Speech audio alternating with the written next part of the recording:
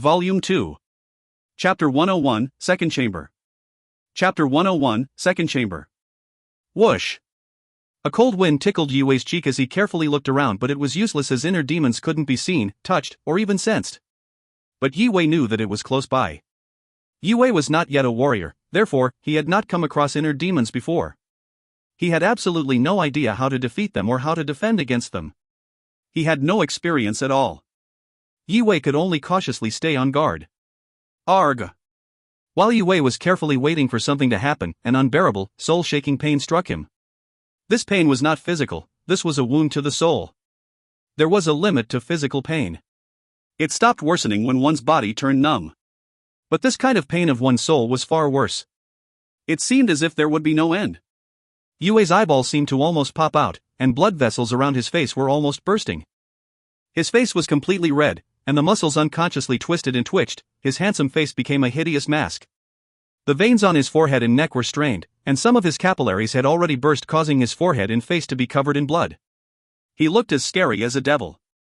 No! Hold on. I have to hold on. Yue tightly ground his teeth as his consciousness started to become blurry. At this moment, what Lin Ziyan said earlier echoed in Yue's mind. Little Wei, this will be a rough ride, but it will all be fine if you don't lose yourself. Yeah, I can't lose myself. Yue's eyes shone with determination and stubbornness. He was aware that if he gave in he would spiral out of control and would never get out of this abyss of pain. Yue guessed that inner demons would be scary, but never could he have imagined them to be this fearsome. They struck without warning. There was no way to defend against it, and there was no escape. One could only take it as it comes. Boom! Boom! Boom! The fearsome, agonizing pain was like a tide hitting Yue's consciousness over and over again. A tide that sought to drown Yue's consciousness, but Yue ground his teeth, not losing himself. 2 hours, 4 hours, 6 hours.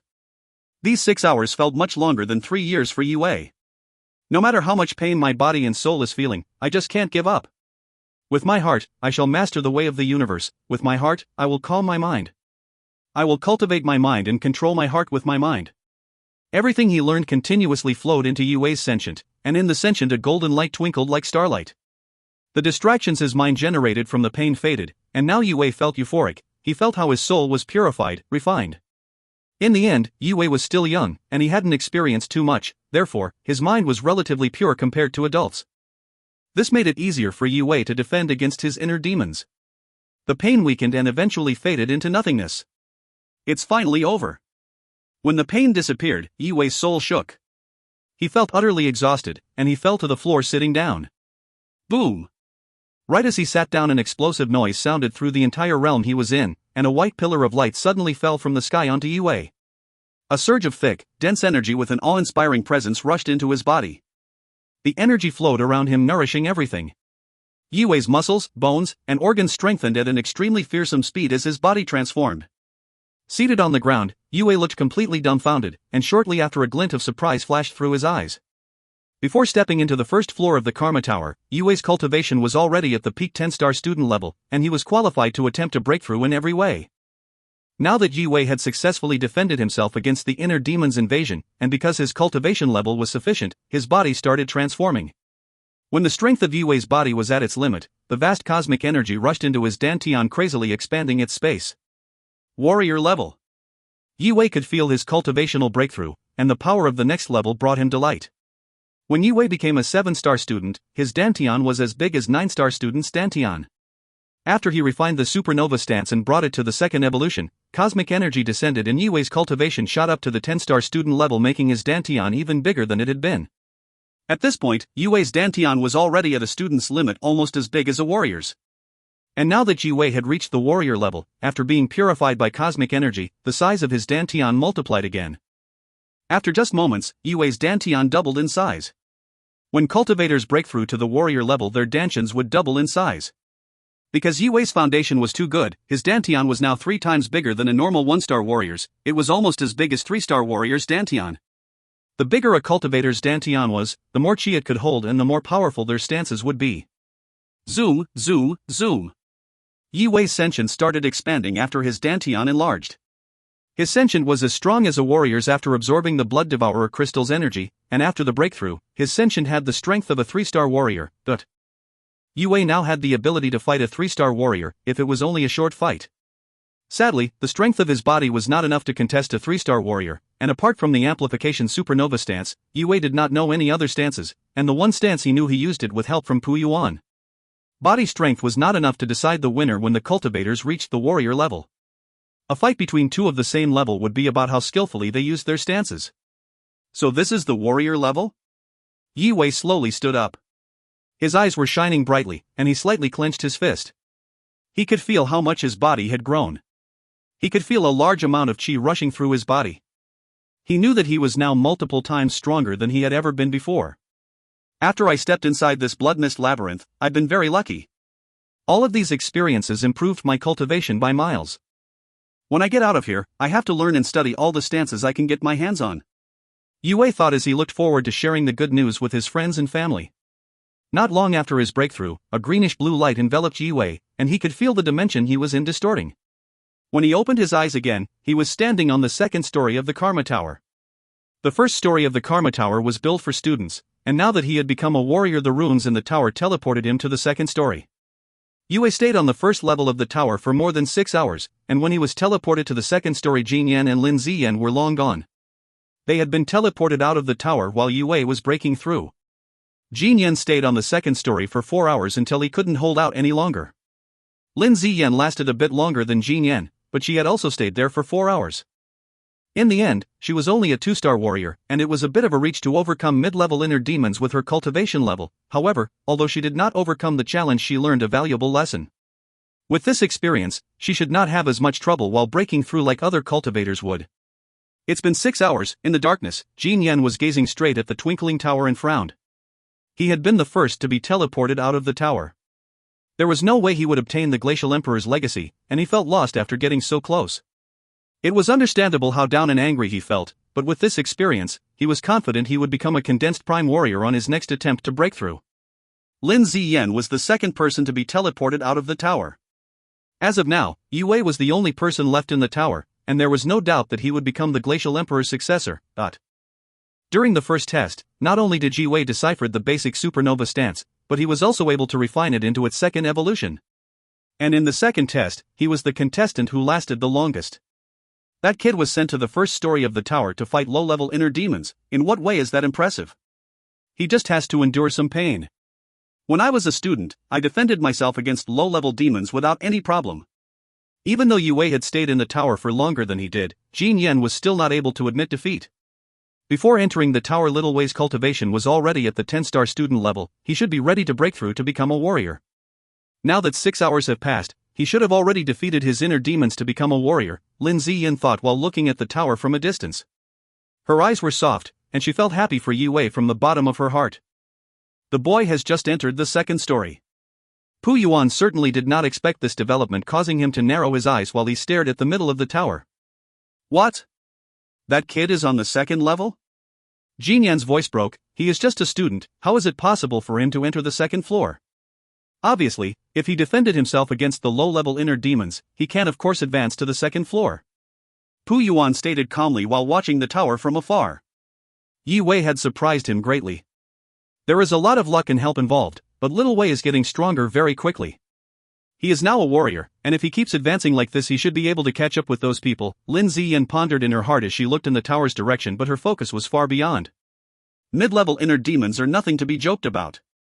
The more experience Little Wei can obtain now, the easier he will break through to the condensed prime warrior level when that day comes. I wonder how long he can last. Lin Ziyan mumbled as she nervously paced around. A mere student won't be able to do much on the second floor. He will be kicked out in no time. Jin Yan grunted angrily. His eyes were narrowed as he spoke to himself with an envious tone. I came so bloody close. He used 3 days to decipher the supernova stance and refined it in the process. Now he went through a major breakthrough in the Karma Tower. Master, I wish you were here to see this, thought Pu Yuan. Pu Yuan, Lin Ziyan, and Jin Yan stared into the darkness. All were slightly anxious to see how Yue would do for different reasons. Yue appeared right in the middle of a large chamber on the tower's second story. The runes in this chamber were far more complex than the ones below it, and they came alive the second Yue's feet touched the floor. The mid-level demons on the second story is completely different to what's on the first floor. Puyuan chuckled. He was happy that he could hand Yue what his master left behind and was excited to see what kind of future this young genius would forge. If you find any errors, ads pop up, ads redirect, broken links, non-standard content, etc., please let us know. Report chapter so we can fix it as soon as possible.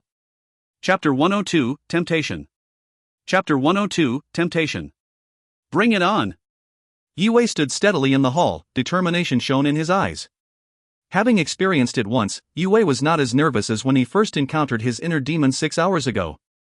Yue learned that they had no shape, no shadow, can't be touched, and can't be felt. Rather than being submissive and anxious, I should just be open to it. Bang! A gust of cold wind howled through the chamber, rushing in like a rising tide. Yue's body shook, and his vision faded as his consciousness blurred. A beautiful girl's face appeared in front of Yue. She was wearing a semi-transparent chiffon robe, and her big watery eyes were looking straight at him. Mister. The beautiful voice of this sensual figure woke him. The stunning young lady looked at Yue with an alluring, soul-capturing gaze as she gracefully walked towards him. She brushed her collarbone with her slender hand, and her chiffon robe started to slide down her shoulder. She had her arms across her chest, covering the bottom half of her perky breasts. Her radiant skin made her sultry display that much more alluring. Mister, I feel really hot, the young lady said while not taking her charming eyes off Yue. She lifted her hand and placed a finger on her lip. She chuckled and licked her fingertip with her perfect tongue, then she ran her wet finger down her neck and flicked the robe off her other shoulder. Her seductive body was now bare in front of Yue, and her look was as if she was gazing right through his soul. She wrapped her hand around his neck, moved her head closer. Mister, do you not like me? She panted through her cherry lips. The young lady's facial features were exquisite, and her appearance greatly resembled Lin Ziyan in quite a lot of ways. However, she was more forward and seductive. No man could resist her charm. At his age, Yue was currently going through puberty, and it was nearly impossible for him to think straight because of what he was seeing. Feeling the touch of her soft, wet fingertips on his neck, Yue slowly lost control of himself and his eyes quickly started roaming around. All of a sudden something flashed through Yue's mind which caused his body to shake and cleared his mind a little. With my heart, I shall master the way of the universe. With my heart, I will calm my mind. I will cultivate my mind and control my heart with my mind. Yue repeated the ancient teachings in his head. What small bit of sanity told him that everything was just an illusion, that the girl in front of him was a demon. Inner demons were not actually from within one's body, but they had the ability to weaken their prey's minds by manipulating their thoughts. The one he was facing now was able to identify Lin Ziyan as Yue's weak spot when it invaded his mind. Yue clearly understood that if he were to lose his mind here, the test would be over. He ground his teeth and channeled his chi to protect himself. Of course, when Yue tried to push the girl away, he was surprised to notice his chi was absorbed when she touched him. Inner demons are formless. Mister, I really like you. The girl's arm softened and locked down on Yue's upper body like a snake, and with him held firmly she drew closer. She put her soft body against Yue's chest, and his breathing turned heavy. He could smell the girl's heavenly fragrance. No attack was going to work. Yue could not fight back. He only had a small bit of reason left in his mind to hold on to, a small voice in his head that constantly told him that everything was not real. That everything he was seeing and feeling was illusory. Even though Yue knew she was the inner demon, he couldn't control himself. His breathing became heavy as he felt the girl's hand grabbing him tighter and tighter. If this went on, Yue's mind would overload. Even though he was in the Karma Tower, and if he did lose his last shred of rationality and gave in, then the runic arrays would save him. But Yue was stubborn and did not want to give up. This experience will be very valuable in the long run. It is an excellent opportunity to train my mind for when I have to go through a major breakthrough again. Then it will be much easier. Control my heart with my mind. Yue ground his teeth and tried to keep conscious the best he could to suppress his impulses and many impure thoughts. Chances to train one's mind like this were too rare, he had to take advantage of it now. But as stubborn as Yue was, his eyes were becoming cloudier. He was on the verge of breaking down. The most fearsome enemy in this world is myself. Zoom. Zoom. Inside Yue's sentient runes shone golden as the mystic mount's presence appeared. Needless to say, inner demons are fundamentally evil, therefore, the girl was stunned by the unexpected surge of energy. She is sugar-coated poison and is not real. Yue's mind cleared up, and he opened his eyes. There was a golden glow in his pupils which helped replace the feelings of intoxication in his mind. Evil is born from one's heart. It is just a concept. If one's mind is calm as a mirror, evil will cease to exist. Teachings of the monks echoed and shielded Yue's mind from the inner demon's seduction. He pushed the girl away and sat down in the lotus position like a meditating monk as he radiated a golden aura. The sacred words kept ringing in Yue's head, and the demon's voice quieted down when his mind became calm, but when he was distracted it would turn as loud as thunder. Am I not good enough for you, mister? I have a few sisters. If you insist, I will bring them here so we can please you. The young lady was leaning over Yue while she bit his earlobe and whispered alluringly in his ear. Mister! Mister! Hot-bodied, pure and graceful, petite. 7 other girls appeared out of nowhere, and they called out to Yue in moaning voices as they ran over to him. The kind of beauty these 8 girls possessed was extremely rare. A man would be hard-pressed to find just one, but now there were 7 more in front of Yue. They surrounded Yue and engaged themselves in an intimate merrymaking session, but Yue was not moved. The presence in his mind shielded him from any distractions. 2 hours, 4 hours. 7 hours had passed. The 8 girls tortured Yue incessantly with their appearance, but he was protected by a grand presence, and the girls could not make him give in to his desires. I see. All of us are descendants of the sages in one way or another. We all have the potential to overcome the evil intents in our minds, and that's the mindset each of us needs before we can make mankind great again, Yue thought as he slowly opened his eyes. 7 hours of mental torture had pushed him deeper into his own mind and caused him to think more than he ever had before. Now his soul was as clear as a diamond, and his eyes were no longer cloudy. There was nothing for the demon to take hold of and use. Yue's mind at that moment was impenetrable. Pop! Pop! Pop! All 8 girls disappeared like exploding bubbles. Yue saw and was positively surprised that he had defeated the inner demon, but he stayed cautious in case there were any challenges left. Zoom! Zoom! Zoom! The runes on the chamber walls flowed and rotated, and a beam of blue light was cast upon Yue. The tower's teleportation array activated once again, moving Yue to the tower's top story. On the 3rd story was the high-level demon master captured when he was breaking through to become a condensed prime warrior. Pu Yuan was just curious, but Jin Yan and Lin Ziyan were getting restless. They couldn't stop pacing around and looking towards the tower. Are you certain that he will be teleported out if it becomes too dangerous? Lin Ziyan frowned and asked, full of worry, wondering why Yue had been in the tower for so long. It's been 7 hours since she heard Pu Yuan report Yue's progress, and she was aware what mid-level inner demons could do to a cultivator's mind. Maybe he just became a warrior, but it takes much more than strength to deal with inner demons. It has been over 300 years since the Glacial Emperor built this tower. Are you sure its runic arrays are working correctly? Jin Yan narrowed his eyes while he looked at Pu Yuan. I am a peak 10-star warrior, and I was only able to stay on the 2nd floor for 2 hours. Yue just broke through to become a warrior. There is no way his mind is stronger than mine. 7 hours, really? If the runic array isn't working, he would definitely be trapped in the illusions created by the demons. That's the only thing I can think of. This tower will stay standing long after you have died and your name has been forgotten. 3 centuries? Master's work can last for at least 3 millennia. Ha ha ha. Pu Yuan answered. If Yue's body falls to the inner demons, the tower will send him back out. Do not worry. All of a sudden Pu Yuan narrowed his eyes. He is on the 3rd story. It was getting hard to believe, but it was a fact. He could feel that Yue had advanced. What? Both Lin Ziyan and Jin Yan gazed upon Pu Yuan in disbelief, wondering if they heard correctly. I wonder how he managed it. This boy is extraordinary. Being the Glacial Emperor's disciple meant that Pu Yuan himself was something of a powerful cultivator and that he had met countless talents in his time, but none of those encounters brought him the shock he got from this boy Yue. If Yue becomes as strong as Master was, he might even be able to revive me in 20 or 30 years, Pu Yuan thought and decided to nurture Yue any way he could. Yue appeared on the 3rd story, and he was immediately surrounded by a gust of cold wind. His vision blurred and a black mist swallowed him whole. What is this? This feels different. Yue's face turned pale as he saw a figure approaching. He could feel its cold hand reaching for his throat. The killing intent and the bloodthirsty presence was drowning Yue. He could barely breathe because of the thick, bloody aura emanating from the inner demon. Images started appearing in Yue's head of various demons, monster, and wild beasts fighting savagely against the human race.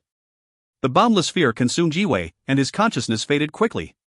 If you find any errors, ads pop up, ads redirect, broken links, non-standard content, etc., please let us know. Report chapter so we can fix it as soon as possible. Chapter 103, 4 Chambers. Chapter 103, 4 Chambers. The runic array in the tower was activated, and a bright blue light dispersed the black mist and then engulfed Yue, causing him to be directly teleported out of the tower. When a cultivator attempts a breakthrough, they are entirely focused on their body, therefore, their mind become weak. When a condensed prime warrior attempts to break through, it takes one's complete focus to control the chi flow in the specific circulation pattern that is required. This is the perfect time for demons that feast on fear and resentment to attack, and as such inner demons came to thrive on cultivators' negative emotions. It is a condensed prime warrior's duty to fight demons, beasts, and other threats to mankind. Having to face fear day in and day out forges their minds, and even then these fearless cultivators would struggle when facing high-level inner demons. It was already a miracle that Yue could defend himself against mid-level inner demons, but Yue trying to deal with what was on the third floor, now that was simply not going to happen. That was terrifying. The moment Yue exited the tower, he regained consciousness but was still shivering from the fear he felt. Little Wei. Lin Ziyan immediately leaped to his side once he appeared. Are you okay? I'm fine, don't worry about me, Ziyan. Yue smiled and shook his head as a warm feeling filled his heart. For Yue, overcoming pain and desire proved to be an easier task than conquering physical fear. He would have easily lost his life if he encountered it anywhere other than the Karma Tower. This kid, seeing that Yue was fine from a distance, Jinyan's eyes shone jealousy. His feelings were complicated as his felt both respect and fear for Yue. Yue was moments from being declared the victor, and Jin Yan was overwhelmed by envy and reluctance, but there was absolutely nothing he could do. Even if I use everything I have and fight him, I will not be able to accomplish anything. Just look at him, Oya. Master would be glad to have a successor like you. Pu Yuan said while looking at Yue. Pu Yuan looked content and even his wrinkles looked like they were smiling. He was so happy. He lived a glorified and happy life, but I know his only regret was not having a successor he deemed worthy. He was just too nice to tell us that. But none of that matters now. Pu Yuan looked solemnly at the three. The second test is over. I guess I don't need to tell you the results? Yeah. Lin Ziyan nodded joyfully. She expected Yue to finish first in the deciphering test, however, she was very worried when she learned that they would face their inner demons for the second assessment. Yes, Jin Yan had an ungrateful look on his face while he glared at Yue. He grunted and nodded. I deserved to win. But he just deserved it more, I guess. Despite not being first, you two have come far. Master did say that I should honor whoever could pass the first test with a handsome reward.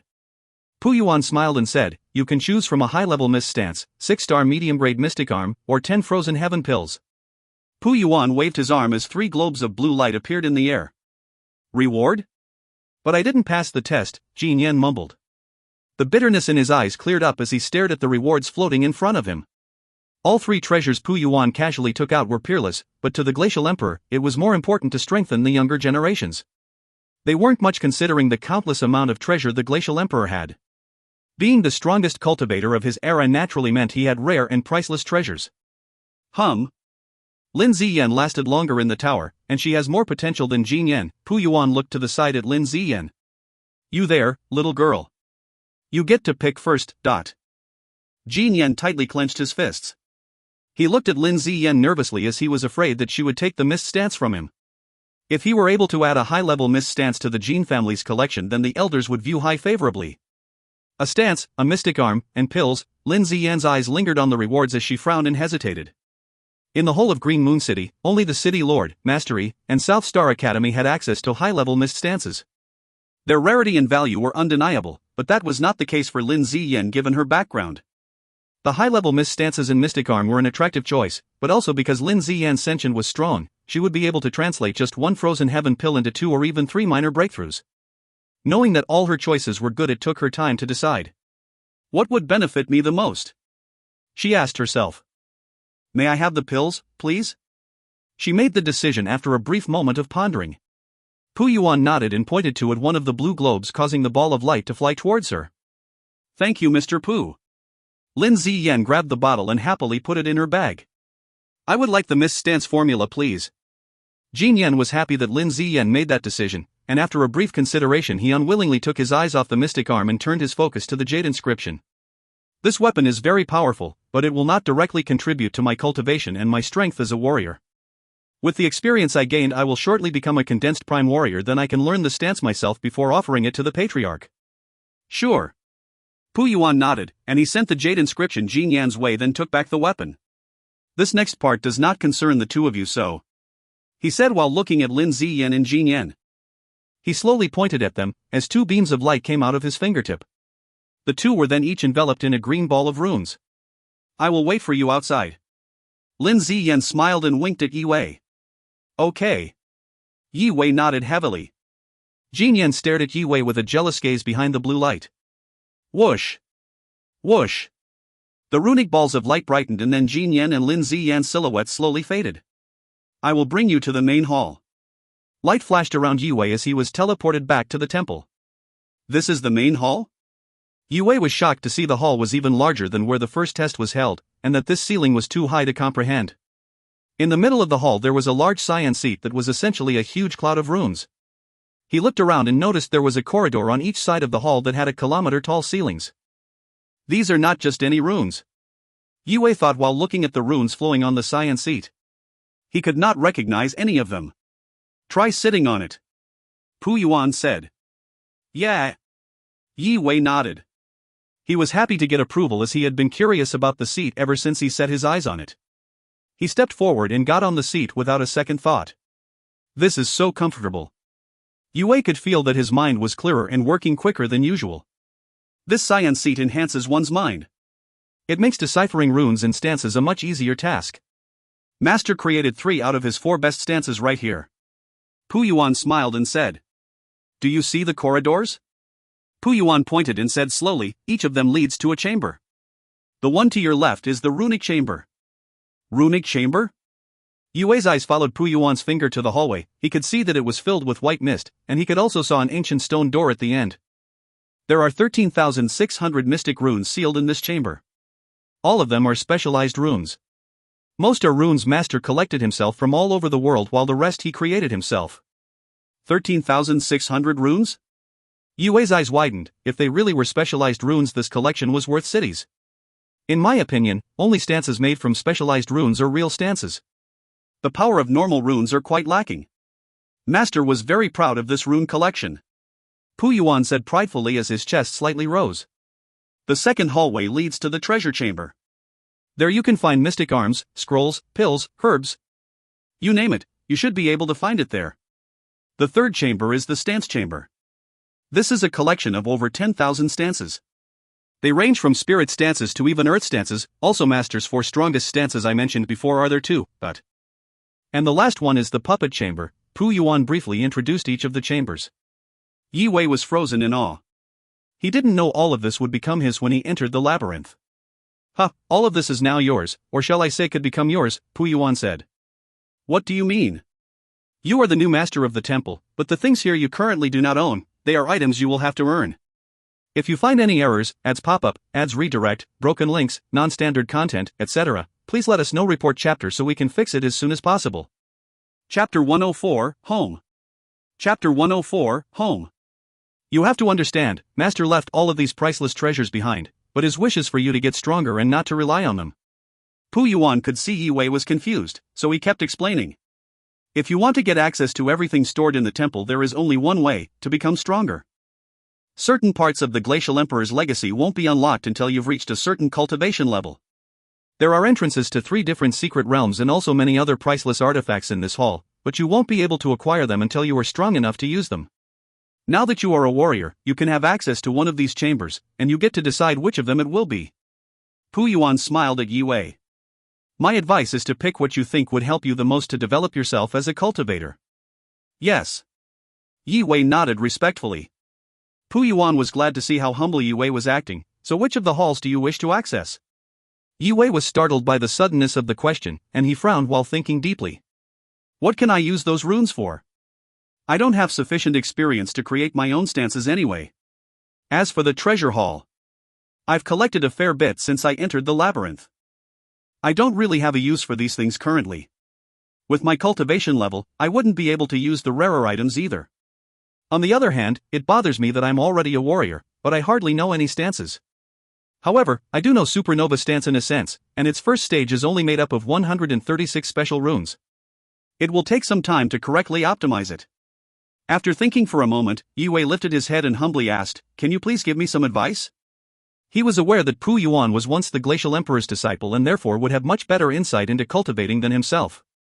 You comprehended the supernova stance and even refined and evolved it, but your body isn't strong enough to use it without help. Pu Yuan could understand Yi Wei's frustration. Yeah. Yi Wei nodded. Earlier when he fought Emoya, he felt the overwhelming power of supernova stance, but without Pu Yuan's help, he wouldn't have been able to successfully unleash this stance.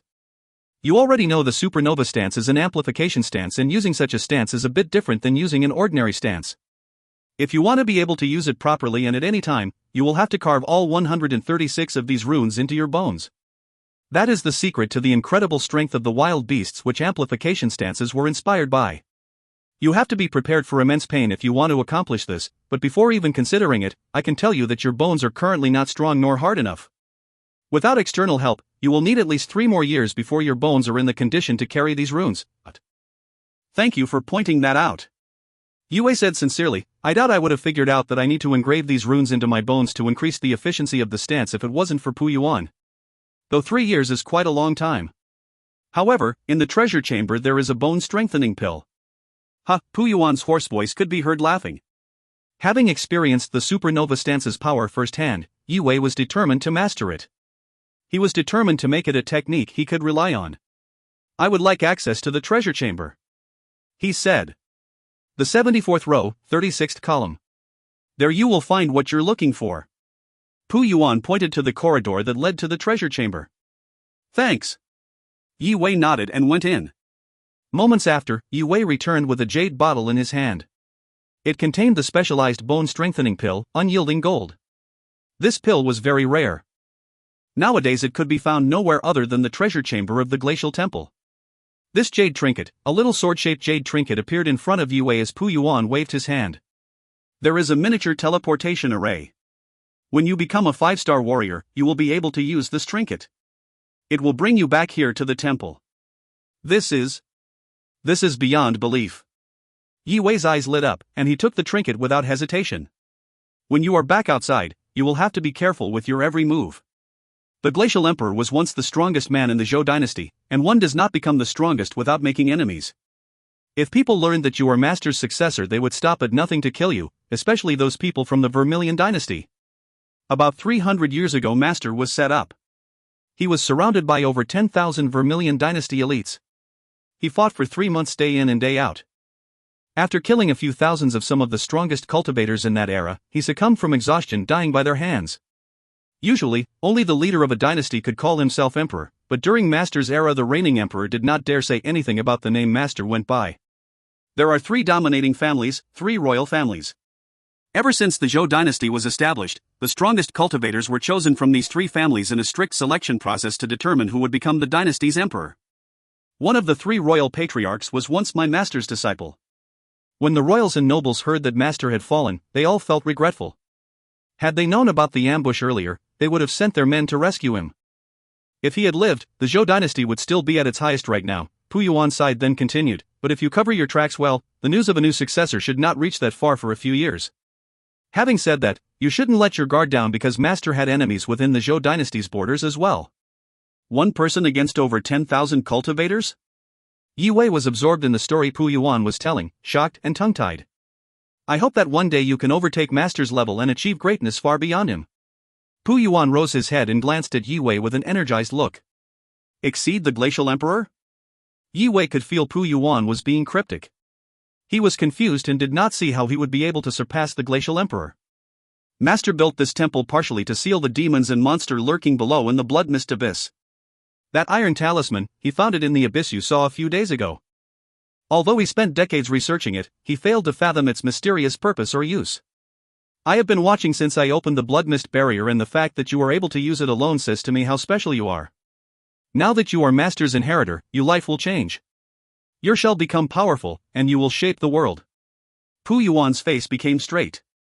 I strongly advise you master the supernova stance in the temple before going outside again. He continued as Yi Wei put the jade trinket in his bag. It will take some time for me to master it. Sorry, but I have pressing matters back home. I have to go home first. Yi Zhong was still Yi Wei's priority after all. I have the welkin leaves in my bag now, and Ziyan is waiting for me outside. As you wish. I will teleport you outside now. Come back again when you become a 5-star warrior. Pu Yuan nodded and covered Yi Wei in a blue light. Be careful out there. Pu Yuan waved his hand, and the temple was once empty again. This boy truly has great potential. What if he really can reach that level? I might actually get to live again, Pu Yuan mumbled. A diamond in the rough. It just needs some polishing. He pondered and laughed as his figure faded in the temple. After the slightly uncomfortable feeling of dimensional travel, Yue opened his eyes to see the familiar scenery. He was once again in the valley. Little Wei, are you okay? Lin Ziyan smiled. Ziyan. Yue smiled back while running over to her. Bang! Bang! Just when Yue got to her side, a rumbling noise sounded and echoed in the valley. The Sealnik beast statue sank into the ground and disappeared, and the cultivators sent here by different powers who camped outside panicked as the unexpected happened. The red mist in the valley slowly faded shortly after. From now on, only the jade trinket would allow one to step inside the mysterious realm. Ziyan, let's go. Yue looked at the now ordinary valley and said eagerly. To the Yi mansion? Or where do you want us to go? It was not hard for Lin Ziyan to guess why he looked nervous and restless. To Master Yi first. Yue decided as they ran to the beast carriage. There is no point going home, none of us know how to use the herb anyways. If you find any errors, ads pop-up, ads redirect, broken links, non-standard content, etc., please let us know. Report chapter so we can fix it as soon as possible. Chapter 105, Farewell. Chapter 105, Farewell. Green Moon City, Yi Mansion. Ever since the city learned Master Yi's new legacy apprentice was a Yi, the once quiet corner where the Yi Mansion was located became one of the busiest parts of the town. There were thousands of visitors arriving on foot and by carriages every day. With the compensation they got from the Du family, Linghe Merchant Guild, and General Zhou Wu, the Yi family was able to hire some powerful warriors to help them recover. On top of that, they were now backed by Master Yi. They were slowly becoming powerful enough to rival the Big Three. If more members of the family were able to become condensed prime warriors, it wouldn't be impossible for Yi family to grow into the most influential force in Green Moon City. Although the Yes were thriving, the patriarch was seldom seen smiling. Yi Zhong was a gifted child. He actually had a greater chance of becoming a condensed prime warrior than his uncles Yi Han, Yi Yi, and Yi Yu, who were already peak 10-star warriors. With his talented grandchild still in a coma, and knowing that the chance he would never wake up was very high, the patriarch could not get himself to smile right now even if things were looking up for the family. Master Yi's men had already been sent to the cities close by, but they were not able to find anything despite their thorough search. Have they tried Ning City yet? It's a bit far, but they are more likely to find welcome leaves in a major city than anywhere else. Yi Zhengqing asked the messenger. Yes, master. I will head there after I visit Mount Juing later this afternoon. I will make sure Master Yi sends his men there if he hasn't already. The man in black uniform replied. Get going then, what are you waiting for? The Yi patriarch has not been himself recently. His patience was overshadowed by stress and restlessness. As the patriarch sent the messenger away, his sons and him saw an approaching runicle. Speaking of the devil. Do you think he has good news for us? Everyone close to the gate put what they were doing aside to welcome the surprise guest. That's a runicle. Could it be Master Yi? Granddad. Dad. I'm back. Was heard as the runicle door opened, and Yue leaped out running towards his family. Master Yi. Everyone bowed and greeted as a scruffy-looking man in a grey robe shortly followed. After arriving at Master Yi's place, Yue immediately fetched him and rushed to the family mansion. As for Lin Ziyan, there were some things she had to attend to so she couldn't come along. We found welcome leaves. Yue exclaimed. Did Master Yi found it for us? At first, the Yes were shocked, and they gazed at the runemaster with undisguised reverence and grateful looks. Oh, can we not talk about that? The men I sent to Ning City were useless. Little Wei and Ziyan beat them to it. Master Yi laughed and shook his head. Everyone turned their heads to Yue and was even more shocked to hear what Master Yi said. Granddad, we'll talk about this later. Let's go to Cousin Zhong's room. There was urgency in Yue's tone. We have the welkin leaves now, so there is a great chance I will be able to wake him up. Master Yi smiled and patted Yue, trying to calm him down. The group went directly through the courtyard into Yi Zhong's room. Yi Zhong's eyes were tightly shut, and his face was pale. Master Yi stared at him for a while before he channeled his qi. He then rose both his hands as his will force and qi rushed out. His fingers quickly whizzed through the air, and within moments, 366 runes were floating over Yi Zhong. Forbidden Stance, Green Mizzle. A vast amount of chi flowed through the runes, lighting them up and turning the whole sequence green. This was a forbidden mid-level mist stance. The formula for this stance was given to Master Yi by the Holy Conservatory when he passed the test to become a runemaster. Although it was only a mid-level mist stance, its real value was no less than any high-level -1 due to its practicality. Hand me the herbs. The green light linked all 366 runes together as the whole sequence vibrated. A screen of light grew upon the sequence, and the runes turned into a cloud shape. Yue gave Master Yi the welkin leaves right before the runic rain was about to fall. The rune master shredded the herb, trimming it into small silvery pieces with his chi. Drops of silver-green life energy rained down onto Yi Zhong. It fell onto his skin and was absorbed by his body and then flowed to his sentient. Under the nourishment of this silver-green energy, the scars and cracks in Yi Zhong's sentient slowly started to mend. He made a mumbling sound, and his eyelids twitched as he moved for the first time in a week. Cousin Zhong. Seeing this scene, Yue tightly clenched his fist in excitement. Everyone's eyes in the room widened, and they looked at Yi Zhong, unable to contain their exhilaration. After being asleep for so long, he finally moved. There were signs of him waking up. The green rain stopped, and the cloud disappeared. Yi Zhong's sentient has recovered. He should be fine, but Master Yi paused to check his pulse and continued, he needs to rest in bed for a while longer until he regains his consciousness and body strength back. Thank you. And sorry for the trouble. Thank you, Master Yi. All of the Yes cried tears of joy. They were glad their precious Zhong was out of danger. After hearing what Master Yi said, Yue also exhaled deeply. His eyes filled with tears, he finally felt at ease after a week of constant worries about his cousin. I will stay in the mansion to keep watch until he fully recovers. Meanwhile, I can teach little Wei how to train and cultivate efficiently now that he is a warrior. Master Yi said as he decided. How quickly Yue advanced to the warrior level left one breathless. Even Master Yi could not help but admire his young legacy apprentice. He knew he had truly made the right decision in choosing Yue. And now that he had become a warrior, that meant he could finally start down the long and winding path of a runemaster. He could now learn and refine stances. Master Yi thought all this while still in shock from Yue's talent. What? Little Wei is a warrior? When Yi Zhangqing and the rest heard the news, their faces turned from their previous reverence to astonishment. They felt like they were in a dream and didn't dare believe the words Master Yi just said. Are you sure? Master Yi? This is just... Yi Jingjing said, full of disbelief. Yue, a 13-year-old warrior, was now one of the top young cultivators in Green Moon City. Everyone was ecstatic and immensely proud of what Yue accomplished in such a short period of time. For the next few weeks, Yue trained under the careful guidance of Master Yi. It had to be mentioned that Master Yi's knowledge was profound. It was vastly superior to anyone else in Green Moon City, and that contributed to Yue's quick improvement in understanding mystic runes and mystic stances. During this time, Yue focused on optimizing the supernova stance. After taking unyielding gold, his bones were hardened from the pill's nourishment. This was the first time Yue had locked himself up to cultivate in a training chamber, and it helped consolidate his foundation, which had become unstable due to his sudden increase in strength at the Blood Mist Labyrinth. After half a month, Yi Zhong finally woke and found that his body was slowly getting stronger and stronger. Shortly after, the Yi family arranged for a feast to celebrate the occasion. Knowing that his cousin was swiftly recovering, Yue's mood was greatly lightened. This caused his cultivation speed to accelerate, as there were no immediate threats he had to worry about. Finally, he felt at peace and was getting more skilled and stronger every day. Over time, every bone in Yue's body underwent significant changes. Runes were layered on top of them, starting from his hands to his shoulders and then down his spine to his legs, and afterwards, the runes even spread to his skull. This process happened over the span of a month in the training chamber.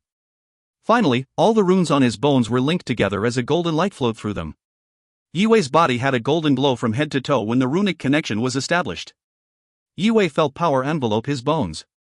He clenched his fist, and a cracking sound was emitted from his body. Is this the power of the supernova stance? Yue was thrilled.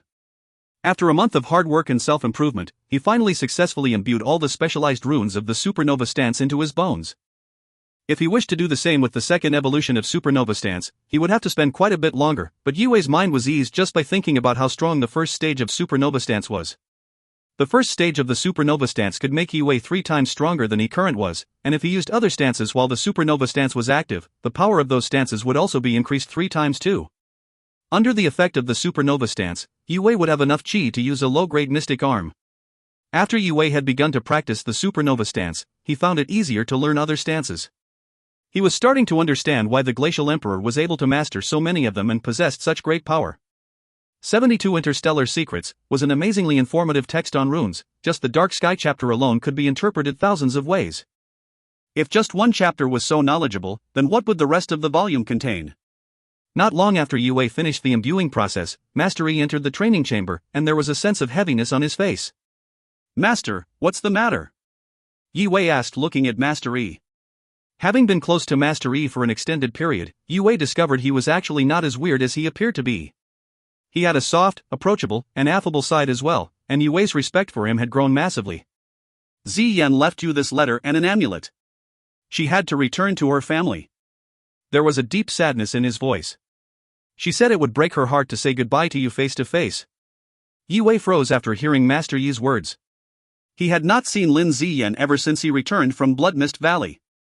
He was under the impression that she was also undergoing closed-door training since she acquired pills that would aid her cultivation. Never did he expect her to leave so suddenly. Yue's felt sour and bitter in his heart. Although he knew this day would eventually come, but when it actually happened, he was not able to comprehend or handle the overwhelming feelings of shock and sadness he felt. Yue lowered his eyes, trying to cover his emotions. Upon opening the letter, he could smell her fragrance, and lines of graceful handwriting projected into his eyes. Little Wei, it is finally the time for us to part, the time to say goodbye. I always thought of myself as just a guest in Green Moon City, that I came alone and would leave alone, that I would bring nothing back with me. I know that everything good will always come to an end, but I don't know why I feel so unresigned to leave. Thank you. You have given me a lot of good memories to take home with me, and I would also like you to thank Master Yi for me for how he took care of me during these past 2 years. Life is full of meetings and farewells, it's full of resentment, and now I have to return to my family. This is a piece of spirit jade, a token that represents my family. I hope this will remind you of me. If destiny allows, I hope we see each other again. Yue remembered Lin Ziyan's tears and smiles. He held the amulet tight as his heart ached. He could feel her helplessness and reluctance just from reading her words. Master, can you tell me what family Ziyan is from? Yue rose his head, looking at his master with determined eyes. One of the 3 royal families of the Zhou dynasty. Master Yi paused briefly and sighed. One of the 3 royal families? Yue exhaled slowly, slightly startled. I don't care if she is blue-blooded, I will make a name for myself in the capital one day, If you want to go and find her, it's not just the royal family's respect and approval you need to earn. Master Yi looked worried as he stared off into the distance, a spark of fear appeared in his eyes. Yue was slightly confused, but that was because he didn't know to what lengths royals would go to have their way. On the road outside Green Moon City, a runicle was traveling at a high speed as a slender silhouette stood by the window looking towards the city as it became smaller and smaller. Her long dark hair encircled by a chain of crystal beads linked together by a golden thread glowed purple under the rays of the sun passing through the runicle's window. Her long dress complemented her figure well, and there was a silver gleam from her bracelet every time she moved her wrist. Her posture conveyed desolation and loneliness. I didn't think I would have to leave so soon. I might never see him again, Although she has not been close to Yue for long, Yue had left a lasting impression on her. He had deeply affected her heart. She gave Yue the jade amulet so that he would remember her, but it was also a clue, a compass that might lead him to her. Your Highness, the royal selection is in 5 years. If you pass, you will be qualified to study at the Holy Conservatory. You have to train as hard as possible. Don't let the ancient ones down. An old lady bowed and spoke to her. She sounded respectful but came across a bit blunt. Lin Ziyan frowned and answered with displeasure in her voice, I know. It was apparent that she was repulsed by the idea. She wanted to become stronger and get the chance to cultivate at the legendary conservatory, but she hated being her family's chess piece. Resentful and helpless, Lin Ziyan watched the tall walls of Green Moon City disappear at the edge of the runicle's window. If you find any errors, ads pop up, ads redirect, broken links, non-standard content, etc., please let us know. Report chapter so we can fix it as soon as possible. Chapter 106, New Face. Chapter 106, New Face. Master, push me 10 times harder. I can take the pain. Yue rose his head and gazed at his master with a determined look. He needed to become stronger, not only for Lin Ziyan but also for himself and his family. When you are weak, you do not matter, you can't do anything but watch as things happen around you. His family was nearly wiped out, his cousin was put into a coma, and on top of everything else he was abandoned by Lin Ziyan. All of this affected Yue's mind greatly and perhaps wouldn't have happened if he was stronger. Because of all this, he desperately sought after power. Master Yi was startled. He could feel Yi Wei's determination and intensity. He also saw a lot of his younger self in Yi Wei, especially his thirst for power driven by a sense of self-incompetence. He wasn't sure how high Yi Wei's talent would take him paired with his intense desires. Master Yi said, after a moment of silence, "We will go to the hidden area at South Star Academy. The coming 3 years you will train 10 times harder than normal cultivators. Are you ready?" "Yes." Yi Wei nodded heavily. After giving some of the treasures he collected from the Blood Mist Labyrinth to his family, Yi Wei bid farewell and followed his master to South Star Academy. In a corner of South Star Academy, there was a hidden area that was accessible only with a specific mystic stance. This was a place built on the principal's orders specifically for Master Yi as a token of friendship. After being runically marked by the stance, Yi Wei was able to enter Master Yi's quarters. It was the perfect location for intensive training because there would be no disturbance from others. Yi Wei started to cultivate every day while being supervised by Master Yi. When he was not training, he would practice the stances he had learned that week. He took all kinds of pills every day including Silver Moon Pill and Unyielding Gold. Apart from that, he also bathed in herbal medicine prepared by Master Yi. Day after day, year after year, time passed by in a calm and fulfilling manner, and the once naive and innocent boy slowly grew up. 3 years later. After a day of class, the students of South Star Academy gathered in the dining hall. There was always a vibrant and lively vibe when students gathered and exchanged their stories about how fun or boring their day was. It sounded like sirens singing in the females' dining area, and the smiling youthful girls of South Star Academy were quite a pleasant sight. This made it quite hard for the boys to focus on their food. Seated at the eastmost table were the students who lived in Green Phoenix Hall. They were beautiful and graceful even compared with the high standards. Their confidence and small prideful smirk set them apart from the others, and that was because they, together with the boys from the Crouching Dragon Hall, were the top students in the whole academy. "Joeen, you can probably challenge the elite students again. I think you might actually be one of the strongest students at South Star. Do you plan on participating in the Cross Academy exchange if you rank high again on the next assessment?" The clear eyes of a round-faced girl fell onto the charming-looking girl next to her. It was not a surprise that people were jealous of Joeen. In only 3 years her cultivation had improved massively, and this 5-star warrior was one of the top 10 students in the academy, top 3 among the girls. "Oh well." Joeen replied coldly. Comparing to 3 years ago, she has changed a lot. Her body was long, slim, and beautifully curved. Today she was wearing a long white dress that complemented her curves. Her body was not the only thing that had grown, as she now had a head of long glossy hair. Despite this, her delicate facial features remained the same, and with this new image she was considered a goddess by many male students. "They seem to like me. But to be honest, I don't think I have that much to be proud of." There was a faint hint of bitterness on her otherwise calm face. In the past 3 years, Joeen had visited the Yi Mansion countless times, but she never got to see Yi Wei. All she heard was that Yi Wei was training with Master Yi. She heard briefly about how he broke through to become a warrior before he had behind a closed door training with Master Yi. Every so often she would stop and wonder how Yi Wei was doing, not wanting to be left too far behind, and this was the reason why Joeen has been constantly training and got to where she was now. "Sis, are you okay?" the round-faced girl asked in a confused tone. "I am fine." Joeen shook her head. There was a series of disturbance on the other side of the females' dining area, and the faces of all the girls were glowing red, covered with excitement. "Who is that boy? Is he new? He's quite handsome." "I don't know. I've never seen him before." All of a sudden every girl's eyes were set on the boy who just entered. This boy was tall, handsome, and looked energetic. He wore a white robe, and his hair was layered and medium long. His pale skin made his chiseled face stand out even more. His eyebrows were long and sword-shaped, and his eyes were as bright as the stars. He was aware that everyone was looking at him, but he didn't seem to care. He just kept walking confidently towards the food counter. "It's him." Joeen suddenly stood up. She excitedly looked at the boy as her eyes started to get moist. He was no other than Yi Wei. "Sis, do you know him?" The round-faced girl looked at Yi Wei from a distance as her face turned red. "Yeah," Joeen nodded. How could she forget the face that she has been missing for 3 years? She had mixed feelings about Yi Wei and wasn't sure if she should walk up and greet him. Yi Wei's presence and appearance had changed greatly, and now he stood out like a crane standing in a group of chickens. The boys, especially the ones from Crouching Dragon Hall, were not happy with the commotion caused by him. "Where did this kid come from?" "I don't know him, but if we haven't heard of him, he's probably just a weakling with good looks." Disappeared for 3 years, Yi Wei had no contact with anyone in South Star Academy. Even his old friends, few as they were, couldn't recognize him because of how different he looked. Yue scanned around him to re-familiarize himself with the environment. He felt a bit melancholic looking around. He went to the food counter and planned to say hi to his old friend Xiao Ning after eating. Joanne was fascinated by Yue's graceful bearing and could not contain herself anymore. She quickly walked towards him. Wei, Joanne stood next to Yue, and she looked at Yue with charming eyes. She took some time to organize her thoughts, then said, "You are." Yue glanced at the long-haired young lady with a dazed and confused look. "I am Joanne." Wei.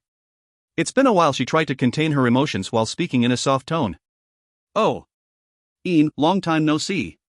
Yue nodded and said calmly, then he turned around to collect his food. In his heart, Joanne was no more important than anyone else in the dining hall. She could no longer set his heart off. Joanne opened her mouth, but words wouldn't come out. Her heart ached as she looked at his back with bloodshot eyes. The boys were furious. The cold girl who they would do anything to please, the goddess whose smile they dreamt about before falling asleep, was being friendly to approach a new face and was then ignored. Who is this guy? Does he want to die? Joanne said hi, and he is just going to turn around? A few of the Crouching Dragon Hall boys were very upset. Many of them had confessed their love to her in the past and were rejected for stupid reasons. Yue's cold reaction to her was like grains of salt to their mental wounds. One of the taller boys stood and walked up to the food counter. He spat on the ground, then grabbed Yue on the shoulder. "Hey, who are you?" he asked angrily as he stared at Yue from a height 2 heads taller. The crowd was already looking at the tall boy when he stood up. He was one of the top 3 cultivators at South Star Academy, Mu Feng, a 6-star warrior. The girls knew what Mu Feng was capable of, and they were starting to worry about the good-looking new face. Yue looked too young and pale to be someone who was able to defend himself properly. "Mu Feng, what are you doing?" Joanne frowned and shouted. "This kid is a psychopath. I should teach him some manners." Mu Feng grunted, and his eyes were filled with hostility as he filled his body with qi. "Leave me be," Yue said indifferently. "Watch your mouth, boy. Who do you think you are?" Mu Feng got even more mad from the cold response. When Mu Feng was about to throw his qi-filled fist, Yue turned around in a fast, ghost-like manner and gently slapped his palm on Mu Feng's stomach. Bang! The palm strike connected, and Mu Feng was immediately knocked flying backwards. He was stopped by a dining table 20 meters behind him as plates of food were flipped over and covered his body. He grunted and screamed behind a layer of warm food. After sending Mu Feng flying, Yue shook his head and patted his clothes. He sighed, then walked towards an empty seat with a tray of food in his hands. Silence fell in the dining hall. Everyone in the dining hall widened their eyes in disbelief. Most of them stopped eating, and chopsticks were frozen in the air. Some of the students were paying so much attention to the violence they accidentally sent their food to their noses instead of mouths. They knew how strong Mu Feng was. What they didn't know was the identity of this boy whose casual slap was powerful enough to send him flying. Who is this boy? 3 years, has he become this powerful? Looks like he will just keep walking further and further away from me. Joanne looked at Yue's back and realized they were now in different worlds. If you find any errors, ads pop up, ads redirect, broken links, non-standard content, etc., please let us know. Report chapter so we can fix it as soon as possible. Chapter 107, Polaris Academy. Chapter 107, Polaris Academy. 3 years. I wonder how much Xiao Ning has grown. I heard he got into Senior 1. Yue walked out of the dining hall and slowly walked to the classrooms after he finished his meal. Yue smiled as he thought about Xiao Ning's clumsiness and silly, modest face. Ning was his only close friend at South Star Academy, the only person who he cared about. He should be reasonably strong now. When he was training with Master Yi, he sent pills, herbs, and other cultivation supplies to Xiao Ning. On his way to the classrooms, Yue bumped into a few worried-looking students who were dashing towards the school gate. He felt slightly puzzled, as he worriedly frowned, thinking that something bad might have happened. They would have sounded the bell if it was an emergency. I will look into it once I find Ning. Although curious, Yue did not put too much mind to it and kept making his way to the Senior 1 classroom. Upon arriving at the classroom, Yue walked into no less than 10 Senior 1 students exiting. These Polaris Academy students crossed the line. Let's go. Brother Chow would have started a fight with them by now. We better hurry, there are many of them. Let's go. All of them looked angry and concerned. It seems Xiao Ning had become something of a leader for the boys, and he was now in trouble. Wait. Yue was going to keep a low profile, but hearing Xiao Ning's name mentioned, he stopped the group before they left. What happened? Where is Chao Ning? Who are you? They didn't stop for Yue as none of these students knew him, but they could tell from his concerned tone that he knew the boss of Senior 1. They stopped because they heard their leader's name. I am Chao Ning's close friend. Where is he now? Is he okay? Yue asked. Brother Chao's close friend? They looked suspiciously at Yue, and couldn't sense the slightest chi disturbance from him, thus deduced that he was Chao Ning's commoner friend from before entering South Star. Polaris Academy students are here. One of them bumped into a South Star student, and they started a fight because of it. Brother Chao is already there helping out, do you want to tag along? One of the Senior 1 students explained. Polaris Academy? The school in Polaris City? Yue raised his eyebrows and went with the group hastily. On the way to the school gate, Yue threw a few questions at the students and got a brief idea of what was going down. The cultivation tournament of the outer districts was starting in half a month. This was an event held by the Zhou dynasty, and it is a time when cultivators from the 36 cities in the outer districts gathered and represented their schools in the arena. After which a new school ranking was published according to the tournament's result. The Zhou dynasty's Green Army would send talent scouts to recruit young blood. All the participating schools took the tournament very seriously, and the representatives of Polaris Academy decided to head to the venue early so they could settle down and recover from the long travel before competing. As they were on their way to Ning City for the event, their supervising tutors arranged a meeting with the South Star tutors, and the visiting students for some reason felt like starting a fight. Polaris Academy students were picking a fight with South Star students on their campus? There was no way South Star Academy students would just take a beating without saying anything. Hearing the news, top students from different classes rushed to the school gate where the fight was taking place. Chao Ning, the head student of Senior 1, was walking past after he finished lunch and stumbled upon them. He was not sure if he could deal with Polaris Academy's elites on his own, so he told his friends to get help. This is not just a random street fight, Yue frowned and mumbled to himself. He could see more and more people rushing towards the gate. People don't gather up like this for a small-scale harmless standoff. It wasn't before long when they arrived at the school gate, and it was crowded with a couple hundred students. The crowd arranged itself in a circle, in the middle of which was an open space, and inside stood 7 youngsters in black robes. Is South Star Academy this weak nowadays? I can't even find a worthy opponent, it seems. I think you people should not even think about participating in the tournament. You will just embarrass yourselves. All 7 of the black-robed youngsters stood with a frivolous posture and wore mocking smiles on their faces as they looked out over the crowd. 20 South Star Academy students laid before them, all of them injured. One of them was Yue's closest friend, Chao Ning. Yue stood outside of the gathered crowd. He could not see the casualties from where he stood, but he could hear their hysterical laugh clearly. He frowned and narrowed his eyes, trying to get a glimpse of the action from between the crowd. Although he had been training with mastery this whole time, in the end, he was a South Star student. He was not happy to hear what the black-robed cultivators had to say about his school. All of a sudden Yue's eyes widened when he saw a tanned young man with a sturdy build. Yue could recognize this person's honest face anywhere. It had been 3 years, and Yue never imagined he would reunite with Chao Ning in such a situation. Yue's face turned ash-white. The people who stood around him could feel a cold presence, and they all unconsciously moved and turned to the source of the chi disturbance. Brother Chao. The students who came with Yue ran through the crowd into the open area. All of them were angry to see their leader hurt. Yue did not say a word. He just followed the Senior 1 boys. Out of the few hundred people, most of them were junior or intermediate students, and seeing that the senior students have arrived on the scene, they all made way for the stronger ones to come through. Brother Chao, are you okay? The Senior 1 boys helped Chao Ning up while their eyes spat fire while staring at the black-robed cultivators. Chao Ning was the boss of Senior 1. He always had a sense of justice and was happy to help others. He had a great reputation, and although he was from a normal family, even students from martial family respected him inside and outside the classroom. Now that he was injured, none of Senior 1 students could hold back their anger. They were all pissed and got ready to attack these bad-mannered visitors. Oh, you, watch Brother Chao. I'm going to help them. The chubby student who helped Chao Ning up didn't want to ditch his friends, so he rushed in after making sure the boss was in good hands. How are you feeling? Yue held Chao Ning so he could stand steadily. He was relieved as he could sense Chao Ning's injuries were not serious. These Polaris Academy students were very ingenious. They hit just hard enough to knock the South Star students down, but not hard enough to be punished for bodily harm by the Academy's Student Discipline Committee. I'm fine. Chao Ning tried to open his bruised eye as he shook his head. Chao Ning did not recognize Yue right away, and he thought the boy next to him was just a kind-hearted classmate. Who are they? Yue looked at the black-robed youngster and asked.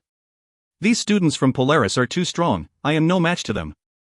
We need some teachers here, or a few of South Star's top 10 students to defend ourselves. Xiaoning was looking at Yue, sure he had seen this face somewhere in the past. You are doing pretty well for yourself. These guys love you, it seems. 3 years ago you were too scared to even speak loudly, and now these guys are calling you their boss? Ha ha. Yue chuckled mischievously, in the mood to joke as his old friend's minor injuries were pretty funny. Should I do something about this? Wei? It was not Yue's sense of humor, but his accent that gave it away. Yue had changed a lot. His appearance, posture, and even his way of behaving had changed. Xiaoning would not be able to recognize this good-looking young man if he didn't know Yue better than anyone else at South Star Academy. Finally. Took you some time. Was that because of your eye? Yue's lips curled into a familiar smile, one that Xiaoning had missed for quite some time. It really is you. Where have you been all these years? I have been to the Yi Mansion more than a few times, but all they did was give me these pills and herbs and... Never mind that. They said you went to train with Master Yi, and even they didn't know where you were. There was excitement on Xiaoning's face. He was excited to see his old friend again after 3 years. Me? As you said, I've been training. Yue said casually as he thought about his experiences and the pain of it. He smiled satisfyingly knowing how the 3 years had changed him. Although Yue mentioned it as if it was nothing, nobody except him and Master Yi knew what kind of torture and hardship he had to endure. Trash. Amongst the 7 black-robed cultivators, a red-haired youngster stepped forward. He spoke in a disdainful tone while sneering. He stared at the Senior 1 students as they approached. He laughed and then stomped. The ground fractured, and his body was suddenly filled with chi as an invisible pressure wave spread from his foot. Bang! Bang! Bang! Before the Senior 1 students could get close to him, they were already knocked into the air then fell to the ground. The pressure wave impacted them internally, causing them to be stunned and unable to fight. What do they teach you here? How to be a punching bag? The red-haired youngster looked down at where the Senior 1 students laid and said derisively. This strength. The surrounding students gasped and exclaimed. All the students from Senior 1 were 7-star students or above, and the ones who just rushed into the crowd circle were some of the best students in the class, many of which were 10-star students. The ability to knock down that many top students with just a stomp was telling. The crowd now knew that this red-haired youngster was at least a 3-star warrior, but it was no surprise that a warrior could beat students, but neutralizing them with just chi meant that this warrior was very well trained. If you find any errors, ads pop up, ads redirect, broken links, non-standard content, etc., please let us know. Report chapter so we can fix it as soon as possible. Chapter 108, 7-Star Warrior. Chapter 108, 7-Star Warrior. This red-haired youngster is the weakest amongst them, but I can sense he is a 6-star warrior. The rest of them haven't even used their skills yet. Coa Ning mumbled in Yue's ears, and there was a sense of worry on his swollen face. His eyes were glinting with fear. 6-star warrior? Yue was calm, and he casually stepped forward towards the visitors. How dare you touch my friend? Thought Yue. Wei, please don't do anything stupid. That guy is a genuine 6-star warrior. Let's just wait until a teacher or people from the gifted class arrive. We have to be patient. Seeing Yue was eager to fight, Xiaoning's back was covered in a cold sweat. I don't know what kind of fancy runes you can make now, but these guys are powerful cultivators. He even stood up and quickly grabbed Yue, trying to drag him into the crowd despite the pain he was in. Ha! Yue looked at his arm while glancing at Xiaoning's hand. He was touched by how tight he was being held. He then smiled reluctantly. Brother Chao, he's just a 6-star warrior. Who dares have a wild tantrum in my school? A loud, angry voice rang out as Yue was about to tell Xiaoning how strong he had become. The gathering crowd and all the visitors looked in the direction of the angry voice. It's Mu Feng and Zhou Yin. Everyone's eyes brightened seeing these two were quickly approaching. They all knew that in the last official ranking assessment Zhou Yin came 7th, and Mu Feng came 3rd. They were happy to know the school's elites were here. Finally some decent cultivators? The red-haired youngster wore a cheeky smile as he arrogantly looked at Mu Feng and Zhou Yin. What a gorgeous *TCH. The black-robed cultivators' eyes only stayed on Mu Feng for a brief moment before they were stuck on Zhou Yin. They wondered why they had never seen someone this pretty during their previous visits to Green Moon City. The leader of the black-robed gang, who had dark circles around his eyes, stared at Zhou Yin's flawless face. Hello, I am Ning Yang. Is your name as pretty as you are? How would you like to transfer to Polaris Academy? A girl as fair as you deserves better company. The dark-eyed youngster asked in a frivolous tone. He smiled and pervertedly looked at Zhou Yin's body. Witnessing this youngster openly flirting with Zhou Yin, the gathering crowd was furious. Watch your mouth. You are at South Star Academy. We take offenses seriously, you dog. Mu Feng was deeply irritated by the disrespectful visitors. He was the third strongest cultivator at South Star Academy, and he had not yet gotten over the fact that he was humiliated in the dining hall earlier on. Now that these black-robed visitors were disrespecting the girl he admired as if he was not there, he finally had somewhere to vent his frustration. Mu Feng could not take it anymore. He clenched his fist and decided to let his rage take over and punish these arrogant people. Get to the side. I am speaking with this fine young lady here, this does not concern you. Ning Yang disdainfully glared at Mu Feng and scolded. He then turned back to Zhou Yin. I am a lot stronger than that guy next to you. I am sure of it, and I think we should get to know each other better, don't you? He said in a soft, smooth voice. Ning Yang completely disregarded Mu Feng's presence as he slowly walked towards Zhou Yin with a provocative smile on his face. Shameless. Zhou Yin bit her lips, and her breasts rose and fell to the rhythm of her heavy breathing. Her cheeks were completely red from humiliation. She channeled her chi, and her black hair flowed with the wind. Let me handle this. I will teach this disrespectful guy a lesson. Mu Feng grunted and said while looking at her cute, angry face. Mu Feng's body shook and set in motion before Zhou Yin could reply. He turned into a flash that sped towards Ning Yang. It's too late now. Even if you got on your knees and apologized, I would never let this go. Mu Feng said with a cold gaze. His hands flew through the air and fired out 81 runes almost instantly. Mid-level spirit stance, crystal and feather sword. Mu Feng grunted, and the rune sequence shook as a ghostly wing appeared in the air. Let's go. The feather sword pierced through the air like a speeding arrow. It flew towards Ning Yang making a shrill noise. Mu Feng was naturally trying to impress, so he did not hold back, he used his best stance. The crystal and feather sword was one of the most powerful offensive mid-level spirit stances, and in the hands of a 6-star warrior, it carried fearsome momentum. The gathering crowd eyes widened and they stared with a worshipping gaze while watching this play out. He is the third strongest cultivator at South Star for a reason. Who else had the power to lead with a mid-level spirit stance? Judging by this power, Mu Feng should be able to break through soon. Ha! Let's see how he deals with this, and then how can they call us, South Star Academy, trash? Chan Ning looked at Mu Feng's graceful moves with admiration and envy. Although he was the boss of Senior 1, he only just broke through to become a warrior. He was still only a 1-star warrior.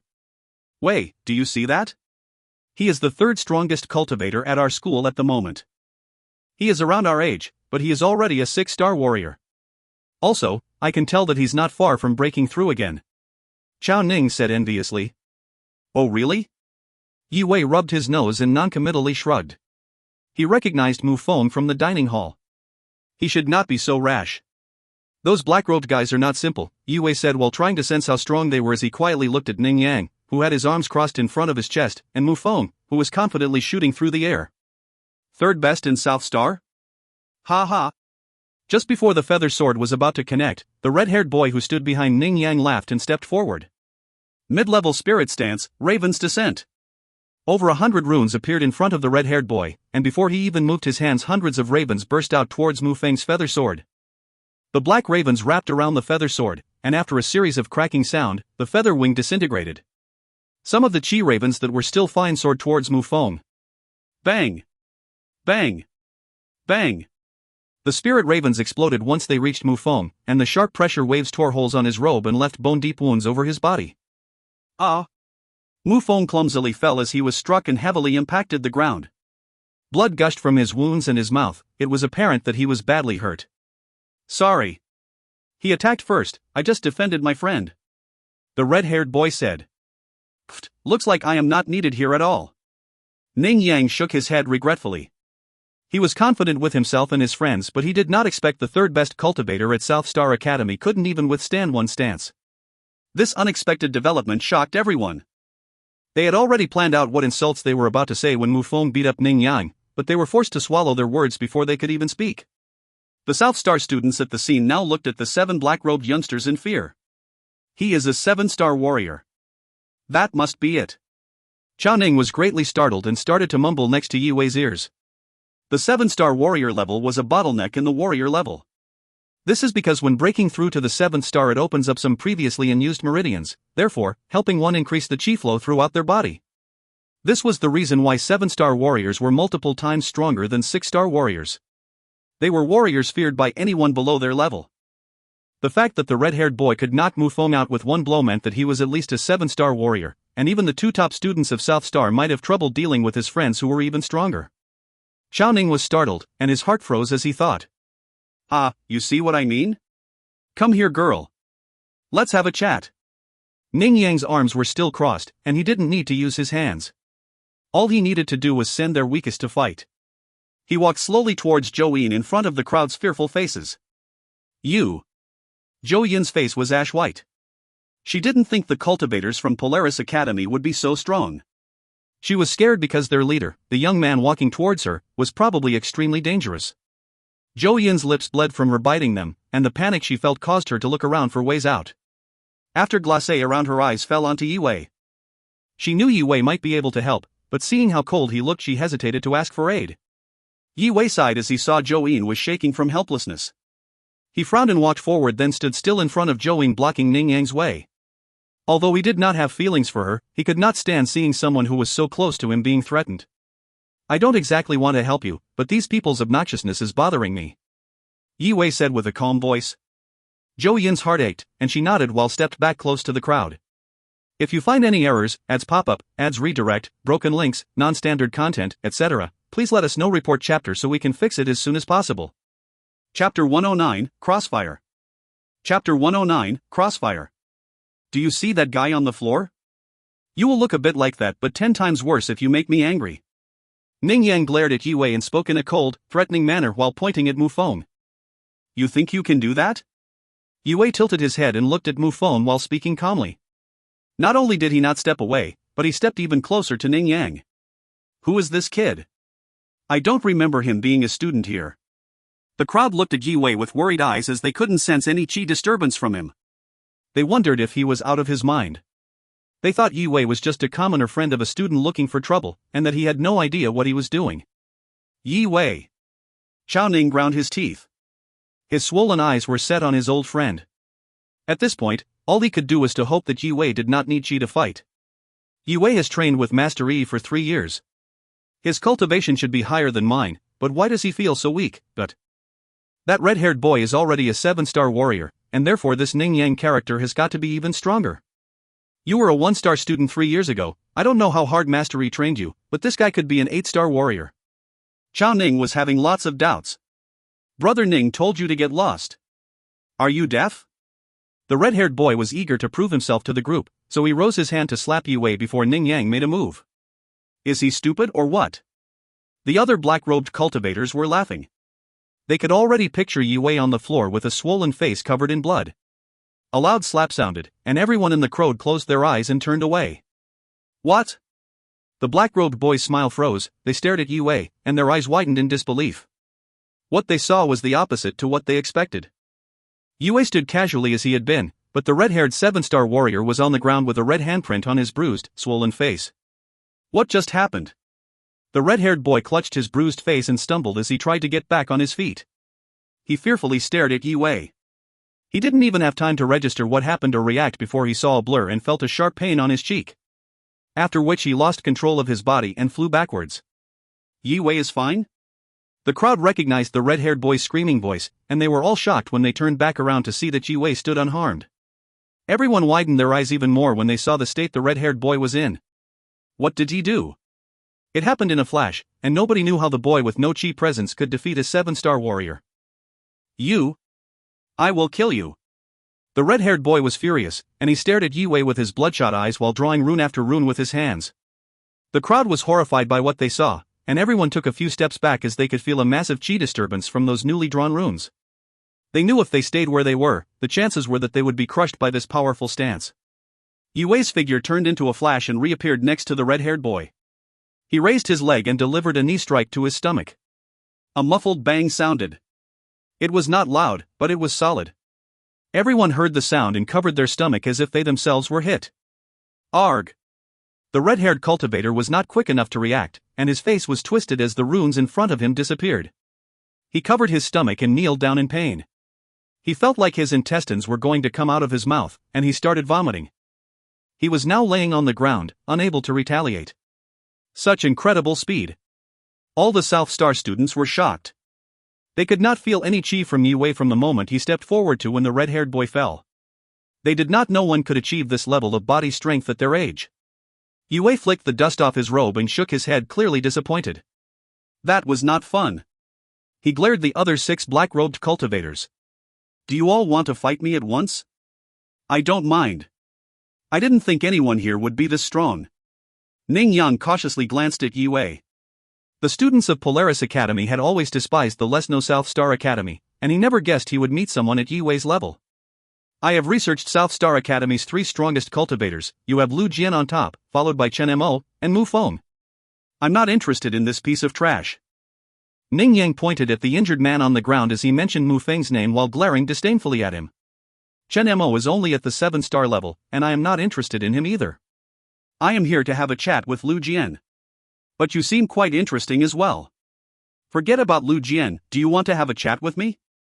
Ning Yang looked at Yue. If you don't fight people stronger than yourself, then you will become weaker. It seems you should be as strong as Lu Jian, if not stronger. I guess I didn't waste my time coming here, thank you. Ning Yang clenched his fists, and a great surge of chi burst forth, causing his black robe to flutter behind him. Don't hold back like you did just now, or you will join them in eating dirt. Ning Yang said as he stepped heavily on the ground. A burst of chi rushed out from his body, rippling the air around him. His presence pressured everyone around, turning their faces as pale as ash. That's not good for Wei, this Ning Yang guy has to be an 8-star warrior. Chao Ning's pupils dilated as he stared at the black-robed youngster with a surprised gaze. No way, Joeyne felt the same as Chao Ning, and her face turned ash-white. She couldn't believe people from Polaris Academy were at this level. She was starting to get worried for Yue, thinking that even Lu Jian might not be able to handle this guy. Joeyne bit her lips nervously as she knew Yue was strong, but Ning Yang's strength seems much more fierce. Although she was clear that she was no longer in Yue's life, her heart was still his. It's his unlucky day. I have not seen Ning Yang this worked up for a while, the fight won't last long. The black-robed youngsters sneered at Yue because they knew exactly what stance their leader was going to use. Yue calmly stood still, and he didn't show any emotion. 7-star warrior, 8-star warrior, it makes no difference. You're not even going to defend yourself? I hope you won't regret underestimating me. Ning Yang still couldn't feel any chi presence from Yue, therefore, he was starting to get angry from the disrespect. How can I underestimate you when I know exactly how weak you are? Unmoved by the taunt, Yue glared coldly at Ning Yang and shook his head. I'm weak? Ning Yang narrowed his eyes, and suddenly there was killing intent mixed with his chi. He was so furious he laughed hysterically. He then pulled out his finger, and it ran through the air so quick it was hardly visible. Don't be stupid, I want you to tell others how useless your school is compared to Polaris Academy, that is if you can live through this stance. Zoom. Zoom. In just a moment, 136 glowing runes appeared. The sequence vibrated vigorously as Ning Yang put his chi into it. Fire Tiger's return. Ning Yang stared coldly at Yue and grunted. The spirit tiger was over 5 meters long, and its burning presence heat up the surrounding air as its roar deafened the crowd. Roar! Its blood-scented aura spread, and everyone started to shiver uncontrollably as if they were impacted by the tiger's presence. The spirit tiger leaped into the air, turned around and struck Yue on the head with its steel whip-like tail. The shrill sound of it penetrating through air gave people a headache. Explosive steps. Triple phantom finger. While the tiger's tail was on its course to Yue's head, Ning Yang drew 2 more rune sequences. The runes condensed under Ning Yang's feet, and he stomped the ground, launching himself towards Yue with the momentum of a speeding arrow. Ning Yang got to Yue before the spirit tiger did, and he assessed his position while shooting 3 chi bolts at Yue's paths of retreat. The 3 green chi bolts covered Yue's back, left, and right side. While the tiger's tail whip was going to land in front of him, he was completely surrounded by high-level spirit stances. In one breath's time, Ning Yang used 3 forbidden high-level spirit stances. This shocked everyone in the crowd. Every held their breath and wondered how Yue could appear so calm. Yue rose his head, ha! He channeled his chi, and a silver energy enveloped his body, forming an armor, as the runes within flowed quickly and tightened around him. If you find any errors, ads pop up, ads redirect, broken links, non-standard content, etc., please let us know report chapter so we can fix it as soon as possible. Chapter 110, Root Prison. Chapter 110, Root Prison. The tail whip and the 3 chi bolts struck simultaneously as Yue just stood still. Dust flew up from the stance's impact, creating a smokescreen covering everyone's sight. Ha ha ha. Is he stupid? Both explosive steps and triple phantom finger are forbidden techniques. I thought Ning Yang said this kid was worthy of his time just now? Why would anyone in their right mind just stand still? I haven't seen Brother Ning use these 2 stances in a while. The last time he used them, he brought a 9-star warrior to his knees. Pfft, this kid obviously has a death wish. The black-robed cultivators mocked and sneered as they looked at the smokescreen. In their eyes, even if Yue was hiding his power, he would be either dead or gravely injured after taking these 2 stances. *T, this is not good. I think that kid is dead. These Polaris Academy students are crazy. Why the hell would they do this? Aren't they afraid they are going to get punished? The crowd felt horrible. They felt pity for Yue and were furious with the Polaris Academy students' action. Wei. Zhou bit her lip, and her eyes were teary as she didn't think Yue would just stand still and take the hits. She couldn't believe that Yue might be dead now because of her.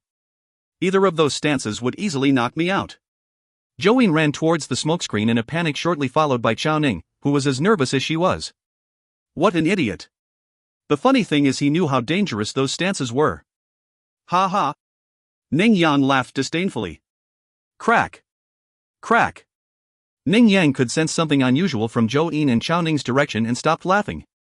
Just when Zhou Yin and Chao Ning stepped into the smog, they felt like they were pulled towards the ground. They couldn't even lift their feet.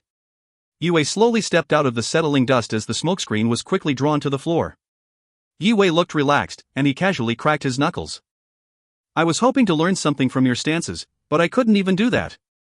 He glanced at Chao and Zhou, then turned to stare at Ning Yang. Step back a little. There was a sense of tranquility in Yue's voice, and he waved his hand at Chao and Zhou. Okay. Chao Ning nodded stiffly and followed Yue's eyes to the 7 black-robed youngsters as he tiptoed backwards. He was beginning to believe his old friend might actually be able to crush these visitors. I guess he has been more productive than I was in these past 3 years. He could not imagine how strong Yue actually was, and there was really no way of knowing. Jolene followed Chao Ning backwards. She was still slightly traumatized. The crowd went crazy.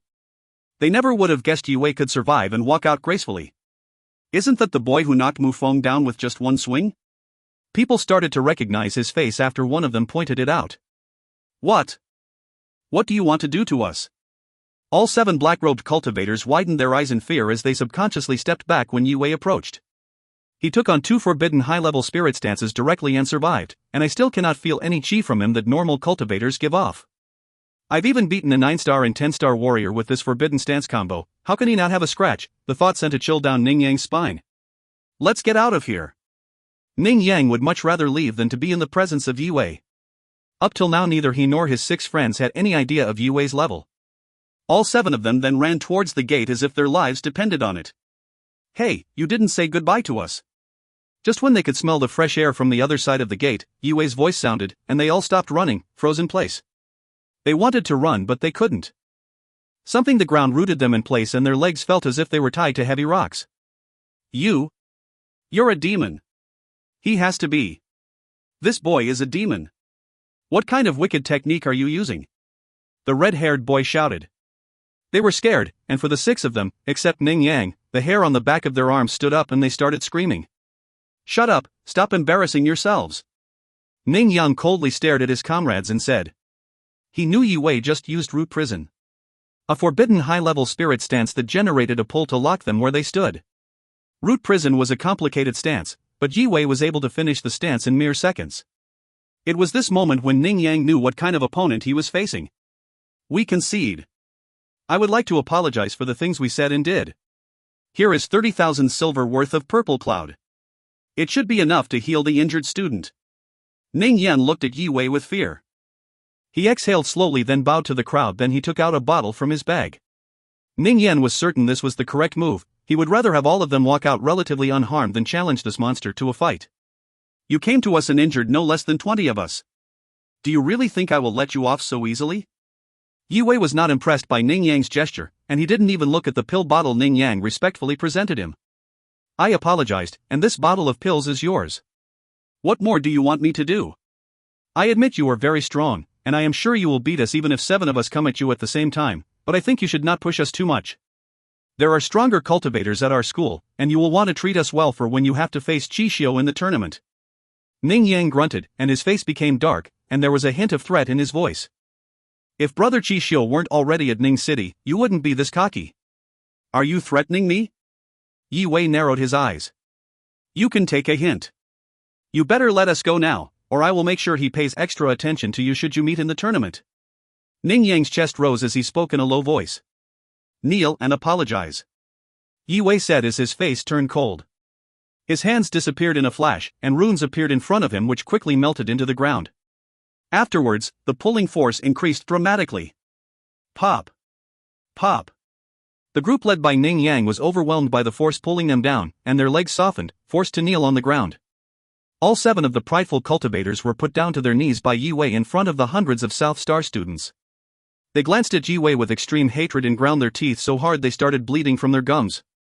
The fact that they were on their way to Ning City meant that they were strong enough to representing their school in the tournament, and that they were all popular back at Polaris Academy. They had never felt so much shame. The pain in their hearts was 100 times more agonizing than the physical pain they were feeling. Yi Wei could see that they were in great pain, but he did not let them go. They should be prepared to be insulted before they came here to challenge and insult us. I will remember the shame you brought upon us today. You better pray that you don't have to face us in the tournament because I will make sure Chixiu hears about how you have disrespected Polaris Academy. I am sure he will be more than happy to avenge us and make you pay for what you did to us today. Blood trickled down his mouth as he memorized Yi Wei's face. Oh, yeah. Now that you mention it, there is a tournament coming up, right? I didn't plan on participating, but you're making it sound interesting.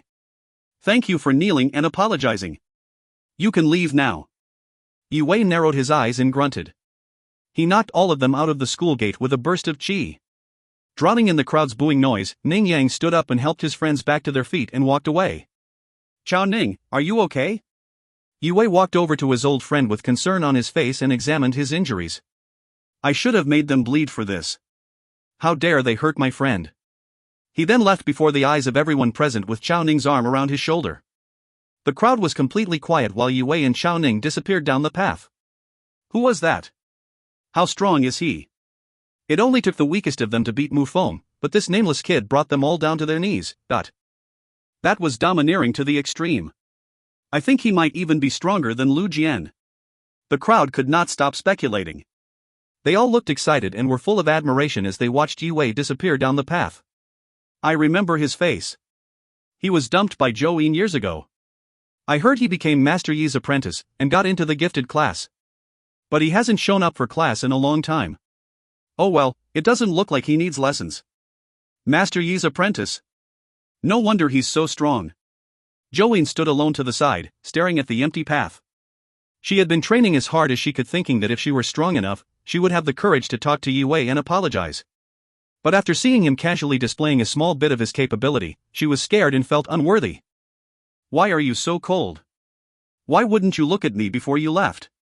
You could have said something, anything. There was a bitter smile on Zhou Yin's face because she knew she wounded him deeply and things would never go back to how they were. If you find any errors, ads pop up, ads redirect, broken links, non-standard content, etc., please let us know. Report chapter so we can fix it as soon as possible. Chapter 111, Lineup. Chapter 111, Lineup. Yi Wei and Chao Ning went to a quiet corner at the back of a hill on the South Star campus. He was going to bring Chao Ning to Crouching Dragon Hall, but he couldn't make his injured friend limp so long. He sat Chao Ning down by a rock and took out a red pill. Take this. Yi Wei handed the pill over. No, I don't need this. It's just a scratch. Chao Ning waved his hand nervously, and his pupils dilated when he saw what Yi Wei was trying to give him. Is this a blood prime pill? I am not feeling that bad. No, I can't accept this. Chao Ning said when he recognized the red glow. He couldn't believe Yi Wei would offer him a rare pill that was very hard to find anywhere on the market. Just take it. If you turn this down, you are not my friend anymore. Yi Wei laughed and stuffed the pill in Chao Ning's hand. Okay. Fine. Chao Ning hesitated and ground his teeth. That's right. Yi Wei smiled and patted Chao Ning's shoulder. The pair then started catching up on what they had been up to these 3 years. Yue felt dry and boring when he compared what he had been doing with the eventful life Chao Ning had been living. It wasn't before the sky was completely dark when Yue stood up and said his farewells to Chao Ning.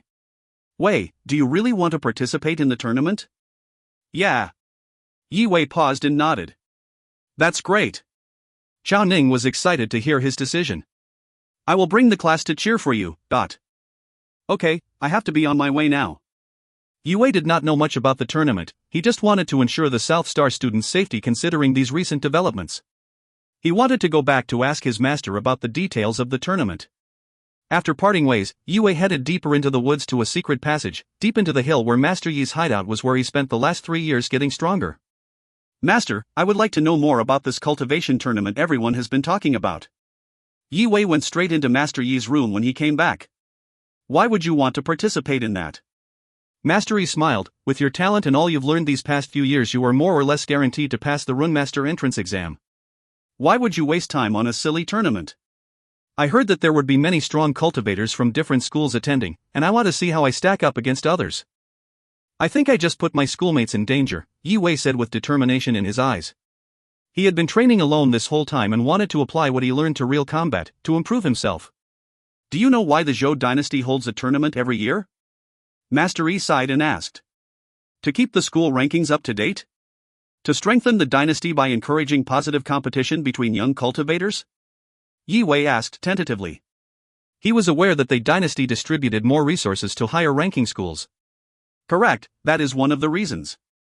The dynasty will not admit it publicly, but they are actually doing it too for recruitment purposes, more specifically they are recruiting for the Green Army. Master Yi answered in a low voice. The Green Army. Yue was startled. The Royal Armed Force was a household name. They were the strongest troops of the Zhou dynasty, and they were formed almost exclusively by condensed prime warriors with a few exceptions of talented individuals who had potential. Their duty was to deal with the threats posed by demons, wild beasts, and most importantly to protect the royal families. Among all armed forces, the Green Army's authority reigns supreme within the borders. Furthermore, if you commit acts of valor when you're in service, you could be given plots of land. This could be a city or even provinces if you've done something really flashy. If you die while in the line of duty, then the army will protect your family for at least a decade in case enemies of the state seek revenge. Master Yi spoke slowly. Their families will be protected too, Yue mumbled. He never knew about the perks and details. But once you join the Green Army, you can never leave. In comparison, you will have a lot more freedom as a Runemaster. Master Yi continued, we are free men. If you become a Runemaster and enter the Union, you will have as many benefits as the Green Army. He laughed contentedly. Ha ha. I don't think Master wants me to join the Green Army, Yue got the hint and chuckled. Master, will they force people to join them? He continued asking curiously. No, if you do not will to join, then they will not force you to. Master Yi shook his head. He had watched Yue grow up for 3 years, and they had developed a father-son-like relationship. If that's the case, then I would like to go and challenge people from the other schools. A fighting spirit grew in Yue's heart. Hearing Yue's wish, Master Yi smiled and said, Okay then, I will ask the principal to reserve you a spot. And I will write you a letter of recommendation so you can file your application for the Runemaster Union's entry exam while you're at Ning City. The tournament is divided into 3 stages, Master Yi continued. The first stage is an interprovincial selection. Only the 10 strongest people from each province will be chosen to enter the next stage. The second stage, of course, is the interstate selection. Here the top 10 contestants of each state will be qualified to join the Green Army. And the third stage is the most interesting. If you rank in the top 10 in that stage, you will have a chance to get into the Holy Conservatory. You might even have a chance to meet Ziyin again if you get to that point. Yue startled after hearing Master Yi's words. It had been 3 years since she. I wonder if she's okay. But with your current level, it will be difficult for you to reach those heights. Master Yi gently shook his head. 36 outskirts cities were just the province of the Qing state, and there was a total of 81 provinces in the state which contained 810 schools. There were over 300 states in the Zhou dynasty.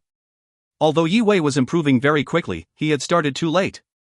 Many of the young talents began their training with great teachers since they could walk, and even before that they were fed pills and herbs since their birth.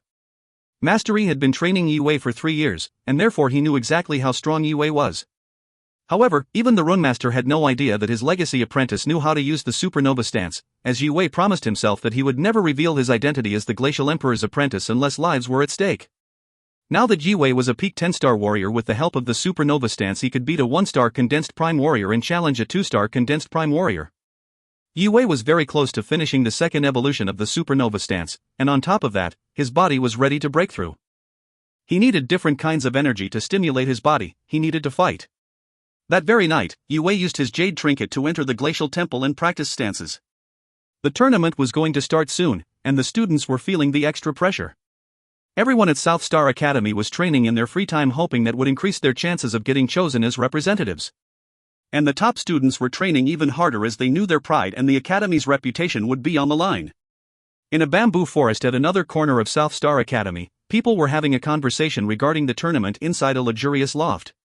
The oldest of them was a sage-looking, white-haired and bearded man, then there was a middle-aged man in a gray robe. The other two were smart-looking teenagers. The sage-looking old man was Gu Qing, the principal of South Star Academy, who lived like a hermit. The gray-robed man was his right-hand man, Vice Principal Su He.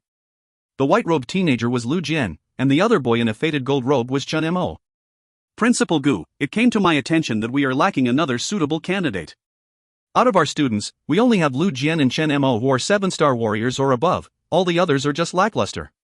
If we really are aiming for the top 10 in our county, we will need at least 3 7-star warriors. Vice Principal Sui spoke in a worried tone to the old man who sat in the lotus position. He wasn't sure if the principal was awake or asleep. The principal's eyes were closed when he nodded. There was no limit to how many representatives each school could send for the initial group stage selection matches as long as they were registered students. However, schools usually only send warriors to not waste others' time. But once the group stage is over, each of the top 10 schools were only allowed to send 3 students to compete in the placement fights. That was the reason why the leaders of South Star, and every other competing school, were having headaches assembling their squad that could actually be able to contest the other schools in the fights. The vice principal started worrying after checking the tournament results from the past years. He noticed that all the high-ranked students on the school's ranking it did not contain anyone higher than a 6-star warrior. He didn't want the school to make a fool of itself. Vice principal, just put Mu Feng on the roster. It's okay that we don't have a lineup with 3 7-star students or higher. I will carry the team. I guarantee that we will reach top 10, nobody will think little of us. Lu Jian displaced the confidence of the best student of South Star Academy in his speech. Are there any chances that Mu Feng will break through within half a month? The gold-robed teen sounded more calm and mature when he asked the vice principal. There is a slim chance, but Mu Feng just got injured by people from Polaris Academy, and now his body is not in the optimal condition to push his cultivation more. The vice principal signed and shook his head. Of course, I want to trust you, Lu Jian, I have seen you fight. But what if we don't get into top 10? Our reputation is on the line. It would be humiliating if we failed to advance in front of 36 other schools. I am almost certain that people will talk about how we don't even have 3 7-star warriors to put on our roster. They sure were good at choosing the best time to pick a fight. Only if I wasn't training behind closed doors, Lu Jian grunted. I might have a suitable candidate. Give me a minute. Gu Qing stood up and stepped out of the building. He then walked towards Master Yi's hideout. He was taking little slow steps but was traveling at a great speed. His figure was moving in a ghostly manner. A suitable candidate? And the principal is fetching that kid himself? Su He was confused. He mumbled as he watched the principal disappear into the woods. He is not going to get just some random kid to fill the spot, right? Lu Jian frowned. Are you questioning the principal? I wouldn't be this strong and standing here next to you if it wasn't for him. Chen Mo glared. He was not pleased with Lu Jian's attitude. Lu Jian was from a martial family, more specifically one of Green Moon City's big 3. Having grown up with all the resources his family could provide, the talented youngster was not taught to be appreciative. Meanwhile, Chun Mo was from an ordinary family, and before meeting Principal Gu, his family had no ways to develop his talents. Because of that, Chen Mo was very sensitive when it came to the subject of South Star Academy's principal. Maybe I am. Anyway, I would like to meet whoever he brings here, and I will have to see for myself if he or she is worthy. Lu Jian said with pride. He had always been the undisputed strongest cultivator of the academy for years now. The competition would not be easily convinced. After a cup of tea's time has passed, Gu Chun walked into the loft with a handsome young man.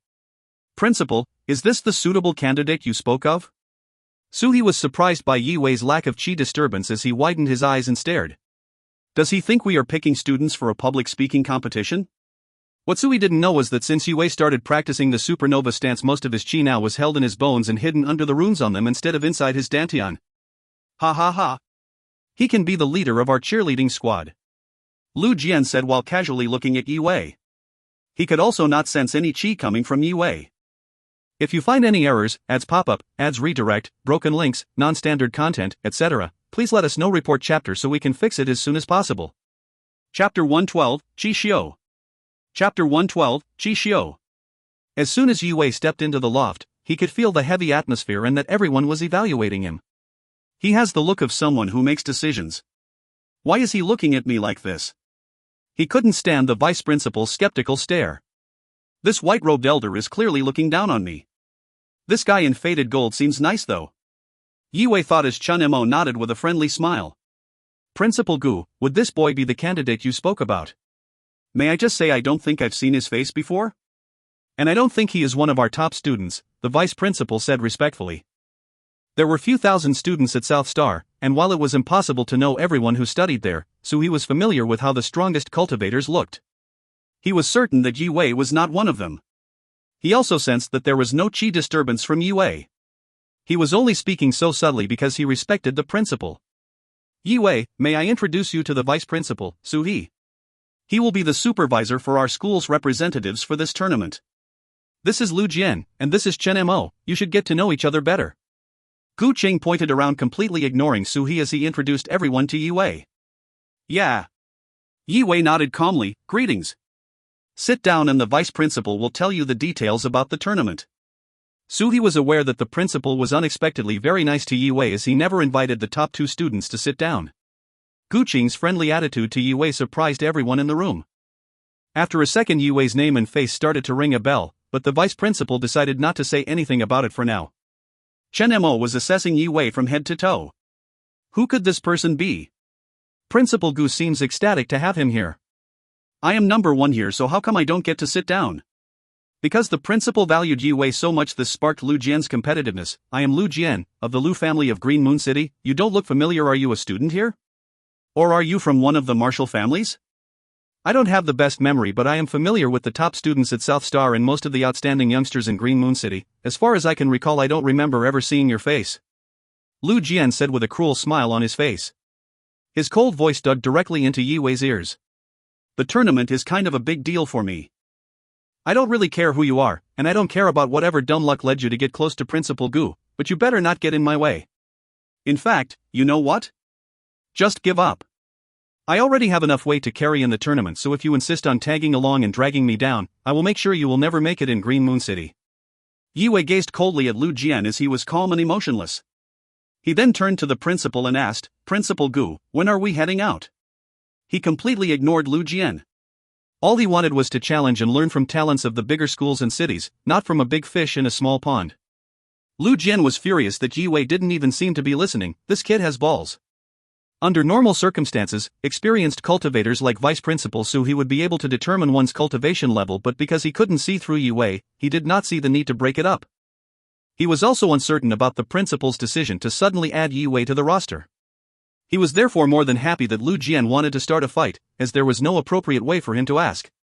Although Su-hee heard about the incident where Mufeng was injured by Polaris Academy students, to him it was rather normal that young cultivators got themselves injured because of their competitiveness. Wise as he was, the vice principal was not able to link the incident to Yue and remained blissfully oblivious of what the Runemaster apprentice was capable of doing. This tournament is not just about the Academy's reputation and ranking, it will definitely affect the contestants' future. Especially with the ranked fights. There are only 3 quotas for each school. Lu Jian and Chen Mo rank first and second. It is only fair that they get 2 spots, and I am sure the other students think the same. But with you, the vice principal finally found a reason to discreetly challenge the principal's decision as he gazed upon Yue and paused. If you don't show us some of your skills, then it will be hard for me to convince others that you deserve the spot. I will get swarmed with questions from parents and students about you, Yue. As I am responsible for arranging the team, and the tournament in general, I am afraid I will have to conduct a test to see if you are truly worthy to be on the roster. Sure. What's the test? Yue nodded to Su-hee as calm as he had been since he was brought to the loft by the principal. Let's make it simple. If you can take 3 hits from me, you will have my respect. Lu Jian gazed threateningly at Yue as he stepped forward and spoke before Su-hee could answer. Principal Gu, What do you think about this?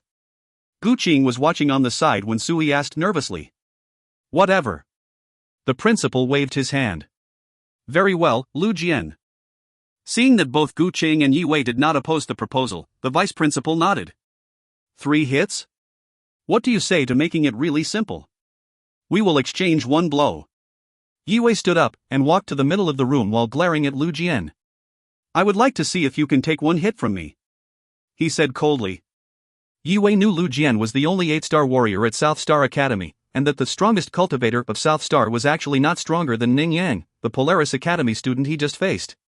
Therefore, it should not take him more than 1 blow to finish this. Kid, let me say this before I knock you out. I admire the fact that you have the confidence to stand up against me. Lu Jian's face turned red, and he grunted and channeled his qi. By the time his body was covered by energy that came from his dantian, his figure has already become a blur. His fist became a silver flash heading straight to Yi Wei's chest with a lightning-like speed.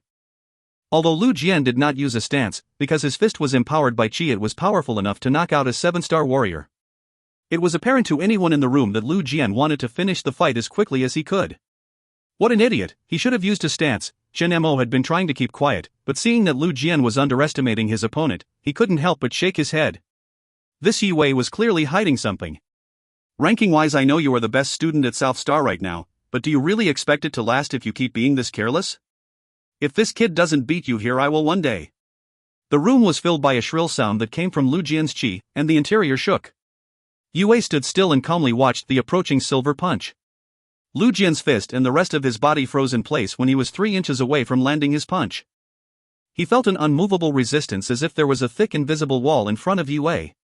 A qi wall? Sui's eyes narrowed as he mumbled, so he is at least a 6-star warrior. I guess he is qualified to compete at the group stage at least. Oh wow. A 6-star warrior? I guess you don't have to be in the cheerleading squad, but you are still not good enough to be one of our main fighters. Lu Jian's cold glare intensified as he channeled more of his qi to his fist. His knuckles shone brighter and brighter, showcasing the body strength of a 8-star warrior.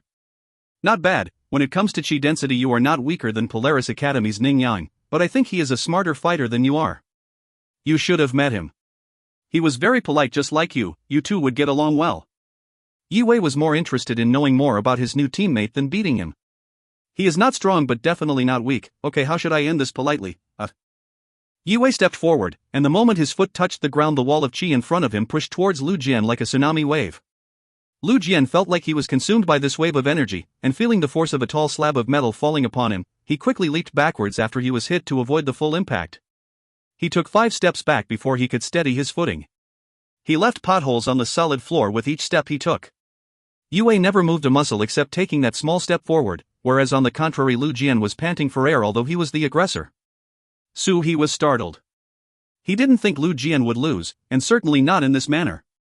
The vice principal could vaguely guess that Yi Wei had already reached the 10-star warrior level. Chen Mo was also shocked. He had a feeling that Lu Jian would humiliate himself from the beginning, but he didn't expect Yi Wei could clinch the victory so clean and effortlessly. Lu Jian was horrified and discouraged by the figure in front of him, and although he had not used a stance in this brief duel, he knew, without a doubt, that he did not stand a chance with or without using stances. He has always been confident and arrogant, but he was shaken by Yi Wei, who he felt was even younger than himself. Why have I not heard of this kid before? Su, are you satisfied? Gu Qing smiled, and asked the shocked vice principal in a playful tone. Yes, very much so. Sui gazed upon Yi Wei with a praising look. He is so young too. If I can make him stay in South Star, we can probably get ourselves in the top 10 for years to come. But at the same time the vice principal was slightly worried, because if Yi Wei was really a registered South Star student, then how could he not have noticed such talent? He frowned as he considered the worst-case scenario, as the deadline for this school year's enrollment was passing soon, and if he sent in the papers now, Yi Wei would not be registered in time to participate in the tournament. He is a registered student.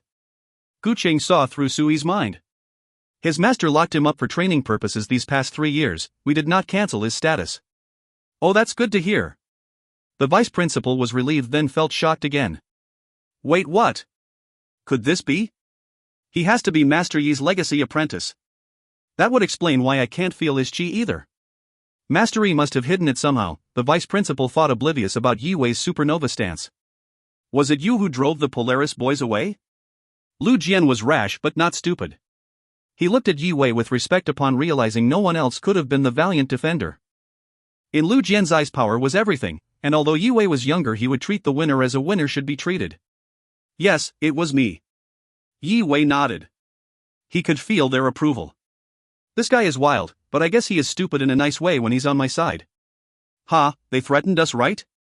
The Polaris Academy students, we will surely crush them with you on our team. Lu Jian was feeling positive again. He is very energetic too. Yi Wei realized his attempt to humble Lu Jian did not work and that this martial family descendant was a bit reckless. Chen Mo placed his palm on his forehead, feeling a bit embarrassed.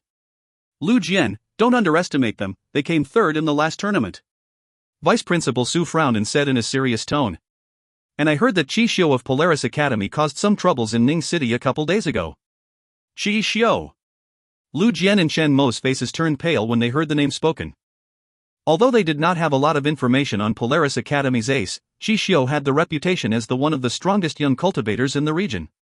Yi Wei heard this name from Ning Yang, and hearing his new teammates mention him as well caused his interest to grow immensely. If you find any errors, ads pop-up, ads redirect, broken links, non-standard content, etc., please let us know. Report chapter so we can fix it as soon as possible. Chapter 113, List. Chapter 113, List. Let's not talk about them for now. South Star Academy is a much younger school, and I am fine if we lose to a well-established school like Polaris. The last time we came in 13th in the end, but this time with Yi Wei on our roster, I would like us to squeeze into the top 10. I think it is entirely possible for South Star to reach stage 2 and compete at a provincial level. The vice principal looked at the trio and said excitedly. Only 36 schools are participating in the provincial stage, but if we advance to the next stage, we will then be fighting before the eyes of cultivators from more than 800 different schools. I really hope that we can get South Star's name out there and give our students some exposure. If we do well, it will be something we can all be proud of. When it came to the school's reputation and management, the vice principal was way more committed than his boss. He was immensely grateful that Yi Wei was joining the team, and looked forward to leading it to the possible new heights they could reach. Phew, I have been losing sleep over who should take the third spot for weeks now. I hope everyone is happy with each other. Why don't you three go back and rest a bit? We have to leave tomorrow if we want to make the opening ceremony the day after. Vice Principal Su said with a relaxed smile on his face. After bowing to the principal and the vice principal, Yi Wei, Lu Jian, Chen Mo headed back to rest. Principal Gu, was that Master Yi's? Sui asked curiously. Yes, you are correct. Master Yi's legacy apprentice. Gu Qing smiled and nodded. So you are telling that kid had a red sentient? Sui felt emotional. Master Yi is a bit of a godly character. I really would like to know what kind of method he used to mold Yi Wei into what he is today in just 3 years. Sui exhaled slowly. He felt excited just talking about the runemaster he admired and respected. Well, weak sentients were never and will never be a problem for cultivators training to become runmasters. Gu Qing touched his beard then looked at Su He. He was more interested in how well Yi Wei was doing in terms of his runic studies. He wondered how close Yi Wei was to becoming a one-star runmaster. Apart from those three, how many and who else should we send to Ning City? We are not bringing along anyone below the 3-star warrior level as the competition will be tougher than last year. Every school had great young talents last time, and I doubt those kids have already left their schools. It would be a waste of time to bring too many people, and they won't learn much if they get crushed. I have a feeling that South Star is going to be one of the top 10 schools this year. Vice Principal Su clenched his fist and said confidently. Only top 10? Gu Qing smiled. Master Yi had consulted the principal before he started training Yi Wei, and while none of the staff knew how strong Yi Wei was as a fighter, the principal had been briefed with regular updates from the runemaster himself regarding Yi Wei's progress. Don't underestimate Yi Wei, he is capable of doing much more than what you saw today.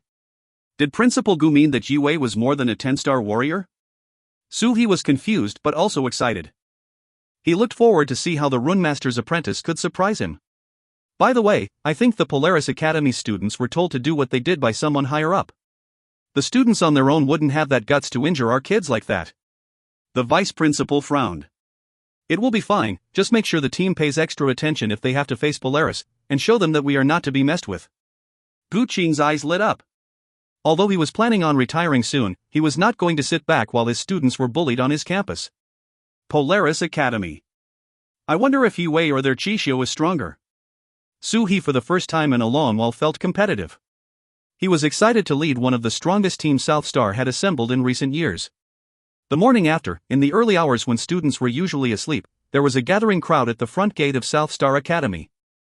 They were all South Star students who knew today was the day when the vice principal announced who of the school's elites he would take with him to Ning City for the cultivation tournament. Most of the students were here to send off the contestants, and the rest hoped that their names were on the list. For most of the students, who knew last year's lineup by heart, it was assumed that if one's cultivation was above the warrior level, then they would have a chance to represent South Star to compete against the other schools. Naturally, the senior classes were there as well with Chao Ning, and they were all excited about the announcement. "Brother Chao, I don't think I will be chosen to come with you to Ning City, so promise to tell us stories when you get back." "Ha ha ha." "Of course." Chao Ning slapped his chest. He was almost jumping with joy when he accepted the request. He had been looking forward to the tournament for a while now. Chao Ning was now a 1-star warrior, and with his training speed he would most likely be a 2-star warrior when he graduated in a year's time. "You're just a 1-star warrior and you want to represent us in the tournament? Why don't you take a piss on the floor and look at your pathetic face in the reflection?" A mocking voice said while the Senior 1 boys were chatting and laughing. "Shao Chi." Everyone in Senior 1 recognized the voice. Chao Ning frowned and stared. The old class bully was wearing his attitude on his face as he approached. Both of Shao Chi's parents were senior tutors at South Star, which was the reason why he had never lacked training resources or supplies, and on top of that Shao Chi was actually a quick learner. This troublemaker was now a 3-star warrior. After Shao Chi had been humiliated by Yi Wei in the Junior 3 classroom 3 years ago, he had always avoided Chao Ning, his closest friend. However, since Yi Wei had vanished for 3 years, Shao Chi had slowly regained his confidence. The school allowed anybody above the warrior level to sign up last year, and Brother Chao has broken through since then. "Why exactly do you think he can't represent us?" Chao Ning's friends spoke before he could. "And who told you that last year's rules apply this year?" "Idiots. I've been informed that South Star is only going to send 12 cultivators to this year's tournament, and you have to be at least a 3-star warrior to get on the team. So I'm afraid your big brother Chao here will have to wait until next year." "Ha ha ha." Shao Chi told the class with an irritated voice. He had been wanting to tell them and watch them react ever since he overheard it from his parents when they were discussing the tournament. "We have to be 3-star warriors to take part? That is a bit steep." The Senior 1 cultivators were shocked and a bit disappointed. "Who said Chao Ning can't participate?" When Chao Ning was feeling discouraged and slightly helpless, a calm but loud voice sounded behind him. Yi Wei walked beside Chao Ning and patted his shoulder. "Don't worry about it, I have a solution." He then turned to Shao Chi and said, "If Chao Ning can't take part in this tournament, then neither can you. I, a 3-star warrior, one of the 12 best cultivators at South Star Academy, cannot join the team? You're a riot." Shao Chi did not recognize who he was talking with yet, and he laughed out loud after speaking. "You are Shao Chi?" Yi Wei's face changed. He frowned as he recognized Shao Chi's attitude. It hasn't changed one bit. "Some people just never grow up." "You're correct, that's me." Shao Chi thought Yi Wei was surprised to meet one of the top 12 cultivators. "If you bow before me and apologize, then I will forgive how you just insulted me." "It's him, Dot. That's the boy who defeated the visitors from Polaris Academy." People in the crowd started to recognize Yi Wei, and they looked at him with the utmost respect. "I heard he knocked Mufeng out with just one slap earlier that day. Even Lu Jian himself confirmed he lost to this boy." "That is a bit strange. If he defeated Lu Jian, that means he is at least an 8-star warrior. Why can't I sense anything from him?" Shao Chi's face turned pale as he heard the conversations, and he realized he was the weak one who just embarrassed himself. He is the kid that everyone has been talking about for these couple days? He looked at Yi Wei with fear. He finally noticed the attention he had been getting since he started speaking was not the good kind. "Shao Chi, it's been a while. If you bow before me and apologize, then I will forgive how you just insulted me." Yi Wei tried to contain his laughter as he spoke. "You are." Shao Chi's pupil dilated as he finally recognized the person who stood in front of him was Yi Wei. He froze on the spot as he remembered Yi Wei's prestigious identity as a runemaster's legacy apprentice. "I am sorry, Yi Wei, I was blind and stupid." He gritted his teeth and bowed unwillingly. Shao Chi would never imagine Yi Wei would become strong enough to beat Mufeng and Lu Jian in a mere 3 years. If I was Master Yi's legacy apprentice, I would have become this strong too." Buzz. Buzz. A shrill buzzing sound came from far away as a black runicle closed in. The black-bodied vehicle was decorated with star-like gems. It arrived in front of the students in no time. The runicle door opened and the vice principal stepped out. "As you are all here, I assume you know what I will be announcing this morning.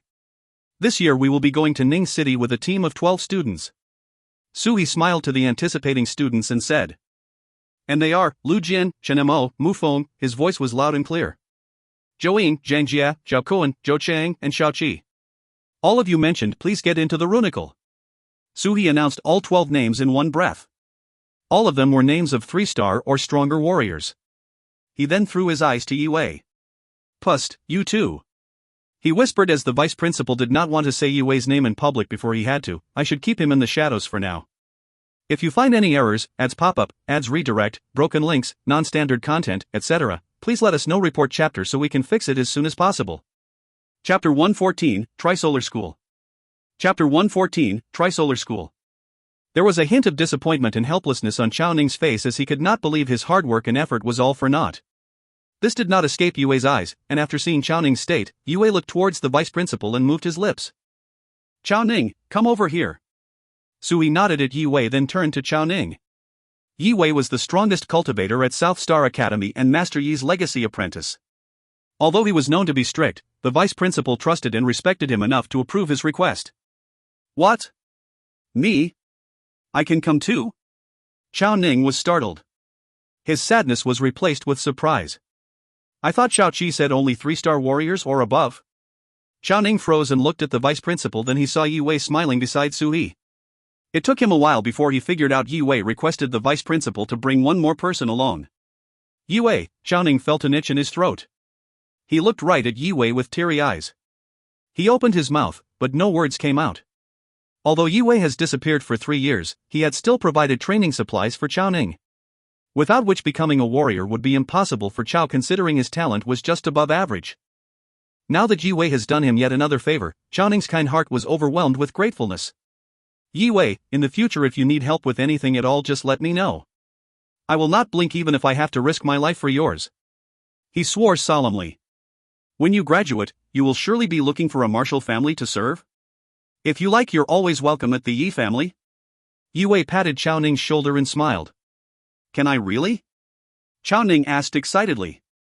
For anyone who was born with an ordinary background, serving a martial family after they graduated was one of their best options, and considering how much the Yi family had grown in the past 3 years, Chao Ning would be guaranteed a bright and stable future if the Yis took him in. Of course. Once the tournament is over, I will find the time to speak with Granddad about it. Let's head out, we're taking too long. Yi Wei gave Chao Ning's back another pat, and together they walked into the floating runicle. Xiao Qi glared at Yi Wei and Chao Ning. He felt as if his face was burning, he felt like he had been slapped. Not only was he forced to bow and apologize in front of everyone, but he also embarrassed himself by promising Chao Ning that anyone lower than 3-star warrior cultivation would not be allowed to join the team, only to be overruled by the vice principal. The awkwardness was overwhelming. Xiao Qi felt like he was a small and pathetic clown that his worth was denied by Yi Wei, and he had no way to contest for it. He felt pitiful that he was happy just because Yi Wei decided not to pursue the matter. When everything was settled, the runicle took off before more than 1,000 eyes, heading towards Ning City. The runicle was spacious, and Yi Wei and the 14 others did not feel cramped at all. Chao Ning, how many stances have you learned so far? Yi Wei and Chao Ning were seated in the corner, and they started chatting quietly. Just 2, Chao Ning said embarrassingly. Comparing to other 1-star warriors, he did not know that many stances at all. And they are? Yi Wei nodded and asked in a neutral tone. Rolling Stone Punch and the Onyx Tortoise stance. Chao Ning replied honestly. Why those 2? They are both just mid-level spirit stances, Yi Wei frowned. He was confused, but when he reminded himself of Chao Ning's background, he realized the reason behind it. Chao Ning had a civilian background, therefore, he could only practice weaker common stances provided by the South Star, and he actually worked hard to earn the rights to be taught these 2 stances. Yi Wei, thank you for asking the vice principal to bring me along. I know I am not strong enough to fight for South Star, but I am happy just being able to tag along. Chao Ning's lips curled into a bitter smile. Don't overthink it, you are already here, and I will think of ways to make you worthy for the arena. Yi Wei interrupted and nudged Chao Ning. Let's see if we can refine those 2 stances. Yi Wei smiled.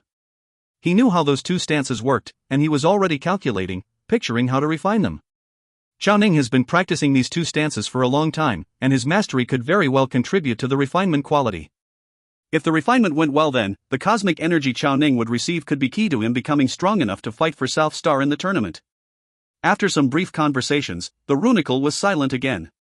Lu Jian, Chen Mo, Mu Feng, and the others were mentally preparing to fight a few challenging matchups, and they closed their eyes to meditate and cultivate so they would display their best in the arena.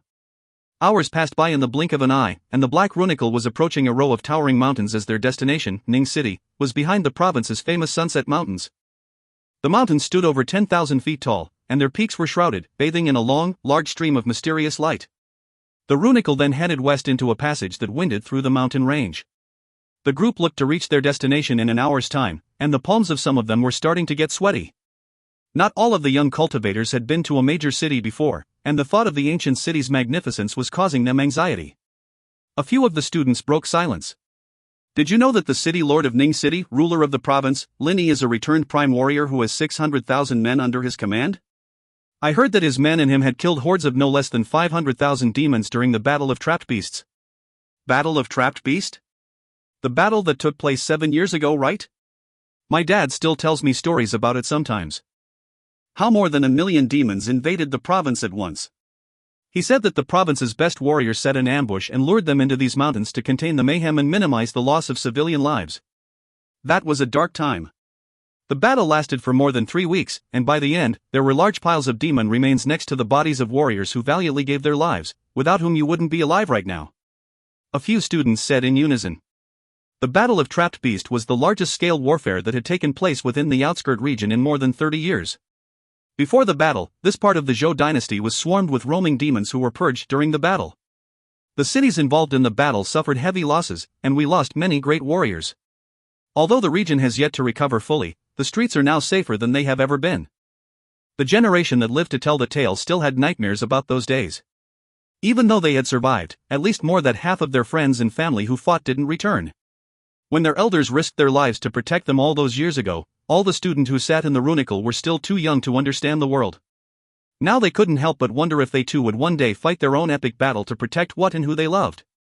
A thundering noise sounded, as a speeding golden Runicle approached from behind.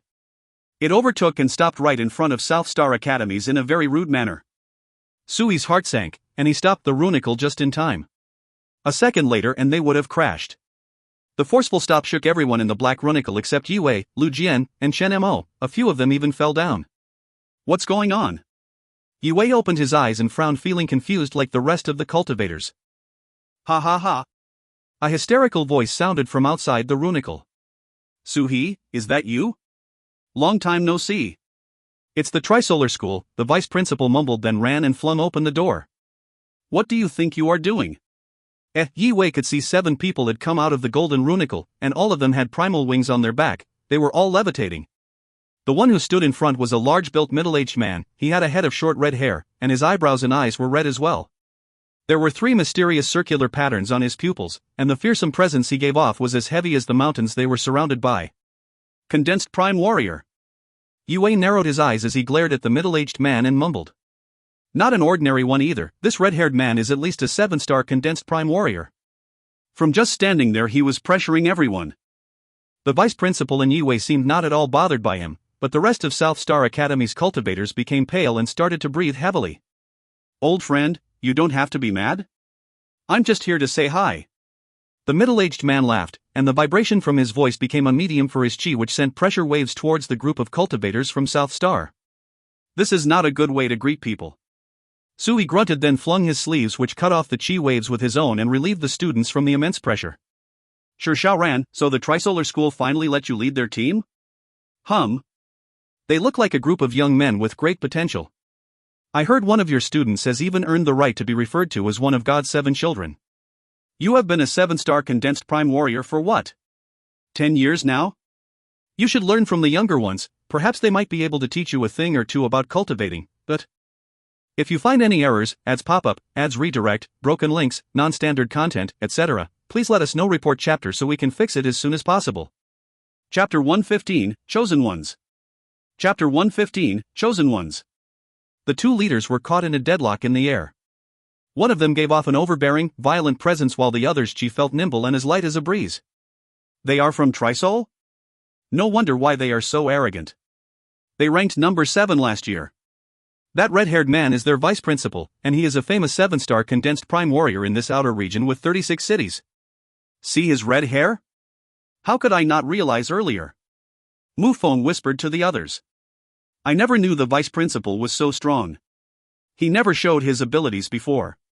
He is actually standing his ground while facing a 7-star condensed prime warrior, and I would even say he has a slight advantage, but how did he just? All the South Star students were shocked while they admired the presence of each and every one of Trisolar School's representatives. They were also curious about why the vice principal kept such a low profile, and they wondered what else he was hiding. Who are God's 7 children? Chao Ning whispered.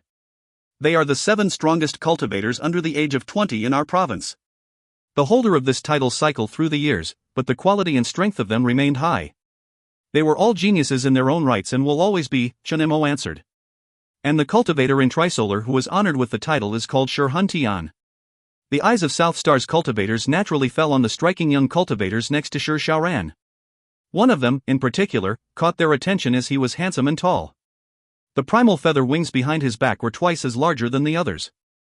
Feeling their gaze, he stared back at the South Star cultivators, and all of them, even Lu Jian and Chen Mo, were intimidated by his fearsome presence. It was at this point when most of the South Star cultivators decided they would not try to win against Trisolar School. That they should do what was necessary to protect themselves, and perhaps lose valiantly. God's 7 children? Yue's eyes lit up as mumbled to himself, feeling curious and competitive about the level of strength behind the seemingly prestigious title. I will have to beat them at some point if I want to go further. Chen Mo continued. Shirhun Tian is the latest addition, and he is ranked last out of the 7. Shirhun Tian scanned around, and his cold gaze stopped on Yue. I hope you will be able to entertain me in this year's tournament. Lu Jian, Chen Mo, and the rest were enraged by Shir's disregard for them, and they all ground their teeth and clenched their fists. Shir Xiaoran was known for his rash temperament. He did not feel the need to tone down his attitude because Su He was stronger than him. We have 5 cultivators who are 7-star at the warrior level or above. The worst one of us is a 4-star warrior, and even he knew one of our cultivators was a god's child. He pointed at Chen Mo and said, Let's see what you have here. Only 2 7-star warriors and you brought a 1-star warrior along too. Is this really your best? And that kid over there, does he even know how to spell chi? Oh wait, is he one of your relatives you brought here so he can see the big city? Shir Xianran then pointed at Yue. Ha ha ha. Last year you guys couldn't even get in top 10 in the first stage. I guess history indeed has a way of repeating itself. It was fun at the interstate stage last year. It's a shame that you and your school will never get to compete on a stage larger than the provincial fights. I feel bad for you having to lead a group like this. He shook his head and said in an irritated tone. Suhi was not angry because he knew from years back that Shir Xianran was a mouthy person. He smiled and said, It's too early to brag, you should just focus on keeping the rank you achieved last year. I certainly hope that kid doesn't lose his title as there are a lot of powerful contestants this year. Ah, someone is confident. I will see if you can be this calm in a week's time. Shir Xianran went back into the Golden Runicle with his team and drove off. Just when Sui told his team to return to their runicle, a sharpness tore a hole in reality as mighty sword chi fell from the sky. It created a vertical vacuum on its path. The whole South Star team was shocked, and they all had their guard up as they observed. A purple-robed elderly man with an old sword on his back descended from the sky, and next to him was a boy that looked no older than 16. The teen had delicate facial features, and he was dressed in simple clothes which gave off a sharp pulsing force similar to a fine, aged blade. There was a metallic glow around him which twinkled in a mysterious way. Zhou Tian Sword School, Jian Shiryu. Suhi's pupils dilated. Greetings, master. There was fear in the vice principal's eyes. Sui bowed respectfully to the purple-robed elderly man who happened to be one of the strongest swordsmen in the province. Within the region, the cultivators who were worthy enough to be compared to Jian Shiryu were very few indeed. He was one step away from being a returned prime warrior. Not bad, you look more content and mature since I saw you 10 years ago. It looks to me like your team is stronger than it was last year. Did you and Gu Cheng work hard on teaching these kids? Ha, speaking of him, how is old Gu doing? The purple-robed old man nodded and approached. Principal Gu is doing well, he talks about you quite a lot actually. He said. The principal of Zhou Tian Sword School was a good friend of Gu Qing, so it was only natural that the vice principal acted like a respectful junior. To be honest, it has been more than 10 years since the last time I met old Gu. I've spent all my time on this little kid here. When the tournament is over, I might go catch up with him, and let him teach this kid a thing or two. Jian Shiryu patted the teen who stood next to him and smiled. Although the teen was in simple clothes, he still stood out. He wore a pleasant smile on his fresh, childish face and looked tidy and presentable. He bowed to the South Star representatives. Hello everyone, my name is Jian Chen. Beyond his ordinary looks, he radiated a presence that did not match his appearance. Lu Jian, in particular, was very interested in Jian Chen's chi. Nice to meet you. He humbled himself and replied. The others also greeted Jian Chen. Yue too was intrigued by the teen as he could feel the surge of energy hidden in Jian Chen's meridians was no weaker than Shi Hun Tian's. This is the first provincial tournament Jian Chen is attending? Vice Principal Su asked with a friendly smile on his face. That is correct, Jian Shi nodded. You have taught him well. I have a feeling this kid is going to do well. He should even be able to take a title if he fights with one of the 7. Vice Principal Su was not just being nice, he had been analyzing Jian Chen since he first laid eyes on him. God 7. Maybe. Jian Shi smiled. We are heading off, but let's sit close to each other at the tournament so we can chat while watching the fights. Take care. Su he greeted them. Jian Shi then flew off in a flash together with Jian Chen. Vice Principal, does Zhou Sword School only have one representative? Everyone was curious, and Chen Mo asked after Jian Shi left. It is their tradition to send fewer people the stronger they are, and the fact that they are only sending one this year means they are extremely confident. That teen we just met, he was undoubtedly strong enough to challenge for the God 7 title. Sui looked at the direction Jian Shi disappeared to and paused, then slowly spoke. That kid resembled a sheathed sword. I look forward to seeing him shine when he unleashes his power, but... The South Star cultivators were startled and doubtful, and to them, it was slightly disrespectful and even reckless that a school sent only one cultivator because no matter how strong Jian Chen might be, he was just a young teenager. He would have to face multiple cultivators from different schools. Considering the occasion and the amount of talented individuals that would be participating, they could not picture Jian Chen very far. If you kids face Polaris Academy or the Trisolar School, in fact, any school of that caliber, you have to give it your all and have a good fight. See what will come of it. But if you are up against the Zhou Sword School or Galaxy Academy, just concede. Sui did not bother explaining more as he was sure these kids would know what he meant when they see these schools. Galaxy Academy was the reigning champion. Located in the province's capital Ning City. They had already gotten first place in the tournament for 3 consecutive years. Sui was feeling more ambitious than usual with Yue on the roster, and he was even confident that South Star could come in third, but he was too realistic to dream about squeezing into first or second. Shishio from Polaris, Jian Chen from Zhou Sword School, Galaxy Academy, Yue mumbled to himself. He has been calm while seeing all these talented youngsters, but deep in his heart he longed to fight and apply what he has learned from his 3 years of intense training. That was the only way he could get stronger from this point on. We haven't even reached the state stage yet, and there are already this many people we should pay attention to. Can you imagine if we can go further than just our province? The students were a bit tired from traveling, but meeting these new people had woken them up. The black runicle drove off again, and it sped up, becoming a stream of light penetrating the valleys of the Sunset Mountains, closing in on Ning City. If you find any errors, ads pop up, ads redirect, broken links, non-standard content, etc., please let us know. Report chapter so we can fix it as soon as possible. Chapter 116, Floating Light. Chapter 116, Floating Light. Ning City was the province's capital. It was situated on a plain surrounded by the Sunset Mountains, which stretched out more than 20 times the size of Green Moon City. Its landscape was filled with a tight conglomeration of buildings. In the middle of it all, a towering mountain was present. The mountain in the city's center could not be compared to the mountains which surrounded the area, but it stood out because of its shape.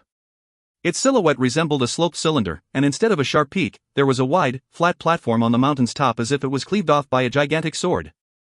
There were 18 amethyst platforms in the middle of the flat mountain, and they were surrounded by rows and rows of small antique jade palaces and houses. We've arrived. Sui led all 14 South Star cultivators out of the runicle, and just as they got out, a few warriors in silver robes ran towards them. Would you be the guests from South Star Academy? This way, please. They bowed and quickly led Sui and the rest to one of the palaces. These 3 warriors, along with many others, were responsible for the receiving the competitors on behalf of the city lord of Ning City. The palaces Ning City had prepared for the guests were magnificent, and within each of them, there were pavilions, lofts, a garden with a small decorative hill made of rock, pools, and other luxurious facilities. Although the South Star representatives were a group of 15, the palace was spacious enough to house all of them with room to spare. Don't leave, I will go to the officials and get a hold of the tournament's schedule. Sui left Lu Jian in charge after making room arrangements and getting everyone situated. After the vice principal left, some of the students were pacing around enjoying the tranquility of the spacious palace while others were either cultivating in their rooms or chatting with their fellow students. Come. Yue patted Kai Ning's shoulder as he signaled the one-star warrior to follow him. Okay. Chao Ning earnestly nodded. He was then led to the courtyard Yue was assigned to. Yue ordered Chao Ning to use the stances he knew. Although he was not sure about Yue's intention, he trusted his friend enough to display his rolling stone punch and the onyx tortoise stance without holding anything back. Strands of runes appeared in the air and shortly after formed a stance. Chao Ning used the rolling stone punch. Yue did not say a word but just nodded with no facial expressions. However, when Chao Ning displayed the onyx tortoise stance, Yue looked astounded, and there was an undisguised glow of excitement in his eyes. The onyx tortoise stance was awesome, it has great potential. Yue patted Chao Ning on the shoulder with a bright smile on his face. Even though Yue knew many stances at this moment, it was already too late to teach Chao Ning any of them. It would be much more efficient and effective to refine a stance he already knew and get strengthened by the cosmic energy than to learn something completely new. What do you mean great potential? Chao Ning said with a bewildered look on his face as he struggled to comprehend what Yue meant. Come back again after sunset, and you will find out what I mean. Yue laughed. He enjoyed leaving Chao Ning confused. Just go, there are some things I have to think about. Okay, Chao Ning said as he scratched his head and left the courtyard confused. Rolling stone punch is pretty mediocre.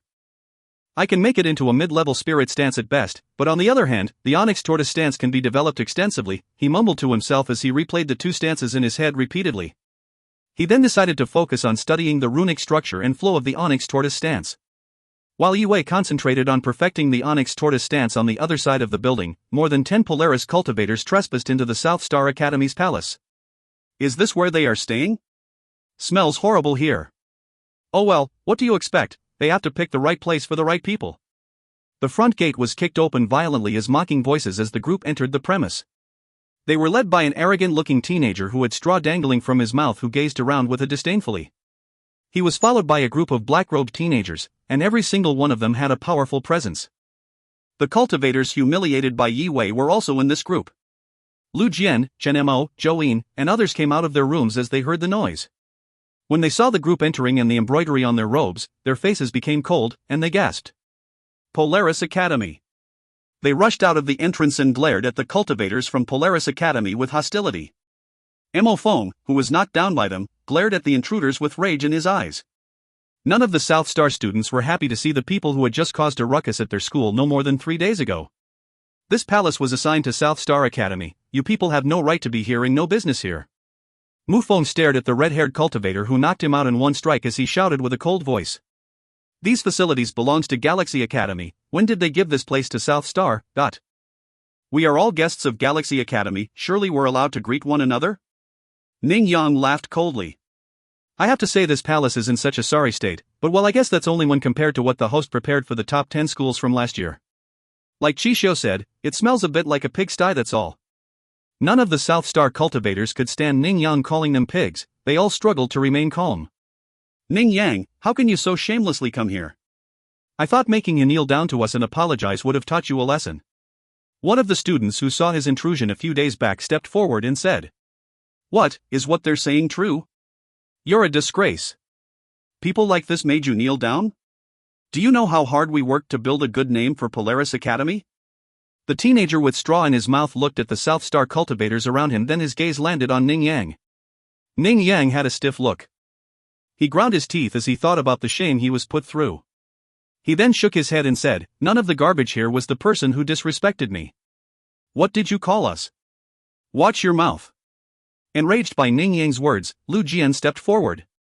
He raised his sword-shaped brows and glared at the Polaris cultivators. The reason why you can speak like this today was because I was not there when you came, or else I would have knocked every single tooth out of your filthy mouth and forced you to crawl back to Polaris. The atmosphere became heavy as every South Star student at the scene was furious. They all started channeling their chi ready for a fight to break out any second. Pfft, who do you think you are? The teenager chewed on the straw in his mouth and replied. He stepped forward and without using his hands, a surge of chi burst from his body towards Lu Jian in the shape of a flying serpent.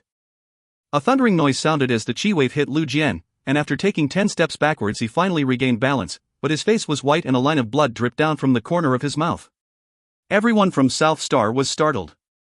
They couldn't imagine that their best cultivator would struggle so much just taking one hit from this unknown person. See what I mean? You should learn to walk the walk before you talk the talk. Who are you? Lu Jian clutched his chest where he was hit. He was dismayed by the powerful strike as he started to realize he was not a match to the person standing in front. I am Qi Xiu of Polaris Academy, just call your best cultivator out to face me. I don't want to waste my time taking out the trash. He knew how strong these guys stood in front of him were just with one glance, he then immediately lost interest in them. Qi Xiu's body gave off an exceptional presence that exceeded everyone else there. It's him, dot. Everyone was scared and looked startled. They didn't think Qi Xiu would be at such a high level, therefore, Lu Jian was afraid that even Yue would not be able to do anything against Qi Xiu. If they were to fall to Qi Xiu's might here, then South Star would become the laughingstock of all other participating teams. So you are Qi Xiu? Never mind, I don't really care who you are, but this palace was assigned to our school, if you don't leave immediately I will have to use force. Chen Mo took a small step forward as sequences of runes appeared around his body. None of you here are worthy enough to fight me, just fetch the kid who embarrassed Ning Yang before any of you get hurt. Call him out, and make him kneel and apologize. If he is not here, then I want all of you to kneel down for him. Qi Xiu chewed on the straw again as his gaze became cold. You want us to kneel down for who? Not all the South Star cultivators understood what Qi Xiu meant, but judging from the aggression in his tone they knew they were in trouble. Piss off. Chen Mo, Zhao Koan, and Zhang Jia pointed at Qi Xiu and shouted. You asked for it, now kneel. Qi Xiu narrowed his eyes and rose his hand, and he then swung it towards Chen Mo. The runes around it flew out and formed 18 bright Qi fists. Low-level mist stance, floating light fist. The fists of Qi reached the South Star students in a flash, and they traveled too fast for any of them to react. Even Lu Jian and Chen Mo could do nothing more than stare at the approaching Qi fists. What was that? None of the South Star students anticipated Qi Xiu, who was not Condensed Prime Warrior to their knowledge, to use a mist stance. There was only one explanation, he must have refined the stance himself. Ordinary warriors were mere ants compared to a warrior who could use mist stances. For the South Star cultivators, fighting Qi Xiu would be as hard as fighting an armed warrior barehanded. The South Star cultivators were not ready to give in. One by one they used their best stances in the hopes that their joint effort would be enough to stop Qi Xiu. Golden Scale Stance. Scarlet Spirit Stance. Fire Spirit Burst. Despite the great effort, all of the stances were neutralized by Qi Xiu's Qi fists. If you find any errors, ads pop-up, ads redirect, broken links, non-standard content, etc., please let us know. Report chapter so we can fix it as soon as possible. Chapter 117, First Opponent. Chapter 117, First Opponent.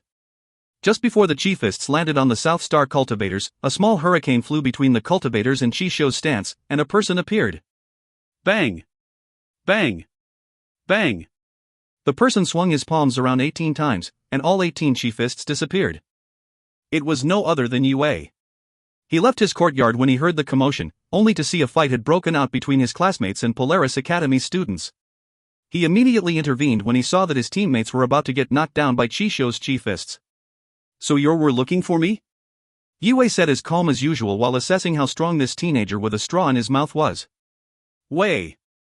Everyone representing South Star was unbelievably shocked to see Yue, and to see how easy he made it seem to defend against a mid-level mist stance. It was a mist stance from their best cultivator. How did you? Lu Jian knew Yue was strong, but now he would never forget the terrifying amount of energy he felt all the way to his bones just now. Brother Qi Xiu. That's the kid. Ning Yang would never forget Yue's face. The fear he felt for Yue had sunk to his bones. He couldn't help tremor from fear and have a shaky voice. He was shocked that someone their age could stop Qi Xiu's mist stance. Ha, you actually stopped it. Qi Xiu said, ignoring Ning Yan. Slowly he stepped forward so he could get a closer look at Yue. He was quite surprised to see a deep glowing shape in Yue's eyes. I see how you can force them to bend their knees, but don't you think that was an overreaction? Qi Xiu narrowed his eyes at Yue and asked coldly. Ones who want to insult others should always be prepared to be insulted. Since they came without manners, I thought I would teach them some. If we're talking about insults, what do you have to say to the South Star students you people injured for no particular reason? Yue challenged Qi Xiu's statement. Well. Qi Xiu glared at Yue, and spat the straw out of his mouth. He got rid of his playful attitude and became serious. If you believe strength reigns supreme, then we should let our strength talk it out, The runes around Qi Xiu's body began to spin. He then placed his finger at the end of the rune sequence and started writing twinkling runes against the spin. About time he uses a stance. The Polaris Academy cultivators were getting excited at the chance to see Chisho show off his power. Hey, do you and your trash school know where the name Chisho came from? Ning Yang glared at Yue while smiling mischievously. The reason why he is called Chisho is because he is the master of 7 mist stances. Fist, palm strike, finger strike, knife, sword, spear, and... Why bother explaining, you will see them soon enough. You can come apologize to me if you ever wake up from your coma. By the way, the floating light fist was only the weakest of his mist stances. Ning Yang felt ecstatic in a twisted way. He could already picture Yue and the others asking for mercy while rolling on the ground. What? How can he have mastered so many mist stances? How is that possible? A warrior who can use one mist stance would be considered a beast. How are we supposed to fight someone like that? Uncontrollable panic overwhelmed Lu Jian, Chiomo, and other South Star Academy cultivators as they wondered how strong his strongest stance would be. 7 huh? Don't let me down. Let's hope you are as interesting to fight as you make yourself sound. Yue smiled, he was not shaken at all, as if not impressed by what was said. The fire of competitiveness lit up in Yue. His blood boiled as his body had been thirsting to fight someone of this caliber for a long while. Low-level mist stance, incineration palm. Chisho glared at Yue and said as a sequence of a few hundred runes appeared in the air. Rumble. Before the stance even took shape, its scorching temperature spread outwards from the rune sequence. The pulsing energy pushed both schools' cultivators backwards. Everyone but Yue, who was still just standing casually. He let the hot streams of chi blow onto his face. He did not let his guard down as he searched for weaknesses on his opponent's stance by feeling the blazing chi flow. Got you. Chisho grunted as clouds of hot chi turned into fiery palm strikes that rained down on Yue. Waves of scorching heat closing upon Yue and the air started to smell burnt as the palms crashed towards Yue's head, chest, stomach, and other vulnerable parts of his body. Careful. Zhou Yin and Xiao Ning shouted worryingly. Driftwind steps. Yue's figure disappeared into a wave of chi and reappeared 20 meters to the side of where he was. He drew a growing rune sequence while he was dodging the incineration palm. Root prison. As Chisho felt a strong suction on his feet, Yue's fist was already in front of his body. Impressive speed. Chisho narrowed his eye and clenched his right hand into a fist, then threw it towards Yue. The blazing palm chi was put out by the force wave given off from the clash of fists. Chisho took 5 steps back, and Yue took 3. The chi-less cultivators seemed to have an advantage. Both groups of cultivators were deeply shocked by the level of cultivation they just witnessed. Chisho's incineration palm was impressive, but how Yue deflected it and delivered a counterpunch to threaten Chisho was also astonishing. Furthermore, they were aware that those two were only testing the waters with their toes and that the real fight would be on a completely different scale. Lu Jian was left in awe as he clenched his fist tight. As for Ning Yang and other Polaris cultivators, their jaws dropped so much that eggs could fit in their mouths. They did not think anyone would be able to have an advantage over Chisho's mist stance. I must admit that you are strong, and South Star Academy has actually surprised me this year, but there is no way you can beat me. The seriousness on Chisho's face grew, and his chi intensified. He fired up his incineration palm again, and this time around the chi flames were burning even hotter. How would you know before I actually beat you? There was no fear in Yue's eyes as his competitive spirit grew. He stepped forward again, getting ready to counter whatever Chisho had in store for him. Just before Yue could react, a pressuring presence descended from the sky. Who dare make trouble in South Star territory? A thundering voice boomed in everyone's ears as a force field as heavy as a mountain reached the ground. Swoosh! Chisho's blazing chi immediately disappeared under the immense pressure. Polaris Academy students are getting increasingly confident about themselves. Sui's voice froze everyone's blood as his hysterical eyes fell on Chisho and the other intruders. They stepped backwards outside Sui's reach. To the vice principal, an 8-star condensed prime warrior could easily crush every single one of the Polaris cultivators like an ant with no exceptions.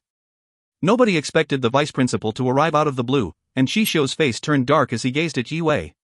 We will continue where we left off today in the tournament. Then we will find out who of us is stronger. Any time. Yue said calmly. He knew their fight was unavoidable, and he looked forward to seeing Chisho showing all he was capable of. Goodbye. Chisho grunted and led his schoolmates out. Get out of here. Your vice principal will hear about this. Sui flicked his sleeve and sent a chi wave that threw them out of the guest palace's gate. Run. Qi Xiu then led the Polaris Academy students back to their palace. Suhi had great self-control, and although he could have beaten all the intruders with a flick of his finger, he knew what the consequences would be and how others would misunderstand his intentions. All of you gather up. Vice Principal led all 14 South Star cultivators into the sitting area. I've received the fight schedules and learned who your opponents will be, and Polaris Academy is going to be our first opponent. Suhi said as he opened the scroll in his head and announced in a concerned tone. The first matchup is a grudge match? Interesting. Lu Jian was ready for war after having been taunted by Polaris Academy twice in a few days.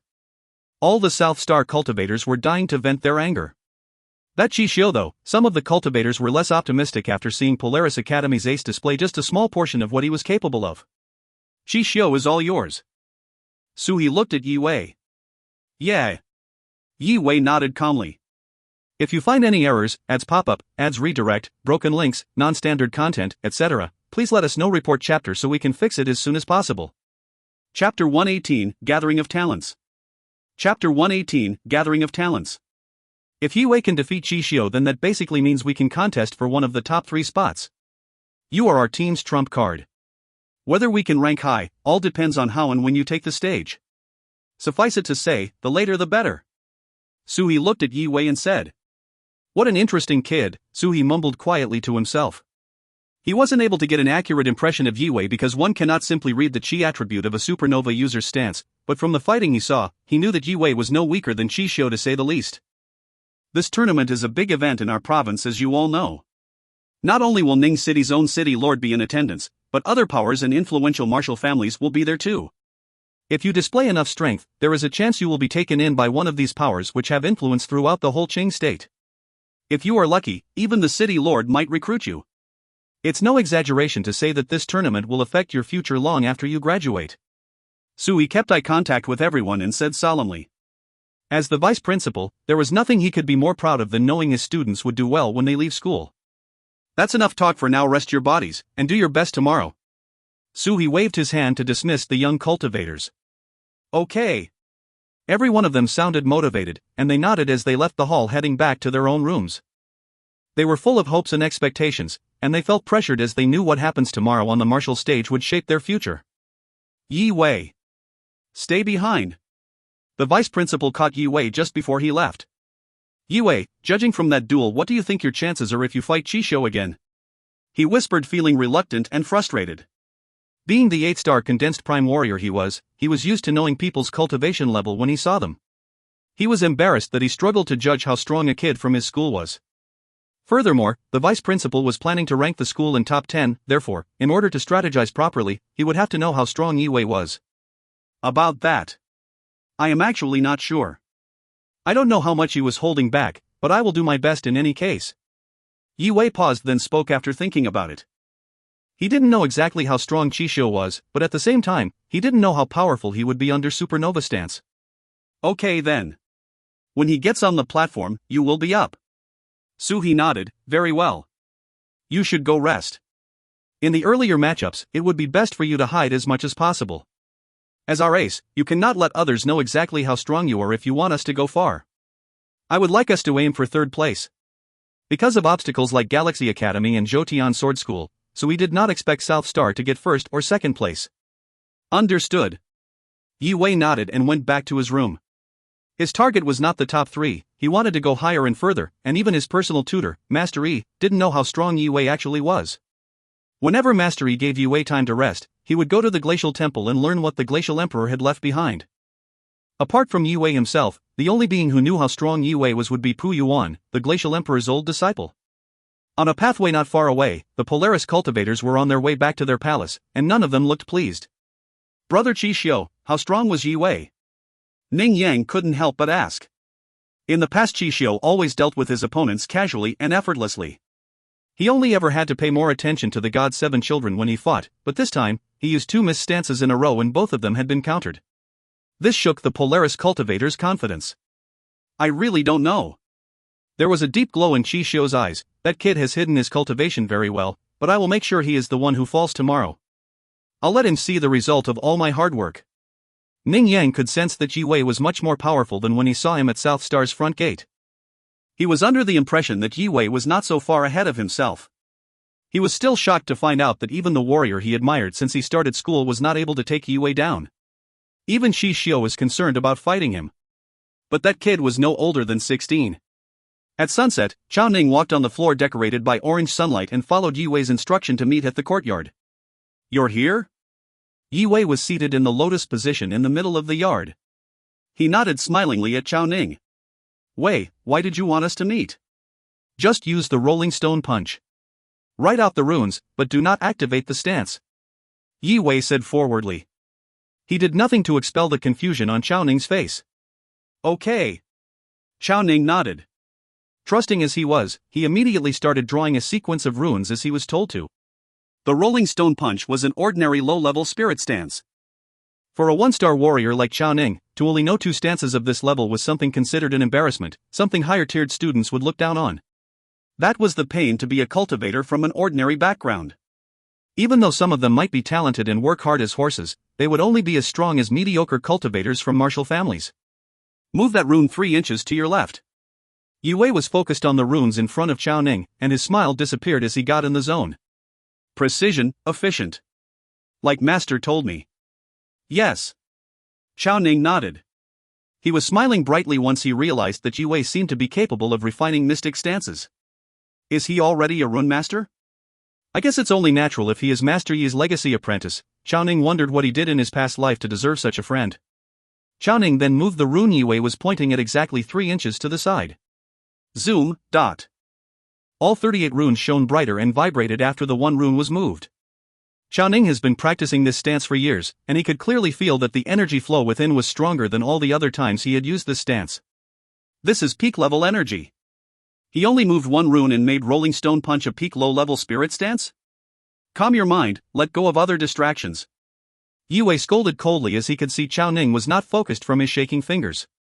Chao Ning immediately took a deep breath and got rid of the random thoughts as he stabilized his body. This rune here. Swap it with the one to its right and move it down 4 inches. Yue had a serious look on his face as he pointed at more runes, knowing where the flaws were. Chao Ning carefully moved the runes like he was told, and he could feel the energy flow within the rune sequence was reaching the strength of a forbidden stance. And the last one. Chao Ning was excited and smiling, but Yue's face remained straight while pointed at the last problematic rune. Disperse this rune, but be careful. When you do it, all the other runes have to stay exactly how they are. To make a rune disappear without affecting the rest of the rune sequence was easier said than done. When Chao Ning made the last rune disappear, all the other runes in the sequence went dim, marking the end of a failed attempt. I'm sorry. Chao Ning looked at the dimmed sequence and bit his lips. He was feeling down as he faced the ground. He couldn't quite believe he failed, although he was paying his full attention. It's okay. You did very well, let's go again.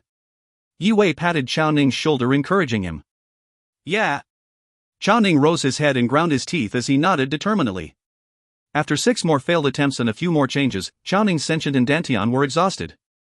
Finally, he succeeded on his 7th attempt with almost no energy left. With Yue's help, he was able to make the Rolling Stone Punch a peak mid-level spirit stance from a simple low-level one. Because it was a whole level of refinement, this caused cosmic energy to descend from the sky. A milky white beam of light engulfed Chao Ning, nourishing and strengthening his body. It cleansed his sentient and dantian, transforming him at an incredible speed. When the pillar of light faded, a cracking sound was heard from Chao Ning's body. He felt the transformation of his body and started laughing hysterically. I broke through. I just broke through. Chao Ning said incoherently. His face was as red as a ripe tomato. With Chao Ning's level of talent, and because he was without any external resources, it would have taken him at least 1 or 2 years to become a 2-star warrior. Therefore, he was extremely grateful for Yue's help. It's only natural that you get this much cosmic energy. We've improved the Rolling Stone Punch to a higher level. Yue said with a faint smile on his face. Know that he was running out of time to prepare. Yue started training himself. He channeled his chi through his meridians while giving tips to Chao Ning regarding the refinement of the onyx tortoise stance. The fact that it had greater potential only meant that there was more to be done. Dawn arrived, and Galaxy Academy's establishment on the mountain was amongst the first places in the city to see the new day's sun. Shortly after, drops of golden light eventually illuminated the rest of Ning City. The flat mountaintop became a busy place. The arena was teeming with visitors and groups of different schools' representatives, and all of the passages were stationed with fully armed guards sent by the city lord. They ensured the safety of the venue during the tournament. which just confirmed the rumor that the City Lord was going to attend this year's tournament in person. Apart from the City Lord, there were other important guests as well, and even someone high up in the Green Army would be here to scout for talent. After a simple breakfast, Sui led the 14 South Star cultivators towards the 18 Marshall platforms. If you find any errors, ads pop up, ads redirect, broken links, non-standard content, etc., please let us know. Report chapter so we can fix it as soon as possible. Chapter 119, City Lord Chen Yuan. Chapter 119, City Lord Chen Yuan. All 36 teams representing their outskirt city were gathered around the Marshall platforms. Everyone was trying to figure out how strong everyone else was, and the exchange of looks were not all that friendly.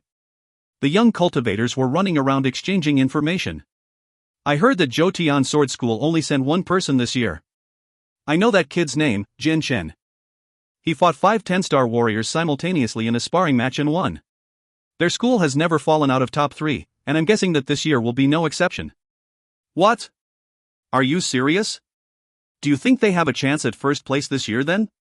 Well, you can't just write off Galaxy Academy like that, as 3 of the God 7 are on their team.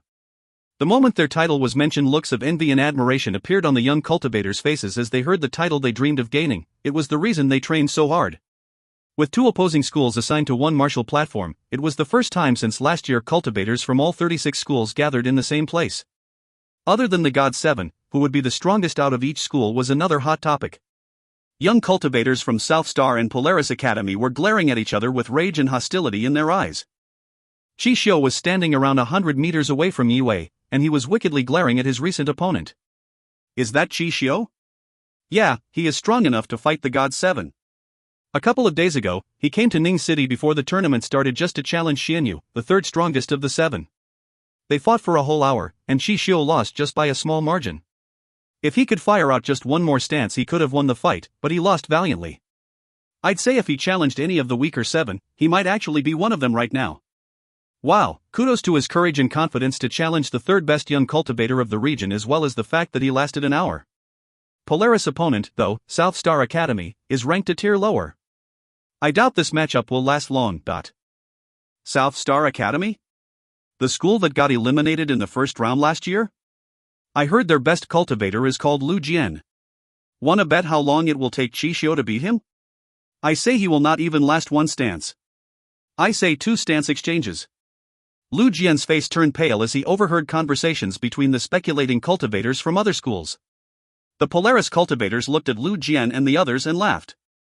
Although Yi Wei's strength was beyond what they expected, Qi Xiu did say he was confident he could take care of the new face. They all trusted the master of 7 missed stances. The atmosphere was thick enough to be cut with a knife, as the fights would start soon. All the cultivators were restlessly checking out their opponents. Welcome, everyone. A rich, thick voice vibrated the air. It wasn't loud, but it could somehow be heard clearly by all the cultivators and the teachers leading them. They all looked respectfully towards where the voice came from and saw a middle-aged man with his hands crossed behind his back. He was wearing a simple green robe and had a gentle smile, and while there was no qi disturbance around him, his elegant presence and posture made enough of an impression that everyone who saw him wanted to bow in reverence. This was the City Lord of Ning City. The leader and the only returned prime warrior of the province. At the Battle of Trapped Beast, City Lord Chen single-handedly destroyed more than 600 condensed prime demons during the pivotal fight. The returned prime warrior was rumored to have achieved that with strength to turn rocks to dust and part rivers barehanded. Many also believed that Chen Feng was a descendant of Supreme Chen Feng and that he was powerful because of his supreme bloodline. Greetings, your lordship. Greetings, your lordship. At the Marshall Square, school leaders followed by the youngsters bowed to the city lord. Welcome everyone to this year's tournament. I am sure you have been told the rules, but if you haven't, they are as follows: scrolls, arms, pills, or any other kinds of external aids are prohibited on the Marshall platforms. If any contestant violate the rules and they do not obey judges' decisions, your whole school will be disqualified and ejected from the premise by force. Chen Yuan's voice echoed throughout the square and in the minds of the audiences. The message was said in a calm tone and there was a magnetism to it that made it fearsome. So this is what a returned prime warrior looked like? What is this bone-chilling feeling? Moved by the magnificent presence of Chen Yuan, Yi Wei wanted to bow down and worship the city lord. No. If I want to become strong, I cannot fear or bow to anyone. Not even a returned prime warrior can get me on my knees without a fight. Yi Wei's determination was rock solid. He clenched his fist, and the golden presence of the mystic mountain is sentient unshackled the chains of fear. As Yiwei's mind cleared up, his body felt light. He could also feel his sentient was closer to a major breakthrough. Yiwei's eyes started to clear up too, and he could see that Lu Jian, Chen Mo, Mu Feng, Zhou Yin, and other weaker warriors were tamed by Qing Yuan's bewitching presence as their faces displayed fear. Only a handful of youngsters were able to break the mental shackle and kept their minds clear, while the condensed prime warriors like Su He and other school leaders were obviously unaffected. Yiwei then felt a penetrating gaze on him. Chen Yuan's presence did not only work on a physical level, it was psychologically challenging too. This was intentional so the city lord could see which young cultivators he should keep an eye on. He looked around and gave everyone who kept their mind clear a nod of approval. Other than Qixio, Zhen, and other faces he was told by the vice principal to keep an eye on, there was also a dark-skinned teenager who caught Yiwei's attention. Yiwei could tell from the person's uniform that he was looking at someone from the School of 7 Stars, and he knew from the gossip that they ranked 34th out of 36 schools in the last tournament, which meant they were in the bottom 3. But for some reason, the dark-skinned teenager gave off a strange presence, which was ultimately what Yiwei was extremely curious about. He noticed Yiwei glancing at him, and they exchanged a look. Chen Yuan grunted as he removed the mental shackle, and the clouded minds of the weaker cultivators became clear once more. Now let the tournament begin. Please honor the spirit of positive and fair competition, he said with arms folded behind his back. His gentle smile never fell from his face. Let's go. All the contestants then stepped onto the 18 battle platforms as they revised their strategies one last time. They were all waiting for the signal so they could start fighting. Just when the contestants positioned themselves to fight, the sky began to darken, and more than 200 cultivators flew towards the platforms. All of them were condensed prime warriors or stronger. They came from different forces, martial families, and also the Green Army. The audience of today was full of various important figures. Chen Yuan looked at them and nodded. He lifted his hand up and clenched his fist, and the clouds above the mountain began to gather. They turned into a circular-shaped platform with a hole in the middle, then sequences of runes appeared on the clouds. The runes shaped the white fluff into seats and tables on top which fine wines and spirit fruits appeared. Please be seated. The city lord looked at the guests who arrived late and said politely. He then led them to the cloud platform and sat on the seat in the middle. They have gotten stronger this year, haven't they? Look at these youngsters, they all look pretty confident. I'm looking forward to seeing how long they can keep that up. The guests on the cloud platform started speculating and chatting while some of the city lord's closer friends walked up to him and greeted him. If you find any errors, ads pop up, ads redirect, broken links, non-standard content, etc., please let us know. Report chapter so we can fix it as soon as possible. Chapter 120, Materializing. Chapter 120, Materializing. Everyone was soon seated and they kept talking enthusiastically about what they expected to see and the rumors regarding this year's contestants. This year's tournament will be interesting for sure. My men told me that there was a kid from Polaris Academy called Qixio who challenged the 7 famous warriors of Ning City in quick succession and then finally lost to Xianyu in a very close fight, said the Mo Patriarch, one of the 4 most influential families in Ning City. His eyes fell onto martial platform number 10, and he smiled as he spotted Qixio from the large crowd. Xianyu was born into one of Ning City's super families. Kudos to Qixio for holding his own against such an opponent. I like this kid. I hope you guys don't fight me over him. The Mo Patriarch laughed as he boldly expressed his desire to recruit Qixio. There were no less than 30 patriarchs from different martial families who came here with the same purpose, to recruit youngsters with potential. Ha, if you say so, Mo Patriarch. That Qixio from Polaris isn't half bad, but there are plenty more young talents for the rest of us to pick from. For example, I heard we should be expecting a good show from Shurhun Tian, the newest addition to the God 7. Oh, and then there is Jian Chen from Zhou Tian Sword School. Principal Jen only brought 1 youngster with him this year, and knowing that old bones temper, this kid has to be something special. Don't forget about the obvious. Galaxy Academy came in first in the last 3 consecutive years, and each of their 7 representatives stand out on their own. Not to mention 3 of God 7 are in their lineup as well. While the martial families were laughing and discussing the tournament, a few high-ranked Green Army officers were listening in.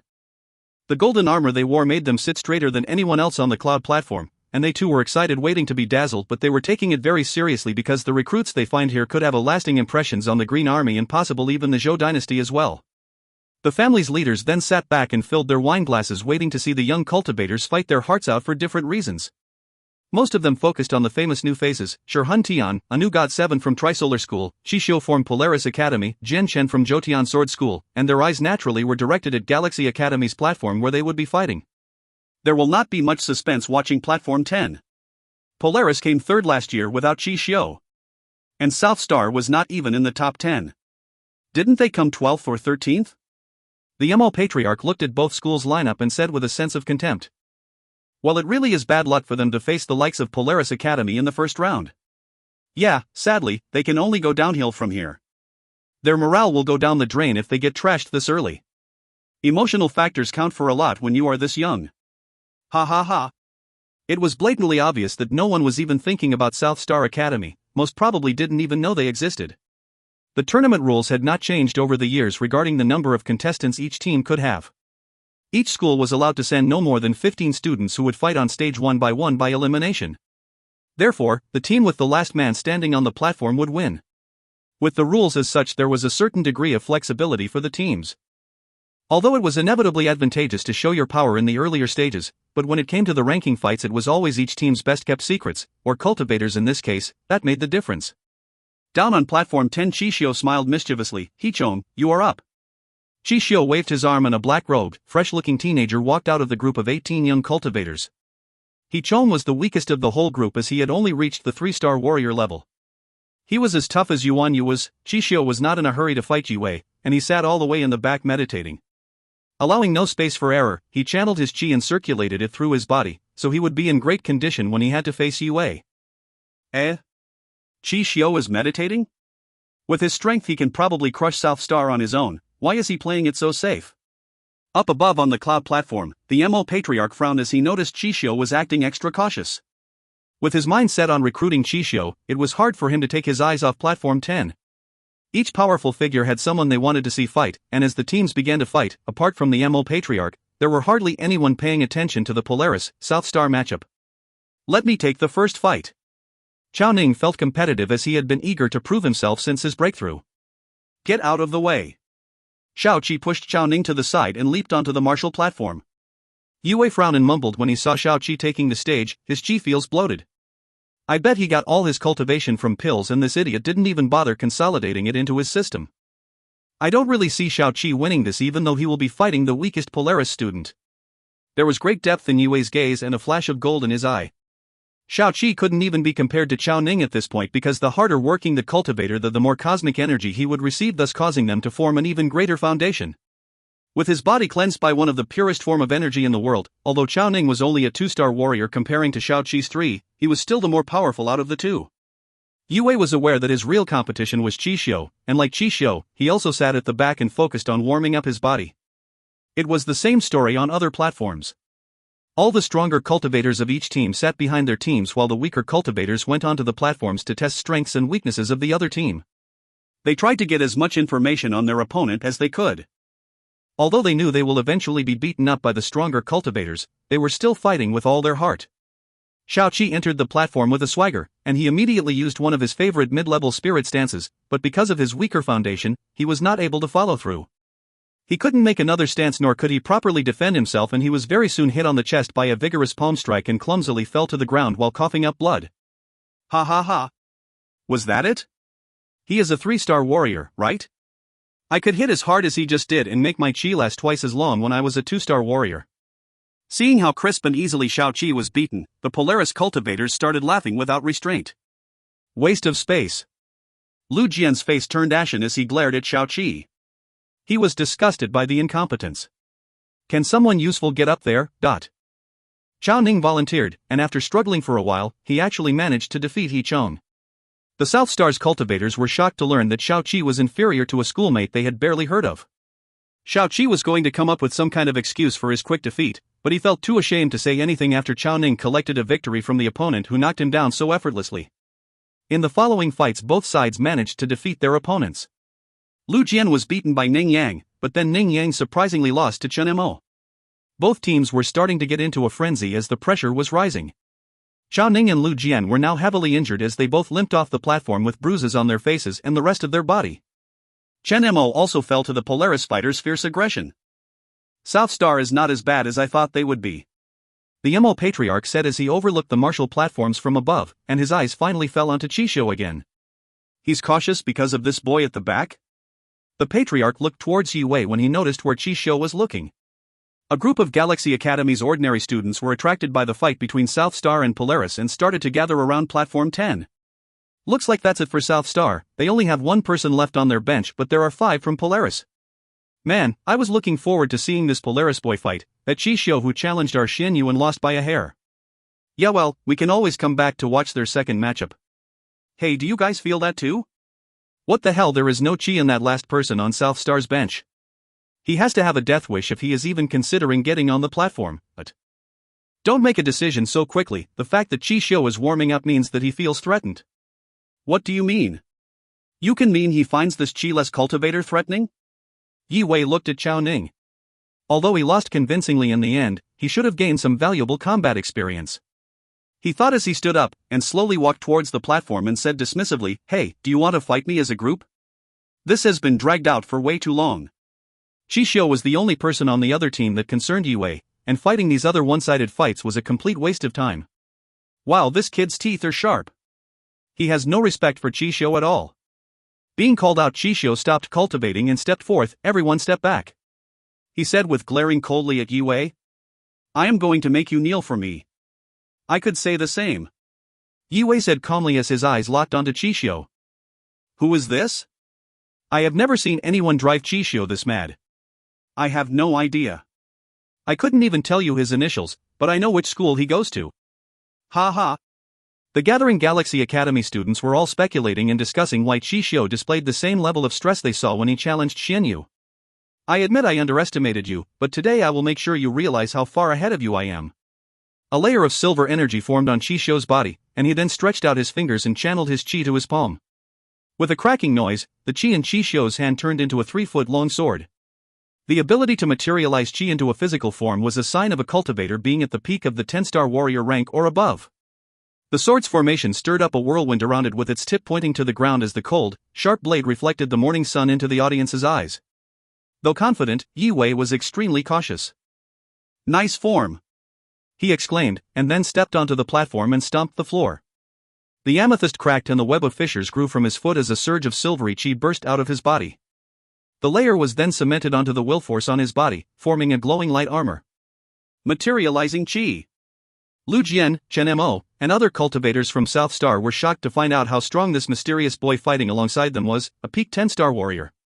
If you find any errors, ads pop up, ads redirect, broken links, non-standard content, etc., please let us know. Report chapter so we can fix it as soon as possible.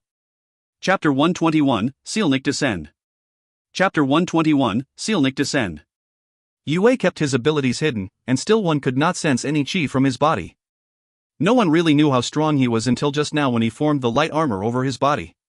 Now, Yi Wei's teammates finally got a rough idea about his monstrous level of cultivation. Peak 10-star warrior? This youngster from South Star is not ordinary at all. No wonder Chishio is taking this so seriously. He must have fought him at South Star before. On the sides of the platform, students from Galaxy Academy were surprised that they actually had to swallow their words regarding South Star Academy, but on the other hand they couldn't help but admire the shiny chi armor on Yi Wei's body.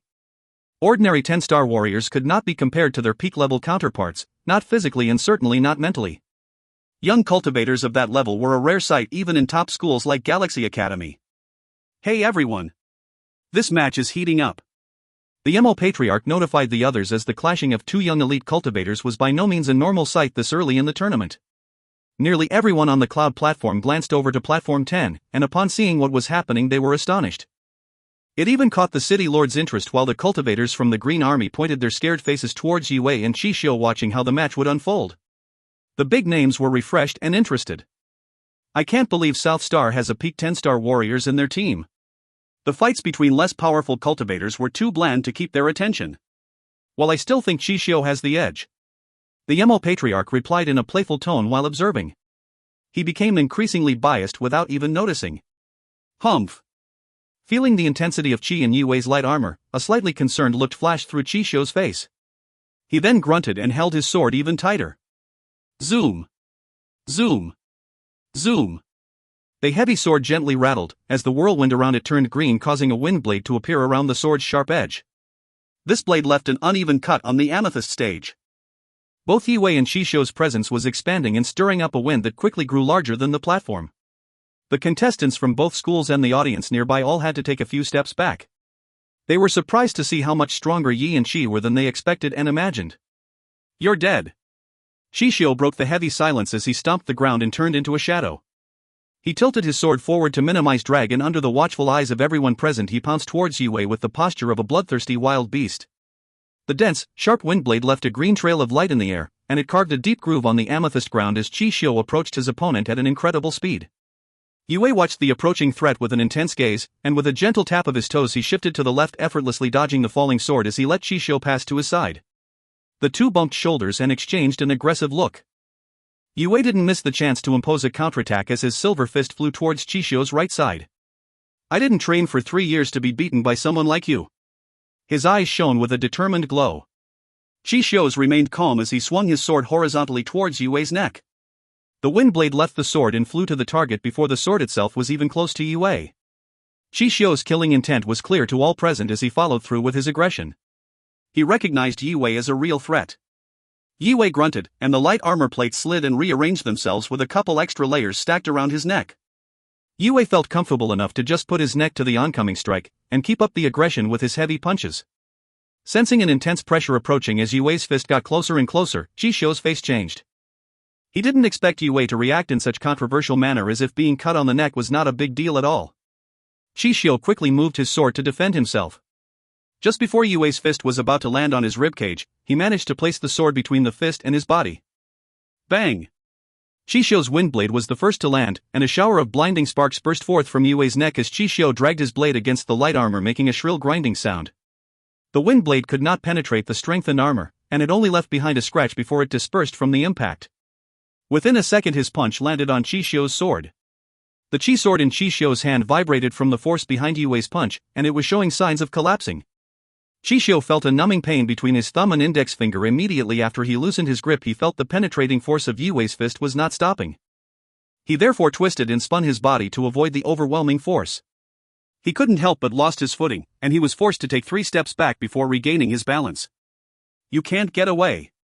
Yue did not leave Shishio any breathing space. His fist was as determined as its owner. It struck once again at the same target, and the pressure wave created a strong wind that forced Shishio's loose black robe to his skin. Yue figured out that when facing opponents like Shishio it was important to keep applying pressure, or else, he would never find any openings or weaknesses he could take advantage of. Shishio's pupils dilated. He could not believe Yue remained unharmed after taking the heavy sword blow on the neck, and even more so that Yue could deliver such a powerful counterstrike. He channeled his chi and quickly pulled the sword back, leaving a green trail in the air.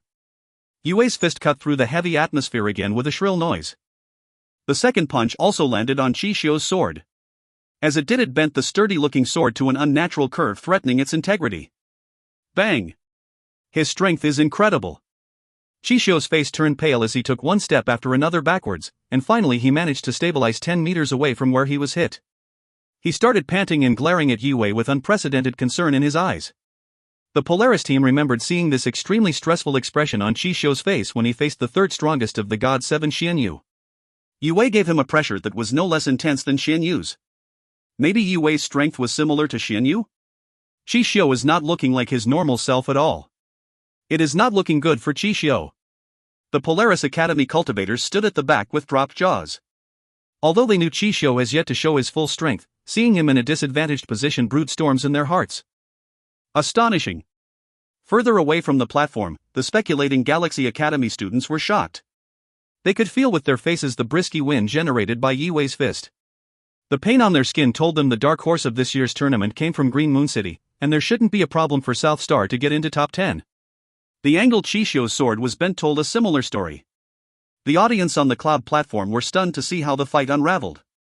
The men in golden armor nodded satisfyingly, and although judging from the level of cultivation neither Yue or Shishio was strong enough to be recruited by the Green Army, they were aware neither of the fighters were not giving it their all. The battle has only just begun. Shishio's face turned ashen. Your confidence will cost you. Missed stance, Thousand Shadow Windblade. Shishio grunted and a surge of will force and chi burst out of his body. Using his sword instead of fingers, he drew a sequence of few hundred runes in a second. The light on Shishio's sword intensified as breezes with a green-colored glow appeared in the air as Shishio's body began to float. Concentrating greatly, he quickly flicked his arm and the sword vibrated, activating the rune sequence which started circulating in the air. Buzz! Buzz! Buzz! With each flick, the sword left a blurry after image in the air. These afterimages then attracted and merged with the runes in the air, forming multiple runic swords. Whoosh! Whoosh! Qixio flicked the sword 9 times, and the chi within each runic sword was not weaker than the sword in his hand. It's Thousand Shadow Windblade. Brother Qixio must be feeling pretty angry. The Polaris students realized Qixio just used the 7th strongest stance out of the Academy's collection of 172 high-level spirit stances, and for many of these students it was the first time seeing this stance used. But 9 wind blades? I thought it was supposed to be 3. Yeah. Brother Qi refined it into a missed stance. It's still so early in the fight to use something this powerful. He must be really eager to end the fight. I guess it's about time to stop them dreaming. The Polaris students were excited to see one of the missed stances that made Qixio famous. This will be the end. 3 peak 10-star warriors fell to this peak low-level missed stance, and that's only counting the fights that I heard about. The MO Patriarch said, and the audience up on the cloud platform nodded. The fight has just started. City Lord Chen Yuan said while taking a sip from his wine glass and smiled. He remembered Yue Wei's face when he was testing the mental strength of this year's contestants. The City Lord's comment intrigued many as more and more of the giants seated on the cloud platform were drawn to watch the South Star, Polaris matchup. Another missed stance? You have 7 of those, right? Let's see how strong each of them are. If you have enough will force and chi to use them, that is. Yue channeled his energy, cautiously assessing every sense stroke of the runes Qixio drew. I will play with you. Yue mumbled to himself and drew a small half circle on the ground with his foot. He then stomped, launching himself towards Qixio. While he was in the air, his fingertips twinkled and injected an intense surge of chi into the rune sequence next to him. The sequence intertwined and transformed into a 3-headed scaled beast that resembled the statue in Blood Mist Valley, and the green fire on its body distorted the air around. Sealnik descend, Yue grunted, and the green globe of fire accelerated towards Qixio. If you find any errors, ads pop-up, ads redirect, broken links, non-standard content, etc., please let us know. Report chapter so we can fix it as soon as possible. Chapter 122, Triple Sealnik Punch. Chapter 122, Triple Sealnik Punch. After Yue broke through to become a 5-star warrior, he went back to the Glacial Temple. There in the temple he found 7 Sealnik beast statues inside one of the hidden chambers, and there was an encrypted formula for the stance to each of these statues. This stance was one of the techniques he learned during his visit. The Sealnik Descend was one of the Sealnik 7 created by the Glacial Emperor when he was inspired from watching 2 Sealnik beasts fighting each other. Although it was only a forbidden high-level spirit stance, its unusual chi flow gave it power comparable to low-level mist stances. In the past 3 years, Yue was able to learn 5 out of the 7 stances during the breaks in training schedule made by Master Yi. Nice stance! Qixio could clearly tell Yue used a stance, but the chi flow of it was anything but ordinary, and he could not recognize most of the runes or the stance itself. The astounding energy within the chi beast caused Qixio to be very cautious as he swung his sword, flinging rows of green wind blades in Yue's direction from above. Yue could hear the destructive wind blades raining down before he even lifted his head to see them. He narrowed his eyes and flipped his palm, striking upwards. This caused the chi beast to widen its eyes and roar. Roar! The piercing sonic waves accumulated quickly like waves in a storm, and they carried immense pressure, crushing towards the green light. Bang! Bang! Bang! The swaying screen of green was shattered by the energetic sonic waves before they were even close to Yue. As the green light faded, a pair of chi wings appeared on Yue's back. They shook, and the momentum they created turned him into a blur as he advanced towards Qixio, with the chi beast following closely behind, leaving 2 lively afterimages where he stood previously. This speed! The audience exclaimed in awe. They were impressed by both Qixio's and Yue's fluid display of the mastery of their stances, and it became increasingly apparent that the two were at the summit of cultivation for their age. The paw of the beast crushed down with fearsome pressure, on course to turn everything in its path to dust. He's trying to counter my missed stance with a spirit stance? Some people just never learn to respect their opponents. Qixio mumbled to himself and shook his sword-holding hand to create more wind blades. He then threw the sword into the air and increased the total number of chi swords floating in front of him to 10. A green breeze appeared under Qixio's feet, and with it he was able to pull himself backwards as he made a number of hand seals. Zoom! Zoom! The row of chi swords reacted to Qixio's seals. The ends then joined together to form a sword wheel which flew towards Yue while spinning rapidly. The sword wheel tore through the air and shot out arced shards of green. It resembled a burning meteorite. Yue frowned and flapped his wings. With a small tornado behind him, he moved 10 meters to the side, letting the sword wheel pass to his right, but despite this, many of the chi shards managed to land on Yue's body. Yue was lit up as the green runic sparks came to life from the contact between the attack and his light armor. Yue's armor chipped as the sound intensified and lines of red began to appear on his skin, followed shortly after by blood dripping to the ground. "Ha, nice dodge," Chisho coldly chuckled at Yue while he gracefully landed on the platform. Then he made a few hand seals, brightening the space in front of him with runes. Whoosh! Suddenly, the sword will turned around and sped towards Yue's location. "Fine, I shall see if this stance of yours is worth dodging." Yue's gaze sharpened as a crest with the shape of a sealnick beast appeared at the back of his eyes. Triple sealnick punch. Yue grunted and a surge of chi came bursting out of his body. The chi beast behind him shrunk and melted into the back of his hand, giving off a pressure wave no weaker than the last stance. Rumble, dot.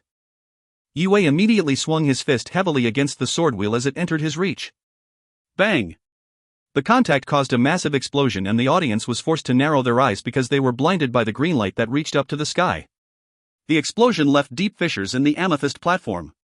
That is terrifying.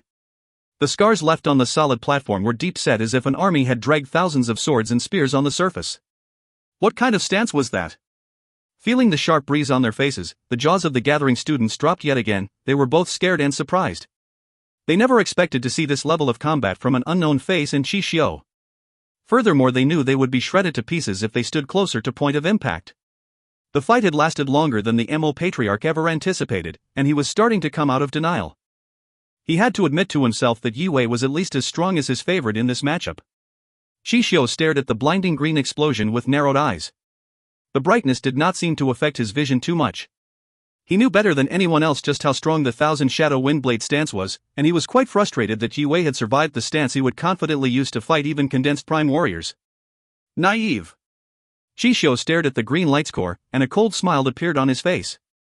A threat like you needs to be eradicated when it's still possible. He was ready to kill Yue now, and to go to great lengths in order to make it look unintentional. What happened? Is Wei okay? Join, Xiaoning, Chen Mo, and the rest of South Star's cultivators looked up nervously with narrowed eyes, hoping to see if Yue was okay as he was engulfed by the explosion of runic light. Inside the globe of light, shards of broken chi blades whizzed around at Chisho's command. They mercilessly grazed Yue's body, but he was quick to react. He was able to utilize his sealnick armor and driftwind steps to avoid the lethality proposed by the shower of green chi shards. Although Yue was bleeding, the injuries were too minor to be life-threatening. While fighting Chisho's chi swords, a spark of inspiration struck Yue. This helped him gain a deeper understanding of the rune flow that he could apply to the third supernova evolution. Although bleeding, he appreciated his opponent and the insights he had gained. Yue thirsted to fight more than ever before. "I can see why you thought you were strong enough to challenge a title holder." Yue grunted, and his bones shone bright golden and a surge of energy flooded his body.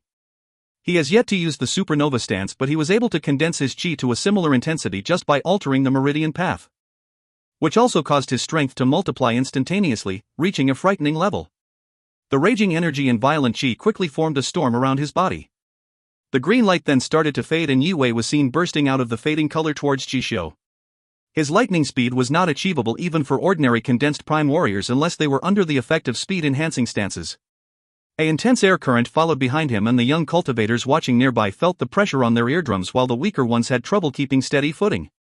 How is he still alive and got even stronger? The smile on Chisho's face evaporated, and his pupils dilated. He was struggling to believe what he was sensing because he expected the complete opposite to happen. Within a blink of an eye, he made the decision to retreat. He kicked the ground hard and slid back 20 meters. Bang, dot. Yue's fist was quicker than Chisho's escape attempt, and a pothole appeared in the middle of the martial platform where purple rubble splashed up. A huge web of fissure grew and a screen of dust thickened as a thundering rumble shook everyone around platform 10. Chisho wiped off the blood on the corner of his mouth with the back of his hand. If he had been a moment slower with his reading of the situation or his sidestep, he would now be a part of the broken floor. Was that even a stance? Drops of cold sweat fell from Chisho's pale face onto the platform. You are one of the first to push me this far. Chisho ground his teeth. I will not let this go. You are done for. A surge of chi powered through his body as he grunted. He flicked his black sleeve and a violent breeze caused all the surrounding dust to vanish. Buzz. Chisho's veins were bulging as he began to draw runes in the air. Too slow. Yue sped up again before Chisho could finish his runes. He had become a flash of light and disappeared. Chisho panicked and felt a chill behind his back. When he turned around, he saw a fist with the Sealnik beast patterned crest on its back.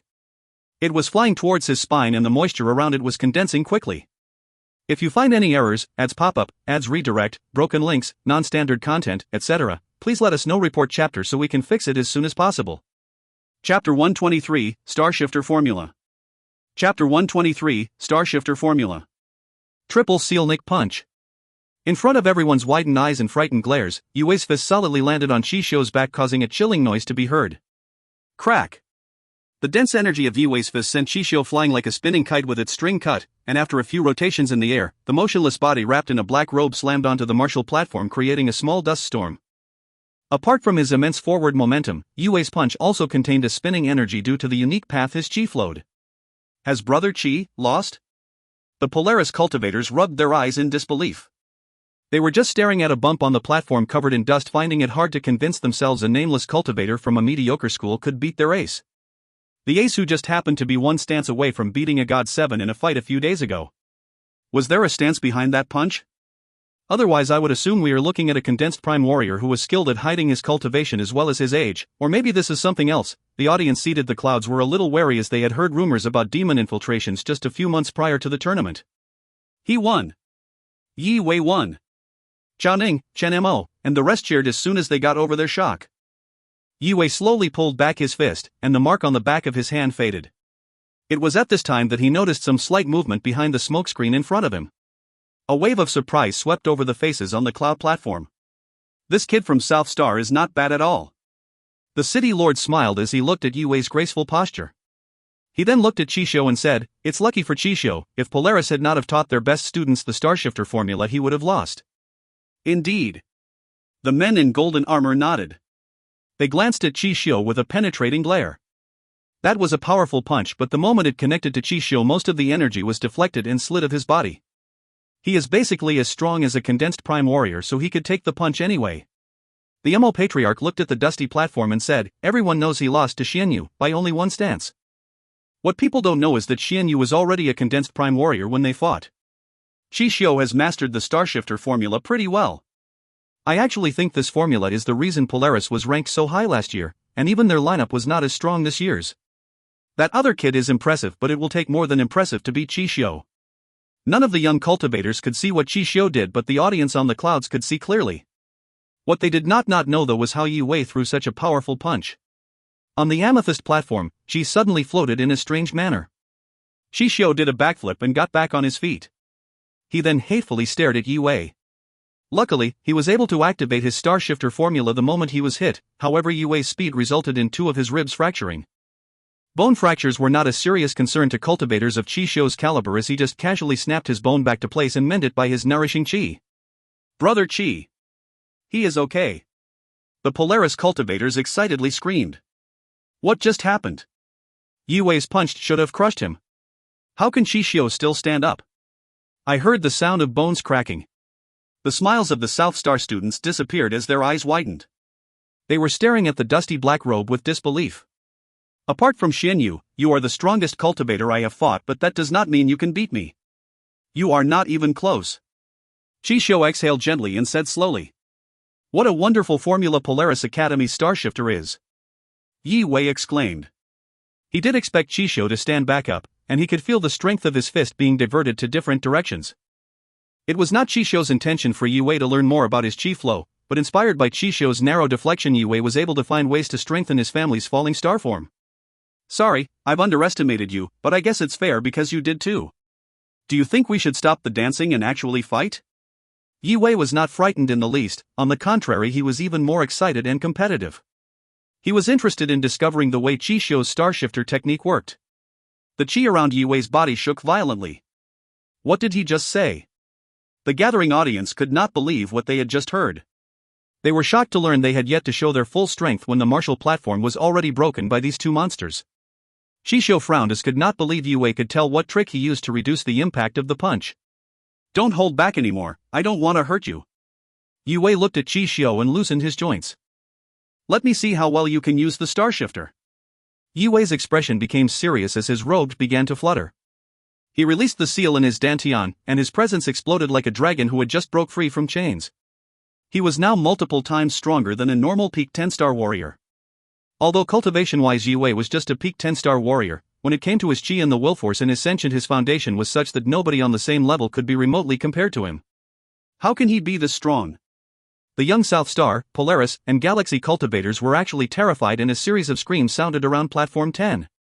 Interesting, looks like we should not blink starting from now. This kid is surely a top-class fighter at his level. The city lord was impressed by how Yue could route his chi and will force, and how that made Yue 4 times stronger than most talented peak 10-star warriors he had encountered. He should be able to break through soon, if he hasn't already. On the other hand, if Chi Xiu uses the Star Shifter formula to its full potential, even if Yue breaks through right now, it wouldn't mean much.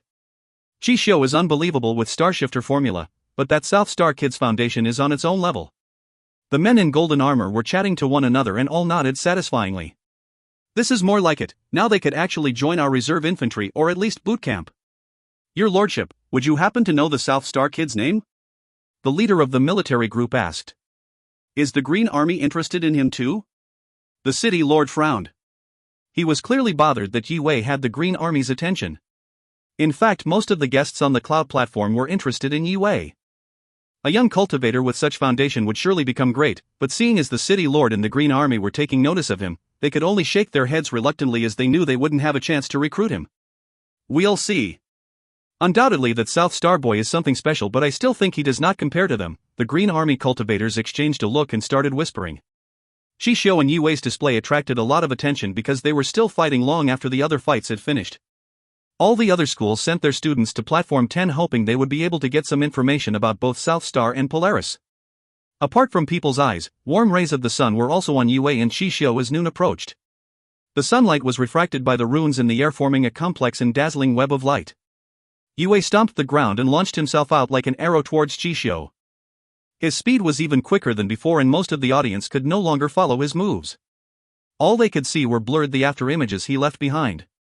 Bang! Bang! Bang! The students could not see how Yue attacked, but they could clearly hear continuous, daunting explosion ring out. Many of them rubbed their eyes and tried refocusing them, but Yue's speed made it impossible, and all they could see was a blurred figure whizzing around Chi Xiu. After a series of aggressive attacks, Chi Xiu's face changed. There was undisguised shock in his eyes, as he didn't think Yue would be this fast and this strong. Even though Chi Xiu was protected by the shifting star formula, Yue's increasing speed and power began to have a disrupting effect on the delicate and mysterious chi flow in his body. Although Chi Xiu was able to deflect the impact from punch after punch, but his body's strength was still lackluster compared to Yue's. He had soon reached the limit of what his body could take. I guess I will have to. Chi Xiu ground his teeth as he started to consider using the mist stance he had never used in the eyes of the public. When he challenged the third strongest of the God 7, he held this stance back even though he knew it was his only chance to win. He was not willing to use his secret weapon so close to the tournament. The other reason he held it was that his secret weapon was a forbidden low-level mist stance, and he knew that his chi and will force would be immediately drained when he used this stance. Also, the recoil would heavily injure him. But at this moment, Chi Xiu was too involved to care. Yue's fist landed on him again and again, and he could no longer keep the Star Shifter formula up. You forced me. If you find any errors, ads pop up, ads redirect, broken links, non-standard content, etc., please let us know. Report chapter so we can fix it as soon as possible. Chapter 124, Black Flare. Chapter 124, Black Flare. The messy chi flow within Chi Xiu calmed down, and he quickly made a few hand seals in front of his chest, and a few runes appeared. Is this Chi Xiu's secret weapon? The students from different schools could feel his chi increasing as each rune appeared. Up on the cloud platforms, the stance was starting to make the audience wary. Your lordship, make sure none of them get hurt. Especially that kid from South Star. Of course. The judges are there for a reason. The city lord answered. This Chi Xiu is extraordinary. Polaris Academy is lucky to find a student that is suitable to learn all their best stances. It's that stance. I don't even remember the last time I saw this stance from a Polaris student. We should thank this nameless kid for the entertainment. It's quite an achievement pushing Chi Xiu this far. He will become famous just from this. Oh well, looks like this is the end. I don't see how Chi Xiu's stance could possibly be stopped by this kid. Previously, Yue, while being the aggressor, learned most of the Star Shifter formula's secrets from feeling the energy flow in Chi Xiu's body with his fist. Just from that, Yue was greatly rewarded from this fight. Feeling the fearsome chi disturbance in the air, Yue was becoming increasingly cautious. He was positive that the stance he was about to see would be on a different level than Chi Shou's previous stances. Yue was like a lone leaf on a wavy ocean of primal energy, but he was not scared. His eyes shone with a fighting spirit as opposed to the similar aged audience's fear. This is what I've been looking forward to. Fight with your heart. Let me earn the victory and move on to the God 7 then to Qing State's finals, and eventually I will challenge the cultivators at the summit in the capital. Yue's body was fueled with immense energy. I am surprised you've pushed me this far, boy. It's my honor to beat you with this stance. I will dominate. Chi Shou finished making the last hand seal as the last runes of the sequence were drawn. Drops of sweat slid down his pale face and he was now panting as he spoke slowly. As Chi Shou's voice was heard, the runes in the air vibrated violently, forming rippling black waves, pressure waves around him. Zoom. Zoom. The background primal energy around the platform began to resonate with the rune sequence and quickly condensed into growing dark globes above Chi Shou's head. All whole audience gasped in shock, seeing that Chi Shou was able to use the wild unpurified primal energy by guiding it with his own chi. They were all impressed and scared by the scale of the stance Chi Shou was using. 7 Dark Flare. Vice Principal Sui stared at the growing energy globes warily. He watched it as it grew and began to burn like the sun. His master allows him to use a forbidden low-level mist stance. Under the platform, Jian of Zhoutian Sword School, Shi Yuntian of Trisolar School, and a few Galaxy Academy students were the only ones who could look past how scary the stance was and appreciate how the stance worked. Ha! The dark-skinned 7-star school cultivator, who had a brief exchange of look with Yue, grunted. He stared at Chi Shou with an evil smile and did not seem impressed by the stance. Meanwhile, the speculation did not stop from above on the cloud platform. This has been the highlight of my day. Yeah, me too. Interesting development from a seemingly one-sided matchup. Ha ha. If the kid from South Star were a condensed Prime Warrior, this fight would have been even more interesting. The pressure of 7 Dark Flare thickened in the air. A forbidden stance? Yue rose his head and carefully observed the black sun above Chi Shou as a golden flash appeared through his eyes. Yue watched as the globe's energy intensified. He could feel the heavy pressure ramping up, pressing towards him like a great mountain. He could also feel the weak spots of the stance. Yue stretched out his fingers, which had shining runes in between them, while looking forward to fighting the flaring black sun. You should be proud of yourself for losing to this stance, you know? Chi Shou looked at Yue with aggression, completely ignore the fact that he would have to rest for at least half a month after using this stance. It would be unsettling not to make Yue pay for the humiliation he caused. Zoom. When the stance's energy reached its peak, Chi Shou slowly extended his palm and guided the heavy energy globe at Yue. He ground his teeth as drops of sweat ran down his cheeks, and his shaky hands indicated just how hard it was to control the stance. Get scotched by the flames. Chi Shou's face became hideous as the veins on his neck and head bulged when he quickly threw his hand down. The black suns glowed brighter than before and the blinding rays made the sun above look dim. Bang! The wild force within the black runic sun was finally unleashed, and it felt as if the sky itself was falling onto Yue. The cracks on the platform kept on growing as the stance descended. The fearsome momentum began to affect the audience nearby, and the city lord casually waved his hand. The runes he drew flew down from the cloud platform and expanded to become an invisible shield which contained the impact of Chi Shou's stance within the platform. All the cultivators started running away from the platform when they felt Chi Shou's stance expanding, and if the city lord did not interfere, there was a chance that a lot of the audience would just be crushed and die from the stance. God! And Chi Shou has still not cast the stance onto Yue. Ning Yang was admiring Chi Shou as he looked at Yue with a pernicious gaze, imagining Yue crumbling to the 7 Dark Flare stance. Wei, just let this go. It's too dangerous. Just surrender, Wei. Chaoning, Zhouyin, and the other South Star cultivators couldn't help but worry for Yue's life. A powerful gush of wind was fluttering Yue's robe as he flicked all 5 of his fingers, and a sequence of mysterious runes appeared on his fingertips. They then quickly turned into cyan-hued sparks of fire. These are... The whole audience, most of the school's teen leaders and students watching the fight, was sure Yue would lose. However, up on the cloud platform, the Rune Masters, City Lord, and the Green Army cultivators widened their eyes, staring at the shapes in front of Yue. Those are specialized runes. There was fire in their eyes. They knew Yue was not giving his all, but they never could have guessed that Yue had such frightening potential. These special runes were very difficult to learn and had power that matched their difficulty. 1, 2, 3. More and more strange, brilliant patterns shone all around Yue's body. There were 12 in total when they started flowing around his body. They covered his body in a golden light, but they were also at work inside his body. Inside there were even more of these specialized runes fluidly circulated over his bones. Supernova Stance.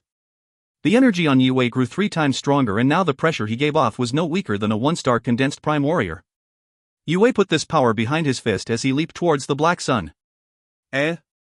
Shisho could feel Yue's power had suddenly increased multiple times. I don't care if you are still hiding anything, there is no way you can live through this.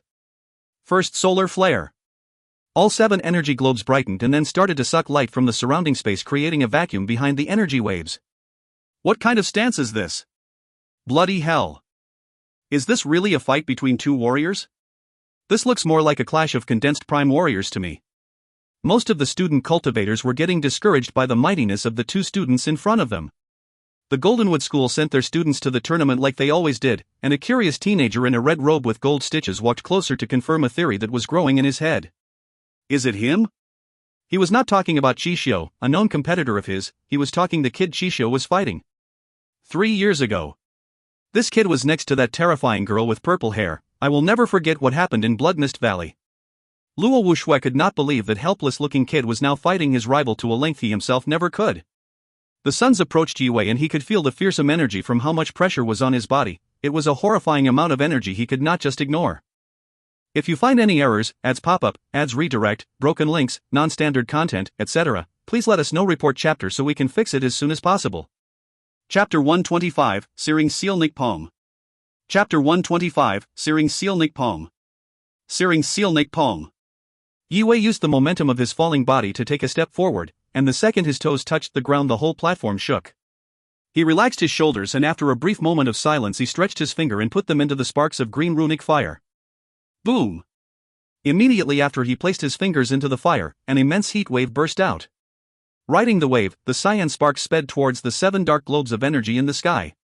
Whoosh! The sparks enlarged against the air current they created and merged to become a spirit sealnik beast which violently collided into Chishio's stance. Bang! Although contained in the city lord's rune shield, the whole mountain trembled from the impact. The platforms closest to Yue and Chishio's fight began to shake violently and they were on the verge of collapsing. The cyan sparks of fire crashed into the black energy globes and erupted. A burst of blinding light shone in the sky and forced many to close their eyes because it was nearly as bright as the midday sun. I never thought it would be this powerful. Pu Yuan always told me how much stronger stances composed of specialized runes were compared to ordinary stances, but I never had a chance to actually test it before now. My stance is only a high-level spirit stance, but there are 12 specialized runes intermixed with the 36 normal ones. This should be enough to beat his mist stance. Yue remained calm and calculating. He was as cautious as it was his first time using what he had learned in a real combat, and therefore he wasn't sure how effective it would be. Even considering stance's power varied depending on the user's strength, many would say Yue was mad to use a spirit stance against the 7 black flare stance. Although Yue had the strength of a condensed prime warrior under the supernova stance's effect, it would take a returned prime warrior to confidently deal with a warrior's mist stance with just a spirit stance. It was to everyone's surprise that the 2 stances were now caught in a deadlock. Chishio became furious. His face began to twist in anger as he struggled to accept the first flare of his stance could not crush a mere spirit stance. Just wait. And don't get cocky just because you dealt with one, there are more to come. Chishio screamed as he fired off the 2nd, 3rd, and the 4th flares. They were only becoming stronger after each burst from the flaring orbs. Boom! Boom! The energy of Chishio's and Yue's stances kept engulfing, crashing, grinding, and reducing each other. With the 4th explosion, Chishio was starting to gain an advantage as the black energy globes grew even larger and eventually suppressed Yue's runic fire entirely. Is Chishio going to win? He cannot hold himself against Chishio's stance anymore. The darkness of Chishio's stance was consuming the green light like a rising tide. It then quickly spread and began to swallow Yue. He is still young, maybe in a few years he will be able to beat Chishio and even stronger opponents. I look forward to seeing that. I can't hold this much longer. Yue felt his energy being drained quickly, but I can't show the supernova stance's 2nd evolution just yet. It was impossible for anyone to tell that Yue had the luxury to choose how he should hide his true power in this seemingly dire situation, nor did they have a way to find out. A spark of inspiration hit Yue as he started channeling his chi using the falling star formula. He also incorporated the shifting star formula in the way he had with his chi when it flowed through his body earlier, after which he started smiling. Some of the audience thought Yue was happy to face his death, and even the powerful cultivators on the cloud platform could not figure out the reason why Yue was smiling. The strongest ones among them were the only people who were surprised when they realized he was still not showing his all. Do you know the saying about shoes and feet? Yue smiled and drew a long rune sequence for the Sealnik armor stance. Ha! But he used the exact same defensive stance before and it was shattered by Qi Xiu. The audience was confused by Yue's decision and worried for his life as they did not know that he had just learned Polaris Starshifter formula and therefore it was a different book with the same cover. The fourth strike landed on Yue's body, and he just took a few steps back before he regained his balance, but the armor was completely intact and there was no signs of injuries on him at all. What? He actually blocked it? The gathering crowd was shocked and confused. They did not see how it was possible for Yue to defend himself against Qi Xiu's explosive power. Ha, what a genius! The city lord laughed and clapped as he looked at Yue. He then explained to the confused faces, the kid basically learned how Starshifter works. It must have been when Qi Xiu used it to redirect the force of his punches. He then infused the principles of Starshifter into his own defensive stance. You all know how the 7 Dark Flare stance works, and just now the kid used Starshifter to divert the focused energy of the flare strikes so it would just slide off the surface of his runic armor. Therefore he reduced the dangerous stance into an unfocused wave of energy. That was truly impressive. Is that even possible? Knowing better than to doubt the city lord, everyone was shocked to hear his explanation as they had never heard of cultivators who could learn their opponent's technique during a fight and then immediately apply it, infusing it into his own stances. They could not imagine what Yue's future held. Qi Xiu screamed, and his face twisted in shock. He became increasingly frustrated because he did not understand how Yue had managed to handle his stance with ease. 5th, 6th, and 7th. The flare bursts became stronger and stronger as Qi Xiu was overwhelmed with rage while Yue was smiling with joy. Starshifter formula is very interesting to say the least. I think I will even be able to infuse the Qi flow to Driftwind steps to create a completely new speed-enhancing technique. What a shame it is for Qi Xiu to know the formula but not how to fully use it in combat. I just showed you that your stance means nothing to me. Are you stubborn or just stupid? Yue mumbled then grunted, searing Sealnik palm. The green spark on Yue's hand burned bright as he leaped towards the weakest spot of Qi Xiu's black sun. He also channeled his modified Sealnik armor stance to defend himself. The black energy burst slid off his body as he expected. Boom! Yue whizzed in the air above the platform as the black and green energy waves turned into 2 raging tornadoes upon contact. Crack! Crack! It was now when the city lord realized that the runic shield he had casually made moments ago was not enough to contain this fight, and that he has underestimated the contestants on platform 10. Countless cracks and fissures formed on the shield's surface and they quickly grew deeper and longer. With a sudden rumble, the 2 chi tornadoes broke out of the containment. Around the platform, the gathering students were all knocked into the air, and farther away young cultivators with less than a 7-star warrior's cultivation all becoming pale and started spitting up blood as the impact struck. In the middle of the cloud platform, the city lord was stunned. He immediately stood up and his hands rained down thousands of runes, creating a thicker, tougher shield around platform 10. This is crazy. Are we watching 2 condensed prime warriors fight each other? Everyone was still recovering and wondering if the fight was over. Although everyone outside the newly made shield was rather safe, it did not look good from the inside. The platform was being ravaged by the trapped energy, and it was starting to wobble as cracks and fissures gradually ate into the platform's core. The dust inside the shield turned green and brightened as the dark flares were put out by the sheer force of Yue's green fire. His fist then mercilessly struck onto Qi Xiu's chest. Although contained, the sound of Qi Xiu's groan was louder than the shield could nullify. He was launched high up in the air by Yue's fists as his body swayed like a dead leaf in the autumn breeze. He bled out of his mouth and his clothes turned into scraps. He was covered in gashes and bruises, and when he fell onto the ravaged platform, he passed out. If you find any errors, ads pop up, ads redirect, broken links, non-standard content, etc., please let us know. Report chapter so we can fix it as soon as possible. Chapter 126, Fame. Chapter 126, Fame. Qi Xiu. The vice principal of Polaris widened his bloodshot eyes, and his heart was shattered by what he saw. He then quickly flew into the platform next to Qi Xiu checking his injuries. Yue was panting, and feeling a bit tired from the violent exchange, however, he did manage to reserve some of his chi and will force. Although his clothes were charred and his body was scorched by the dark energy flares, he did come out of the fight as the victor without having to give it his all. A complex smile appeared on Yue's face. Not bad at all. Sui said in an admiring tone as casually walked onto the platform. He patted Yue's shoulder feeling shocked as he did not anticipate to see such a masterful display. This had been way out of his expectations. Yi Wei defeating Qixio meant more than just a victory. It implied that South Star just got into a much better position. They had now gained the momentum to challenge the top ranks. Sui, Qixio is our principal's grandson. If he does not fully recover from these injuries, then I am sure the principal will make South Star pay. Polaris vice principal growled at Suhi like an angry lion after feeding Qixio a healing pills. South Star Academy and Polaris Academy had never been on good terms, and the result of this fight just brought them to a new low. Vice Principal Zhugu, it's unavoidable for fighters to get injured on the martial platforms, but isn't that why we always teach the youngsters the importance of defending themselves? Suhi chuckled, mocking Zhu Ji's arrogance. A few days ago your boys came to stir up quite a dispute at our school gate, and yesterday after our students had just settled, Qixio decided to bring his friends to pay us a visit. I got over it as nobody was harmed badly, and I really did not want to bring this to the authorities' attention so that the kids can have a chance to learn something in a fair match. Now you are calling us out for injuring Qixio when that brat got what he asked for by not defending himself? Yi Wei did not break any rules before and during the fight. Sui's face went bright red as he was unwilling to give Zhugu an inch. You. Just wait.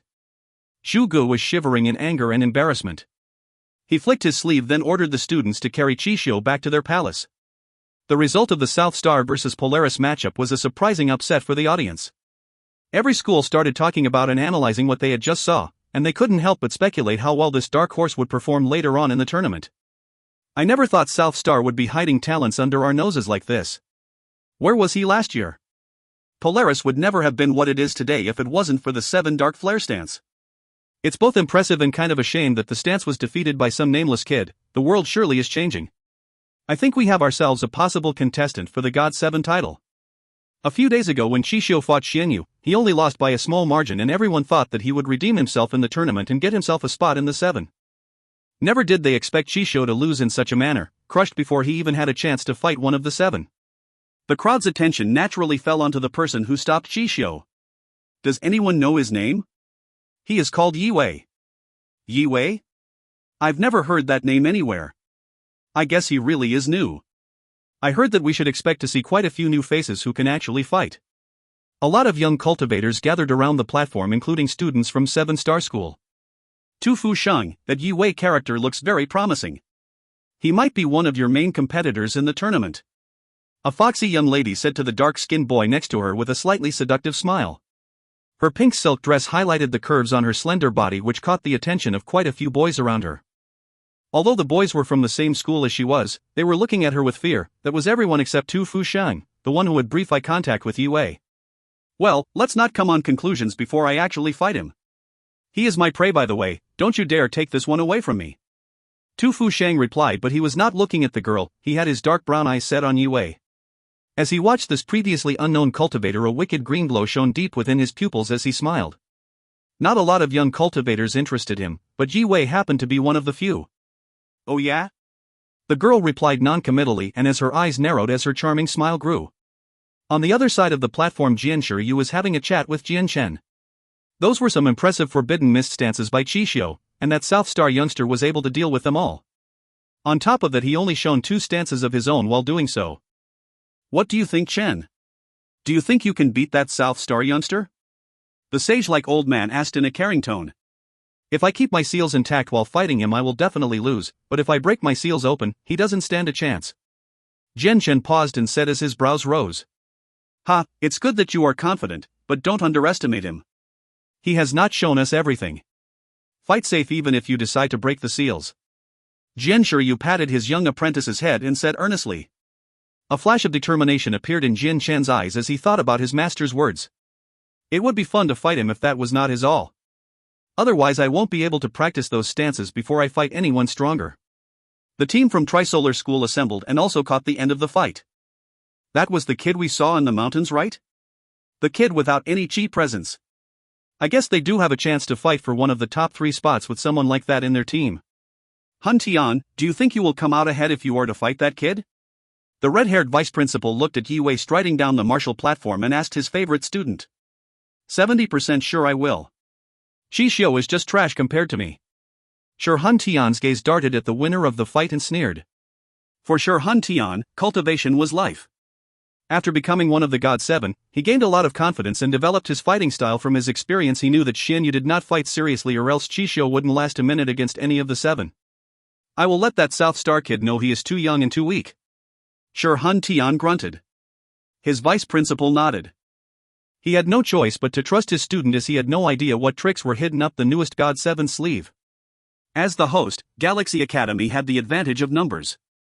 All their non-competing students were told to gather as much information as they could before the tournament even started. Yi Wei could probably get himself into the 7. In my honest opinion, not at all. All 7 of them had one or more powerful special stance in their arsenal. Yi Wei's stance is not powerful enough to pull him through, not to mention he will need more stances to fight the 7. It really depends on how you look at it.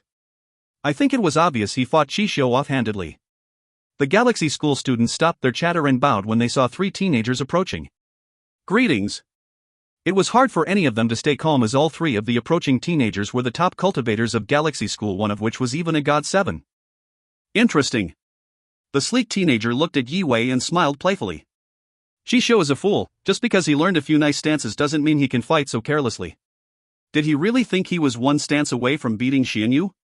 It was so obvious Xianyu was toying him. He can use forbidden mist stances, so what? Every one of the 7 can do much better. Furthermore, with Qi and Willforce as weak as his, mist stance or not, it will not be effective, the tall, sleek teenager continued. It was obvious he despised Qishio. On the other hand, the cultivator from South Star is definitely something special. It will take either me, Xianyu, or Fo Mi to beat him. This sleek teenager was not overconfident despite the fact that he was the second strongest of the God 7. The other students listening in were shocked by the high praise Yi Wei was given. After this fight, South Star suddenly became the center of attention, and Yi Wei had become the young cultivator of the hour. The audience on the platform were also impressed by Yi Wei, not by his victory, but how quickly he learned and his ability to copy his opponent's techniques under pressure. Your Lordship, everyone from the Green Army to the Mo family would like to recruit this kid. Would you care to let me have this one? The Mo Patriarch shamelessly requested, as he realized he had been wrong this whole time. It was apparent after the fight that Yi Wei had better potential to achieve greatness. Mo Patriarch, your greed is disgusting. We didn't say a word when you said you wanted to recruit Qishio because we respected you, but can you not push us? One of the other patriarchs smiled and expressed his honest opinion. This kid has great potential, but we never really know who would be the best candidate until the later stages, one of the men in golden armor said. It was the army's tradition not to decide who they'd recruit until they saw the later fights. That was how they kept their new blood's quality high throughout the years. The first day of fights ended with a lot of guests being disappointed, as the army has shown interest in Yi Wei. They knew they wouldn't have a chance to recruit such a talented individual. The South Star team finished on a high, gaining 1 point and putting themselves on the top half together with 17 other schools. If you find any errors, ads pop up, ads redirect, broken links, non-standard content, etc., please let us know. Report chapter so we can fix it as soon as possible. Chapter 127, Demon. Chapter 127, Demon. Soon after the match between South Star and Polaris finished, the gathering crowd dispersed and returned to their accommodations to rest. Everyone needed to prepare for the second day's matchup of this month-long tournament. Ha ha ha. Wei, you truly are an impressive cultivator. You didn't give Qishio any breathing room towards the end of the fight. You have avenged Mu Feng in our school. I don't think anyone from Polaris Academy will have the guts to mess with us from now on. Lu Jian enthusiastically said, hugging Yi Wei like his own brother. The excitement of victory did not disappear for the South Star youngsters. They were still talking about details of the fights, and their saliva was flying all over the place as they discussed how Yi Wei defeated Qishio. Chao Ning in particular was feeling ecstatic. He was proud to have performed better than anyone expected and glad for his best friend who had grown to become unimaginably strong. Qishio used a forbidden low-level mist stance. I could feel its recoil all the way from the back. I don't think he will recover without half a month's rest. Judging by how things are going, Polaris would need to wait until next year if they want to get into top 10. Lu Jian was ecstatic because the bully finally became the bullied. Alright, enough, stop bothering Yi Wei. Everyone go get some rest. Tomorrow is as important as today, if not more. So he gave each of the students 2 pills, one for healing and the other for restoring Qi and Willforce. Yes, sir. Everyone took their pills and hugged Yi Wei before they went back to their own rooms. All of them had used up a large amount of energy, and some of them were quite injured despite what their newfound confidence let them believe. Yi Wei was debriefed by Suhi before he went back to his own room. Soon everyone was cultivating and preparing for tomorrow, as they knew time was of the essence. There was an unspoken sense of urgency, as the contestants' condition would ultimately dictate their final ranking. The mountain eventually calmed down as night fell on this day of bloodshed. Everyone who fought was now focused on recuperating before they would once again have to be at their best again tomorrow. The clear moon hung high in the dark sky, shining down its white light onto Yue's body. He had his eyes closed while cultivating and visualizing the shifting star form he learned from fighting Chishio. It's still not enough. Although fighting Chishio taught me a lot, it's not enough to help me to become a condensed prime warrior. But who knows, if I get the chance to fight more cultivators of his caliber or stronger, I might just find how I need to strengthen my body in order to break through. Yue opened his eyes as a spark of inspiration hit him, and he mumbled to himself as a smile shone on his face. After learning the principles of the Starshifter formula, Yue worked on refining driftwind steps for the rest of the evening. He knew how he wanted the stance to develop but had not yet tasted any success. However, he could feel the pieces slowly coming together. When the moon was high in the sky, Xiaoning decided to join Yue in training. They ended up working on the onyx tortoise stance. Helping Xiaoning refine his stance turned out to be great revision of basic runeflow for Yue, and they were both enthusiastic to take advantage of the situation. Yeah, that's it, just take it slow. Don't hurry. In the dead of night, Yue guided Xiaoning under the faint moonlight. They were productive and refreshed by the breeze. Xiao knew he was not the most talented cultivator, but what he lacked in talent he made up for with hard work. All of a sudden, the cold breeze brought an intoxicating scent to the pair's faces. Yue could not help but closing his eyes at the pleasant smell, but then he faintly felt a strange presence. Who is it? Yue widened his eyes, and his posture changed from relaxed to alert as he stared at the empty space in front of him. Xiaoning was shocked as he did not expect Yue to shout. He turned his eyes from the runes in front of him to where Yue was looking. Wei? What's wrong? Xiaoning could see nothing but the patchy moonlight on the floor. He looked over confused. Yue kept staring at the air, completely ignoring Xiaoning. Kikiki, outstanding soul sensitivity. I must admit you scared me. Just when Xiaoning was about to ask again, a cold, hoarse voice sounded out. A thick black mist suddenly appeared from where the voice came from, and a completely black silhouette of a robed person appeared within the mist. Who are you? Xiaoning felt a chill in his scalp, and his clothes were immediately soaked in cold sweat before he took a few clumsy steps back. Farther back. Yue placed his hand on Xiaoning's shoulder and sent him flying backwards with a gentle push while he tried to figure out what exactly he was looking at. He was increasingly convinced that whatever he was looking at was not human due to its peculiar presence. If he is from the Black Mist clan, this could go really bad. How courageous of you sneaking around Galaxy Academy's grounds. You do know some of the best human cultivators of this region are here with us, right? Yue was cautious but not scared. He was wondering how a demon managed to infiltrate the tournament under the strict security. Don't worry about me, worry about yourself. These powerful cultivators you speak of did not notice how I got in, and they will not know that I killed you. A pair of sharp white teeth appeared in the black mist together with the sound of chuckling. The demon then loosened its grip and dropped a black jade pendant onto the floor. The pendant shattered and each of the broken shards had scale-like patterns on them. Whoosh! The jade scales, after hitting the ground, bounced back up, flew into the night sky and then fell to the ground with a curve, leaving a semi-spherical body of black mist isolating a spot in the courtyard from the rest of the palace. Black scale array. Yue looked up worryingly to see a distorted moon through the mist. His pupils dilated as he breathed in the thickening air inside the concealed space. I am curious, is it really worth you wasting this array just to trap a mere warrior like me? Yue frowned and stared at the black silhouette. Not really. The demon shook its head and made a strange cracking noise. You are just unlucky. My idea was to find myself a talented human during the tournament, and suffice it to say, you really stood out. Listening to the demon, Yue figured this could be a part of a bigger scheme that the demon could not share, as there was no other logical reason to use a ceiling array as powerful as the black scale array. A demon, fear was written all over Xiaoning's face. He never expected to be in the middle of an assassination attempt, and certainly not one that involved the demon clans. Just stay calm, it's just a demon. As cultivators, we will have to confront them sooner or later. Just stand back, I've got this. Although the demon was stronger than himself, 3 years of intense training gave him confidence and there was no fear in his eyes. A flash of gold glittered through his eyes as he became determined to fight his way out of the situation if that became the only solution. You might think you are a hunter, but I am no prey. Yue stepped forward, and the moment his foot touched the ground it generated a strong gravitational pull within the mist. It's a shame that you are not a girl. I've always preferred the sweetness your females meet. A sharp laughing sound came from the black figure as the demon licked his lips with a forked red tongue. The demon then stomped the ground, and its heartbeat could be felt through the floor. The runes Yue planted beneath the surface scattered under the pulsing pressure wave which caused the gravitational pull to disappear. Demons could not use mystic stances, but they did not need them. The energy in their blood made up for this shortcoming. The black figure floated towards Yue and slowly rose its arm, and a thick black, fluid-like texture floating around his hands felt similar to chi for Yue, but much colder and denser. Yue was slightly startled by his overpowering energy and was reminded what fear felt like. A strand of silvery chi appeared in his hand and transformed into the ancient sword he found in Blood Mist Valley, the 5-star medium-grade mystic arm. As he had never fought a demon before, Yue was cautious and left no room for mistakes. Medium-grade mystic arm. That is something I did not expect to see. But you will be dead either way, and this weapon will become mine. His vertical pupils dilated as he kept walking towards Yue. The black figure was moving forward, but the grass underneath him did not move at all.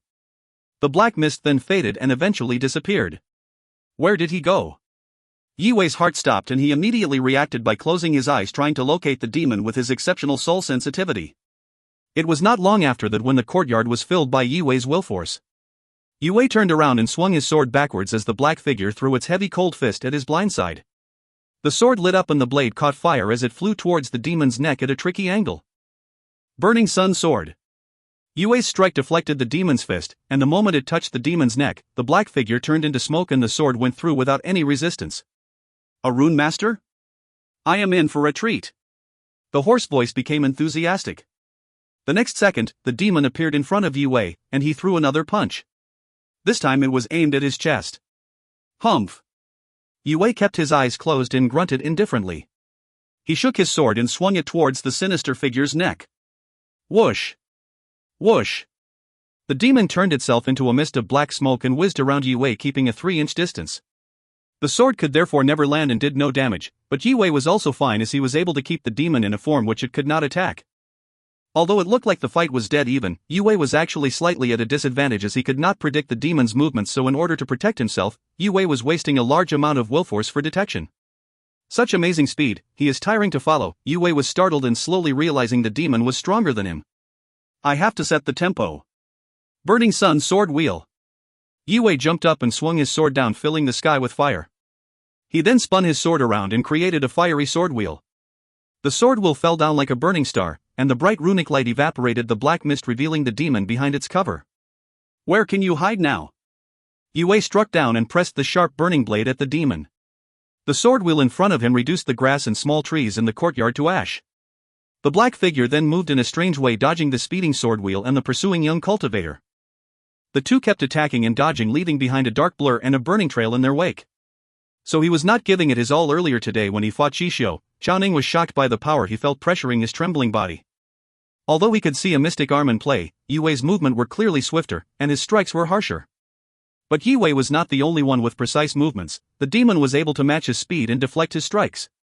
Bang! A harsh noise sounded as Yue finally landed a strike on the demon, and just when he felt relieved, he realized from the sensation in his hand that his sword did not do any damage. It just crashed onto the demon's cold hard fist. The demon's fist was heavy, fearfully heavy like a mountain, and his strike caused Yue's hand to become numb. If you find any errors, ads pop up, ads redirect, broken links, non-standard content, etc., please let us know. Report chapter so we can fix it as soon as possible. Chapter 128, Seal Nick Ironbark Seal. Chapter 128, Seal Nick Ironbark Seal. The moment flaring light was knocked away, the demon swung his fist again, and like a bee attracted to the scent of a blooming flower, he closed in on Yue regardless of the attempts to dodge him. You are just a human warrior, learn your place. The demon chuckled. Driftwind steps. Yue's pupils dilated, and strands of runes quickly appeared under his feet. He turned into a blur and flashed 3 times with each step he took, leaving the demon farther behind. The ordinary driftwind steps would never have helped Yue out of this sticky situation, but the starshifter form allowed him to use the incoming force of the demon's fist like his own chi, which boosted the stance's effectiveness. This was what enabled him to slip away from the cold fist one time after another. Your clan sent a demon general here? Yue's fighting spirit was ignited by the demon in front of him, who was the equivalent of a condensed prime warrior. Ha ha! What is this? You want to kill me? Yue's expanding presence didn't go unnoticed. Ha ha ha! Although I have only just evolved into a general, but with the Black Mist clan's gifts, I wouldn't even have a problem destroying a condensed prime warrior. I suggest that you don't get any funny ideas. It will be painful if you make me angry, the demon said while laughing disdainfully as he looked at Yue. His laughter intensified and became a clap of thunder which shook the ground and split the courtyard into small islands, releasing a storm of dust into the air. A strange blanket of black mist then spread throughout the courtyard from where the demon stood. Be careful what you wish for, sometimes you will get really disappointed when you dream too big. Yue welcomed the black mist as he stepped forward, and the golden runes covering his bones began to flow. First supernova evolution. Yue's chi expanded and burst out of his body, which sent a rippling energy wave through the courtyard, stopping the wind caused by the demon's stump. That's what you beat Chi with? It is an interesting amplifying stance. The demon's face changed when he felt Yue's energy surging upwards. In response, his dark figure became blurry again as he prepared to answer the amplifying stance. The power Yue possessed at this point greatly exceeded what a normal warrior's body could handle. You think you can get away? Yue launched himself forward, and his speed was greatly boosted by the runes under his feet. Within the blink of an eye, he was in front of the demon, and his fist sped up to a blur. There is a special presence on your body. The demon's gaze fell onto Yue, then he chuckled and quickly flashed away from the course of Yue's fist. Triple seal nick punch. Yue jumped up in the air and opened his left hand. Then he stretched his fingers, raining down runes from each of his fingertips. Soon after, a beast-shaped crest appeared on the back of his hand. Under the effect of supernova stance, the power of triple seal nick punch was also amplified. Bang! Bang! Bang! Yue's punches fell from above, leaving gigantic potholes on the ground and splashing up debris when he pulled his fist back up. The demon knew better than to take on Yue right now, so he kept evading the vicious attacks with strange movements of his body. So young yet so powerful. I can't find a reason not to eat you. Your flesh must be really tasty, the demon said as his bloodshot eyes became cold. Yue could feel a terrifying killing intent intensifying in the demonic chi. Another punch was thrown, but this time, the demon did not bother dodging. Instead, he lunged forward and grabbed Yue's wrist. Suddenly, his arm thickened, and the dark hair on his skin stood up like needles. His grip on Yue kept tightening as his arm transformed to its original demon form. Let go. Feeling the pressure of the demon's piercing grip, Yue's pupils dilated as he was overwhelmed by pain. He quickly swung his sword at the demon's arm, forcing his transforming opponent to let go of his wrist and back off. Although wielding his sword while punching, Yue's strikes did not get any weaker and he was not slowed at all. The two quickly exchanged 50 rounds of blows. Humph! The demon grunted and made a fist with his other hand as it finished transforming. He then swung it towards Yue's rune-empowered punch. A thundering rumble marked the moment the two fists met. Yue rode the explosive energy as he pulled his fist back and did a backflip, returning safely to Chao Ning's side. He landed heavily in a half-kneeling position and stabilized himself, placing his hand on the ground, which left cracks in the ground where his finger. After using a few more stances one after the other to fight the demon, Yue's face had turned pale. Having to keep up his speed drained of him more chi and will force than he anticipated. Even though he had 3 to 4 times more chi and will force than other cultivators with at his level, the situation was turning desperate.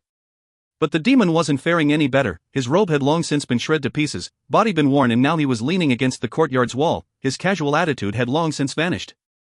The demon general was more terrifying than Yue had expected. Although under the effect of the supernova stance, Yue was not able to gain any advantage over his opponent.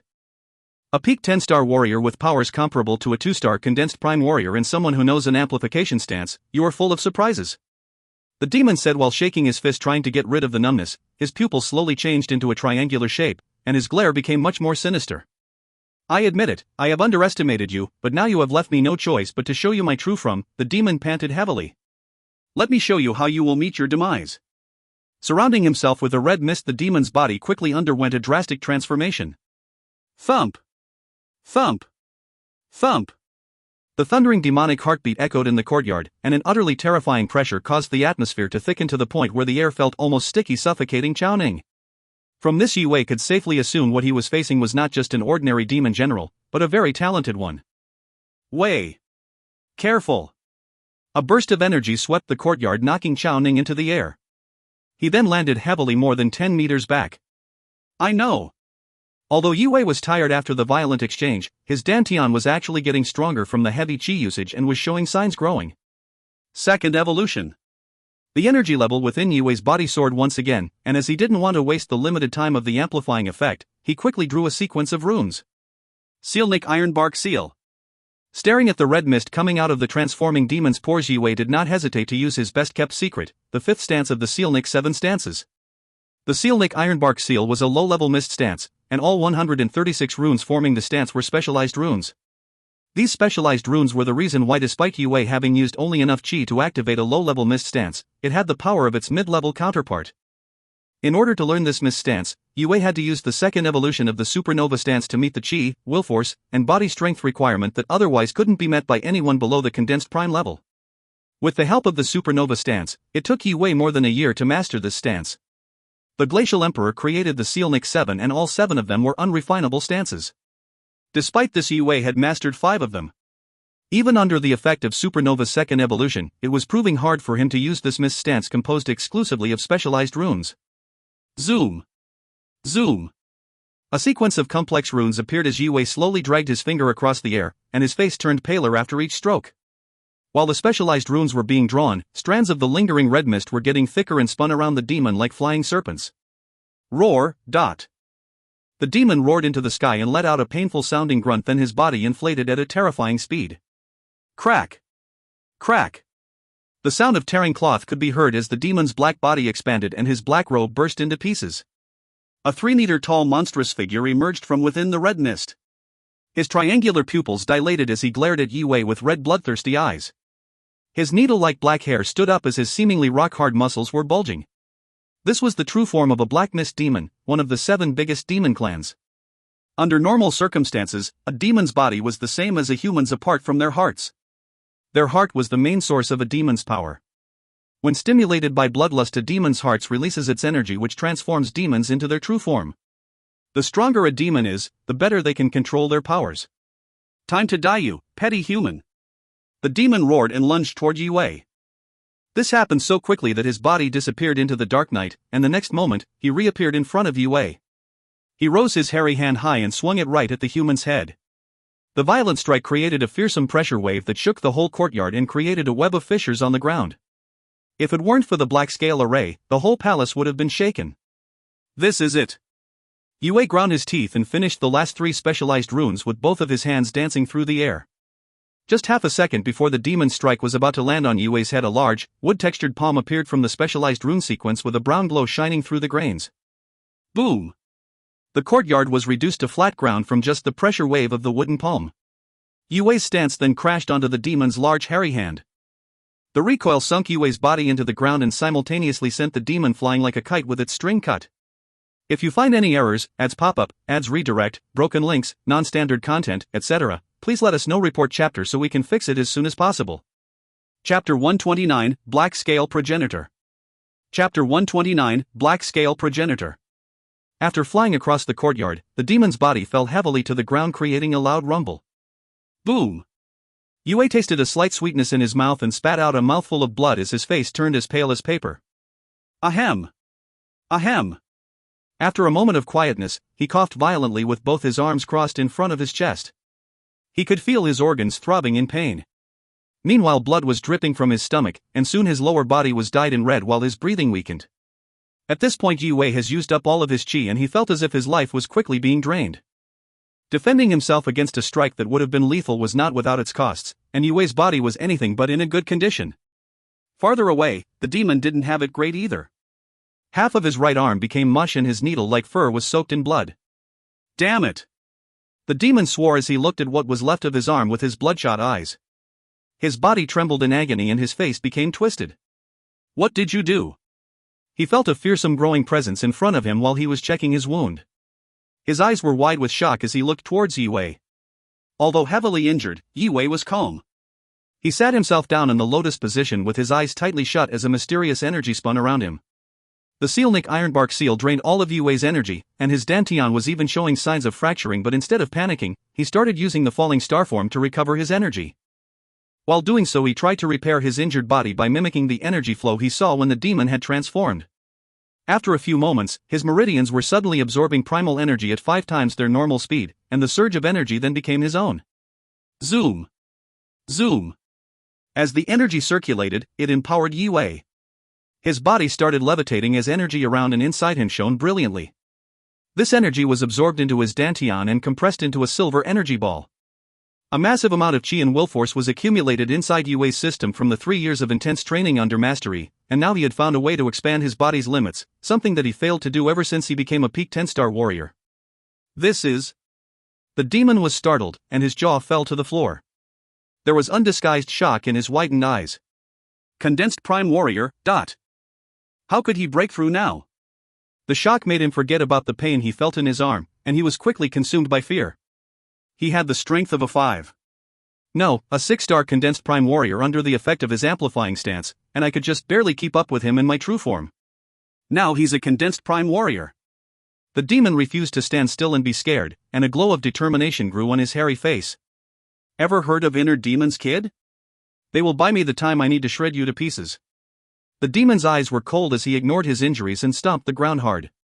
He launched his enormous body forward to crush Yue. You're defenseless.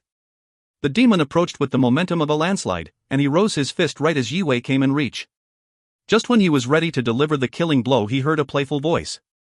Tell me more about these inner demon, Yue said suddenly as he opened his eyes. His lips were curled into a smile.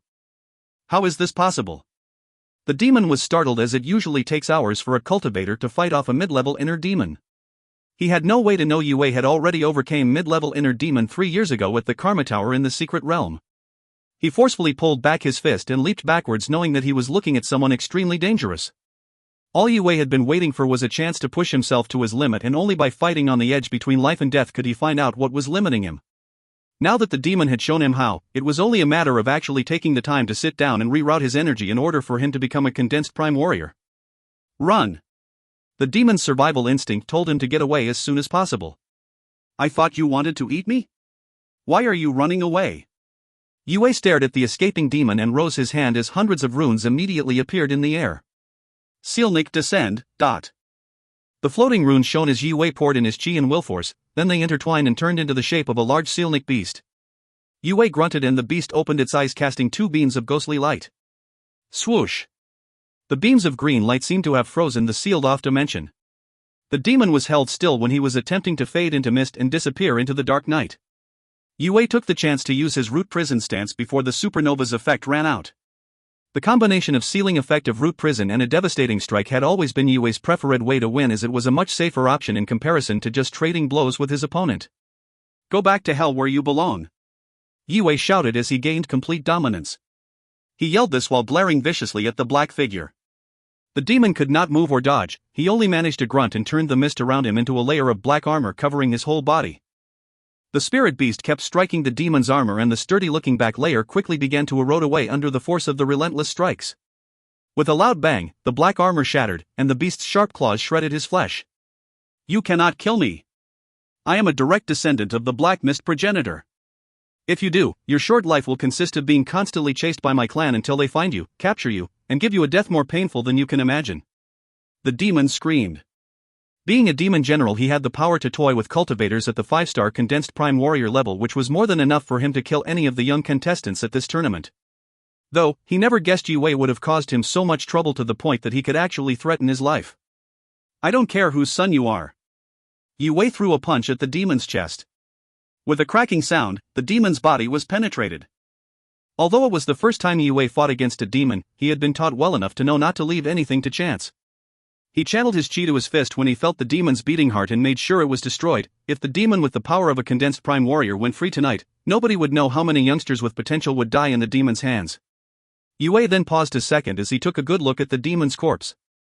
He decided to wrap it with runes and clenched his fist to shrink it, then he placed it in his interspatial bag. Normal interspatial bags could only fit a few weapons, scrolls, and pills, but the one Lin Ziyan gave him could hold much more. Demon General's blood was rare, and it was very sought after as it was used to make mystic scrolls. Yue was obviously not going to waste such resources. What is that? Yue said when he noticed a palm-sized black scale on the ground where the demon fell. On top of it was a web of strange patterns that shone with a mysterious dark glow. He then stooped to pick up the scale, and the moment he touched it, he felt a surge of immense energy rush into his body. Yue's muscles tightened and his body began to twitch. His face changed when facing this immense amount of energy. He felt minuscule confronting this ocean-like vast energy. No wonder the demon was so strong, despite him having only just evolved to become a demon general. If he knew how to use the scale properly, I probably would have died. Yue mumbled to himself as the scale suddenly decomposed and turned into dust, which became a large ball of black mist which enveloped him. A tall, dark blurry figure appeared in the mist and entered Yue through his mouth and invaded his consciousness. A cold voice echoed in Yue's head. Useless. How could he possibly be killed by a kid like you? He has brought shame to our clan. The voice had a deep, bone-chilling vibration that resounded in Yue's mind. Kid. Return the scale to our clan or else. What's this? Yue felt as if his brain was being stung by 1,000 needles. He wrapped his arms around his head and curled up on the ground like a shrimp. What are you? Yue trembled in fear. Ha ha. I am one of 6 original demon sages, the Black Scale Progenitor. The scale you held was shed by me before I became a demon sage, and it holds enough power to end your life. The demon sage continued. If you take this scale back to our clan and save me the trouble, then maybe I will spare your life. Deliver it back to your clan? I will certainly die if I do that. Although suffering extreme pain, Yue held his ground. I just killed a demon who claimed to be your kin. What do you mean sparing my life, you stupid demon? That? You bug. You leave me no choice. You shall become my puppet. The demonic energy exploded and began to invade Yue's sentient. Yue kept rolling on the ground in pain as he could not resist the demon sage's overwhelming power. Yue's consciousness began to fade as his sentient darkened, and suddenly, just before he was completely consumed by darkness, the mystic mount's presence in his sentient awakened and the darkness was evaporated by the golden light. If you find any errors, ads pop up, ads redirect, broken links, non-standard content, etc., please let us know. Report chapter so we can fix it as soon as possible. Chapter 130, Three-Headed Jackal. Chapter 130, Three-Headed Jackal. What is this? How can mystic mount's presence be? Arg. The dark energy was ignited and shrunk against the golden light. The sound of screaming echoed in Yue's head. Under the effect of the golden energy, Yue's mind cleared as he regained his consciousness and the pain faded. He then sat up in a lotus position to calm his chi, feeling the sacred presence of the mystic mount. Who are you? How is there the mystic mount's presence in your sentient? The Black Scale Progenitor was forced to flee back into the scale on the ground, but his voice remained in Yue's head. It seems like your fancy title is just for show. Yue became angry and started to feel threatened by how he nearly lost control of his own consciousness. Pfft, don't be so proud of yourself just yet. If any of us find out what's inside your sentient, then the clan will definitely send hordes after you, and this place will be flattened even if the whole of Ning City decides to fight us. The progenitor's voice echoed in Yue's head. Yue's eyes lit up. He thought about how this golden presence was buried deep inside his sentient. He honestly doubted anyone was able to find it, and also that if he just managed to destroy the scale, nobody except his best friend would know what happened tonight. Naive. I shed that scale when I was transforming into a demon sage. You don't stand a chance breaking it unless you have the help of a prime. Just deliver it back and save the hassle before you lose your life trying something stupid. The progenitor seemed to have read Yue's mind. Yue frowned, bothered by the hot potato that was now in his hands, afraid that if he kept it, it would bring him trouble. On the other hand, he didn't know how to get rid of it. However, the curious side of him was interested in keeping the scale, just in case he could somehow find use for it, even though it would be next to impossible to get any information regarding the scale out of the angry progenitor who was trying to kill him just seconds ago. Kid, I've marked you with my presence. Even the mystic mount's golden light won't be able to purge it. If you meet a demon emperor one day, they will be able to detect it right away. Yue frowned, angry that the progenitor kept troubling him. Put. That's a lot of assumptions. How many demon emperors are there anyway? I will either be strong enough to face them or will get rid of you in the scale before I ever meet one. Yue replied bitterly. Ha! Are you worried now? You are too young to play dare with me. Yue grunted and stopped answering to the progenitor. He placed the scale into his interspatial ring as an extra security measure, then he placed the ring into his bag, in case the demon had acquaintances here in Ning City who might be able to sense the scale's presence. The progenitor's hoarse voice sounded in Yue's head again. Do you really think that will save you? Ha ha ha. You old, annoying monster. Can you just stop bothering? Frustrated, Yue scratched his head.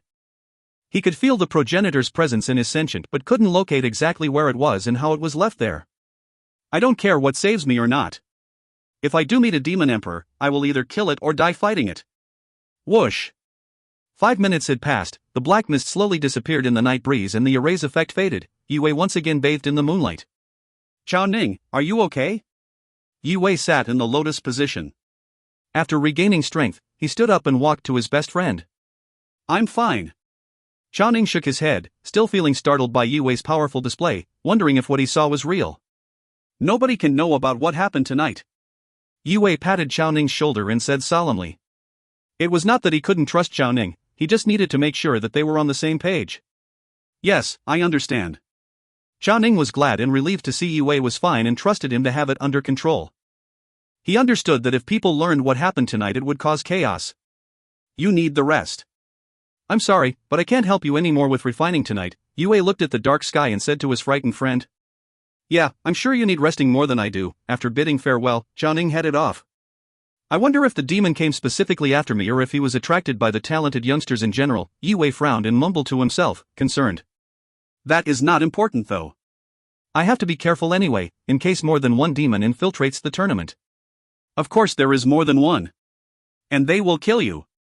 The progenitor's voice sounded in Yue Wei's head. Can't you shut your stupid mouth? Kid, you are the first person who dares to insult me. So what? What are you going to do? Bite my sentient? The progenitor quieted down, angered. I'm finally at condensed prime level.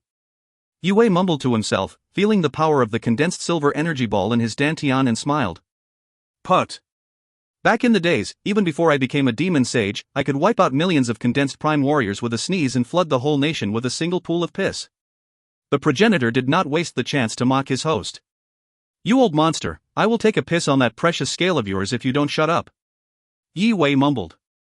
You, disrespectful brat. You will regret your arrogance. Being one of the strongest demons who ever lived, the progenitor was furious. Demon or human, anyone who ever insulted him had always been killed. Old guy, you said you were scaled. What's your real form? A pig demon? A menace? Yue Wei stood up and said in a mocking voice. I will tear you apart sooner or later. I was a three-headed scaled jackal and had the power of 10 dragons and 10 elephants. I was born with the wisdom to understand the force behind the universe. How dare you? Oh wow. That's amazing. Yue Wei opened in mouth wide, pretended he was impressed. Yes, so shut up. You are pretty impressive for a dog indeed. I apologize for my foolish words, Yue Wei chuckled. Did you just call me a dog? I am a three-headed scaled jackal. Excuse my ignorance, but I thought jackals and dogs were the same thing. As I told you before, I promise you I'll tear you apart and you will suffer a painful death. The progenitor, maddened, roared in anger. Yes, you have said it many times. I wonder when you will actually do it. Yue Wei ignored the threats and kept cultivating. Why are you so obsessed? Dogs are related to jackals anyways. You will make many dogs feel bad if they knew you look down on your own kind of. One last time, I am a jackal, not a dog. Wolves are related to jackals too, right? You do have great connections. Yue Wei shrugged. He didn't know much about demons, but he surely enjoyed enraging one. On the other side, the progenitor was furious, wishing he was in his real form. He didn't feel like he wanted to talk to Yue Wei anymore. That meant Yue Wei could finally have a moment of peace to get used to his newfound powers. Historically, the gap between warriors and condensed prime warrior was immense. A lot of peak 10-star warriors were not able to overcome themselves and pushed their limits high enough to force the transformation and ended their lives as the former. Becoming a condensed prime warrior was more than just a cultivational achievement. In terms of status, condensed prime warrior marked the state when cultivators were strong enough to start their own martial families or branch out to other cities, if the cultivator already belonged to an established force. Condensed prime warrior's title was named that way because of how their chi behaved. In rest, their chi clumped into a silver ball in their dantian, which ultimately allowed more energy to be stored and increased the density of it. For each breakthrough, after a cultivator reached condensed prime level, a golden fissure would appear in the silver ball. The single crack on Yue Wei's silver ball represented that he was a 1-star condensed prime warrior. I can start learning the 6th of the Sealnik 7 stances, Sealnik triple primal sword. Yue Wei mumbled to himself joyfully under the moonlight, as he could finally look to learn all 7 stances of Glacial Emperor's set. The first 4 were high-level spirit stances while the 5th was a low-level mist stance, and the 6th was at mid-level. Yue Wei sat down and crossed his legs. Under the dark sky he began to learn the 6th Sealnik stance while he consolidated his cultivation. If you find any errors, ads pop-up, ads redirect, broken links, non-standard content, etc., please let us know. Report chapter so we can fix it as soon as possible. Chapter 131, New Challenges. Chapter 131, New Challenges. On the next morning, all young cultivators gathered at the amethyst platforms again, enthusiastic and eager to start the second day's fight and expand their capacities. South Star's opponent of the second day was Lingyin Academy, which came 28th last year. South Star was able to claim victory easily, gaining another point without even showing Yue. The win streak continued for 2 weeks. Apart from their first opponent, South Star did not really face any worthy enemies, which gave Yue a chance to rest, consolidate his cultivation and strengthen his arsenal by learning the Sealnik Triple Primal Sword and the third evolution of Supernova Stance.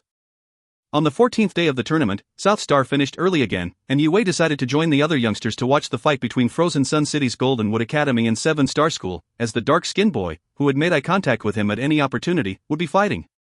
Yue? Is that you? A clear bell-like voice sounded from the noisy crowd. Yue's gaze fell onto a young lady in her early 20s. Her dark green dress was skin-tight, elegantly complemented her curves and made her look extra sassy.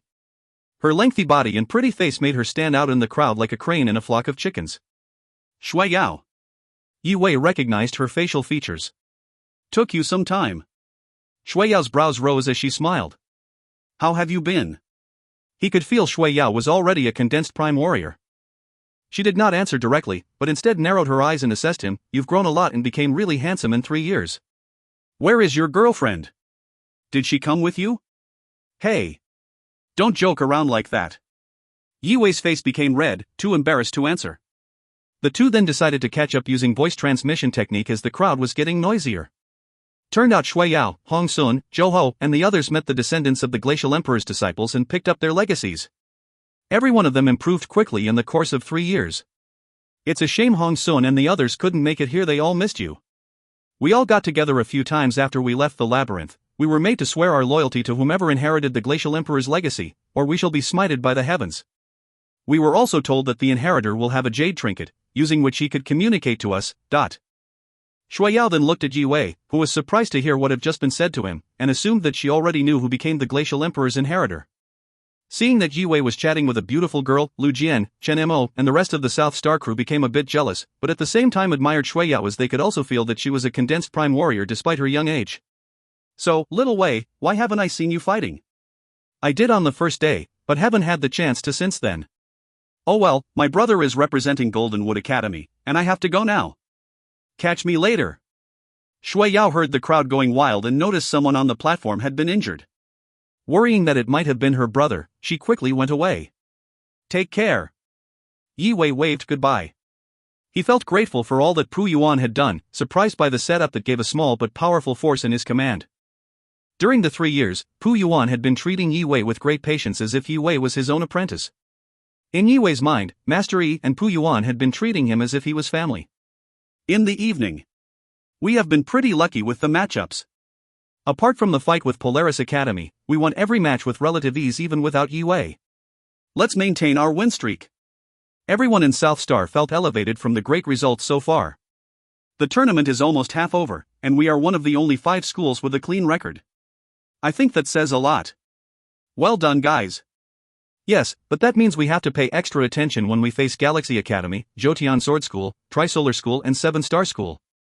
We are aiming to finish in the top 3. Vice Principal Sui looked around him and smiled gladly. During our best run a long while back we managed to finish 7th, but I think we will definitely top that this year. Tomorrow we will be facing Trisolar School. Their team's average cultivation level is higher than ours. Furthermore, they have Sure Han Tian, one of the God 7 among them. Be prepared for a tough fight. If we win tomorrow's matchup, then the odds are we will surely be in the top 3. Boys and girls, please, do your best. And, Yue, we will be depending on you to deal with you-know-who. Everyone simultaneously looked at Yue with worry. Although he had defeated a powerful cultivator known as Qi Xiu, a God 7 is another level of existence. They were imagining the possibilities of their teammate becoming one of the 7. I will do my best. Yue smiled and nodded. The human race is more laughable than I remembered it to be. Calling 7 children God 7? Get over yourselves. Ha ha ha. The progenitor chuckled. Yue's face turned black, upset by the progenitor's mockery. After the pep talk, all of the students went back to their own rooms to prepare for the day after, feeling a bit nervous. The 15th day of the tournament arrived, as the starry night eventually diffused into a bright morning with clear sky. The amethyst platforms were already warmed by the sun when the students began to gather. We have an interesting matchup ahead of us today. Neither had South Star or Trisolar dropped a match. They will undoubtedly fight their hardest to keep their record clean. Interesting? I don't see how Trisolar can lose this match. Shurhun Tian is one of the God 7. 2 years ago he came into the public's attention, rose like a star out of nowhere and took the God 7 title. And for the past 2 years, he had been training behind closed doors. He could only have gotten stronger. Although most of the crowd recognized Yue's strength, not many thought he could actually overcome Shurhun Tian and become a God 7. I wouldn't be so sure just yet. Apart from South Star's first match, we didn't really see Yue fighting. What if he didn't show all of his strength when he fought Qixio? Everyone approved of Qixio and knew him from 2 years ago, when Shurhun Tian and him both took on the same God 7, where Shur got the title and Qixio fought a good fight before he eventually lost. Some of the audience thought South Star had hope, some of them thought it was dead even, and most of them thought Shurhun Tian would be able to finish South Star single-handedly. Although they didn't have the same opinion, all of them were looking forward to see this unfold. Hey, Suhee, did you hear the crowd? They don't think you are going to win. Trisolar's vice principal, Shur Xiaoran, chuckled. It won't be the first time when we become the unfavorite winner, and it certainly won't be the last. Suhee replied coldly. Ha ha. I admire your confidence. What do you say to making this more interesting? Shur Xiaoran took out a hand fan from his possession and smiled indifferently. If you win, this mystic arms is yours. His tone became slightly provocative. Medium grade 2-star mystic arm, you are generous. Suhee narrowed his eyes. It's fine if you don't want to play with me. Shur Xiaoran laughed. Well, if you insist to shower me with gifts. Suhee took out a knuckle duster from his possession. Let the 15th round begin. The city lord's voice echoed. The audience below and above eventually took their seats as the contestants stepped on the amethyst platforms. The audience cheered when they saw Shurhun Tian walking close to platform 3. That's him. Shurhun Tian. I haven't seen him fight for 2 years. Do you guys still remember the fight when he defeated Mukong within 50 blows? I couldn't believe a 15-year-old was able to beat a God 7. Of course I do. I don't think this fight will be much worse. Shurhun Tian began to stare at Yue from across the martial platform. I will make you forget about Qixio and show you the distance between us is more vast than you could ever have imagined. He mumbled to himself. Feeling the burning gaze, Yue casually looked back at Shurhun Tian and continued talking to Chao Ning. This Yue kid doesn't seem to care at all. Arrogance is the mother of regret. Let's see how it's gonna go. Contestants of both schools lined up on the opposite sides of the platform. After 2 weeks of demanding fights, everyone from South Star, even the less experienced ones, were looking more fierce, more confident. Unlike the first day, most of the influential audience on the Cloud platform had their eyes on Platform 3, looking forward to see South Star, a school that they hardly cared about not long ago. Most of the patriarchs and the representatives from the Green Army already had an idea about who they would like to recruit after watching the fights for 2 weeks, excited that 2 of their favorites will be facing each other. It doesn't really matter whoever comes out on top. They are both fit for the purpose. The intimidating armor they wore made their smiles look slightly awkward. Ning City's patriarchs were also eager to discuss their opinion before the fight started. I think Shurhun Tian is going to carry his school to score a win today. 2 years ago he had already shown great potential. I think he must have broken through to become a condensed prime warrior since then. Defeating Qixio at his best was undoubtedly a feat, and it did not fade in the audience's minds, but Shurhun Tian too defeated Qixio. Not only was that a convincing victory, he also had more opportunities to show his capacities while fighting some of the stronger schools. The crowd slightly tipped towards, supporting Trisolar School, and waited impatiently as the young cultivators warmed themselves up. If you find any errors, ads pop up, ads redirect, broken links, non-standard content, etc., please let us know. Report chapter so we can fix it as soon as possible. Chapter 132, Class. Chapter 132, Class. Lu Zhang, you're up. Shurhun Tian casually waved his hand and smiled, as his eyes unconsciously landed on Yue, the only opponent he cared about today. Okay. An arrogant young man stepped forward from the group, looking eager and energetic. Who of you will fight me? Lu Zhang's cold gaze swept the South Star camp. The faces of the South Star cultivators changed. They were not expecting their opponent to send an 8-star warrior right away. On South Star's side, the only cultivator apart from Yue who was at the same level was Lu Jian. After a brief moment of silence, Yue slowly walked out of the group. He is an 8-star warrior, let me deal with him. Lu Jian was a bit confused, as the vice principal's idea was to save Yue for the last. Let's finish this quick, I have a stance to learn.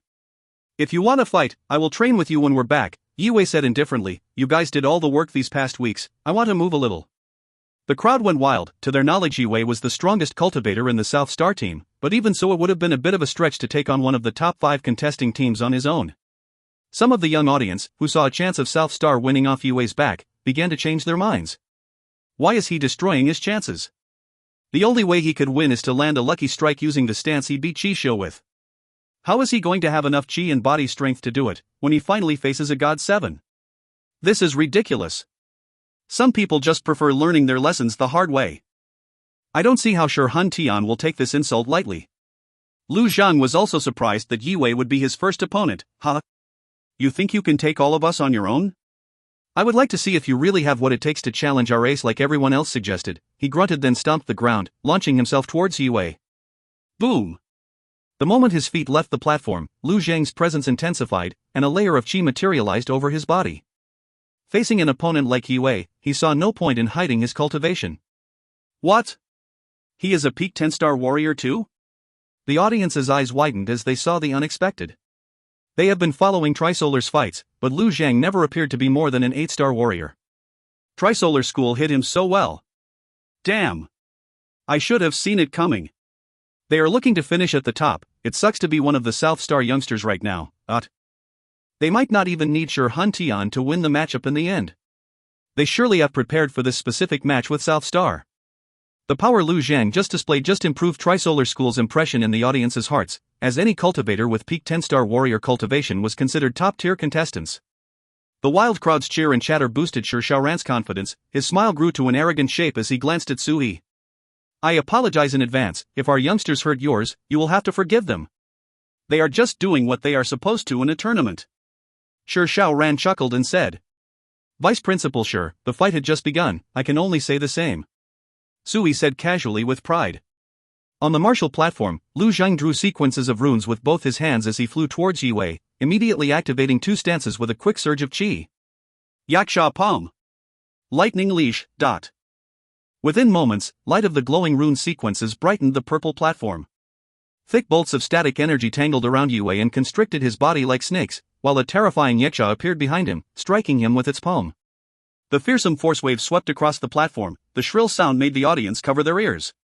Damn, this looks to be quite a deadly move. The South Star youngsters began to worry. Careful, Yue. Nobody expected Lu Zhang to lead with such a sinister combination, used by a 10-star warrior. Although both of the stances were only high-level spirit stances, they looked to have the power to challenge even a lower-leveled condensed prime warrior. I didn't know Trisolar had any top-tier cultivator except Shi Hun Tian. Judging by what we saw of Yue, I think it is safe to say South Star already lost this matchup. I mean, their ace would need to waste half his strength and energy on the first fight. How is he supposed to beat a God 7? Unless they too hid something like Trisolar did. The crowd was heated, coming up with crazy predictions and theories about how Trisolar School had planned this all along so they might be able to finish first or second. They wondered how Yue would answer the threat. A constricting stance with a heavy strike? I will give you credit for your creativity. It's almost like seeing myself fight. It's a shame your stances are weak, if only you have refined them, Yue mumbled to himself while casually drawing the runes for Sealnik armor stance. It was the same defensive stance as before but infused with Starshifter stance. Now a condensed prime warrior, the light armor seemed to be thicker and smoother. However, that didn't stop Yue from being held still with the lightning bolts. If you can't untangle yourself, you're probably done for. Lu Zhang's eyes went cold as he stared at Yue. The Yaksha growled and struck his palm at Yue's head. Its palm picked up strands of lightning as it passed through the constriction stance and doubled its power. Shi Xiaoran is undoubtedly a great teacher. Not many youngsters master the stances they use well enough to synergize them. Supreme Chen Feng once said, the best moves are never just strong stances on their own, they are often combinations of stances that complement each other well. If we didn't see this well-planned combo coming, Yue certainly didn't. This moment might decide the match. The audience up on the cloud platform were ecstatic to see the masterful display. Ha! Lu Zhang's face showed a light of complacency when the Yaksha's palm landed on Yue. The whole platform shook as a small pit appeared at where Yue stood. Some of the audience cheered but the South Star camp was quiet, afraid their ace had just lost. I guess we will have to wait another day until we get to see a God 7 fight. Splendid. That was a great combination. If I was Yue, I wouldn't feel too bad losing. The youngsters around Platform 3 discussed excitedly. I got this. Lu Zhang rejoiced, but the contentment did not last. His stomach felt tight as his senses told him something was wrong. As the debris and dust slowly fell on the ground, Yue Wei's figure was revealed. He was standing in the eye of the settled storm, his clothes completely clean and his light armor intact. This is impossible. How did that happen? Lu Zhang widened his eyes, wondered how the combo that possessed power comparable to a mist stance had no effect on Yue Wei. Hiss. Everyone gasped as they saw Yue Wei's graceful posture, scared, realizing it had been a mismatch from the beginning of the fight. Lu Zhang was completely outclassed, and the stance combo taught Yue Wei about Lu Zhang more than it did damage. That was your win condition, correct? It was nice, but I'm afraid it's my move now. Yue Wei glared at Lu Zhang and disappeared in a flash. Searing Sealnik Palm. Yue Wei reappeared in front of Lu Zhang, his palm strike carried a bit of a spinning momentum as he infused the flow of Starshifter form into the stance. You really should dodge this. Yue Wei said coldly. Before Lu Zhang could even come up with a way to defend himself, the burning palm landed right on his stomach, too quick for him to even react. The force sent his body flying like a spinning top towards Trisolar School's camp. Two of the Trisolar youngsters jumped up to protect Lu Zhang from crashing onto a wall, but when they caught him, they too were caught in the spin. The three of them flew back 10 meters and fell heavily. Silence fell in the crowd. If something small as a needle was dropped on the floor, it would still be heard. Widened eyes were set on the three motionless youngsters on the floor, startled, some of the audience even forgot to breathe. How?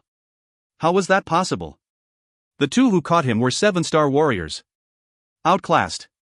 Outclassed by a monster. This boy has unfathomable strength. The crowd lit up after a moment of quietness, forced to swallow their doubting words and looked forward to see a God 7 in action, fighting Yue Wei, who hardly spent any energy to defeat a peak 10-star warrior. The audience on the cloud too were excited to see a possible title fight. If you find any errors, ads pop up, ads redirect, broken links, non-standard content, etc., please let us know. Report chapter so we can fix it as soon as possible. Chapter 133, for the title. Chapter 133, for the title. Could today be the day one of the 7 will be replaced? Anyways, I'm so excited. I have been waiting for the moment when someone worthy challenges one of the 7. Near the martial platform, the gathering cultivators were simmering with excitement, and apart from the participants, most of the youngsters did not take a side. Rather, they were excited about the upcoming fights and wanted to see an inspiring battle. Horrified by what they saw of Yue Wei, all the Trisolar student took a step back unconsciously. Even Sure Han Tian's face displayed concern as he recognized Yue Wei as being a serious threat. On the young cultivator's side, Sure Xiao Ran's smile quickly evaporated. He was worried about what Yue Wei's victory over Lu Zhang, the peak 10-star warrior, implied. I've underestimated you. Vice Principal Sure glared at Yue Wei with an earnest look. On the other hand, Sui smiled satisfied as he learned more about what Yue Wei was capable of. Watching Yue Wei, it was apparent that he had improved greatly since he fought Qi Xiu. Up on the cloud platform, Ning City's patriarchs and the city lord were also impressed. Yue Wei stood in the middle of the amethyst platform as he stared out at the Trisolar camp and calmly said, "It would be a waste of time if I have to fight you one by one, so why don't you all fight me at once? That way we can all prepare for tomorrow sooner." He wished to learn a couple more things before fighting Galaxy Academy and Zhoutian Sword School. He completely disregarded his current opponents. The Trisolar camp did not take the insult lightly. They were trembling with anger, and they could only stare back at Yue Wei since none of them dared to make a move, not after seeing what Yue Wei did to Lu Zhang, as he was the second best cultivator on their team. It has been a while since someone acted so arrogantly in front of me. Sure Han Tian coldly glared at Yue Wei. His eyes were twitching, and his voice trembled with anger. You are a great cultivator, but I will show you what real greatness looks like. There is still the difference of the heavens and the earth between you and the God 7. A terrifying presence burst forth from Sure Han Tian's body, and his dense qi quickly wrapped around his body like a long silver ribbon looking like he was bathed in brilliant moonlight. He then clenched his fist and the qi around his body condensed, forming a glowing layer of light armor at his command. No wonder why he was chosen as the Glacial Emperor's inheritor. It only took him 3 years to grow so much from being a mere student. Shui Yao calmly thought. Sis, you know South Star's Yue Wei, right? Asked a 14-year-old boy from Goldenwood Academy as he rubbed his bruised, swollen face. He said, I don't think he stands a chance against this God 7. Honestly, Sure Han Tian decisively swept our team. Shut your mouth. Just because you're deaf doesn't mean you have to air your stupid thoughts out loud. Do you want more bruises on your face? Shui Yao aggressively asked. You guys couldn't even win against the 7-star school, she said as she slapped him on the back of his head. Hey! I am your brother. Couldn't you at least show a bit more affection? Shuiyao's brother grumbled, then bitingly commenting back, we performed well, and even Luomu Shui couldn't do anything against their ace. Shuiyao frowned, recognizing that her brother made a good point. She hoped that Yi Wei would not be hurt when South Star advanced further in the competition, since the standard of this year's tournament was extremely high. The audience gathering around Platform 3 lit up as Shi Hun Tian displayed his aggression. The space was quickly filled with cheering noises and the sound of heated discussions. Trisolar is sending Shi Hun Tian in next. Yeah, if anyone can take down Yi Wei, it will have to be a God 7. What if he can't beat Yi Wei? He just became a part of the 7 not too long ago. It wouldn't be good for him to lose the title. The comments were loud enough to be audible on the platform, but Yi Wei did not react to anything he heard. His expression and posture conveyed his calmness. He smiled as if he was in his own world. Shi Hun Tian smiled and stomped the ground, sending a growing fissure from the amethyst martial platform side to where Yi Wei stood. When the crack reached Yi Wei's feet, Shi Hun Tian launched himself towards the platform. His body turned into a blur, disappearing before the startled audience's eyes. Although they couldn't see where he went, they could loosely locate him from the shrill sound of him breaking through the air. The next second, Shi Hun Tian reappeared right in front of Yi Wei with his fist drawn behind his head. Without any hesitation, he threw it at Yi Wei. The bright armor left a trail as the fist broke through the air with the momentum of a comet. Shi Hun Tian is a condensed prime warrior. Yi Wei's face did not flinch as he gently lifted his hand. The fluidity of his movement made it appear much slower than it actually was as Yi Wei's hand stopped Shi Hun Tian's heavy fist. He made everything he did look like child's play. A dull rumble sounded as Yi Wei nullified the momentum of Shi Hun Tian's fist. He did not move an inch. It was as if he had just caught a feather with his hand. Shi Hun Tian felt his fist held still by a steel clamp. This caused his face to change as he learned more about his opponent's strength. So what? I will get you with my next punch. He grunted while staring at Yi Wei with an arrogant gaze. He clenched his other fist and threw it at Yi Wei's head at a tricky angle. Nice strike. Yi Wei narrowed his eyes. He clenched his other hand into a fist and threw it right back at Shi Hun Tian's strike without letting go of his left hand. Bang! Their fists collided with the pressure of mountains. They clashed against each other, which formed two conical-shaped pressure waves that swept the platform. The dense, sharp pressure waves plowed into the amethyst martial platform, leaving deep, uneven scars in the newly repaired platform. The pair then disappeared in a flash, giving out bursts of shockwaves as they exchanged round after round of blows. Too fast. I can't see anything. The young audience exclaimed, but at the same time felt a tinge of jealousy and frustration. Seeing someone close to their age displaying such frightening talent caused them to realize they would probably never reach the level of mastery they were seeing. The sky was clear, but the fight made the audience feel like they were in the middle of a storm because of the shocking winds and gusts coming from the two fighters on the platform. After a few moments, a blurred figure split into two, and Shi Hun Tian was sent flying backwards like a kite with its string cut. He heavily landed 10 meters from the point of impact, just inches from the edge of the platform, leaving another small pit on the amethyst. How? How is this possible? Was Shi Hun Tian defeated before he could even use a stance? As things slowed down, the audience excitedly looked upon the scene as they could finally see again. Yi Wei gently floated down and landed on the martial platform, looking relaxed. Contrary to what most of them expected to see this morning, his opponent, a God 7, was disappointingly defeated. A lot of the onlookers expected to see an even fight between Yi Wei and Shi Hun Tian, but now they saw how unexpectedly one-sided it had become. They started to wonder if Yi Wei would become one of the top God 7 if he kept performing this way. The young cultivators couldn't help but exchange looks of shock. However, the faces on the cloud platform did not show the same degree of amusement. They knew how strong Shi Hun Tian was, and therefore understood he was holding back. They could also see Yi Wei had reserved most of his strength, which did not come as a surprise to them. It was rather common for cultivators to test each other's ceilings and look for each other's weaknesses when the fighting began. Although it was within Shi Hun Tian's calculation that Yi Wei would be a tough opponent, he never expected he would need to use more than 70% of his strength in the probing part of the battle just to stay on his feet. You are really annoying me. And I really cannot tolerate brats. Shi Hun Tian wobbled as he stood back up. He glared at Yi Wei, showing his contempt for the uppity brat. I will knock your teeth out. Shi Hun Tian made a few hand seals in front of his chest, and his chi came rushing out like a surging flood. It slid out and spread across the platform. Shi Hun Tian didn't just break through during his training, he also consolidated his strength. He is fighting like he had been on the level for years. Lu Jian, Chen Mo, and Zhou Ying could tell Yi Wei's opponent's cultivation from the shocking chi he was emitting. They were worried as they knew the cultivation differences between a warrior and a condensed prime warrior. They also knew that Yi Wei could not overcome this difference. So this is what it takes to become one of the God Seven. Lu Jian bitterly shook his head. He was upset with himself because he knew that Shi Hun Tian was 2 years younger than himself, and he was ashamed that a younger cultivator was so much further ahead of him. Yi Wei is just a peak 10-star warrior, right? I don't think there will be a fight after all. The South Star youngster felt a bit deflated as they thought their winning streak was about to come to an end. He was greatly worried for Yi Wei, and not sure if Yi Wei would be able to defend himself as they still could not feel any energy from Yi Wei's body. Just when I thought the God 7 was an overrated title, he redeemed it. A 17-year-old condensed prime warrior. I cannot believe this. Shi Hun Tian is angry. I don't think I've seen him this serious before. This is Yi Wei. We might all have to thank him for what we are about to see.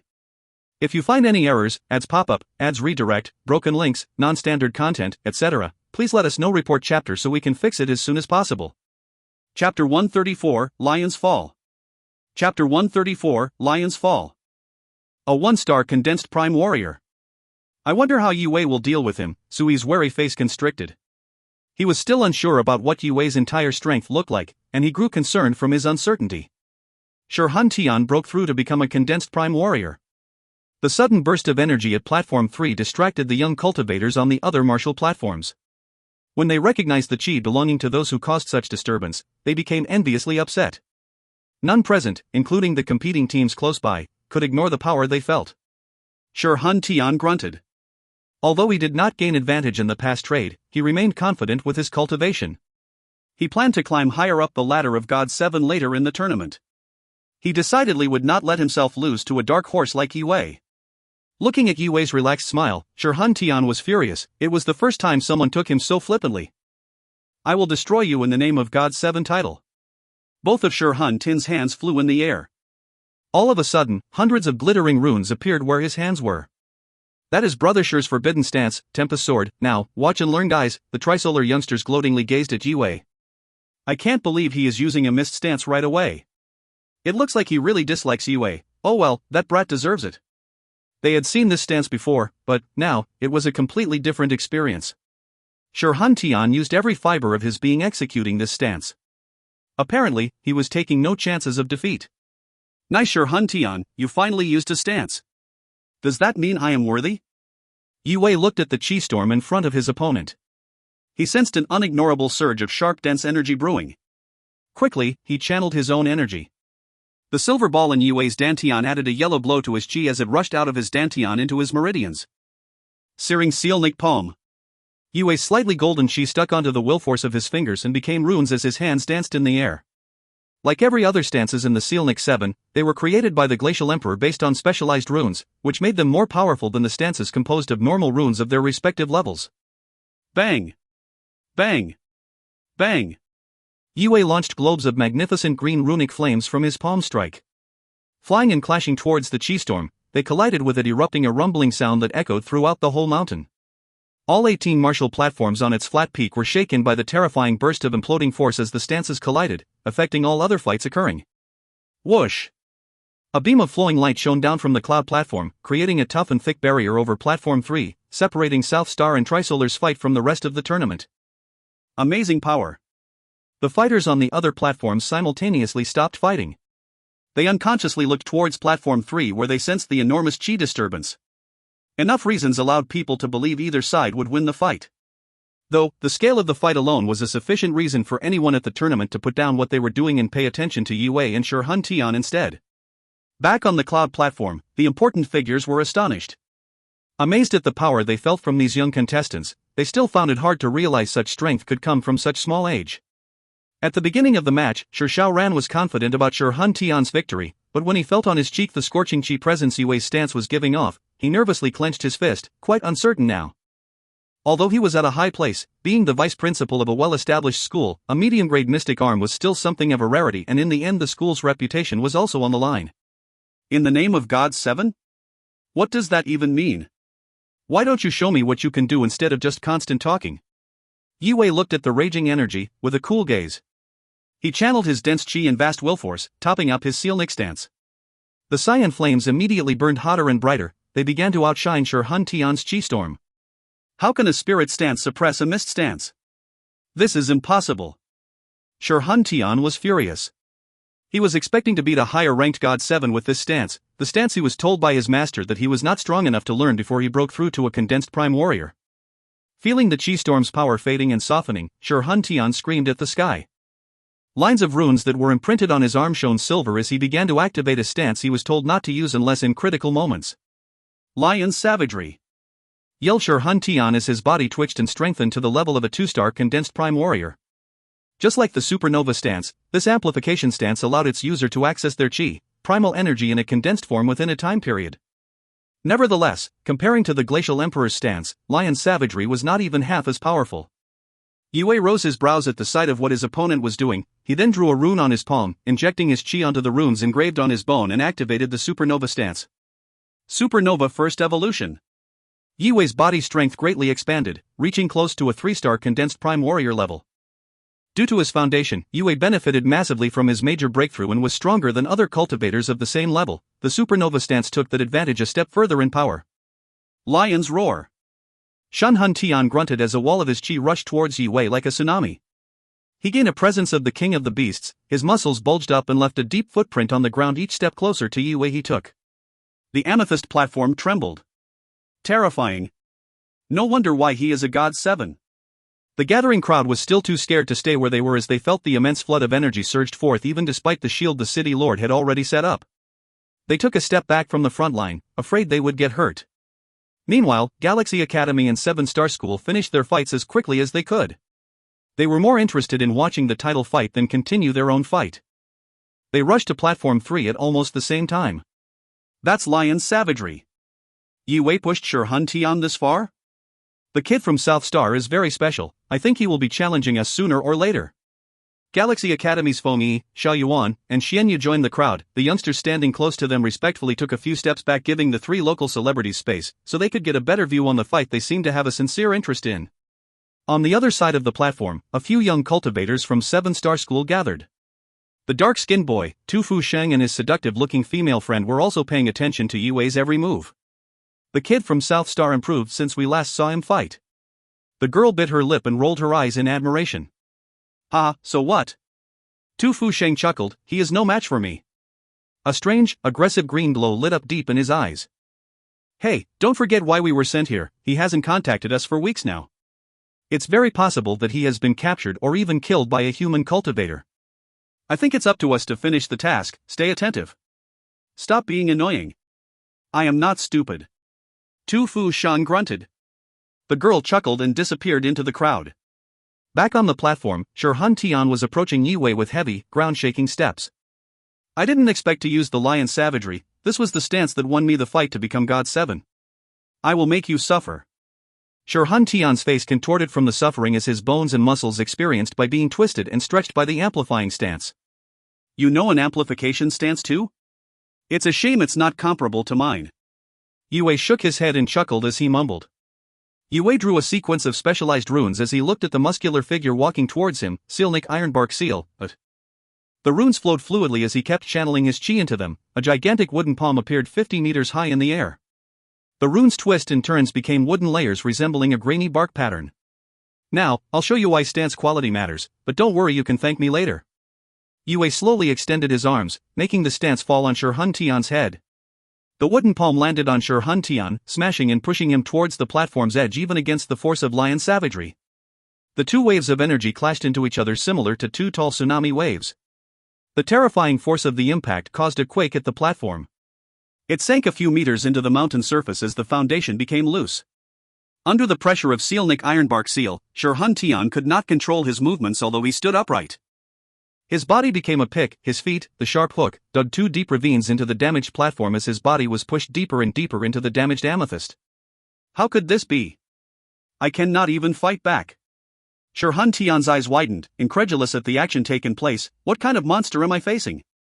Sure Hun Tian furiously channeled the remaining chi in his meridians to fight Yue's Sealnik stance, but his energy was of no use as he could not gain momentum under the immense physical pressure the Sealnik Ironbark Seal imposed. Within seconds he was out of energy and unable to even slightly weaken the incoming strike. You are too small a cat to call yourself a lion. Yue shook his head and clenched his fist. The wooden palm immediately fell, burying Shi Hun Tian in the martial platform entirely. Boom! Boom! Boom! The immense energy of Yi Wei's stance did not stop, it just kept pressing into the platform. The gathering audience behind the City Lord's shield were stunned and knocked off balance by the escaping energy. They could only imagine what kind of force Shi Hun Tian was enduring. However, none of the three strongest galaxy youngsters were afraid. Rather, they looked at each other and smiled excitedly. That was Shi Hun Tian with the amplifying stance. So, Feng Yi, what do you think of this kid now? Xian Yu frowned and looked to his side. He anticipated his trustful comrade's opinion. There was nothing I saw that you didn't. I think I will be the one fighting him the day we face South Star. Feng Yi slowly exhaled. It was the first time he felt this threatened by someone of such a young age. Xiao Yuan and Xian Yu nodded and exchanged a look. They were surprised that someone was able to intrigue their strongest cultivator. They never had seen him take a fight this seriously. Back on the martial platform, Yi Wei slowly cancelled the Sealnik Ironbark seal, retrieving the vast energy back into his body. He left the wounded Shi Hun Tian, whose robe was torn into pieces inside the platform, panting for air. He had no strength to move as the amplifying stance's effect faded. All the audience widened their eyes as they witnessed the unbelievable. Shi Hun Tian lost? He barely fought back. Has he gotten weaker, or is Yi Wei just incredibly strong? Oh God! How powerful is Yi Wei? Another thought struck the crowd as the dust started to settle down. God 7, the person left standing is now the new God 7. Yi Wei has replaced Shi Hun Tian to become a 7. The South Star youngsters couldn't help themselves, they screamed and danced. We have a God 7 in Green Moon City. And he is from our school. Chao Ning shouted, Zhou Yin, Lu Jian, Chen Mo and the rest were cheering from their hearts, shivering in ecstasy. Until now Lu Jian was never truly happy with Yi Wei taking his place as the Academy's best cultivator. Nonetheless, as Yi Wei brought the title to South Star, he completely gave up the idea of competing with Yi Wei. How was that possible? Shi Xiao ran shocked and startled, looked at his motionless student. He could not believe Shi Hun Tian was defeated by someone a whole year younger. Vice Principal Shi, I believe we had an agreement? Su He narrowed his eyes and chuckled. Winning the Mystic Arm did not mean half as much to Su He as his team sweeping off Trisolar School, one of the crowd's favorite, with only Yi Wei. Of course. Shi Xiaoran's face was completely red, undisguisably embarrassed. No one in the crowd expected the match to be over this quickly. Nor did they expect it would be such a one-sided fight. Notwithstanding, Yi Wei's strength spoke for itself. They were now looking forward to see if the new God 7 could carry on his momentum and topple the other 6, which would gain him a higher rank during the course of the tournament. If you find any errors, ads pop up, ads redirect, broken links, non-standard content, etc., please let us know. Report chapter so we can fix it as soon as possible. Chapter 135, Monument Stance. Chapter 135, Monument Stance. Not only the youngsters, but the audience on the cloud platform was also surprised. It looks like this Yi Wei kid had a major breakthrough not long ago. I am pretty sure he was not a condensed prime warrior on the first day when he fought Qi Xiu. He hasn't been a condensed prime warrior for longer than Shi Hun Tian has, so I am a bit surprised to see this result. This kid is very extraordinary, he might even have the ability to challenge Feng Yi. The patriarchs and other powerful cultivators began to speculate and share their opinions and thoughts on this dazzling, rising star. In the middle of the cloud platform, the City Lord and the Green Army General smiled satisfyingly. They were overjoyed that a talented youngster was on the rise because mankind depended on new blood to fight the wild beasts and demons, to keep the lands at peace. After this battle, Yi Wei's name was imprinted on everyone's mind as the newest God 7, and as a heaven-defying cultivator. The spectators would later find themselves relishing the memories of how Yi Wei fought and defeated Qi Xiu and Shi Hun Tian, two youngsters who were expected to go far before they were beaten by Yi Wei. Yi Wei was declared the winner after the City Lord removed the shield, and the judge went onto the platform to check on Shi Hun Tian. Shortly after, Shi Hun Tian jumped off to join his classmates and returned to the palace. As the group was leaving the martial platforms, a group of young cultivators from 7-Star School decided to walk towards the South Star camp, and the dark-skinned boy looked at Yi Wei with an aggressive glare. Yi Wei felt a jolt go through his body as their eyes connected. What is his name? Yi Wei turned to the side asking Chen Mo. Tu Fu Sheng, from 7-Star School. He is quite mysterious. He has only fought twice in these 2 weeks. The first time he defeated Qi Xiu, and the second time he defeated Goldenwood Academy's Luo Wushui. While it is true that Qi Xiu was weakened after fighting you, but Tu Fu Sheng beat him with ease. Chen Mo said sincerely. Yi Wei nodded and rubbed his chin, caught in deep thought. The presence he sensed on Tu Fu Shang was similar to what he felt when the demon he fought was transforming.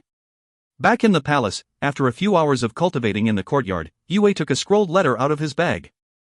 The scroll had a black hue and it was made from the same material as mystic scrolls. Inspecting the scroll closely, he could see glows of runic light from the other side of the scroll shining through. This was the letter of recommendation given to him by Master Yi when they spoke about applying to the Rune Master Union. In the next 3 days our team will not be facing any worthy opponents. Lu Jian, Chen Mo, and the rest should be able to deal with the upcoming matches. We won 15 fights in a row, it shouldn't affect our ranking much if we drop 1 or 2.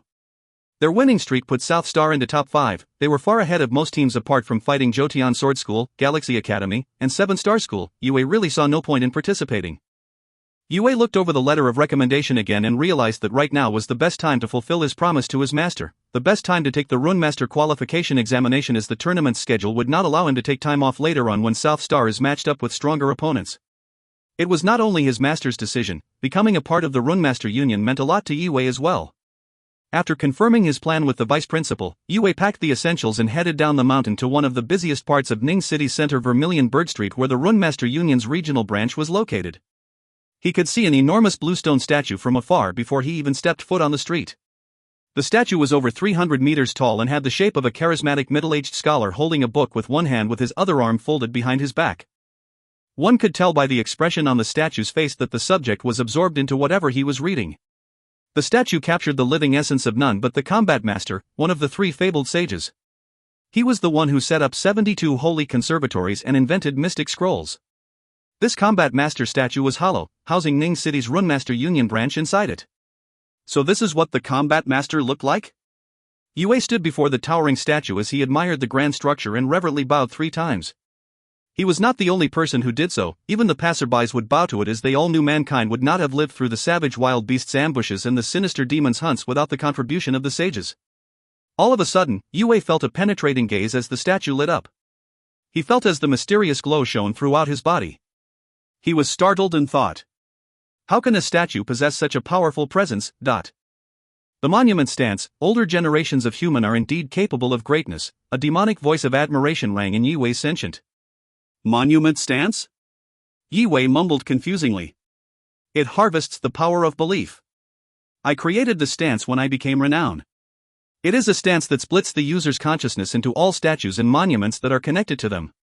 With every bow, every gesture of appreciation, the belief, the positivity, will be converted into energy which the user receives. A bright voice echoed in Yue's sentient. A figure then appeared in Yue's sentient, one that resembled the shape of the statue he stood in front of. Yue was shocked as he saw the image of the combat master. This was something he never imagined would appear in his sentient.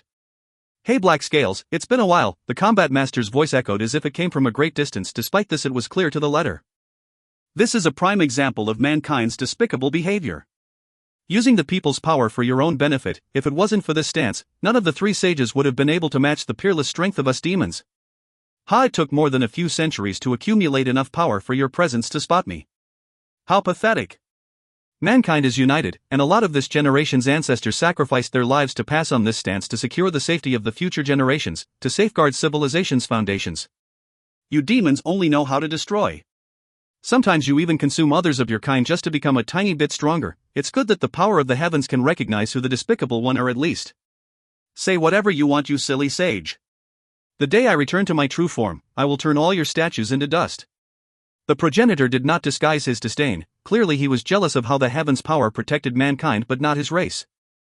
The combat master giggled, happy to have touched his old foe's nerve.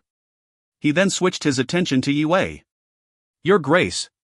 The mysterious stance left Yue in awe as he respectfully bowed. He never expected to find the combat master's consciousness in a statue, and certainly did not expect it to enter his sentient. There are statues of the sages all across the land. Does that mean that the sages' consciousness are spread throughout the world? The combat master nodded and smiled at Yue. I was attracted here by Black Scale's presence, and the next thing I knew I could feel the old mountain's presence too once I got inside your sentient. I think destiny has brought us together. I see that you are contaminated by demon blood. Judging by how that dog's presence is trying to take over, I am sure you have slain one of the Black Mist clan. Be sure to keep the scale for your own safety. You have to be careful, Black Scales bites. You know what? I will place protective runes on you so that the demons can't detect anything in your sentient, the combat master said as he rose his right hand, sending a faint light deep into Yue's mind. Damn it, Xiang Xian. Why do you have to stick your big nose into everything? You just made this personal. The progenitor screamed and shouted, furious that his plan of leaving a traceable mark in Yue's presence had failed. Ha, you have shed many more scales in your time, it's okay if one or two of them become useless. Just look at it as a small souvenir you gifted this kid, Xiang Xian. The combat master's laugh eventually faded. You, kid, what's your name? My name is Yue. After a little pause, realizing he was close to falling victim to the progenitor's plot without even noticing, Yue answered politely, grateful for the combat master's intervention. Thank you for saving my life, Your Grace. Xiang Xian casually laughed. Being a sage, it's my responsibility to protect mankind, not to mention you have the mountain's presence in your sentient. I am sure it will lead you to me in the future. Keep up your effort, and defend what you know is worth defending. The scale in your possession contains the power of the black scale progenitor. When the time comes, you will find out how to use it to your advantage. Goodbye for now. His voice sounded while dissipating. Yue suddenly sobered up as he shook his head to make sure he was awake. He widened his eyes and looked at the statue with a respectful gaze. Kid, don't get cheeky now. Just because Xiang Xian placed a few measly protective runes on you, you are far from safe. I will prove to you and him that demons are superior to humans. The progenitor screamed testily. Humph. You evil dog, if it was not for the combat master, I could have fallen to your schemes. If you keep being annoying and having funny ideas, I swear I will place the scale into a piece of dog shit. Yue was becoming more fearless as he thought about all the sages' statues everywhere. He realized he was more protected than he had previously thought.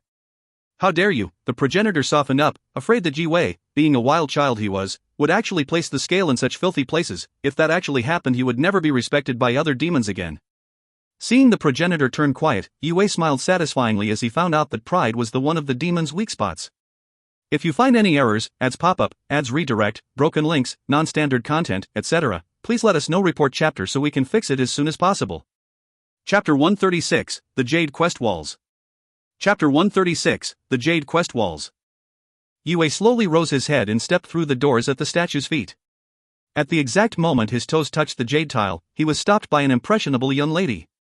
Sir, you're in the Runemaster Union. If you are not a Runemaster or have not been referred here by a Runemaster, then I am afraid you must leave the premises. Li Shui had attended the Ning City branch for 3 years, and with just a casual glance she could tell that Yue was not an official. She politely and professionally dismissed Yue from this sacred ground. She knew from experience that many student cultivators who participated in the tournament paid their branch a visit during their free time. That being the assumption, she did not realize Yue was a student of a Runemaster. Furthermore, Li Shui ruled out the possibilities of Yue carrying a letter of recommendation with him, considering his young age.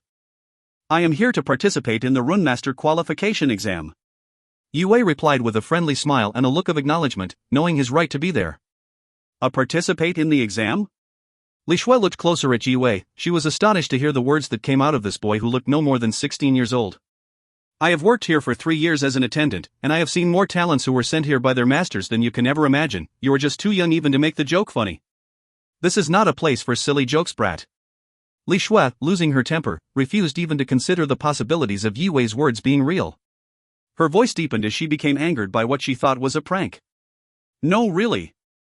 I am here to participate in the exam. Here is my letter of recommendation. Yue reached inside his bag for the letter. He then respectfully handed it over to Li Shui. This is a letter from Master Yi.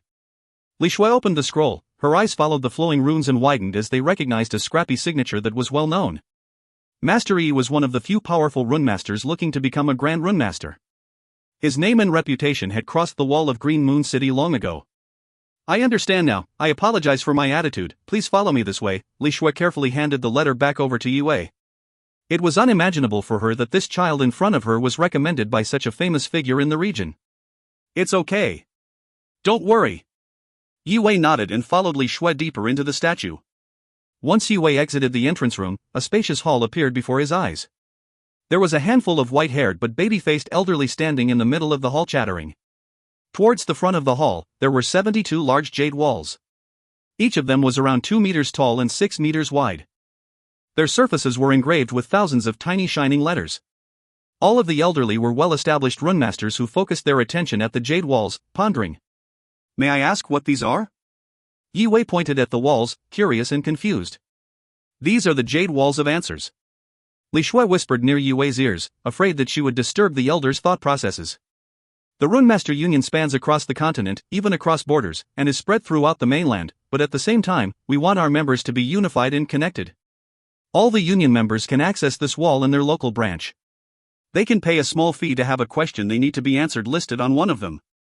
Yi Wei saw the similarities of runic flow between the statue's energy and these walls. Fascinated, he thought that Xiang Xian must have helped setting up the Union when they built the communication system. Informative information spilled out of Li Xiu. When a member answers any of these questions, they will gain contribution tokens. This currency is technically 100 times more valuable than silver or gold. Members can use these tokens to buy powerful stances, specialized rune manifestos, or even demon blood, beast bones, enchanted scrolls, and other ingredients needed to craft mystic scrolls and arms. Answering these questions on the walls is one of the main ways for members to gain these tokens. The questions further away from the ground are harder than the ones near the ground. Solving the harder questions reaps more reward for the elderly. Nonetheless, each reward equals the difficultness of the answer. Li Shui tried to compensate her previous rudeness to Master Yi's apprentice by acting as professional as she could. Okay, I see now, thanks for the information. Yi Wei answered gratefully. He appreciated Li Shui's friendliness and professionalism. He then glimpsed at the questions lower down on the wall, seeing if he could answer a few of them. These issues are too hard for you.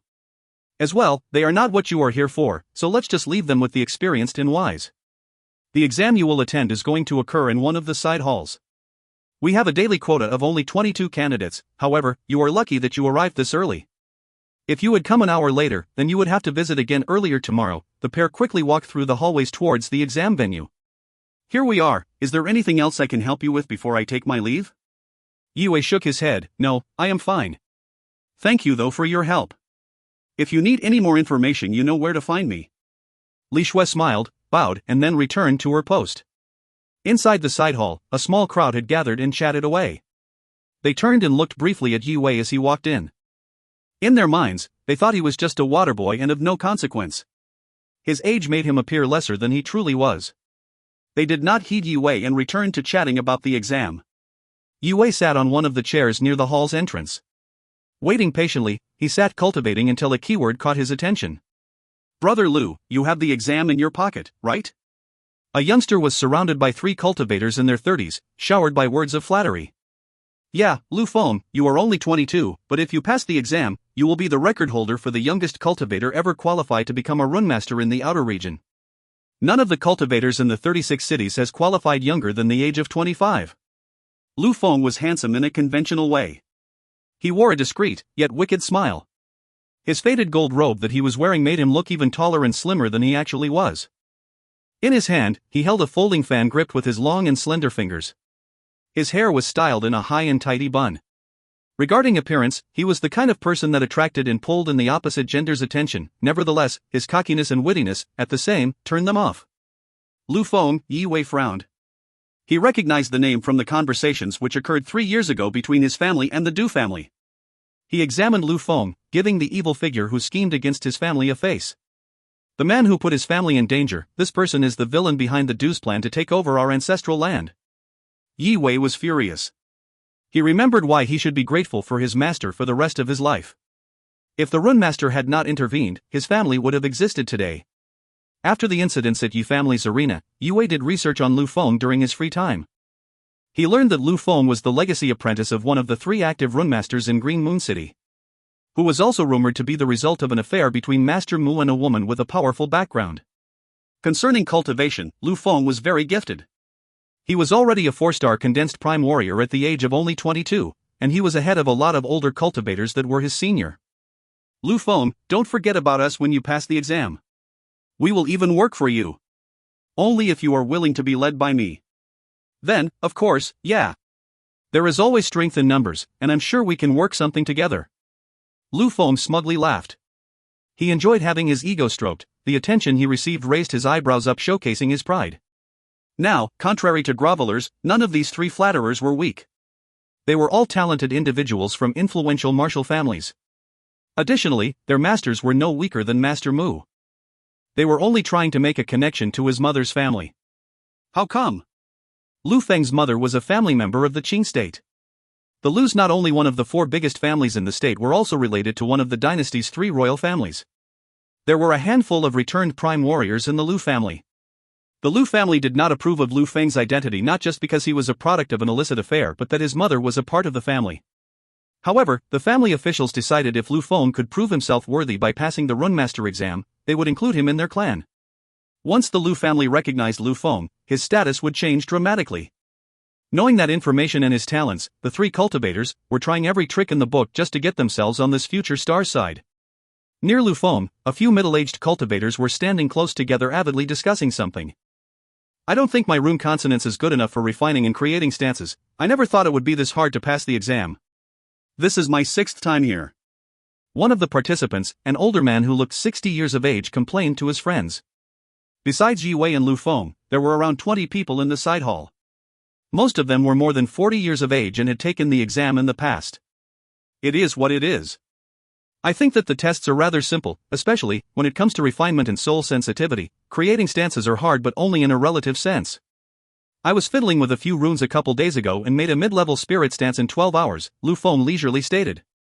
He had been training with Master Mu to become a rune master ever since he was young. This time he confidently came to Ning City to pass the exam only in one try. All of the faces in the side hall showed bewilderment at what they just heard. Lu Feng managed to create a mid-level spirit stance. Impossible. A stance creation was the 3rd and last task of the entrance exam, which most of the returning participants could not accomplish. They found it incredulous to believe that a man half their age was capable of such a feat, and they were not. Most stances are made of runes. The process of creating stances is mentally and physically demanding. Therefore, it is usually imperfect. Creating a stance required a space for improvement, just like the stances Yi Wei helped his cousin in Chao Ning perfect. To refine a stance, one must first learn how the stance works. Yi Wei had understood 5 out of 7 of the Glacial Emperor's Sealnik stances. Because the stances were a creation of a genius, he was having problems finding defects in the Emperor's creations. Moreover, when it came to creating stances, it was even harder than refinement. To create an original stance, one needs to have great understanding in individual runes and the mental capacity to incorporate runes together as a whole. One needs to know how to make them hold the user's chi as well as amplify the energy as it flows through the rune sequence. I must do better than Lu Feng. Yi Wei was finally feeling a pressure he had never felt before. He clenched his fist as he stared at the cocky acting man. The same man who plotted against his family 3 years ago. If you find any errors, ads pop up, ads redirect, broken links, non-standard content, etc., please let us know. Report chapter so we can fix it as soon as possible. Chapter 137, Round 1. Chapter 137, Round 1. Everyone waited patiently in the side hall. Little man, are you working for the Union? One of the middle-aged participants narrowed his eyes at Yi Wei. Yi Wei's posture was seemingly uncomfortable and rather out of place. No, Yi Wei shook his head. Well, are you? Is it possible you're here for the qualification exam? The middle-aged cautiously questioned Yi Wei while widening his eyes in disbelief. Yes. Yi Wei gently nodded while sitting in the corner. He was trying his best to keep a low profile. It was not in his interest to introduce himself, directly or indirectly, near Lu Feng. The middle-aged man gave Yi Wei a strange judgmental look. Isn't one young brat enough? That arrogant Lu Feng is only 22, and this kid is what? Like 10 years younger than that? Someone needs to do something about Marshall family's kids getting in here all because of their damn connections. Slowly realizing how strange it was for Yi Wei to sit all alone in the corner, Lu Feng and the people around him began to show an interest, and they all looked over in his direction. Before they could get a good look at Yi Wei's face, an official from the Ning City Union branch entered. He had the skin complexion of a middle-aged man. He was dressed in a long, gray robe. Embroidered on the cuffs of the robe were 7 tiny star shapes. Silence. The official scanned around him. His hoarse voice quieted the sound of the chatter. Everyone closed their mouths and looked respectfully at the man in the gray robe. However, humbleness looked slightly awkward on Lu Feng's face. Yi Wei, like everyone else in the room, focused on the official, but most importantly, he felt relieved the crowd shifted their attention away from him. A 7-star rune master. Yi Wei pupils dilated. He was startled as he noticed the embroidered stars close to the official's hand. A runemaster's rank is not exactly only related to cultivation but instead involves a distinguishment between a runemaster's knowledge of runes and their contribution to the Union. Green Moon City's Master Mu, who was a 10-star condensed prime warrior, was merely a 5-star runemaster. A member's privileges were directly proportional to their rank. Most notably, when a member became a 10-star runemaster, they will gain the right to command some of the runemaster union's armed military force. The runemaster union's influence spread to every corner of land where men lived. Their army, the power behind such influence, could only be matched by the Royal Green Army. This was one of the reasons why Master E, a 10-star runmaster, was feared by many influential figures in the region. Even though he based himself in a tiny city in the middle of nowhere, if needed to, he could send the Union's army anywhere he wanted. With the cost of a terrifying amount of contribution tokens and a small squad of the Union's forces, they were able to reduce any city in the region to debris. Before his deep voice spoke again, the middle-aged official's stern gaze slowly examined everyone. A lot of you have taken part in this exam before, more than once if I may add. For those who don't recognize me, do not cheat. Zhuo Qiuming's static gaze made everyone in the side hall respectfully stand up straight. His intimidation and authority rose the hair on the participants' arms and left some secretly shaking inside. He cleared his throat and took a deep breath. I, Zhuo Qiuming, represent the Runmaster Union. Any cheating will be seen as provocative behavior against the Union, which we do not tolerate. Anyone who is caught cheating, regardless of your reason to do so and your family background, will be executed immediately. No exceptions. Even if you are the dynasty's leader. Sacred statue. Zhuo Qiuming satisfyingly nodded as he saw the humble faces. His devout voice echoed the hall. Boom! The ground shook. A 3-meter-tall combat master statue rose with a deafening rumble. Its golden glow radiated an immense pressure. Yue felt the coercing presence both within his body and his mind. He found this experience similar to what he felt at the tournament when Ning City's returned prime warrior leader gave the opening speech. Under the mental influence, all the participants' minds were clouded. Nothing concerned them except the insuppressible need to bow and worship the combat master. Bow to the sage. Zhuo Qiuming lowered his head, bent his back forward.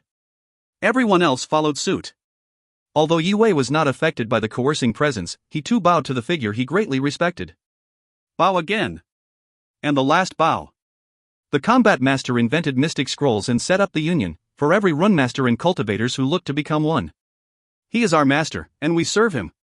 In no case may any of you show disrespect to the founding sages. After everyone had bowed 3 times, the golden shine of the statue faded as well as the presence. Very well, let the examination begin. Zhuo Qiuming said. Your first task is to refine mid-level spirit stance, quadruple spirit sword. Your aim is to improve it by a level before this stick burns out. He pulled an incense stick out of his interspatial bag. Quadruple spirit sword? All the contestants included Yue frowned, displeased since they heard the stance name they were not familiar with. They were wary, knowing how difficult it was to refine a stance of that level, the first task of the exam, and already it was a difficult one.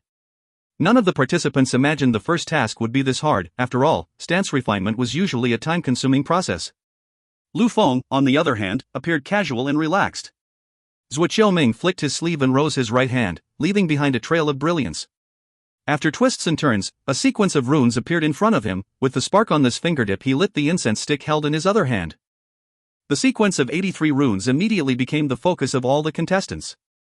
They all concentrated their thoughts and began to study the stance carefully. Yue glanced at the rune sequence structure briefly. He then closed his eyes to feel the energy flow with his soul sensitivity. Considering its many flaws, this is a powerful stance. He immediately realized why refining quadruple spirit sword was chosen to be the first test. He noticed that the stance could be refined by different approaches. Therefore, the task could have more than one correct answer. It did not take long before Yue picked one of the paths and began to refine quadruple spirit sword. Time flew by fast. The incense stick Zhuo Qiuming held in his hand turned to ash on the floor. Time's up. Everybody's hands down. His hoarse voice rumbled in the contestants' ears, shocking them out of their meditative thoughts.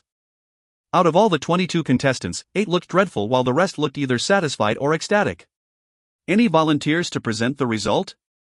Zhuo Qiuming's strict, judgmental gaze landed on the group of contestants. I will go first then. Lu Feng smiled and casually walked out of the flock. He swiped his arm sideways effortlessly, and 83 runes appeared in a flash. A total of 4 twinkling spectral swords came alive. The swords floated between himself and Zhuo Qiuming.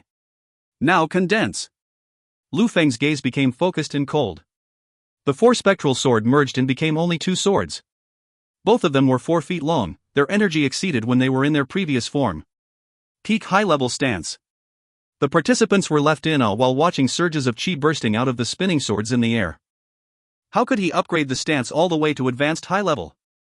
I found it challenging just to improve it by a level as requested in such short time. One of the returning participants mumbled to himself. He was obviously deeply shocked and envious by Lu Feng's mastery and rune knowledge. Good. This youthful man is not just a handsome face. Brother Lu, impressive stuff.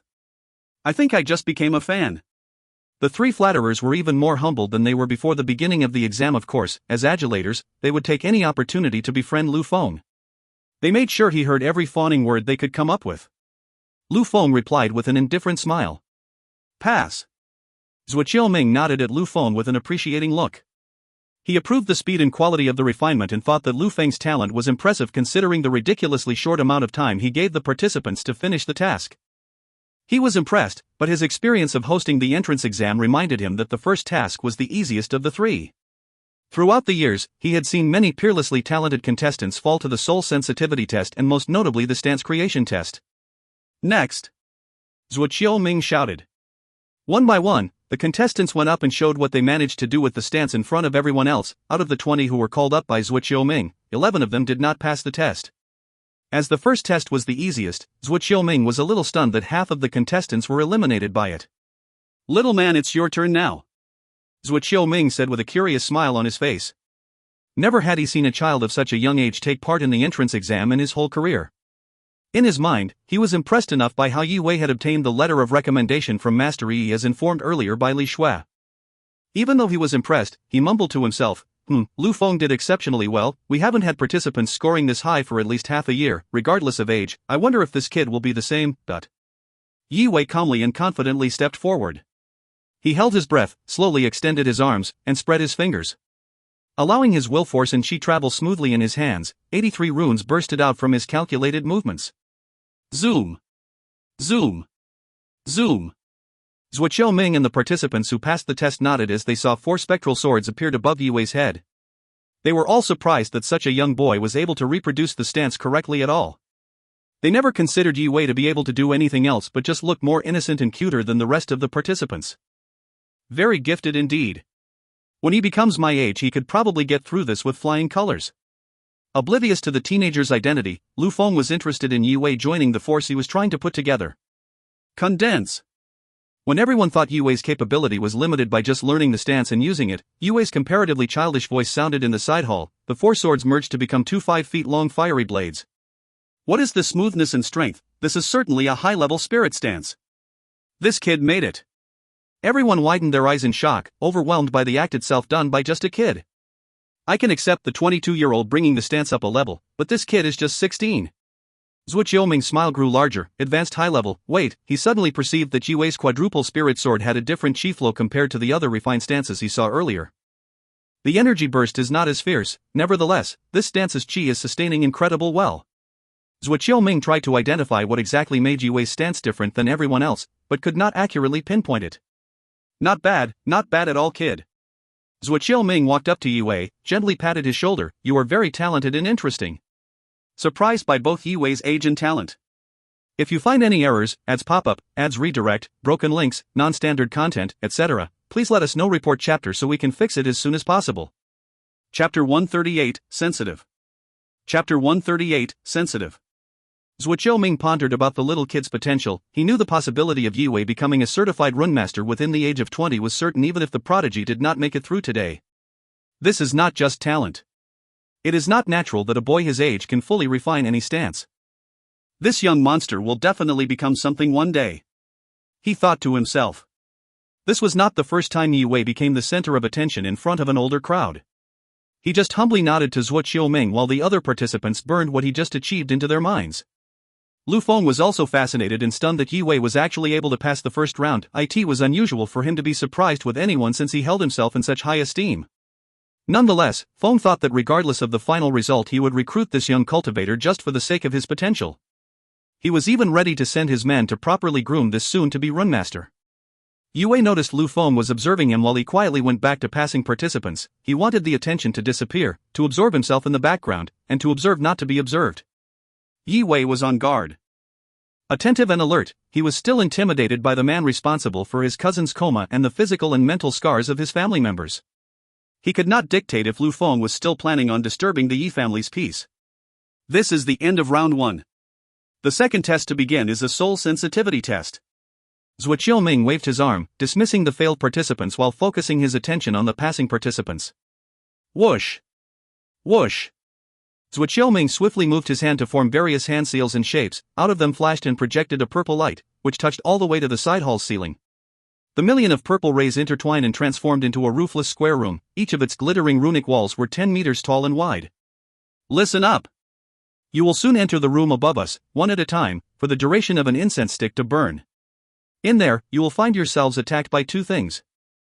The first will be bolts of human-shaped chi. The second will be mirages that resemble these bolts. Your mission is, with your soul sensitivity, identify the harmless mirages from the dangerous bolts. You may attack the bolts to defend yourselves, but they may not hit you. Concerning the mirages, they will break on contact. If you break more than 10 of them, you will be disqualified. Zhang Han. You look nervous, so I'll let you go first. Remember, this is your last chance. Focus and make it count. Zhuo Ming sarcastically spoke, looking at the old man with white sideburns. I appreciate the opportunity. Be the first, Zhuo. Thank you.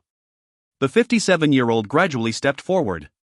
His wrinkled face twitched out of nervousness. The Runemaster Union's rulebook stated that one may not take the entry exam more than 9 times, and this was Zhang Han's 9th attempt. Although he was a 5-star condensed prime warrior, his lackluster runic capabilities weren't able to pass him through the entire exam. Are you ready? Zhuo Ming authoritatively asked. Upon seeing Zhang Han determined and ready inside the transparent cubic room, Zhuo lit the incense, starting Zhang's task. The runes on the wall luminescent purple when Zhuo Ming grunted, preparing himself for the bolts and mirages. Suddenly, they began to whiz and multiple energy bolts shot at the Zhang Han. All of this was occurring instantaneously, akin lightning flashes in the night sky. So too were the bolts and mirages flashed and attacked the old man. The old man closed his eyes and let his senses take over. He tried separating and strike the bolts from the mirages and allow the mirages to pass him. Boom! Boom! Boom!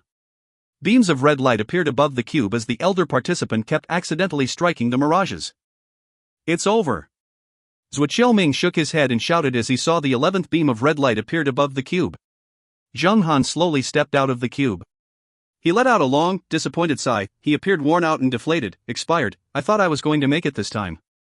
Only 1 out of 100,000 becomes a Runemaster. Don't let it get you down. You are a 5-star condensed prime warrior. Any influential figure would see you as an asset, with or without the Runemaster title. Zhuo Ming tried to remind Zhang Han that he was still an impressive cultivator. Everyone in the room was shocked to hear the old man's cultivation level stated.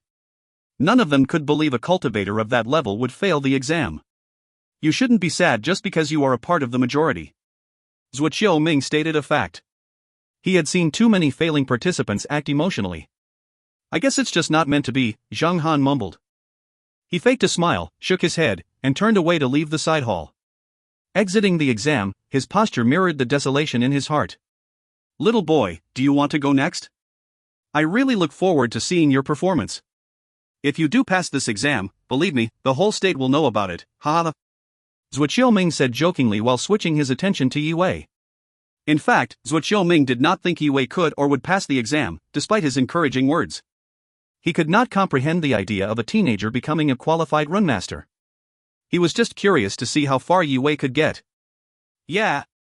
Yi Wei determinedly nodded. He got inside the cube while the other participants were chatting to each other. He is so young. I have not seen anyone this young participating. Let alone passing the first round so easily. I wonder if he excels when it comes to runes. Soul sensitivity only develops with age and cultivation, and he is still what? 16. I don't see him passing the second test. Yeah, but it is still interesting to see what a teenager can do. He seemed like he knew what he was doing, if you aren't blind. He even did better than you did on the first test. Everyone enthusiastically looked up as Yi Wei entered the cube. With smiles of excitement, they eagerly anticipated Yi Wei's display. Are you ready? After Yi Wei nodded, Zhuo Ming made a mysterious hand seal in front of his chest. Zoom. Zoom.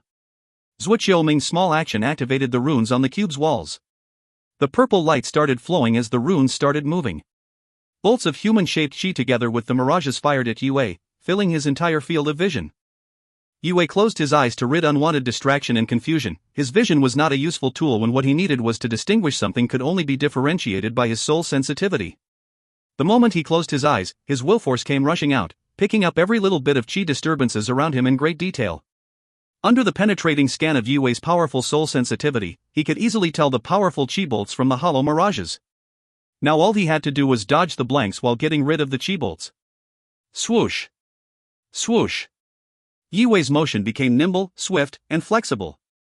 Then the lights crashed towards him, his body, like falling leaves in a strong gust, swayed left and right. He elegantly dodged the mirages within the tight space whilst his fingers empowered with runes accurately struck the chi bolts. The amount of mirages built up as time went by, and they were whizzing around Yue at an accelerated speed. His soul sensitivity could keep up, but he soon realized there was just not enough space to avoid everything. He therefore decided to analyze the macro movement of all oncoming bolts including the mirages, so he could strike a mirage as he calculated the optimal line of path. Vigilantly watching Yue's agile movements, the amused participants dropped their jaws and slowly became speechless. His soul sensitivity is phenomenal, 1/3 of the incense stick is already burnt out, and he has only touched one mirage. I have only seen this tactic in returning participants. Zhuo Qiuming mumbled, amused by the advanced level of combat intelligence. When I was 16, my soul sensitivity was not even this sharp. I have to make some connections to this kid when the exam is over, Lu Feng thought as his eyes lit up in sheer excitement. Although Lu Feng was confident about passing the exam, becoming a runmaster, and getting accepted into the Lu family, he will still need to compete with other gifted youngsters in the family for the family's support. This would be impossible without a team of his own, and, needless to say, he was happy with what Yue displayed during both tests. Only 8 mirages, pass. Zhuo Qiuming exclaimed with a big smile as the incense burnt out. A shiver went down his spine, congratulations, he said, nodding satisfiedly. Even in a state setting, a teenager passing 2 rounds is a rare sight, 1 in a million, and Yue actually just became the first person to do so in the Ning City branch. He passed. This kid passed the second round. I am envious of his talent, I feel like I have wasted my years training. Not one soul was calm when they saw Yue confidently step out of the cube. I wonder what this kid's background is like. Even though there is no family that can compare to my mom's in this region, I just need to know. Lu Feng mumbled to himself as he tried to figure out how to make his offer to Yue as attractively enticing as possible. Yue exhaled deeply, grateful for his luck since getting hit by merely 2 more mirages would have made him fail. I got this. He clenched his fist while a heartfelt smile. Kid, if you wish to, I can refer you to the Ning City branch president so you can learn under him, Zhuo Qiuming sincerely said while looking at the incredible prodigy. Thank you for the thought, but I already have a master. Yue made a polite gesture and bowed. Of course you do. And I would like to meet him at some point. Zhuo Qiuming laughed, realizing this kind of talent must have developed by someone far greater than he could imagine. If you find any errors, ads pop up, ads redirect, broken links, non-standard content, etc., please let us know. Report chapter so we can fix it as soon as possible. Chapter 139, Creative. Chapter 139, Creative. Okay then. Next. Pausing, Zhuo Qiuming then focused his attention towards the participants. A total of 11 candidates passed the first round. All 9 of them who took the test after Yue and Zhang Han performed well.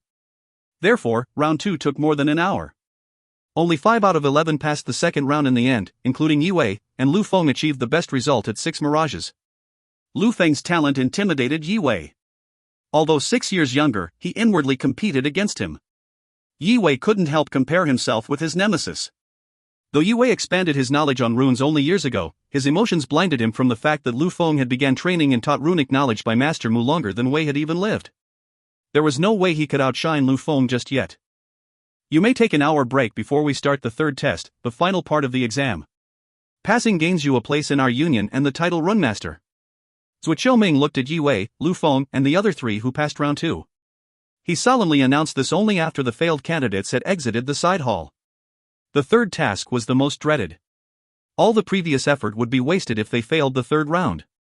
These were the reasons why Zhuo Qiuming decided to give the candidate an hour to prepare for the most important part of the exam. Thus, in order for them to tackle the arduous finale, he decided they should be in their best condition. Stance creation is not something I deem difficult. Smiling arrogantly, Lu Feng muttered to himself while disdainfully glancing at the agitated faces around him. His confidence originated from his experience of creating a mid-level spirit stance in just 12 hours and knowing he only had to compose a low-level spirit stance. Creating a stance, Yue slowly took a few deep breaths. He appeared slightly anxious as he was on the verge of tackling a difficult challenge he had never faced before. Unlike the first two challenges that Mastery touched on while training, stance creation depended on understanding and being in a creative process. Yue's heightened senses heard what Lu Feng mumbled a few meters away, and thought Lu Feng looks way too confident. I will have to pass this test too. I can't stand still while he is just getting stronger and more influential. Yue clenched his fist, haunted by the idea of Lu Feng possibly using his powers to overtake the Yi family again. I have to use my time well. Being upset does not allow me a better position to pass the last round. He stopped looking at Lu Feng, cleared his mind and began to use the falling star form to maximize his condition. Apart from the two youngsters, the other three older candidates also had their eyes closed, optimizing their minds and bodies for the task ahead. I have been supervising this entry test for 3 years now, and I have seen more failing candidates than the stars in the sky, most of which failed in the third finale. Zhuo Qiuming murmured. I kind of like today's participants. I hope they'll work something out. It's tiring seeing people's efforts wasted every day. Especially the young ones. We haven't had young blood entering the union for a while now, he sighed and thought to himself. An hour quickly passed as the candidates focused on preparing themselves. This is it. If you pass this test, you will become dragons. All of you are aspiring runmasters, you know how important this is. My advice? Relax. Let your experience and intuition guide you through. It's okay. If you fail, do not despair. We have thousands of candidates enter every year, and only 2 or 3 get through. We've had years when nobody passed the entry exam, so do not despair if your fears come true. Zhuo Qiuming looked at the 5 potential runmasters' slightly nervous faces, speaking calmly. You have 24 hours to create a low-level spirit stance. Furthermore, if you can create a mid-level spirit stance, you will directly become a 2-star runmaster. Creating a high-level spirit stance will make you a 3-star runmaster. Attitude is everything. It is normal to make mistakes. The most important thing is to learn from those mistakes and use them as a point of reference instead of them affecting your mood. Zhuo Qiuming's advice sounded loud and clear in the candidate's ears. He made a few hand seals, then 336 shining runes appeared in front of him. These are the only runes you are allowed to use. As much as we would like, we cannot learn every rune in the world. See, this is your first lesson. Using limited runes is what you need to be prepared to do. There will always be limitations when you create something. You may begin now. An hourglass appeared in Zhuo Qiuming's hand. He tipped it upside down as he spoke. All 5 candidates without delay focused their attention, trying to remember all the runes they were given. Without knowing the runes, they would never be able to begin the test. Zhuo Qiuming waved his arm, summoning pillars of white light. 5 pillars fell on each of the candidates, encapsulating them to ensure they couldn't talk to each other, and they won't be disturbed from occurrences in the hall. These are all basic runes. Yue sat himself in the lotus position, with his eyes closed. The 336 runes appeared in his mind. The energy flow and structure of runes can be similar, but they are never identical. Both runes' positioning and sequence order are, therefore, very important for runmasters. Their rune consonants will allow them to manipulate runes better than ordinary cultivators. Additionally, runemasters' rune knowledge will give them better insights to each rune structure and energy flow, and their soul sensitivity will allow them to actually feel the macro energy flow in the sequence as they try to put the runes together. The fact that all 5 candidates were able to get this far proved that they excelled in these 3 categories. Their main challenge would find the creativity to construct these runes together in a unique working order. Ideas come and go. Runmasters would travel distances just to have fresh points of view, to take themselves out of familiar surroundings to gain inspiration, and some even risked their lives by observing wild beasts' ways in close proximity. They empower their bodies to mimic, interpret, and make stances out of what they saw from the world around them. Another way for richer runmasters to conceive innovative and new stances was to study rare runes that naturally grew on wild beasts' bones. But in the side hall, the candidates did not have access to any of those sources of inspiration. They would have to try and adjust their ideas from their errors. They would fail 100 times to achieve that one successful time. Stance creation was a lot about experience and practice. Without either, runmasters would not be able to make stances as they would struggle to know where they should start. That was precisely why Lu Feng and Zhuo Qiuming did not see Yue passing the exam at his age. He had no accumulation of experience regardless of the level of talent he displayed in the first 2 rounds. Yue remembered the 336 runes rather effortlessly. He was familiar with the properties and style of each of the runes given, but he was stuck. His mind wandered, struggling to find a starting point. Okay, now what? Yue grumbled to himself, why didn't I try making something up when I had the time to? He had seen Mastery struggle in creating stances and naturally knew that it was not a repeatable process. Sometimes Mastery would suddenly stop in the middle of eating a meal. He would then go to the training room to finish or even start creating a stance. Yue scratched his head, dabbled for 2 hours trying to put runes together. Yet, even assembling 5 runes together had proven to be a challenge for Yue. Without experience, he direly needed inspiration, or else he would never be able to start creating a stance. Only if his soul sensitivity was 10 times stronger could he create a stance without accumulated experience, but Yue didn't have that either. This would make it possible for him to quickly and continuously reassemble the runes and discover which of the combinations were developable and which were not.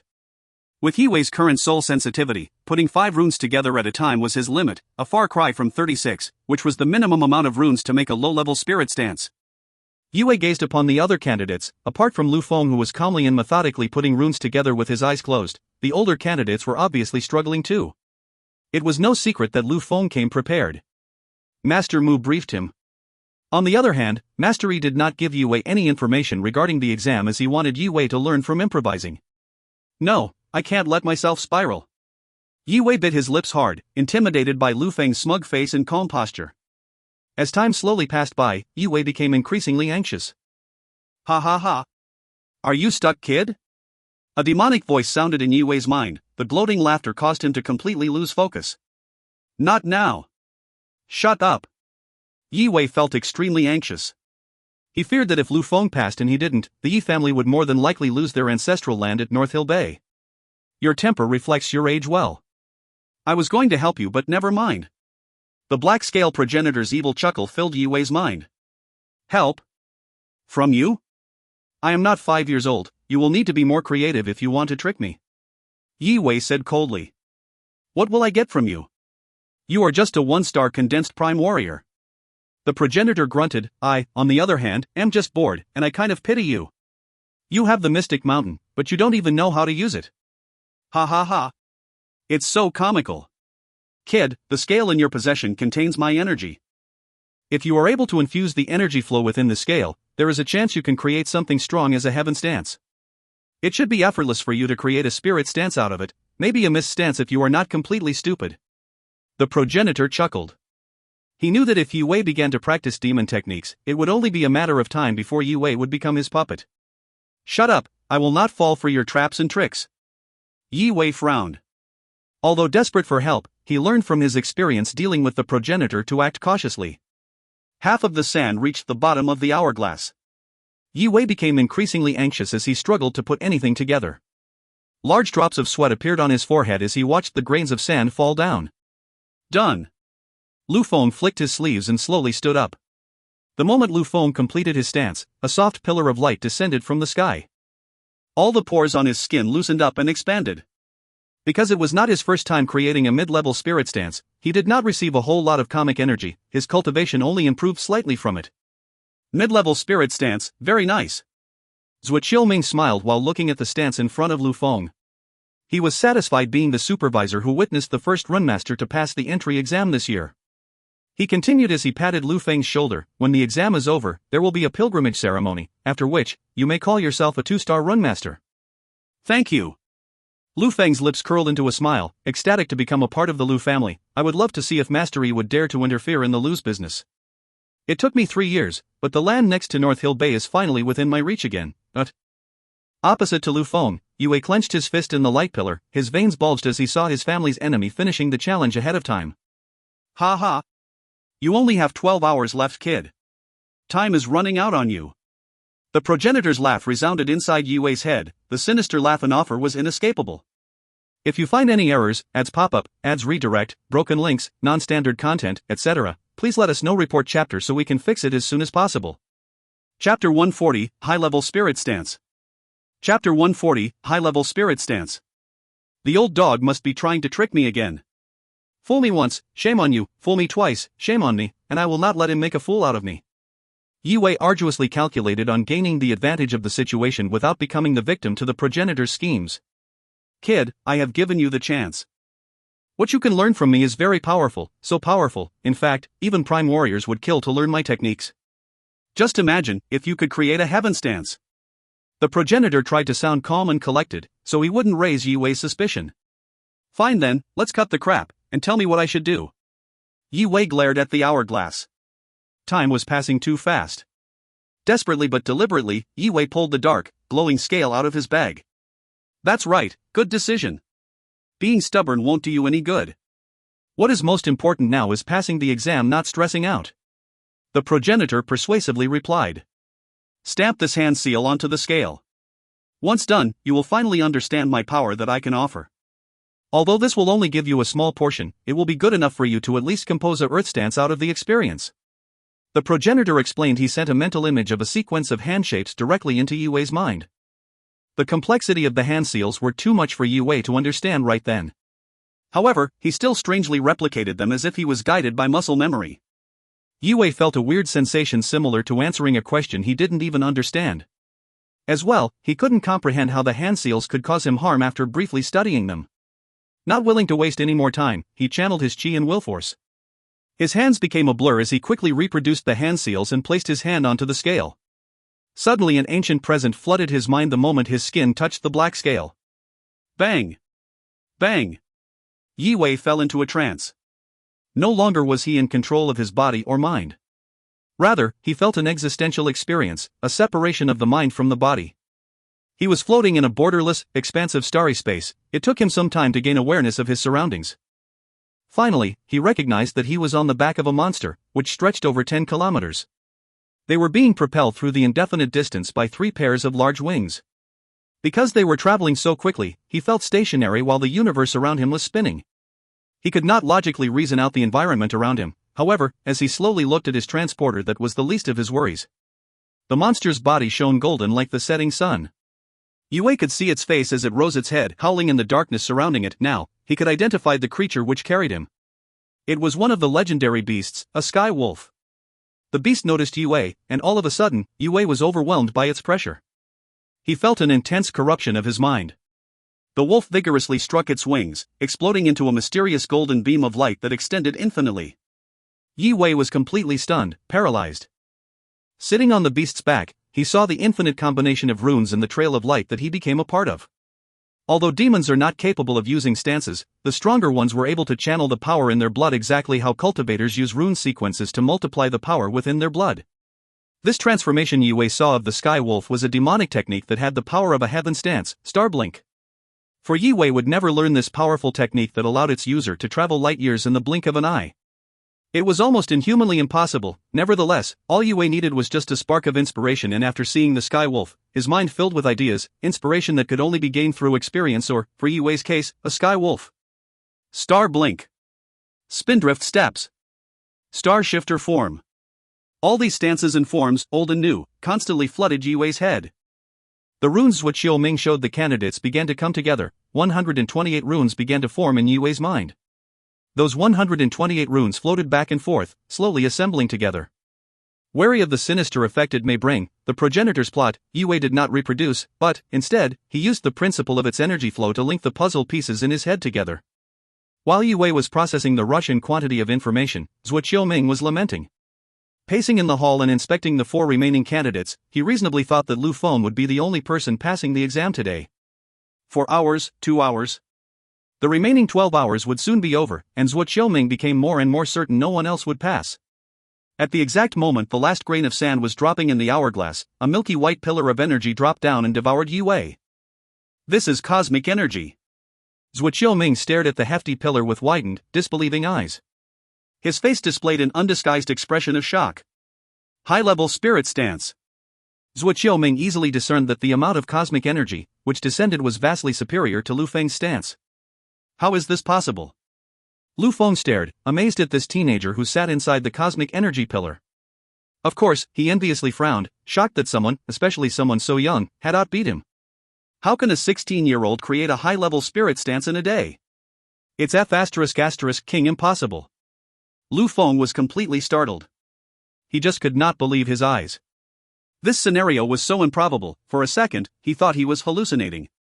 He never heard of anyone of this age managing to create any stance at all, and, now, he just witnessed a teenager passing the Runemaster entry exam by creating a high-level spirit stance. Ha ha ha. I have actually lived and was the protector the day an unbelievable genius passed the exam. Xiao Ming was lost in a mixture of emotions, so strong he started to laugh hysterically. He actually just created a high-level spirit stance. Lu Feng was still struggling to believe what he saw, but Xiao Ming's hysterical laughter confirmed that he was not hallucinating. A 16-year-old boy just created a high-level spirit stance from only basic runes, passing the remainder of the Runemaster Union entrance exam to become the youngest Runemaster ever recorded in the history of Qing State. The previous record holder was Kubai. He managed to pass the entrance exam at the age of 18. Now, when Yue just surpassed him, he had the position of Runemaster Union's Qing State Regional President and also the only one-star Grand Runemaster in the state. Being a Grand Runemaster meant that Kubai influenced those who lived all across the Zhou dynasty's land and even the royals who sometimes consulted him when it came to strategic matters of the dynasty's security. Yue just broke the Grand Runemaster's old record. Familiar with the big names and legacies in the Runemaster Union, Zhuo Qiuming saw what just had happened in front of his eyes, a miracle. He could no longer contain himself. I will report this to the president as soon as possible, so that they can notify the headquarters. This kind of news is too big just to be included in the regular reports. What happened today doesn't guarantee him being equal in power to President Ko, but it certainly places him in the 7 new runes. Zhuo Qiuming excitedly looked at Yue, amused by his new discover, the groundbreaking young genius, and thinking how this could bring the Union to its new height. Like the God 7, the 7 new runes represented the 7 best young talent of the state, but, unlike God 7, the runes specifically refer to youngsters with runic talents. As Runemasters are rare among cultivators, the 7 new rune title is even more prestigious than the one Yue gained a couple days ago. As the last grain of sand in the hourglass fell, the entry exam ended. Yue had absorbed all the cosmic energy surrounding him. 2 stars condensed prime. Yue opened his eyes, clenched his fist, and felt a burst of energy coming out of the newly formed golden crack on the silver chi ball in his dantian. The amount of cosmic energy Yue acquired greatly exceeded what he'd gotten so far from refining stances. Not only did he break through, his sentient was also upgraded to yellow grade. During the past 3-year training under Mastery, Yue's sentient transformed to orange grade, and now under the nourishment of the vast cosmic energy his sentient underwent another transformation. This speed enhancement stance is based on the dog star blink, and translated to a stance using the runic principles that constructed Spindrift steps and Starshifter form. Let's call it Starblink steps, haha, thought Yue. Although it was just a high-level spirit stance, it was inspired by a heaven stance and had great potential to be refined. Yue thought the perfect form of this stance could well be either an earth or a sky stance. Although Starblink steps is only a high-level spirit stance, I believe I will be able to match the speed of a cultivator 2 levels above me, Yue murmured to himself as he reviewed his proud creation. I incorporated the chi flow of Starshifter form for its energy sustain, but I think Starblink steps could actually help me deflect attacks due to its smooth and slippery chi flow. Yue activated the stance. He felt unrestrained by gravity. Weightless, each small step Yue took him farther than was possible before, via a slight arced path. Why didn't you just learn my star blink technique? The progenitor screamed, echoing in Yue's sentient, you foolish insolent brat. The star blink technique is as strong as a heaven stance. Using only its minimal potential would be the same as performing a mist stance. It was created by me and therefore not recorded in any human archive. You could have claimed this greatness and made yourself famous. It's not hard to translate my technique into those 336 runes. Your pathetic creation stinks like 100 of mounds of horseshit. The stench insults me. Plagiarizing brat. The progenitor was furious. Yue was not as foolish as he believed or wanted him to be. If only Yue would have mimicked his technique, the demonic energy would flow in Yue's body and resonate with the progenitor's presence, allowing the demon ancestor to take control. Yet, Yue maneuvered precisely out of the jackal demon's scheme. The progenitor became furious as his second attempt to conquer Yue also failed. He could not believe he was outsmarted by a being less than 10,000th his age. Old dog, there is no point being mad. I will be taking precautions every step I take and with every decision I make. I am young, but I am not naive unlike you. I have been warned, and I am protected. You should just stay quiet before I either get rid of you or make use of you. Taunting the progenitor, Yue attempted to enrage the old demon, so he could have some peace. If you find any errors, ads pop up, ads redirect, broken links, non-standard content, etc., please let us know. Report chapter so we can fix it as soon as possible. Chapter 141, Rights of Righteousness. Chapter 141, Rights of Righteousness. The progenitor's plot failing actually benefited Yue more than it harmed him. Oh well, your loss. The old demon appeared calm but was actually furious within because his plan completely backfired. The last grain of sand stopped rolling, settling at the bottom half of the hourglass. Time seemed to have frozen as the progenitor and Yue's consciousness communicated. The exam is over. Congratulations to you too. After the ceremony, you will officially be a part of our union. Zhuo Qiuming announced loud and clear as he scanned across the 5 candidates. His eyes lit up with appreciation when they fell onto Yue. You will become a 2-star runemaster and a 3-star runemaster respectively according to the level of the stances you two have created. May I add that I am especially proud to be the examiner today. It was my luck that I got to see the making of not one, but 2 young talents with my own eyes. Zhuo Ming decided it was appropriate to openly express his fondness as the exam had finished. Yue and Lu Feng did not just end the dry spell, they finished with style, breaking many records. Lu Feng being one of the quickest ever to finish the stance creation challenge, and Yue being the youngest candidate to pass the exam in the whole of Qing State, much less creating a high-level spirit stance. Any Runmaster Union member, or official, could only dream of witnessing the birth of such a talent. Congratulations, young ones, you two surprised me. I am fortunate to have taken part in this exam, and I know your names will echo through the ages. All 3 of the elderly cultivators who failed the test were content with their failure and paid respect to whom they were both jealous of and admired. Rather than feeling remorse, they'd rather try to seek inspiration from these talented youngsters so they too could one day reach their goal of becoming a runmaster, something they had tried to achieve for half their lives. Thank you for the kind gesture. Yue bowed and said humbly. Lu Feng could see that every in the side hall were more impressed by Yue than by him. This caused his face to turn ashen as he heard the flattering words directed towards Yue. He was supposed to become the youngest runmaster in Qing State, and in fact, he was still one of the 10 youngest runmasters in the region, but his flair was now completely drowned out because of Yue's existence. Being the prideful youngster, Lu Feng was extremely unpleased that someone 6 years his junior, a mere teenager, was able to outshine him on something he took great pride in. Apart from that, his plan to recruit Yue was not likely as Yue would soon be under the spotlight as the newest and greatest rising talent. Having a 3-star runmaster with a moldable young mind on their side would be a dream come true for many powerful organizations. All these negative thoughts came crashing into Lu Feng's mind. Zhuo Ming looked down at the recommendation letters and rose his head and smiled. Today we have 2 new runmasters who both came from Green Moon City. Congratulations to Lu Feng and Yue. Zhuo Ming read Yue's letter of recommendation again and frowned. He knew that Master Yi was a 10-star runmaster who relocated to Green Moon City from the capital, but even so, it did not quite explain the level of rune mastery Yue displayed. Yue. Lu Feng's eyes widened and a chill went down his spine. Yue realized immediately that Lu Feng now knew exactly who he was and their eyes crossed full of hostility. I should have realized if anyone was be able to produce an apprentice of this caliber in this region, it would be Master Yi. The puzzle pieces came together in Lu Feng's head. My men told me that Master Yi's apprentice had a red sentient. How can trash like that grow so strong so quickly? It's only been 3 years. Yue knew the time would come when Lu Feng figure out who he was, therefore, he was able to keep his cool. Now because of his 3-star runmaster status, Yue was no longer scared but confident. Your move, thought Yue while staring at Lu Feng. Okay, now may I ask the candidates who failed the exam to leave the hall? Zhuo Ming said politely while he briefly looked at Lu Feng before his appreciative gaze was once again set on Yue.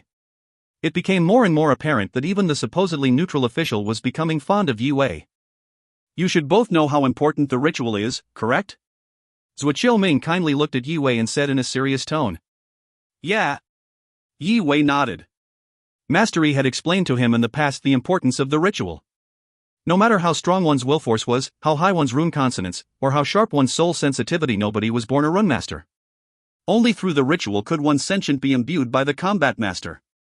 The holy presence of the combat master affects one's will force and transforms a runemaster's will force into a more effective tool to use against humanity's enemies, the demons and wild beasts. Due to their natural body strength, demons and wild beasts were born stronger than human beings, and this allowed them to easily defeat humans on the same level as them, and sometimes even ones with higher cultivation. But this ritual allowed runemasters to be excluded from this pattern. After the ritual, runemasters could easily beat demons and beasts of the same cultivation and posed a threat to counterparts with higher cultivation, all because of the holy presence in their sentient. After passing the runemaster entrance exams, the candidates were to be guided through the ritual, during which their will force would actually be guided by the combat master and flow in the shape of the holy conservatory. The conservatory was built by the combat master himself following runic principles. Those principles were translated to runic patterns, which were essentially where the power of the holy presence came from, and this was precisely what demons and beasts were weak against. The stronger a runemasters became, the more their will force followed the conservatory's flow pattern, ultimately making their will force many times more effective against demons and beasts. This is the reason why runemasters were seen as assets of mankind. Remember, you need to stay pious and pure during the ritual. Having clouded mind is very dangerous. Zhuo Ming looked at Yue and Lu Feng and said solemnly. Sacred statue. Zhuo Ming grunted as he summoned the combat master's image again. Knowing the importance of the ritual, Lu Feng shook his head to put the grudge out of his mind. He switched his attention from Yi Wei to the statue. His mind became clear and pure. Yi Wei took a deep breath to relax and turned his face towards the statue. The heavens are in plain sight, their righteousness boundless. Zhuo Qiuming began to recite the passages left by the sages while Yi Wei and Lu Feng followed. While the spoken words echoed the hall, the statue began to emit waves of rippling energy that rushed into Yi Wei and Lu Feng's sentience, transforming their will force. Bang! Bang! Bang! Their invisible will force were drawn out by statue's energy and began to take physical form. Their will force took the shape of mysterious and magnificent structures accompanied by a series of awe-inspiring bell tolls. The images of spectral buildings were clearer above Yi Wei's head than they were above Lu Feng due to the difference between their runic capabilities. Little one. When Yi Wei's will force completed the outline of all 72 buildings of the conservatory, a familiar, powerful presence visited his sentient again and a deep voice sounded. Your Grace. Yi Wei greeted as the middle-aged scholar's figure became clear. I knew you were special, but I did not expect to meet again so soon. Now I am sure you will become someone important, therefore, I have a special gift for you, the combat master said with a smile while lifting his finger. Pressing it to Yi Wei's forehead, a mark that resembled a golden lotus appeared between Yi Wei's eyebrows. Little one, keep cultivating and training hard. The combat master's voice began to fade as if the source of the sound was moving further away from Yi Wei. A gift? Yi Wei blinked quickly, confused as the image in his sentient disappeared without any more explanation about the mark. I know the combat master won't lie to me, but I honestly don't feel any different. Yi Wei could not feel the mark and its color faded, melting into his skin without a trace. The combat master had ways to make anything host his consciousness, objects, man, beasts, and even demons. If it was not for the black scale, his consciousness would have never actively gone into Yi Wei's sentient. He would almost never pay any runmasters a visit like he did with Yi Wei. It was both by chance and destiny that Yi Wei bonded with the combat master, and it was Yi Wei's fortune to have received 2 gifts from one of the founding sages. Finished. Zhou Qiuming grunted as the energy around the statue disappeared. Both Yi Wei and Lu Feng had their will force enchanted and they were now runmasters. If you find any errors, ads pop up, ads redirect, broken links, non-standard content, etc., please let us know. Report chapter so we can fix it as soon as possible. Chapter 142, Runic Badge. Chapter 142, Runic Badge. After the ritual's ending, Zhuo Qiuming allotted Yi Wei and Lu Feng each a badge. Finally, I am a runmaster. Yi Wei tightly grasped the badge, whispered to himself ecstatically. When Green Moon City learned that Yi Wei had become a runmaster, the 3 biggest martial families, and the city lord now realized how much respect was due to Yi Wei. Upon meeting him, they would have to bow, and anything else required to honor a runmaster. Yi Wei, do you have time to talk? Zhuo Qiuming patted Yi Wei's shoulder. He welcomed the newly qualified runmaster with a soft, amicable smile. He desired to speak about the 7 new runes. If he decided to enlist as a part of the 7 new runes, authorities in the whole Cheng state would have to treat him decorously. As well, he would be bestowed with countless privileges. These incentives were very persuasive, and Yi Wei didn't even need any encouragement from Mr. Zhua. Mr. Zhua, you don't even have to ask, I will gratefully oblige. Yi Wei elatedly smiled as he replied and nodded politely. Then thought to himself, you, an official from the Runemaster Union's Ning City branch, clearly want to befriend me. Why would I say no? Ha ha ha. Little boy, you surely present yourself well. Follow me to the 2nd floor, please. Zhuo Qiuming led Yi Wei out of the side hall towards the staircase. Lu Feng was completely forgotten about. They even left without acknowledging him by not saying goodbye. Zhuo Qiuming had sensed the change between Yi Wei and Lu Feng. He understood, with Yi Wei being a runmaster and at the same standing as Lu Feng, the equanimity between them before was erased. Now they were enemies. Nonetheless, he instantly chose to affiliate himself with Yi Wei. Lu Feng was good, but not extraordinary. This young boy would one day become an influential figure. Lu Feng stood all alone in the grand but empty hall. As Yi Wei and Zhuo Qiuming walked away, his eyes vengefully glared at them. Hate was growing in his heart, revenge was brewing. For now, Lu Feng could only grudgeful glare at the new superstar, his new enemy. Very well, Yi Wei, just you wait. Lu Feng's hand trembled. He squeezed the badge tightly as his eyes widened. He flicked his sleeve, impatiently turned, and angrily strode out, each step echoing in the vastness with no one to hear them. Zhuo Qiuming led Yi Wei into an elegant sitting room upstairs and sat down. So, Yi Wei, it seems you and Lu Feng don't get along well, am I correct? Zhuo Qiuming poured Yi Wei a cup of tea while casually questioning him. Yes, you are right. Yi Wei acknowledged. He thought about Lu Feng's scheme 3 years ago, and how he pulled some strings, used the Du family, a general who worked for the city lord, and a merchant guild's president to attempt taking over the Yi family's land. He would have killed us all if it wasn't for Master Yi. Lu Feng and his master Mu Kuan are people you shouldn't worry about. Zhuo Qiuming frowned as he saw Yi Wei growing agitated, but he continued in a wary tone. However, his mother is from a big family, who have influence all across Qing State. I think he came to take the entrance exam mainly for recognition from his mother's family. Now that he is a 2-star runemaster, I am pretty sure he will have no problem getting approved and will soon become a part of the Lu family. On the other hand, if the Lu family does not like you, then you might be in trouble. They are one of the 4 biggest martial families in Qing State. Furthermore, multiple returned prime warriors minister them. Most important, though, they are related to one of the royal families. This is the worst part. Zhuo Qiuming looked at Yi Wei and tried to sound as collected as he could. My advice for you, boy, is to avoid direct conflict with him. Don't give him and them any reasons to start fights with your family. You have limitless potential, but only when you have reached a certain status, which is made from connections, then can you sort out your dispute with him. This is my advice for you, Yi Wei. I hope you will heed it. Working as an official in the Ning City branch had broadened Zhuo Qiuming's understanding on the political games the influential and powerful played to get what they wanted. Idealism had no chance in the cutthroat arena of the royals. Zhuo Qiuming told his opinions as a whole without leaving out any details. He truly hoped the best for Yi Wei and wanted him to do well, but as well remain good.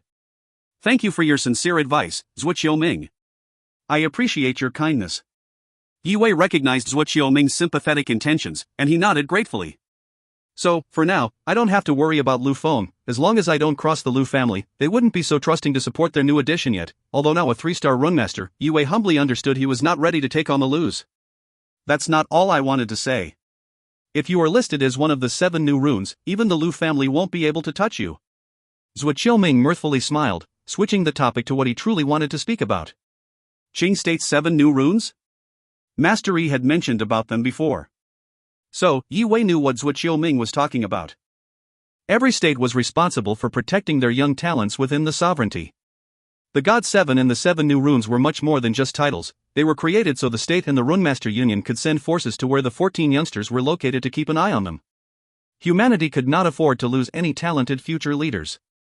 Not only do the God 7 and the 7 new runes protect the youngsters from demons and beasts, if any man threatens both groups of 7 in any way, the offenders will be punished and their whole family killed. With your talent, definitely the 7 new runes will enlist you without any problem. Zhuo Qiuming chuckled. The regional president, strong as he is, passed the entrance exam at the age of 18, and you at the age 16. By far, you broke his record. If we can't put you, a 16-year-old 3-star runemaster, on the list, I don't think anyone would deserve to be on it. Are you sure? Yi Wei felt relief, realizing he might not even have to worry about the Lus. Of course. Zhuo Qiuming earnestly stated. He wanted to reassure Yi Wei, just fill in the form here, I will make sure the president sends your application to the headquarters as soon as possible. That way we will quickly obtain the result. It will take up to a month for the finalization of the paperwork. In the end, the headquarters will have to send the information to the Holy Conservatory and the Runemaster Board always has something to process. Understood. Yi Wei grabbed hold of the forms Zhuo Qiuming gave him. He immediately filled it out. I will notify the regional president so that he will send the form out immediately. Meanwhile, please take a look at the runic badge. Zhuo Qiuming said while looking. Yi Wei's mind wandered as he watched Zhuo Qiuming leave the room. I hope it will turn out okay. Grandpa worked very hard rebuilding the family after what happened 3 years ago. The Yi family grounded and stabilized Yi Wei like a root. He was willing to do anything to make sure its safety. Runic badge?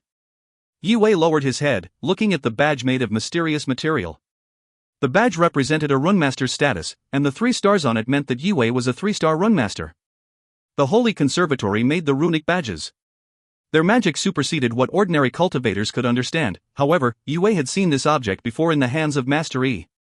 Yi Wei lifted his finger, channeled his will force, and gently placed his finger onto the badge. A mysterious mist burst out and became a hologram of a young woman. The young woman wore a white silk dress, wrapped in ribbons. Yi Wei almost mistook her for a fairy. Her beautiful facial features, slim figure, and the way she levitated in the air all resembled the tiny elfish creature. Dear Runemaster Yi Wei, hello. I bid you welcome to the Runemaster Union. The hologram said, smiling. An air of surprise shortly followed. He looks young. And, already he's a runemaster. Impressive. Runemaster's information were sent to the conservatory and confirmed during the ritual process. Moreover, it contained the top Willforce signature recognition security system, allowing nobody else than only Ariel Runemaster to use the badge.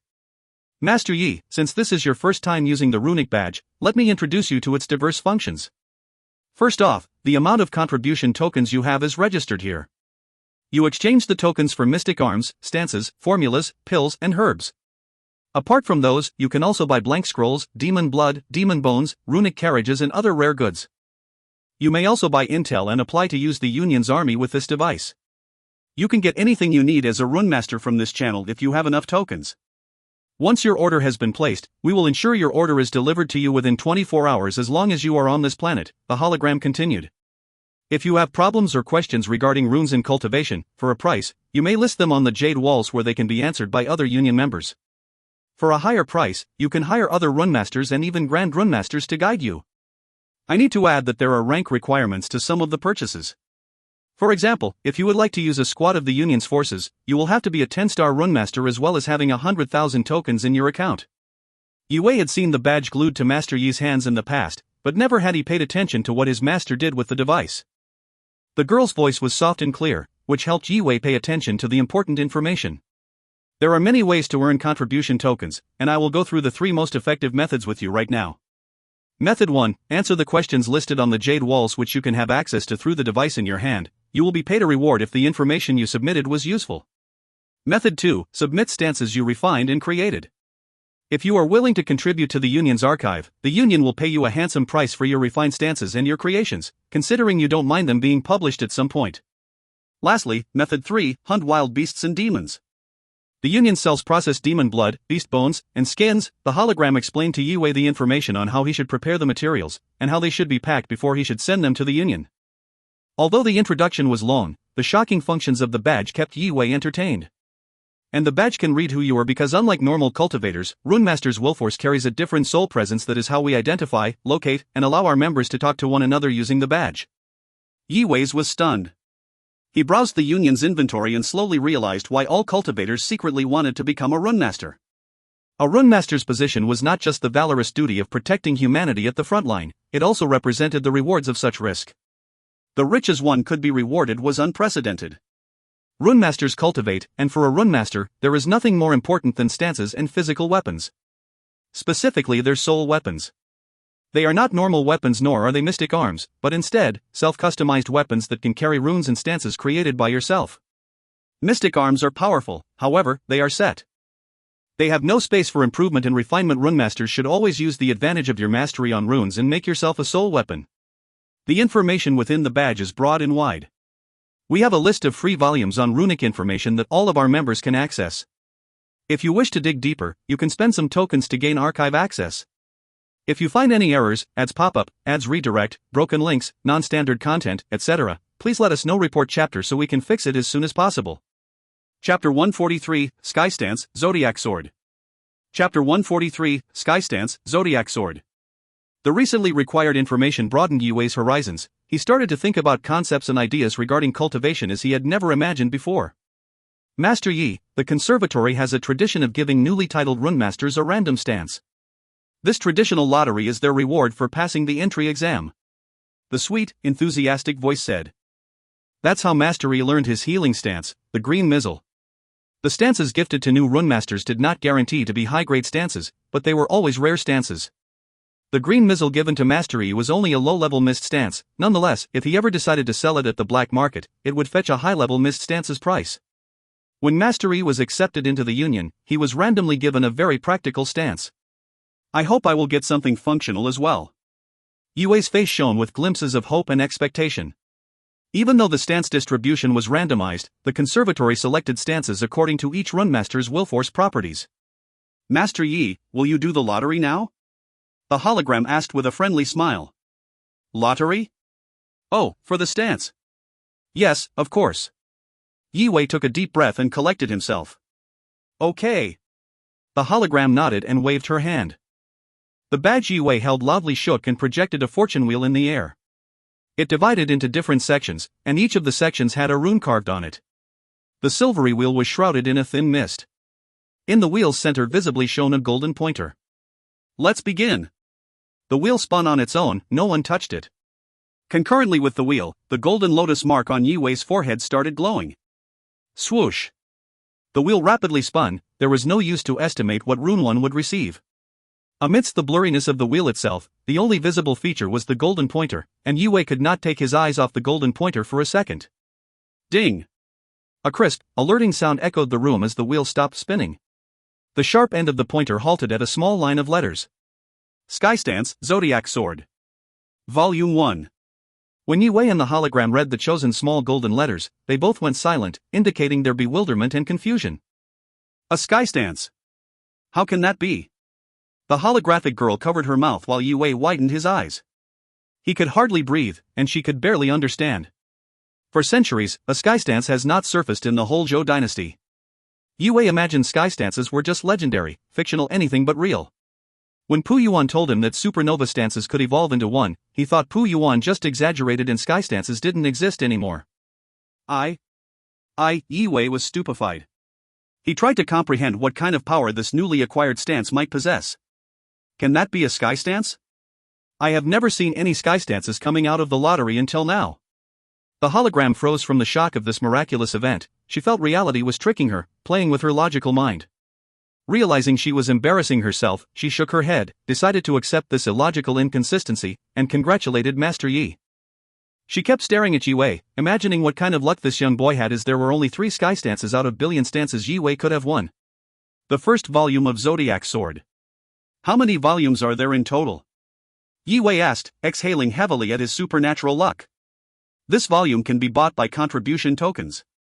You can look for yourself. She waved her hand, and a hologram of a large jade wall appeared out of nowhere, with an extensive list of stance names and prices written on it. From top to bottom it said: Grade, Skystance, number of volumes, 12, cost, 300 billion tokens. Grade, Skystance, number of volumes, 11, cost, 180 billion tokens. Grade, Skystance, number of volumes, 10, cost, 120 billion tokens. Grade, Earthstance, number of volumes, 7, cost, 100 billion tokens. Grade, Earthstance, number of volumes, 7, cost, 88 billion tokens. Yiwei just stared at the presented list. He couldn't believe the stance he had just won through complete chance was the most valuable one on the long list. Volume 1 cost how much? He asked himself, seeing the volume he recently acquired cost 10 million tokens. Briefly, he thought how insane that amount was comparing with his master, a 10-star runmaster, who only had a few 100,000 tokens. Suddenly, Yiwei remembered the gift the combat master vouchsafed to him, making him wonder how random was the lottery. Master Yi, would you derive the stance now? The girl requested softly while Yiwei contemplated this phenomenal gain. Upon buying or acquiring stances, they would be transferred directly into a runmaster's mind. The process of collected stances could not be visibly perceived. Absolutely. Derive, please. Yiwei assented without hesitation. The desire to explore the potentials and possibilities of the rare Zodiac Sword stance was overpowering him. The badge in Yiwei's hand vibrated slightly, a vast wave of ideas transmitted to his badge from the expansive emptiness of space, directly flooding Yiwei's consciousness. Although Yiwei amassed only the first volume of the stance, the amount of information was massive. More than Yiwei imagined or prepared for. It took over an hour until Yiwei received the entire content of Volume 1. Master Yi, once again, I congratulate you for becoming a part of the Union. If you need anything else in the future, you can use this badge to directly summon me. Bowing, the girl's image blurred and eventually faded. It's a shame, I can't decipher this stance yet. Yiwei tightly clenched the badge and shook his head regretfully. He had discovered the minimum level to practice the stance was 5-star condensed prime warrior level. Being just a 2-star condensed prime warrior, Yiwei had a long way to go until he could utilize his new stance. Nevertheless, if he decided to use the supernova stance, he could be able to try to learn the sky stance's basic foundation. However, this would only be temporarily. Humph, idiot. It's only a sky stance. On the other hand, I had offered you something much more powerful. Why would you even bother with something so weak? The progenitor read and disrupted Yiwei's mind once again. Now, don't you think the combat master was a bit stingy, wasn't he? He was obviously hiding other good stances for himself instead of sharing them with you. If you are trying to instigate something against the combat master, I will not sit here and do nothing. You old hound, I know exactly what you were scheming against me. Remember, I am young, but not a naive fool. Anything as powerful as heaven stances are based on the creator's cultivation experience and understanding. If I had tried learning your technique, surely, there would have been some awful consequences on myself, right? Yue grunted and ignored the progenitor. He kept himself occupied by browsing messages, tips left behind by other runmasters, and checking the prices of scrolls, mystic arms, and other useful cultivation tools. Surprisingly, Yue discovered something familiar on the list of formulas. Grade, unknown, available volumes, Volume 2, 5 and 7, cost, Chap 2, 300 billion tokens, Chap 5, 800 billion tokens, Chap 7, 100 billion tokens. Yue could not believe it. The formula that inspired the creation of the supernova stance was listed. He reflected on how lucky he was to have given the first chapter by inheriting the Glacial Emperor's legacy. Even the Runemaster Union only collected 3 chapters. What is the story behind these volumes? Yue decided to buy the second chapter from the Union as soon as he earned enough tokens. Oh yeah, I wonder how many tokens the demon blood in my bag is worth. Yue expressed, hoping to gain more wealth soon. He followed the instructions given by the hologram. Low-rank demon general blood, reward, 5 tokens. What? I nearly lost my life for that. Yue was stunned, his expectations dissipated and he felt deflated, realizing how far away he was from his goal. He understood now why even Mastery only had a few 100,000 tokens to his account. How many decades do I have to live if I wanted to get that sky stance through my own means? Yue. Zhuo Ming's voice abruptly sounded when Yue continued browsing the goods through his device. Yes sir, I'm here. Yue quickly stood up, replying unexpectedly. If you find any errors, ads pop-up, ads redirect, broken links, non-standard content, etc., please let us know. Report chapter so we can fix it as soon as possible. Chapter 144, Sonic Runes. Chapter 144, Sonic Runes. Yue. Zhuo Ming smiled brightly as he strode over to the new runemaster. The sound of his crisp, joyful laughter echoed throughout the room. Mr. Zhua. Yue happily bowed. Influenced by Zhuo Ming's laugh, he also smiled widely, safely assuming his application had been approved. Congratulations kid, your papers went through and the Qing State Office already approved it. Zhuo Ming felt his words did not fully express his excitement. He applauded Yue with a heavy slap on the shoulder. Ha! Finally! Our branch has given birth to a new rune. After getting approval from the Qing State Office, it was quite certain Yue would be listed after the standard procedures. Thank you so much Mr. Zhuo for your help. Yue politely gestured and bowed, relieved that his family was now more or less protected from Lu Feng's possible schemes. Under the pressure of the Union, even if Lu Feng had the Lu family behind him, he could not risk his whole family being punished. Little man, you are too nice. I am an official here at the Union, and I am only doing my duty.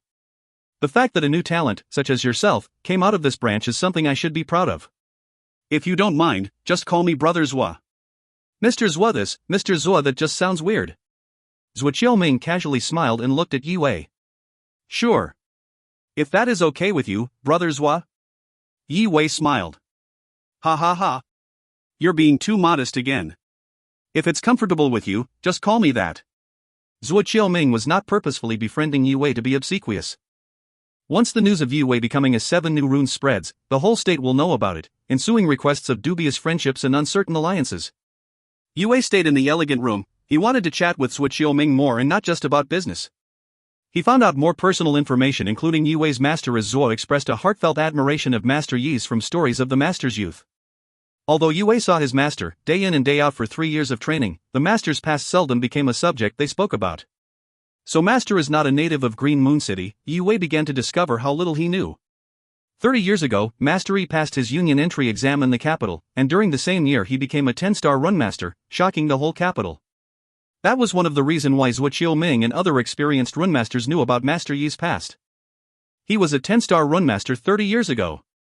Then why is he still on the same level? Yue asked himself, confused but hesitant to ask out loud. Zhuo Ming looked at the badge in Yue's hand and smiled. This badge you are holding can save you life. Apart from trading goods and tokens, if you are in the field attacked by demons, wild beasts, you can inject your will force into it and activate a distress signal function. Once it's been activated, it will notify all runmasters within 200 kilometers, so they could come to your rescue. Of course it goes both ways. I must take care of it and keep it safe. Thought Yue. Even though the badge requires a runmaster's will force for activation, it would still be troublesome if it fell into someone else's hands. Additionally, news and messages from the region's branch and the main headquarters will update every day. You can find this information also on your device. That's the primary way Union branches communicate with each other. For example, the news of your passing at 16 years of age has already spread. It's reasonable to conclude Master E has learned of your position as a 3-star runemaster now. Furthermore, when you officially become a part of the 7 new runes, all Union members will recognize your name. Zhuo Ming smiled and said, from now on, if you meet a runmaster, you can just tell them your name. They will know who you are and probably help you with whatever problems you may have. They may even assume you are an object of protection. Now with the questions on the jade walls, it's every man for himself. Can the runic badge receive messages from the Runemaster Union? Yue was dumbfounded, but he regained his reason. If the badge can relay voice messages and holograms from the headquarters far away, receiving messages from the Union should not be a difficult thing. Apart from textual messages, 5-star Grand Runmasters and above can send and receive visual images. Yet, only a few people in the Zhou dynasty are capable of doing so. Normally, this is only done with drastic occurrences. Occasionally we can also receive images from demon emperors. Can do what? Yi Wei asked, appalled. Well, you see, the combat master designed the badge long ago. It is packed with very powerful runes and runs on the surrounding primal energy. Some demon emperors accidentally learned how the routing worked. Thus from time to time, they will harass us. However, you don't have to worry about that. They are strong but usually do not do anything more than just taunt. Of course, we will know instantly if anything bad happens. Zhuo Ming patiently explained. Thank you for explaining all the details. Brother Zhua. Yi Wei smiled and made a polite hand gesture. Ha ha. You are being modest again. Zhuo Ming laughed, appreciated Yi Wei's humility and became even more fond of the young runmaster. After everything that had occurred, Yi Wei stayed in a guest room in the Ning City Runmaster branch, studied the runic badge and researched into rules and guidelines of the Union. Within the next 2 days, he saw the most expensive things available to buy and the cheapest. Thankfully, the cheapest items only costed single-digit tokens, actually manageable to obtain. Security? One of the columns on the catalog caught Yi Wei's attention. The Runemaster Union recruited powerful cultivators from different dynasties every day, and Union members could hire them as followers with contribution tokens. Hiring a 5-star condensed prime warrior would take more than 30,000 tokens. Yi Wei exclaimed in his thoughts, thinking that it was actually a reasonable price. If he had enough tokens, he could even hire a god's prime warrior. However, hiring a returned prime warrior would cost a few 100,000 to millions of contribution tokens. Yi Wei finally decided this was not something he should waste his time looking into right now. If we can get a few returned prime warriors to look over the family mansion, even the Lu family wouldn't be able to touch us. Yi Wei sighed. He wished he had more tokens to spend. Besides mercenaries, Yi Wei was also interested in soul weapons. They were unenchanted weapons made of high-quality materials. Every time runmasters mastered a new stance, they would engrave the respective simplified rune sequence onto their soul weapons. These weapons would eventually become stronger, more suitable for their owners as they were exposed to each runmaster's unique will force and chi. Soul weapons' power will fade after their owner's death, making them unable to be passed down. Although they were high-quality weapons, their prices were often less than the cost of mystic arms. Ordinary soul weapons were made of thundergold, costing a few hundred tokens each. But the superior models made of Emperor Jade, Ancestor Gold, and other more valuable materials could cost up to a few million tokens. The real value of soul weapons was their customizability. The stronger the weapon owner became, the more powerful the blades and spears of the weapon would become. Seeing all these treasures available, Yi Wei desired them. His inability to buy the sound quality weapons annoyed and upset. He didn't want the items he could afford, only the ones he couldn't. Yi Wei began planning how he could quickly earn contribution tokens. He recalled what the hologram told him, that the quickest and painless way to acquire tokens was to answer the listed questions. He decided to turn his desires into reality. Activating the badge, he was immediately surrounded by a large wave of primal energy from the device as runes burst out. Questions appeared in Yi Wei's head. Are these all questions on the jade walls?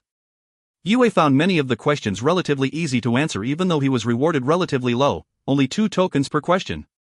Nevertheless, in a short time he gained around 5 contribution tokens. It's way quicker to earn tokens this way than to hunt demons. He concluded, remembering how close to death he was while fighting the Black Mist clan demon. What Yi Wei didn't realize was that the demon general he fought was only that powerful because of the black scale. Otherwise, Yi Wei would have no problem hunting 20 demons of that level. So, he just browsed and answered question after question. The further he read, the more difficult they became, and the more tokens they paid out. Although Yi Wei could answer a lot of the questions, he dared not to answer the more difficult ones as he was not quite experienced enough. This is the 53rd wall, and each of these questions rewards more than 10,000 tokens. But none can be answered with only simple answers. I need more experience and practical understanding if I want to efficiently earn more tokens. My knowledge is actually very underdeveloped, Yi Wei acknowledged. Slightly discouraged. Although the Mystic Mount's presence in Ascension provided him with a lot of answers and runic knowledge, he began to realize that a lot of them were not answerable until he had experience practicing them in reality. Yi Wei went through another 30 questions only to discover they were all related to the applicational aspects of runes. He realized he would be better off answering the easier questions to slowly accumulate more tokens. Just when he was returning to the questions before, a short, simple question grabbed his attention. What is this straightforward question doing here? The question related to specialized rune rewards to whoever could answer correctly. How is this unanswered? Yi Wei double-checked the wording just to make sure he was not imagining things. How is the 32nd of the 36 runes from the Sonic rune set constructed? How can the answer to this question be worth 200,000 tokens? Yi Wei thought excitedly. All the other questions on the same section of the Jade Wall discussed how runes should be assembled with each other in order to maximize their power in combat and instance creation setting. He channeled his will force and drew forth the rune in the question. Since there were over 1 billion rune shapes in Yi Wei's head, answering a basic question like this was rather effortless for him. Over 1 million miles away in the reign of Sacred Snow Dynasty, 3 Grand Runemasters sat around a table on the summit of a mountain, drinking and chatting. The Sacred Snow Dynasty just keeps becoming stronger and stronger. We already have 100,000 passing the entry exam this year, said Yang Shuo. Being the Union's president in his dynasty, Yang Shuo often checked the figures to see how well the country was doing just in case he needed to strategize a plan. I have heard. It is a great pleasure to be working aside you and seeing how well our branch is doing. The 2 Grand Runemasters smiled and nodded. Abruptly, all 3 of them were alarmed by a sudden surge of chi disturbance coming from Yang Shuo's runic badge. Oh. I think someone must have answered one of my Jade Wall questions, he said surprisingly. Oh no, who was unlucky enough to pick one of your annoying questions? Ha ha. Yang Shuo lifted his head, took out the device, and frowned. He quickly stood up, shocked. Guys, you need to see this. If you find any errors, ads pop up, ads redirect, broken links, non-standard content, etc., please let us know. Report chapter so we can fix it as soon as possible. Chapter 145, Jian Chen. Chapter 145, Jian Chen. What is it?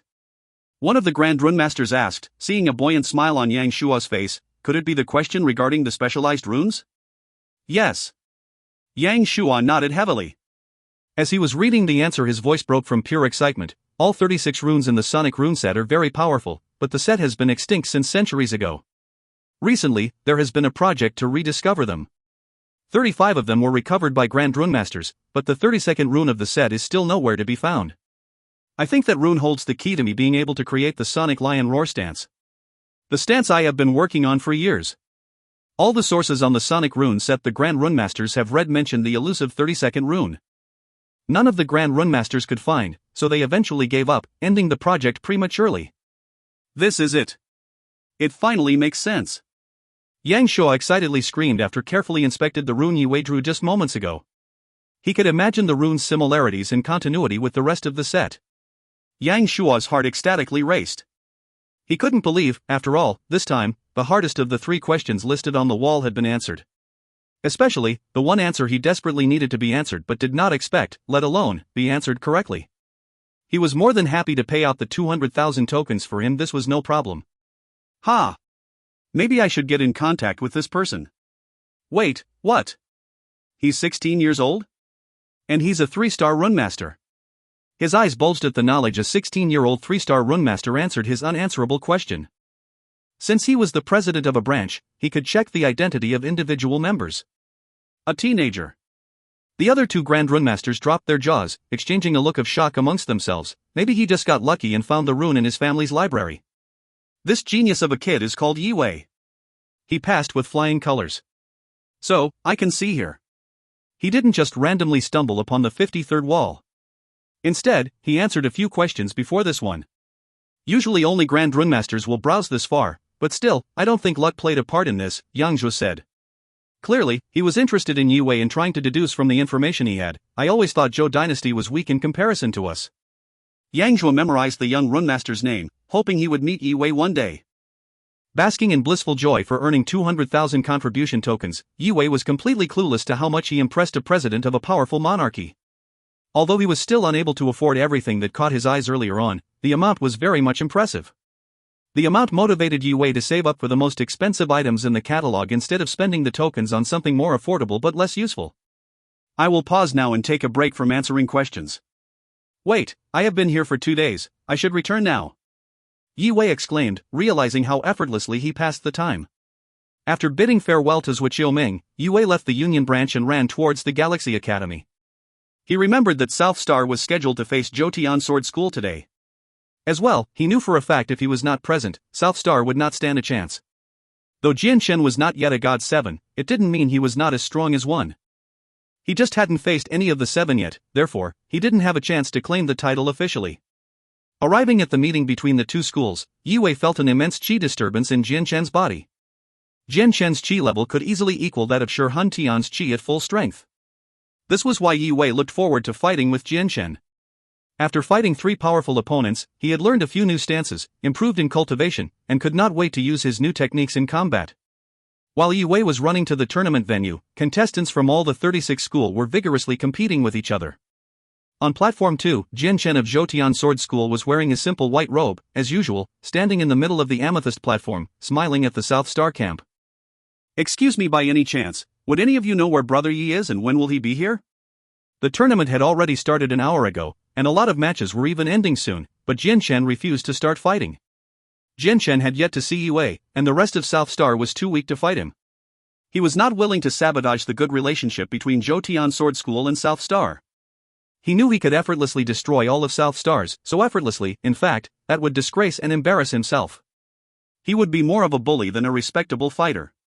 The understanding was also mutual. Lu Jian, Chen Mo, and the rest of South Star were patiently waiting for the race to show up. If I win without defeating Brother Yi, it would be unfair. Don't be offended, please. I mean no disrespect at all, and I am happy to wait. Jian Shen had been looking forward to this fight ever since he saw Yue's performance. He did not see the point of fighting with South Star if he wasn't able to fight Yue. The tournament was halfway over. There were only 4 teams that had not dropped one match: Galaxy Academy, South Star Academy, 7 Star School, and Jotian Sword School. We've seen Jian Shen fighting every day for more than 2 weeks. We know how strong he is. There is no point for South Star to fight without Yue present. Do you think Yue is scared of losing his title? Maybe that's why he's not showing up. I don't think so. You see, cultivators of that caliber take great pride in their cultivation.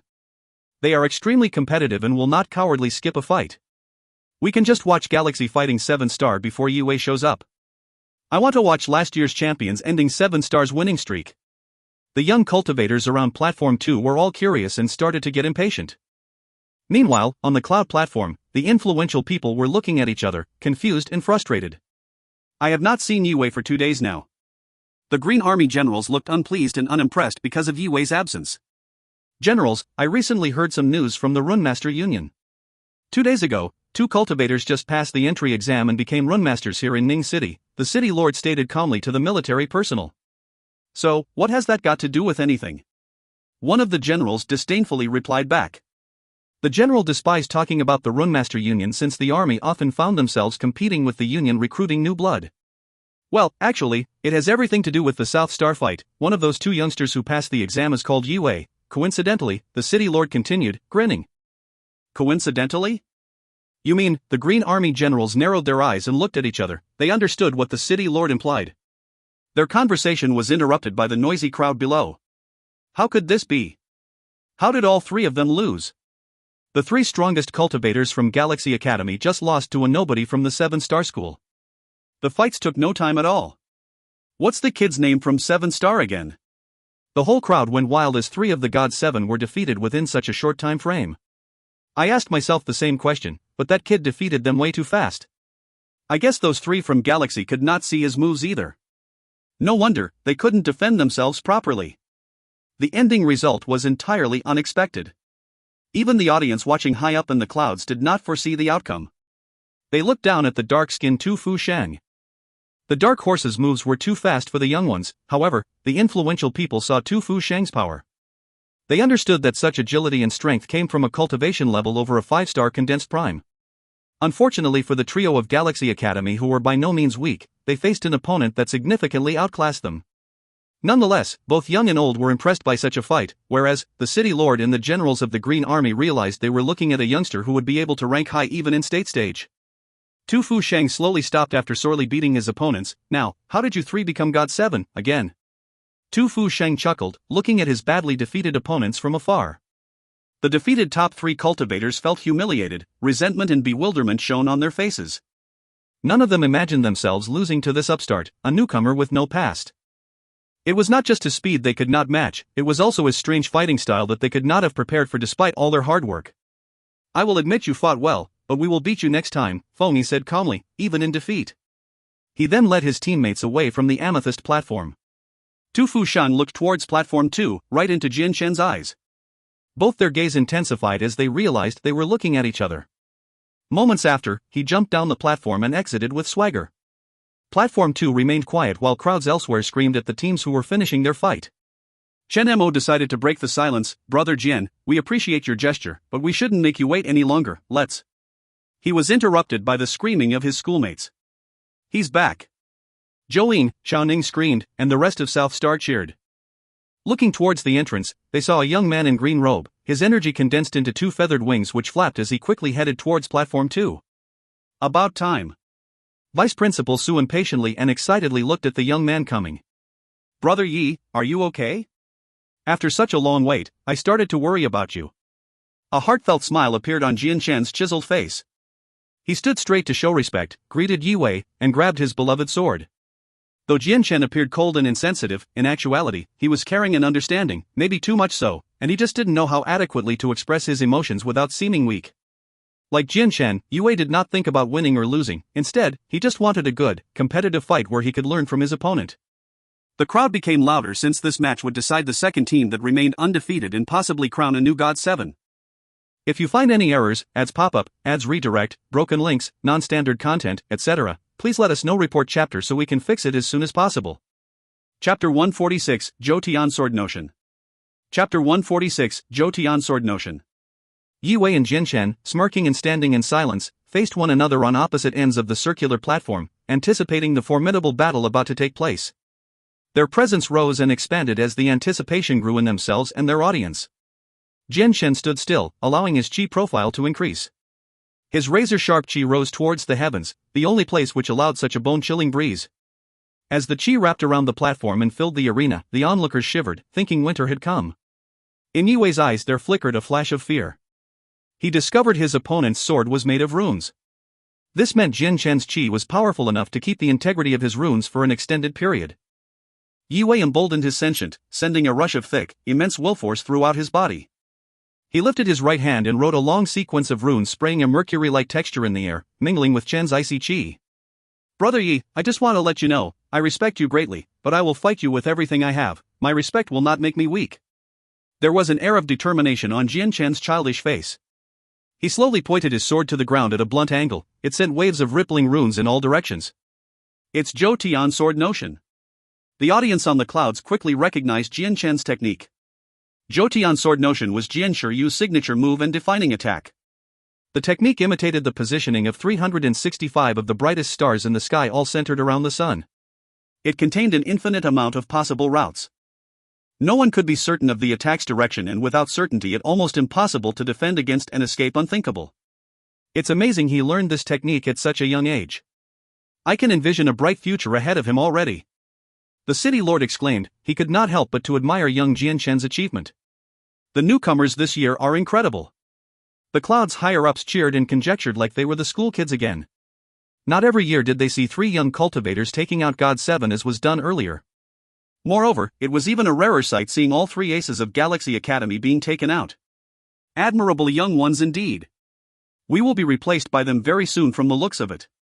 We should rejoice that mankind is producing such talented new blood. Well, that is a good way to perceive it. Simultaneously, Tu Fu Sheng examined platform 2 from a distance, his lips slightly curled up. His eyes flashed green but immediately faded before anyone caught a glimpse. "Huh, you guys think you're so tough? Well, I will watch to see which one of you is more worthy to fight me." Sheng thought but did not say, only his face revealed the jealousy in his heart. Exposed to Jian Shen's mysterious energy, Yue felt gravity left him floating in the expansiveness of space with the stars. The Zhou Tian sword notion is a conceptual stance. Meaning, it allows Jian Shen to materialize the weapons he constructs in his mind. Anything you mentally visualize will appear in reality, so I'll be fighting you in two arenas, one mentally and one physically. Yue's eyes lit up. Instead of fearing this unknown battle tactic, he welcomed the new imposing danger with an open mind, letting himself be inspired by Jian Shen. Falling star form. Yue channeled his energy, the runes in his palms transformed and grew into 3 sharp runic swords, one red, one blue, and one purple blade. This technique, Sealnik Triple Primal Sword, was what Yue learned after breaking through to a condensed prime warrior. Although appearance-wise the two methods differed, Yue's technique's runic structure was similar to his opponent's. Jian Shen's mentor, Jianshi Yu, observed the similarity. He narrowed his eyes and asked curiously to Su He, who stood next to him, "Who is this kid's mentor?" "Could it be Gu Chun?" "No," Vice Principal Su replied, shook his head, "he is Master Yi's legacy apprentice." "Oh? Master Yi's apprentice?" "I understand now," Jianshi Yu nodded. "How else can this kid be so strong yet still so young? Gu Qing is too stiff to mentor such a flexible young cultivator." Mimicking one's opponent would be the last lesson Principal Gu would teach his apprentices. I wonder, was he taught to use the sword or did he naturally chose the sword? Nonetheless, all of it is impressive. Sui smiled but inwardly felt bitterness towards Jianshi Yu and his ruthless critique, wondering if his boss should know. Jian Shen's loud grunt captured everyone's attention. "Brother Yi, are you ready?"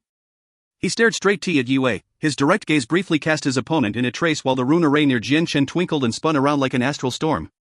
Zodiac signs were integrated together, becoming runic blades. A silent pause and then a hail-like noise filled the air. The 1,000 runic blades like galactic ice and furiously stormed down upon Yue.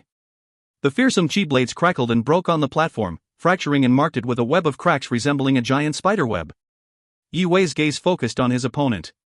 His 3 Sealnik swords expanded, each becoming 30 meters long. Particularly, the red one became a long blazing fire spear which he shot towards Jian Shen. The fire engulfed the air, making the fire grow thicker and wider. The impact of Yue's attack weighed the platform down too much, causing the amethyst block to break into 2 halves. Bang! Bang! The 2 stands collided in mid-air, breaking the amethyst platform into even smaller debris. Of course, the matchup of 2 gifted cultivators was assumed to be intense, fearsome, and destructive. Nevertheless, the fracturing of the solid stone was incomprehensible to the audience. Everyone was stunned to see the devastation occurring just from the beginning of the match. Apart from the city lord, everyone sitting on the cloud platform was high-level condensed prime warriors. However, the 2 teenagers' amount of destruction frightened yet awed the elite fighters. On the destroyed platform, the raging chi swords rampaged and whizzed everywhere. After waves and waves of their chi's crushing force, the 2 teenagers were fighting on a bed of sharp stones instead of a smooth surface. This is way too powerful. Yue looked in Jian Shen's direction, their eyes met. The starlight in Jian Shen's pupils iridescently brightened. The zodiac blade's presence enhanced as they became one with his chi. It looked as if Jian Shen was becoming a sharp-edged weapon himself. He mentally envisioned himself into reality. The growing sharp presence applied significant pressure on Yue. Supernova First Evolution. Yue grunted as his chi presence steeply exploded, empowered, and enlarged the Sealnik Triple Primal Sword stance, allowing the runes engraved on his bones to shine like the sun. He was absorbing Jian Shen's Zhou Tian sword notion. The Glacial Emperor created the Sealnik Triple Primal Sword stance. The stance infused 3 different kinds of energy and the Emperor's supreme sword notation. Thus, Yue's technique took advantage of Jian Shen's rune array, absorbing the bursting energy and strengthening itself. The Sealnik Primal swords flashed before Yue's dark eyes. He was studying the movements and patterns of the sword and would soon mimic them. Although it was not a high-grade stance, the stance contained infinite unknown sword strikes based on the Glacial Emperor's swordsman experience. The supernova evolution's effect boosted Yue's cultivation power 3 times higher. What is going on?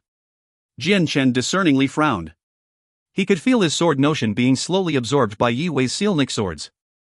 Additionally, he noticed Yue's cultivation exploding into a 4-star condensed prime level. So, this is his real strength? Jian Shen felt threatened as Yue's chi fell onto him like a rising tide, blood moon tri-eye stance. He grunted from the strain of the massive energy levels required to create a new moon-shaped third eye. This eye appeared on his forehead while 3 bolts of sharp, transparent chi sped towards Yue. Yue startlingly felt the density change in the sword notation. "Fine then, let's go," Yue shouted.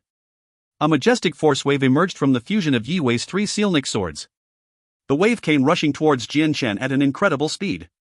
Jian Shen's stance penetrated Yue Wei's chi swords at lightning speed. Nonetheless, its initial momentum was slowed down by Yue Wei's solid and powerful stance. The fight slowly developed to just a battle of swords. Even if I lose, my sword mustn't. Jian Shen looked fiercely determined. He began to continuously inject chi into his Blood Moon Tri-Eye stance, stubbornly trying to dismantle Yue Wei's threat. Break! Yue Wei's eyes glowed hysterical as he screamed. Boom! Boom! All three of Jian Shen's newly formed runic swords imploded and swiftly disappeared. They were incinerated by Yue Wei's blazing sword. The Sealnic swords then absorbed Jian Shen's energy, gathering an unstoppable momentum. It's been broken? A flash of confusion and disappointment appeared in Jian Shen's eyes. He did not expect Yue Wei to beat him at his own game. The average audience was unable to see the epic battle of their runic powers under all the dust stirred up from the epic clash of energy swords. However, Jian Shiryu, City Lord Chen Yuan, and a few other powerful cultivators could discern the great advantage Yue Wei had due to his strange stance. From what they could understand, he turned Jian Shen's swords hostile to their user. Technically, it was a Machiavellian maneuver to turn opponents' stances against themselves, almost akin to cheating. The technique remained acceptable because Yue Wei was essentially empowering his stance. Since the tournament began, Yue Wei had displayed an astounding ability to grow and adapt quickly. From learning Qishou's Starshifter form, to using Jian Shen's sword notion, the City Lord was shocked by Yue Wei's speed and his ability to observe and copy. Yue Wei was like a dry sponge, soaking all the energy, stances, and forms he fought against in his quest to become stronger. Without Jian Shen's stance infused with his own, Yue Wei's Sealnic triple primal sword was just an advanced mid-level mist stance, but, with the sword notion, it became as dominant as forbidden level. Feeling the sharp edges of Yue Wei's stance, Jian Shen stumbled and leaped backward as Yue Wei's three Sealnic swords merged into one and dug a deep scar onto the mountaintop. Jian Shen dodged the incoming attack as fast as he could. However, Yue Wei eventually pushed him to the edge without him realizing it. Yue Wei did not appear exhausted after this extraordinary energy display. Instead, he felt energetic and alive. His runes and stance were shining even brighter, burning even hotter than the beginning of the match. Staring admirably at Yue Wei, Jian Shen showed his respect with a slight nod and a soft gaze. Like I told you earlier, Yue Wei, I will use all my strength against you as a token of respect. Please do the same so that we can learn from each other. Jian Shen said solemnly. Then the moon-shaped third eye on his forehead shone brightly while a pale red, circular ball of energy slowly formulated. The whole mountain top was painted red. The silenced audience felt like time had stopped flowing, haunted by the stillness and suffocation. What eerie stance is this? It is an impressive moon-shaped globe of energy. Scary. None of the youngsters around could ignore the presence that was now crushing them physically. They all pitted Yue Wei as they could imagine what kind of power he will soon have to confront. If you find any errors, ads pop up, ads redirect, broken links, non-standard content, etc., please let us know. Report chapter so we can fix it as soon as possible. Chapter 147, Half-Blood Moon Assassination Sword. Bang! Bang! Bang! Dot! Wave after wave of force rippled and burst from Jian Shen like a tsunami, with each wave becoming stronger than the last. As the ball of moon-shaped energy became larger, its redness became more vivid and shone brighter. The blood moon behind him was filled with aggression. What kind of stance is this? Yue Wei thought, startled from this unknown but impressive stance. A shiver went down his spine as he felt like a leaf floating in the middle of the ocean during a storm and that he could be crushed at any moment. Although Yue Wei was under the effect of supernova stance, his strength that was comparable to a 4-star condensed prime warrior did not make him feel any safer while confronting Jian Shen's stance. Yue Wei was struggling, and on the verge of being brought down to his knees. His bones began to crack, and the runes on his bones circulated at an accelerated speed. Supernova stance, second evolution. Dot. Yue Wei screamed in pain as the energy in his body condensed further, before Jian Shen released the immense surge at the blood moon. Jian Shen felt the aggressive, rampaging surge of energy and looked concerned. He could never have imagined that Yue Wei was capable of matching the power of his best stance. He slowly lifted the sword up, causing the blood moon behind him began to rotate. The two different colored dark and pale energies expanded and contracted in a cycle. Jian Shen's stance resembled the various phases of the moon, from full to gibbous, to crescent, then to new moon and back again. The pulsing moon cycle shocked and impressed the audience high up in the sky. It's that stance. I never would have thought. He is capable of using this stance. That is incredible. Jian Shiryu is full of surprises, and I am sure he has created a monster. The lively speculation went on. Even the city lord joined in and became uncharacteristically chatty. Sui's face expressed a sense of wariness. He anxiously looked at Jian Shiryu. Principal Jian, please make sure Jian Shen doesn't become too reckless, he can kill Yue Wei. Jian Shiryu smiled, and replied with a gentle tone, "Relax, Sui, Jin Chen knows where to draw the line." Relax. What do you mean relax? Sui turned his head back towards the martial platform. His legs shook from just looking at the blood moon and feeling its pressure. He nervous for Yi Wei. Meanwhile, Yue's chi still expanded while his supernova stance second evolution was reaching its peak. The condensed chi rushed into his limbs, creating a shrill, cracking sound. Ha, you think you can beat that stance just with chi? You will need to do more than that if you want to survive. You will drop dead once he has finished channeling the stance. The progenitor suddenly commented, chuckling. Shut up, you. Yi Wei grunted, secretly acknowledging the truth in the progenitor's statement. He looked steadily at the blood moon, and he could feel a fearsome presence hidden deep within the flowing, pulsing energy. I will show you the way this one time. This stance is called Skywheel Blood Moon. You can easily defend against yourself by activating your chi and use these runes. The demon projected a few shapes in Yi Wei's mind. His mesmerizing voice echoed in Yi Wei's mind.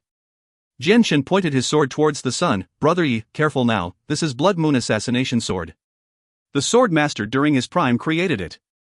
Though it was an unfinished creation, it is so powerful I cannot even fully control it. The progenitor was dumbfounded. God damn it. The stupidity of humans shocks me. Are you humans really this stupid? You two are opponents. Why in the hell would you tip each other on what stance you will use? Well, you are so knowledgeable, why does it even matter? It took you no time at all to figure out what stance he was using. Yi Wei sarcastically replied. Pfft, if you keep up that attitude then I don't care. It's you who will be demolished by the sword master's stance. The progenitor was becoming irritated. Blood Moon Assassination Sword? Yi Wei narrowed his eyes. Yi Wei's sentient flashed golden. Jian Shen's stance suddenly slowed down and the runes became clear. The young runemaster could now see the mystical ways the blood moon was constructed. So this sword stance is simply an extension of the other stance he used earlier, Yi Wei stated. He stared right at Jian Shen's stance to analyze its structure. Yi Wei's eyes lit up. The flying wheel covers the sky, the blood moon floats, then it sinks. Where it starts is where it ends. Yi Wei finally comprehended Jian Shen's stance's power cycle from the mild new moon phase to the power surge of the full moon phase. Only full moons can be nicked. The rounder an object is, the more stress its surface, the high one gets, the faster one falls. Yi Wei grunted. His body filled with condensed chi to a point he overflowed with power. It bursted out in every direction, thickening the air around the martial platforms. While most of the spectating crowd thought Yi Wei's chance to beat Jian Shen's stance would be at the blood moon's dimmest phase, Yi Wei favored the opposite. 6, 7, 8-star condensed prime warrior level. As every rune on Yi Wei's bone glowed golden. The rune circulation strengthened his cultivation from a 2-star condensed prime warrior to almost a peak 8-star level warrior. His chi burst like a river, but as the chi fell into his hands it became swords, using them to fall upon his foe simultaneously. Exactly what Yi Wei calculated, the rune structure of Jian Shen's stance maxed out Jian Shen's power when the blood moon was at its largest. The red moon shape slowly shrunk as some of the bonds between runes were broken by Sealnick triple primal sword. The timing of Yi Wei's strike was perfect. Yi Wei's chi crushed the blood moon's structure, causing its spherical shape to fall apart. The progenitor watched everything that had just occurred inside Yi Wei's head. He was stunned. He couldn't imagine Yi Wei still concealed aces up his sleeves and how perfect the counter-strike's timing was. The supernova stance in second evolution phase granted Yi Wei the power of an 8-star condensed prime warrior. Jian Shen was lucky to know how to use the swordmaster's stance, or he would not have stood a chance. Jian Shen represents the summit of Qing state when it came to cultivation. The sage's stance he learned contained power which even exceeding mist stances. This stance allowed him an edge over most other young cultivators in the region. However, Jian Shen's cultivation was too low. As a result, he could not use the swordmaster's unfinished stance to its fullest potential. If a returned prime warrior used the same stance, he could defeat anyone at the same cultivation level. And this was only an unfinished stance. A person who would finish or complete would be able to found their own clan. After the blood moon disintegrated, the crowd was rendered silent. No one dared to even breath because of such shock and anticipation of what was next to come. Could be heard as everyone held their breath in shock. How could that burst of energy be so powerful? I wouldn't dare to think the blood moon could be defeated by anyone lesser than a returned prime warrior. He didn't use a scroll, right? The youngsters all came up with their own speculations. 8-star condensed prime cultivation. How? How is that possible? The audience high up were not only impressed but concerned as well from Yi Wei's display of power. He is just 16. I have never seen anyone like that in Ning City. No, actually, I have never seen someone this young as strong as this in the whole of Zhou Dynasty. Now, that is a powerful amplification stance. The city lord stared at Yi Wei's back while murmuring, "Yen. What did you feed this young monster?" City Lord Chen Yuan ruled F-36 cities in the region. He could gain any information he desired on any person that caught his eye. In fact, he had his men investigate Yi Wei after he saw the fight between South Star and Polaris on day 1. This was how he knew Yi Wei was Master Yi's apprentice, and Yi Wei was from an old martial family in Green Moon City. It was already unbelievable enough for the city lord to believe that the Rune Master's apprentice became a Rune Master. Now, he did not know what to think about the teen's 8-star condensed prime warrior cultivation level. So, you were able to push your cultivation through the 8-star condensed prime level, huh? I highly doubt you can use this technique more than once though. Nevertheless, this is getting interesting. Tu Fu Shang's pupils dilated, impressed by this threatening power. While Tu Fu Shan was visually analyzing Yi Wei, nobody dared to disturb his personal space. He was giving off an intense aura. The alluring girl near him was nowhere to be found. Wow, Jin Chen just lost. Truly, Master Yi's apprentice is quite something. Just like his mentor, he defies human logic. Jian Shiryu disdainfully shook his head while looking at the dispersing blood moon. In Jian Shiryu's eyes, he had no way to calculate that Yi Wei was actually able to channel the power of a 8-star condensed prime warrior. Moreover, figuring out the weak spot of a sage's stance and countering after just a brief look was not expected by Jian Shiryu at all. Sui's jaw dropped as he looked at Yi Wei's graceful posture. This kid is not to be underestimated. He exclaimed after clearing the thoughts in his head, surprised by the unimaginable talent of Master Yi's legacy apprentice. Although he did not realize Yi Wei was that powerful, he was now getting used to Yi Wei surprising him. I surrender. Jian Chen was startled and astonished. He could not but help staring at the place his vanished blood moon had been embarrassed by defeat. His face was completely red, but his eyes shone a light of determination. He muttered to himself, "It is my own fault.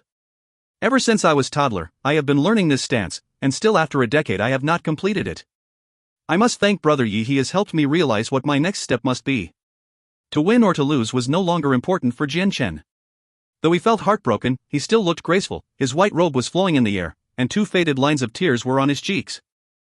Hearing Jian Chen's surrender, Yi Wei pulled his right hand back and cancelled his stance. He inwardly thought, I must give him credit, being able to use one of the sage's stance is indeed impressive. I should thank him for showing me everything. If he had learned the whole stance, I would be the one surrendering right now. In the end, Jian Chen's age meant a lot, he simply lacked experience. During the fight, Yi Wei forcefully accelerated the supernova stance's second evolution to its limit. The runes on his bones were now shining brighter and appeared as a mysterious star system.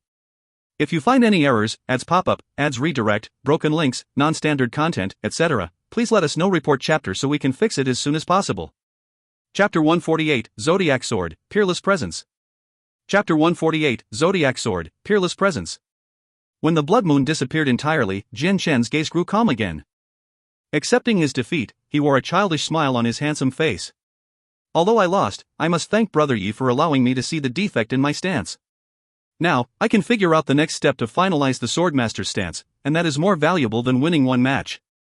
If there is ever an opportunity, I will definitely fight you again.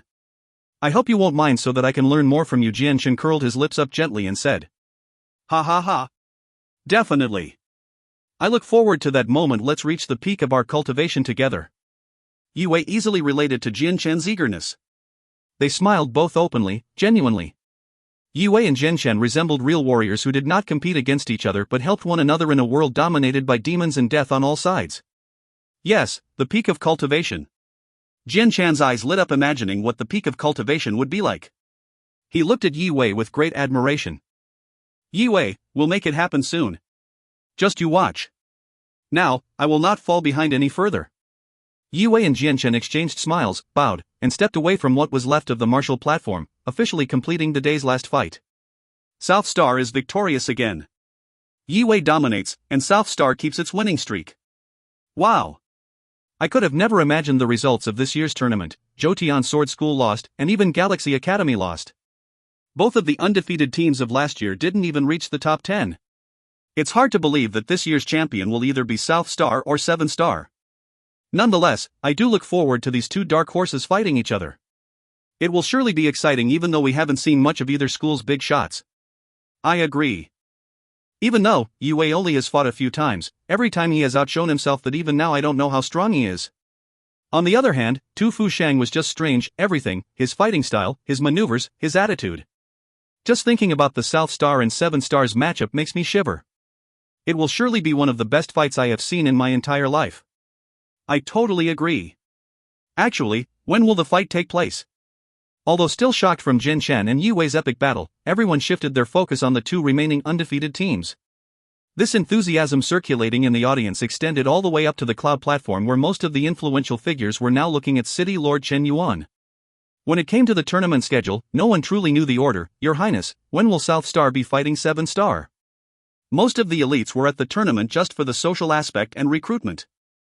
Nevertheless, they were all excited and interested in the fight between Yue and Tu Fu Shang. The 36th, the last day. What a coincidence! The City Lord said with a smirk. His calm tone exaggerated everyone else's restlessness. However, beneath his serene exterior, he was, in fact, also very excited. He just didn't reveal his emotions. Overall, this year's teams have displayed such superior quality fighting compared to all the other years.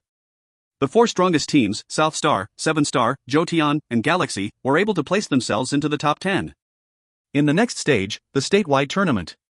Since the 10 years Chen Yuan became City Lord, not once had any of the teams from his region succeeding into getting T into the top 10. This lack of ability had always haunted him, always been one of his regrets. After Yue and Jin Chen returned to their palaces, the audience also left the tournament arena to rest and rejuvenate until tomorrow. Returning to South Star's temporary residence, all the youngsters were still feeling ecstatic and on edge as if they had drunk a pot of coffee with sugar. They heatedly discussed and debated the fight between their hero and Jin Chen, turning their faces red. Unlike his teammates, Yue's attention was not focused on his victory, rather, he concentrated on studying the Zodiac Sword stance and the third evolution of Supernova stance alone in his room. Out of the fight, Jin Chen was not the only person who grasped more about cultivation. Yue was replaying all the moments from this morning's battle. Now, during this alone time, he memorized and analyzed what he saw and felt. By applying the inspiration he acquired then, Yue hoped to improve his own cultivating and fighting techniques. Tu Fu Shang of Seven Star School was not an ordinary cultivator.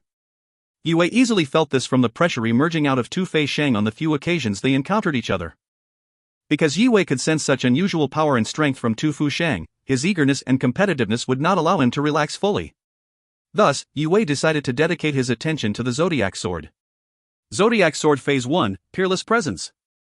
Unlike most sword stances, the Zodiac Sword did not require its user to wield a physical sword. Instead, the stance user condenses his chi, and then turns the energy into the weapon. This was utilizing the same cultivation technique Jin Chen used to create his sword. The Zodiac Sword contained 3 parts. They were the sword's chi, sword's intent and sword's soul. Each of these aspects were divided into 4 phases. The chapter obtained by Yue was Phase 1 of Aspect 1. When Yue mastered the Peerless Presence, he would be able to express the technique with a powerful sword array. Although Yue's current cultivation level hindered him from learning this sky stance, it didn't mean he couldn't start learning the basics and principles. In fact, the Peerless Presence was very powerful on its own, and it applied to many other stances and forms. There is only one extreme, one method. Yue read the first chapter out loud, slowly trying to understand the meaning behind these combinations of abstract words. Although the Zodiac Sword's text was obscure and at times incomprehensible for the average mind, Yue, because he had a great cultivation foundation, was able to understand these abstruse concepts that could not be written any other way. Trash, trash, trash. Why do you even bother putting in such effort? It's just a stupid sky stance. The progenitor dismissively chuckled. I was as strong as a human returned prime warrior when I was born, and after 2 years of cultivating, I became as powerful as a god's prime warrior, but... Yue rolled his eyes and unwillingly asked, so why did you act so pathetic both times you sensed the combat master's presence in my mind? Human sages are shameless. As I said before, they take advantage of innocence, and harvest energy from loyal, civilian supporters. The progenitor was irked just by the name of human sages. He could not let the historic defeat go. Although there was some truth to what the progenitor said, demons were born stronger than humans. If the sages did not take advantage of runic magic and used the whole race's accumulative energy, humanity would be extinct. More than 1 million demons are walking this planet. They compete against each other. Every day they have to fight to survive. The weaker clans quickly died down. Centuries after the first demons were born, natural selection had made strengthened our race. In contrast, look at mankind, toleration, sympathy, all those contributed to your pathetically comfortable lifestyles, and that's why humanity will eventually become weak, so weak we will consume all of you. The progenitor laughed mischievously. Yi Wei comprehended the logic behind the progenitor's argument. He understood competition was necessary for growth as a fighter, especially after his battles he fought. Yi Wei, you should convert to us. Stop wasting your time with these pathetic humans. You will get access to eternal power, and, furthermore, we have a lot of beautiful and exquisite demon females, the progenitor chuckled. Stop patronizing and sugarcoating your disgusting race. Humankind will not go extinct. What we lack in strength we make up for in intellect. Moreover, we adopt and learn from our shared history and experience in our quest to become stronger than you demons. Maybe centuries ago demons ruled, but everyone knows demons now fear mankind. So, we don't have demon blood or stances that contain power already ingrained, but we use our wisdom to manipulate the power of runes, creating and using stances. Humanity's intellect gives it power. Dare I say, it won't be long until another super stance like the sages will be created. Then, you demons can all beg for your lives. Yi Wei argued coldly, do you know why we are protected by the heavens? That's because we are wise, and we have empathy. I hope you see how foolish you sounded. I am a teenager, and I am already smarter than you stupid dog. The progenitor choked on his words. He was confronted with the truth, and could not fight back. Deep inside, he did know that his intellect was not comparable to humans, and this infuriated him. He couldn't think of a way to win the argument against a mere teenager. Yi Wei remained stubborn since he was confident of winning the argument against the progenitor. So fearless under the protection of the combat master, he sarcastically shot back. You are just the consciousness of an old, stupid dog. The progenitor did not argue back. He had noticed the recent development of the human race was fast. Contrastly, the very first demon that walked the earth had been 100,000 years ago in a primal form. People, on the other hand, had only inhabited the earth a few thousand years ago. Additionally, he observed that the recent attacks against human beings were becoming less and less successful. Okay, whatever wisdom, that's your advantage, so what? The corpse progenitor has already called upon the 6 ghost emperors who have started invading the human dynasties, and Zhou dynasty is one of their targets. After illogically spitting out this classified information, the progenitor realized he spoke too much. The corpse progenitor? 6 ghost emperors? What does he mean? Yi Wei frowned, worried about the Zhou dynasty. He desired to tell someone of importance immediately about what he just heard. Although he did not enjoy talking to the black-scale progenitor, once in a while, he was grateful for the tips the progenitor accidentally spurted out. Zodiac sword. Yi Wei realized panicking wouldn't be beneficial to anyone. So, he ignored the black dog in his sentient and continued training, learning the Sky Stance's foundation. Yi Wei lifted his finger and drew the runes as instructed, forming one chi sword in the air. Instead of watching the tournament, he focused on his training. None of the remaining fights interested him except the very last one, his battle against 7 Star.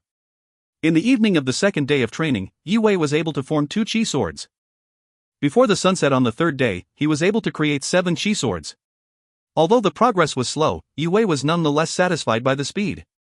What Yi Wei did not know was how ridiculous his progress was. A significant portion of the cultivators, lucky enough to learn this stance, formed only chi sword from the complex, specialized runes at the end of their lives, not during the beginning. Yi Wei hit an obstacle as he figured out how to get the 10th sword from the runes. For a change in his environment, he decided to put aside perfecting the Zodiac sword and spent his time memorizing all his stances he had learned. Then he took notes on runic knowledge for extra benefit. After repeating this schedule for some days now, he upgraded his Sealnik triple primal sword with Jian Chen's Blood Moon stance. The sword dominated and ruled over all the other weapons.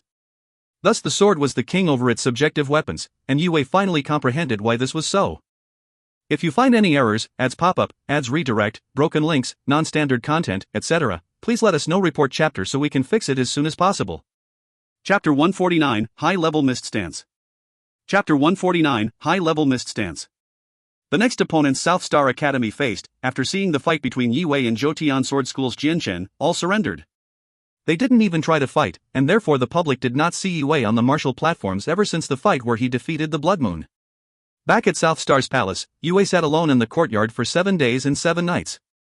In the courtyard, the moon shone silver and produced a silent but elegant atmosphere. The stars twinkled and garnished the empty night sky in concordance with the moon. The bitingly chill night breeze was pecking Yi Wei on his cheek.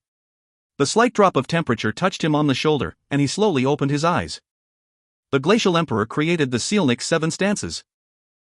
And it is also a mid-level mist stance. Refining this will be in no way easy. Yi Wei clenched his fist and thought to himself. Having cultivated and trained behind closed doors for a week, Yue had gained great understanding about the Jotian sword notion, Blood Moon Assassin Sword. However, when it came to actually infusing the principles and powers of those techniques to strengthen his own, in short, he was going nowhere. I can surely make Sealnick Triple Primal Sword a high-level mist stance if I manage to infuse Jianshen's 2 stances to it, he mumbled to himself. It would have been nice to accomplish this infusion before the next fight, since a high-level mist stance could really win fights on its own. He looked up at the moon, sighed and felt slightly deflated. The stars shone bright in the quiet evening sky. Yue had gazed upon the night sky so long and so much the zodiac star alignments and planetary arrangement, the inspiration used to create the Sealnick stances, had burned into Yue's mind. Shutting his eyes, his consciousness followed the night sky's pattern and entered into a Zen state. The stars are framing the moon just like a picture. Yue was in awe, murmuring to himself. The scenic view in his mind amused him, although still stuck in the refinement process, his mood was lightened. Framing the moon, a spark of inspiration suddenly struck him. The understanding of the stance and what he had been practicing for a whole week finally made sense. An idea bombarded his mind. I get it now. I get it now. After a momentary pause, ecstasy swept the air. Any hint of depression on Yue's face vanished entirely. He bent his fingers and flicked them, shooting a screen of runes. The runes lightened the courtyard and turned into Sealnick Triple Primal Sword's 3 blades. Jotian sword notion should become the frame. Yue stared at the stance in front of him, smiled and pointed at the pivots of its structure. Zoom. Zoom. Zoom. The moment the sword notion used by Jianshen was infused to the Glacial Emperor's stance, the rune sequence came alive, the swords deconstructed, and they became a mist of twinkling array of stars. And the array began to flow and circulate in a mysterious pattern. Blood Moon Sword Intent. Yue waved his finger in the air like a sword, shooting out a few more short rune sequences that attached perfectly onto the branches of the original sequence. The rune sequence became a star array that sculpted the stance into a moon shape. The courtyard then transformed into a miniature Milky Way. Sealnick Triple Primal Sword.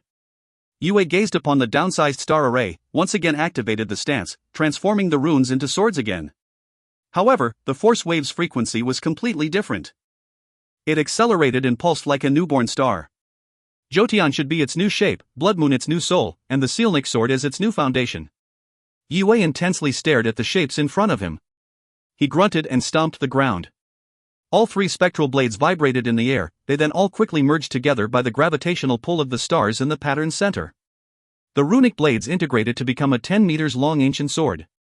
The ground shook during the same second the transformation finished. The new stance's energy was pure, dense, and rotated to the other rune's pull. The heavens responded by casting a wide, thick pillar of cosmic energy from million miles away, tearing through the sky and landing on Yue and completely engulfing him. Judging from the light pillar's size, Yue could tell the Sealnick Triple Primal Sword just became a peak high-level mist stance. From continuously absorbing the rush of vast cosmic gift, he could also feel his sentient and dantian expanding. The energy surge was pure and uncontaminated. It tickled Yue's skin to open up its pores to speed up the absorption. 3-star condensed prime level. Under the nourishment, Yue's body strength reached a new height as the cosmic energy decompressed within him. Zoom. Zoom. The surge lingered in and around Yue's body. The cosmic energy continued strengthening him even after the breakthrough. By the time his body dealt with the foreign yet familiar energy, Yue was already close to another breakthrough. Yue's refined stance disappeared, his eyes shone brighter than the stars above. A high-level mist stance. A peak high-level mist stance. He lifted his head to gaze upon the moon and the night sky that inspired him. His body shook with excitement. That was a great deal of will force and chi I just spent. Though I just broke through to become a 3-star condensed prime warrior, I will still need the second evolution of supernova stance to support this refined Sealnick sword stance. Yue smiled as he thought to himself. He knew that the extra chi and will force was in no sense wasted. The new stance could transform his energy to power. Having achieved a stance refinement and a breakthrough in the same evening, it was almost impossible for him to remain calm. Yet, Yue was still able to sit himself down and began to consolidate his cultivation. All the stances I had refined in the past were simpler stances. I could basically find structural flaws and correct them, but not this time. Thinking to himself, Yue attempted to learn from his experience while the memory was still fresh. I was getting close to it, but I need some diversion to see more. Nevertheless, coming up with a stance structure in comparison with shaping would still be easier. It's no wonder the greats always seeked inspiration from nature and other creatures. Natural existence already makes logical sense. Yue's mind gradually broadened, and he became more and more at ease with himself, realizing the more he forced himself the wrong way, the less flexible his thoughts would be.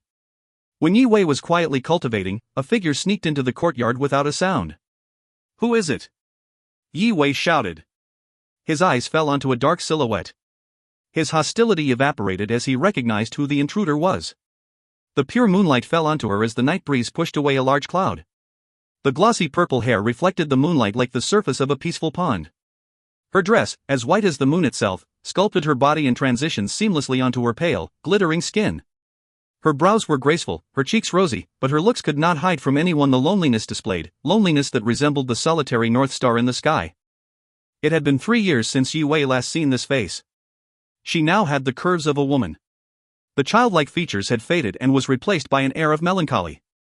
Lin Zian looked at Yue. For a moment the sadness vanished in her crystal-clear eyes before returning to a calm, emotionless state.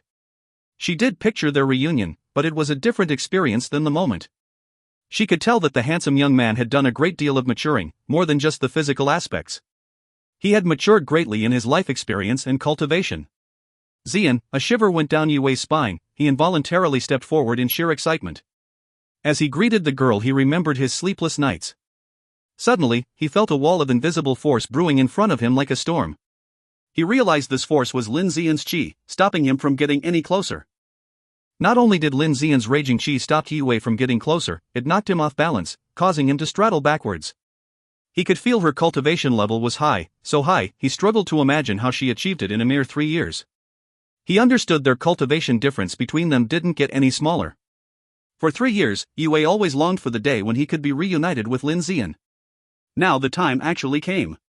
He realized even after longing for this day, he was not ready for it, and he was saddened by the worry and sorrow he could see between her eyes. Having to keep distance with Yue, Lin Zian was also saddened, but she knew what she must do, or else the attachment would just hurt them even more later on. Yue, you should return to Green Moon City as soon as possible. There you will be safer. There have been reports of demonic activity in Ning City, all over Qing State, and even at the capital. They will soon learn your name, which means you will be in grave danger. Lin Zian said worryingly, her eyes displayed concern. Demons? Yue was abruptly reminded what the progenitor had said. Zian, I need to tell you something. Yi? She looked into Yue's eyes. I came across some information regarding a demon invasion. The corpse progenitor and 6 ghost emperors had infiltrated a few dynasties. Apparently, they are looking to take over Zhou dynasty too. Yue was startled. Now the black scale progenitor's words were more or less confirmed. As well, he was worried if Lin Zian was in danger. She frowned as she heard the news. Caught in a deep thought, Lin Zian wondered. If the demons are sending someone of that caliber, it's easy to narrow the targets down and warn them. That explains the amount of vandalism I've been hearing about too. The ghost emperors must have recruited humans to destroy the sages' statues. Otherwise, they had no way to access those artifacts. She snapped out of her deep thought and lifted her head. Wei, do you still have the piece of jade I gave you? Of course. Yue reached inside his hidden pocket and presented the spirit jade. Good, keep it close to you and don't show it to anyone. It just might save your life if you're in danger.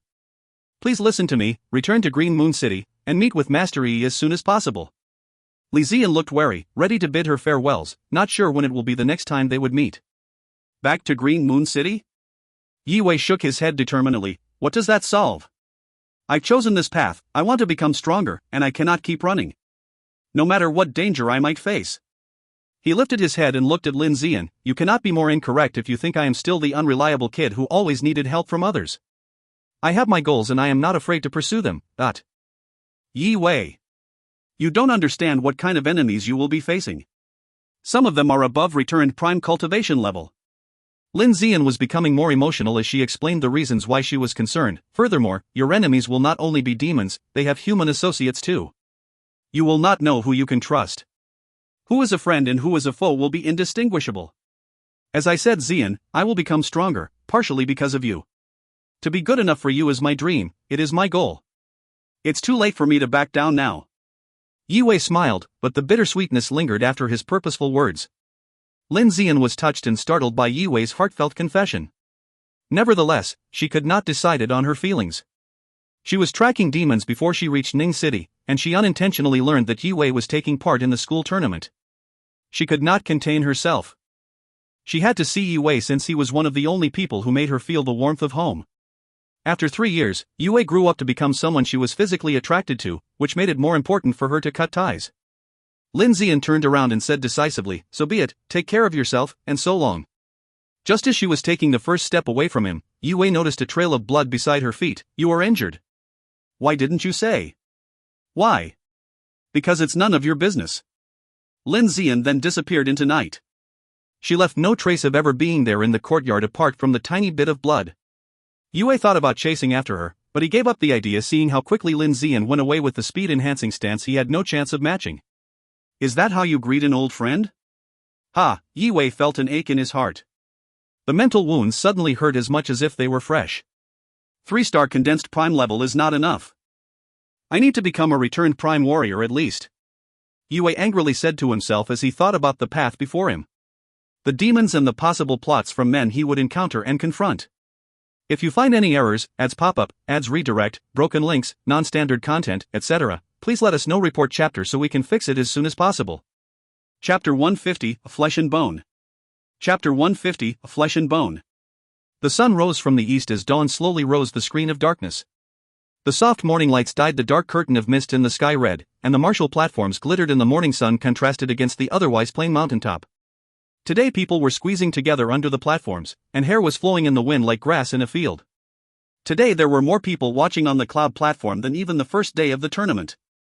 The matchup between South Star and 7 Star, more precisely between Yue and Tu Fuxing, attracted everyone that wanted some entertainment. It also attracted the most powerful men who wished to strengthen their small armies.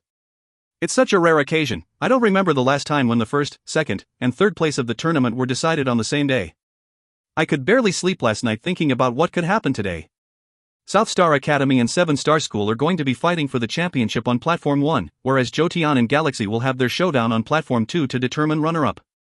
I don't really see Galaxy winning after witnessing the fight between Yue and Jianchen. The 3 God 7 from Galaxy are strong, but Jianchen showed the power of a 6-star condensed prime warrior. I wouldn't be so certain. I heard that Galaxy's Fomi took the defeat very seriously and has been training behind closed doors since the day he lost to Tu Fuxing. Rumor has it that one of the elites from Galaxy had a breakthrough. Ha, that's vague. What kind of breakthrough? Fomi was already a 4-star condensed prime warrior, therefore, he would need 2 breakthroughs to stand a chance against Jianchen. Your discussions are pointless. Don't act like you care about anything else when South Star and 7 Star are going to be fighting. Yue, that 16-year-old monster, showed the power of an 8-star condensed prime warrior. 8-star. He is stronger than the patriarch in my family, for crying out loud. Well, you can't count 7 Stars Tu Fuxing off. His body was so strong that he didn't even need to use chi when he single-handedly crushed the Galaxy team. That is true. I wonder what kind of training he must have gone through to achieve such bodily strength. His capabilities are almost unnatural. Yue and Fu Tuxing, a matchup between 2 super geniuses. What a perfect ending to this year's tournament. The crowd had gathered long before the fights were going to start. They were speculating with undisguised excitement on their faces. I saw you talking to Yue the other day. You have to introduce me after the fight, said a young and playful-looking cultivator who was standing together with the Goldenwood Academy team. He looked at his sister with his puppy eyes as he begged. Who do you think you are? Why don't you take a good look at yourself before using me? You two are the same age and you're still a 7-star warrior. You are not worthy to know Yue. Shui Yao knocked her brother's skull while lecturing him. Yue's power is astonishing.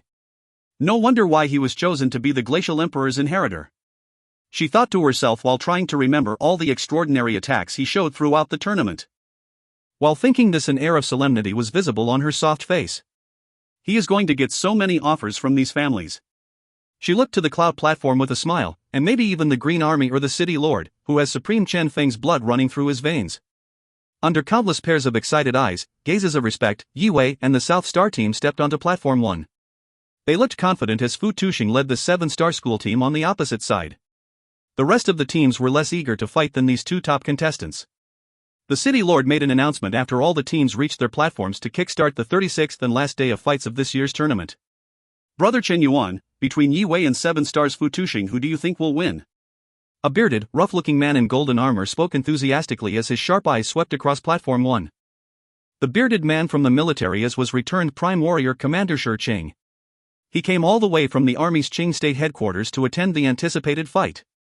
Although most of the cultivators on the cloud were strong and respected, even the weakest of them was still an 8-star condensed prime warrior. The bearded man in golden armor was the only person worthy enough to address the city lord so informally. The special patterns on Shurqing's golden armor were earned with his blood, sweat, and tears. Only the man who was in charge of the Green Army in the Qing State had such prestigious decoration on his armor plates that protected him from countless lethal strikes from both men and demons. Brother Shur, both these kids are impressive. I really can't say until the fight ends. I think they both have a few tricks up their sleeves. You will just have to watch the whole fight together with me as it unfolds. Ha ha. Chen Yuan said while looking at the two unexpected talents and smiling. He was actually surprised the fight attracted someone so high up in the ranks. If it wasn't for his bloodline, then he would not have the privilege to talk to the commander as equals. On Platform 1, South Star Academy and 7-star schools representatives stood glaring at their opponents. Tu Fuxing's eyes were bright green as he glared at South Star lineup with a strange, snake-like gaze. They finally landed on Yi Wei, who was standing in front of his teammates. He smiled, and a burst of violent pressure flowed towards Yi Wei like a stream of scorching hot magma. Lai Jian, Chen Mo, and the South Star representatives that stood behind Yi Wei became pale and started trembling under the immense pressure imposed by Tu Fuxing. Yi Wei saw what his opponent was doing, so he took a half step forward. The moment his toes landed again on the amethyst, a screen of chi rose from the ground, blocking the violent pressure, helped relieving his teammates from its terrible oppression. All of you get off the platform, Yi Wei said. Lu Jian and Chen Mo couldn't help themselves and had the same thought. Looks like we won't be needed again. The South Star team jumped off the martial platform while the 7-star cultivators left Tu Fuxing, the only person on the platform, with Yi Wei. Although both of them were revered by their teammates, they were also seen as monsters. This is nice. I have honestly lost interest in everyone taking part in this tournament apart from you. Tu Fuxing licked his lips while staring at Yi Wei, admired his opponent's capability of casually neutralizing the greeting he sent just by taking a step forward. Hidden in his voice was a vicious bloodlust. I am ready to beat you anytime, just bring it. When Tu Fuxing's insolent voice went quiet, he stomped forward and became a flash of light. He disappeared and reappeared in the middle of the circular amethyst platform. His movement brought a whirlwind to the nearby audience. The turbulence fluttered Yi Wei's robe and hair, but he stood as still and steady as a mountain in a storm. He was untouched and unconcerned. He coldly looked at Tu Fuxing as he calmly strode out to meet his opponent in the circle's center. Yi Wei could feel an indistinct, strange aura around Tu Fuxing. This aura caused him to be cautious as he recognized it as a great threat. Here we go. Show me what you've got. Tu Fuxing chuckled and turned into a phantom again. He suddenly appeared in front of Yi Wei, clenching his dark fist. He then threw it ferociously. Boom! Tu Fuxing's fist fell onto Yi Wei like a guided meteorite. Without any signs of him using qi, his fist tore through the air at incredible speed, and it bombarded the ears of the audience with a shrill sound. A fearsome force wave shortly followed, fracturing the strained amethyst platform. Debris was flying around on the platform, and the audience on the cloud platform was shocked. They could all tell that Tu Fuxing's fist carried the strength to easily topple a 6-star condensed prime warrior. In the previous 35 fights, Tu Fuxing managed to defeat his opponents with only one punch every time, with no exceptions. Even when he faced Zhoutian Sword School and Galaxy Academy, it was just a simple strike but an astonishingly effective one. This is the result of years of body-quenching training. I assume all his body parts were strengthened by enhancing stances. I think so too. The crowd on the cloud platforms and down below couldn't help but widen their eyes. They were getting nervous for Yi Wei. They knew it was already too late for Yi Wei to perform a defensive stance because of the sheer speed of Tu Fuxing's strike. Tu Fuxing can fire this chi-less strike before his opponent even moved. Zodiac Sword, Yi Wei said while calmly staring at the enlarging fist in front. He lifted his finger and gently touched his opponent's knuckles. Tu Fuxing's face changed as he felt a sharp prick on his fist followed by immense pain. He reflectively retrieved his fist and stopped the momentum by the tip of his toes. He kicked the ground, sending himself flying backwards, and brought his back down parallel to the platform to reduce drag. Not only did Yi Wei stop the strike that kept 7 Stars' winning streak alive, but he also just became the first cultivator who was able to knock back the undefeated Tu Fuxing. The South Star team let out their breath, relieved to see what they thought to be a good sign, an advantage Yi Wei managed to gain. Zodiac Sword, City Lord Chen Yuan and Commander Shurqing exclaimed in unison. They could not believe what they just felt and saw. Both of them were experienced enough, knowledgeable enough, to recognize Yi Wei's technique. They were surprised to see a partial sky stance that was pretty much extinct in the dynasty since centuries ago. Although unfinished, the best stance the Runemaster Union had access to was still rare and powerful enough to shock the two strongest men in the audience. The audience became lively. They were here expecting a fight but were still shocked to see Yi Wei stopping the strike that had never been successfully defended throughout the tournament. Yi Wei is too incredible. Even Feng Yi and the rest of last year's winning team were not able to react before they got knocked out. This is more like it. Things are going to be interesting, I think. I really cannot tell who is going to win now, but... Although nobody else recognized the stance Yi Wei was using, they could tell they were in for a ride seeing him backing Tu Fuxing off with only one finger. How incredibly sharp. Tu Fuxing looked at the scar on his fist, while furiously mumbling. You dare injure me! Tu Fuxing's expression became aggressive, and the platform began to rattle as his eyes shone green. The debris around him mysteriously began to float. Zoom! The green glow within his pupils filled his eyes and leaked into his skin. It spread all over his dark, toned body with a rune-like pattern. It did not take long before the green pattern covered his face and made him look more like a beast, wrapped in raging chi to match his wild appearance. This time it's over. Tu Fuxing aggressively rushed towards Yi Wei as the strength of a 7-star condensed prime warrior behind his fist was decorated by a green, web-like pattern. A cloud of smoke formed around the punch created by friction. How can Tu Fuxing have such strength? Su He's face became pale. He was threatened knowing that he himself would struggle to defend against such a powerful strike. This is the scary thing about this kid is that he never needed to use a stance because of his strength. It's harder to defend against a strike than a stance because it takes no time, no runes to punch, giving his opponent less time to react. Why do you think Jian Chen lost? It was obvious, he could not keep up with Tu Fuxing's speed. Zhoutian Sword School's principal Jian Shiyu sighed. The new age of youngsters will soon replace us. Yi Wei observed quietly at his rampaging opponent, realized luck and intuition played a big part in why he could defend himself just in time. Otherwise, he would have been crushed by the punch that could easily knock out a 7-star condensed prime warrior. If you find any errors, ads pop up, ads redirect, broken links, non-standard content, etc., please let us know. Report chapter so we can fix it as soon as possible. Chapter 151, 3rd. Chapter 151, 3rd. Tu Fuxing's second punch displayed his frightening strength that could easily bring any 7-star condensed prime warrior to their knees. Even at a state level, he could be counted as one of the best young cultivators. His fist propelled through the thick air filled with Yi Wei's and his own chi. It arrived in front of South Star's ace in the blink of an eye. The chaotic wind was slapping Yi Wei on the face, but he did not flinch, and he did not look like he was going to bother with dodging either. He just stood still and watched his opponent's dark fist. It wasn't that he gave up, but that he was so focused on the stance he was charging up. While everyone in the audience gasped for air, Yi Wei took a step forward. He wrapped his body with Zodiac Sword Chi 10 times, strengthening it to a frightening extent while launching himself right at Tu Fuxing's strike. The spectral swords shrunk and condensed around Yi Wei's hands, forming a transparent energy around them. He then clenched his fists, threw them out with the momentum on Exploding Star. The layer of air in front of Yi Wei was crushed by his stance's impact and it created a conical void filled with his Zodiac Sword Chi. Bang! Yi Wei's empowered punch landed solidly onto Tu Fuxing's dark, green fists. The crash set off two fearsome recoiling force waves that ended up swapping the platform. The previous fractures on the amethyst platform split even more, making them wider and deeper. The whole platform was shaking violently and becoming unsteady. It was showing signs of completely breaking apart. Being in the eye of the storm, neither Yi Wei or Tu Fuxing were affected by this explosion of energy. Both of them levitated to avoid the risk of losing their footing. Supernova stance. The Zodiac Sword had taken a toll on the chi reserve in Yi Wei's Dantian, so he activated the first stage of his amplification stance to compensate. The golden runes engraved onto his bones began to shine bright and circulated over his skeleton. Boom! Boom! All of a sudden, Yi Wei's chi violently expanded, granting him triple his normal strength. The supernova stance was one of a kind. Its amplification effects increased exponentially in proportion to the user's cultivation, and now that Yi Wei was a 3-star condensed prime warrior, he was able to reach the body strength of a 5-star condensed prime warrior effortlessly. A shrill sound echoed between the raised martial platforms around Yi Wei and Tu Fuxing's fight, and at the same time the air around platform 1 was being drained by supernova stance.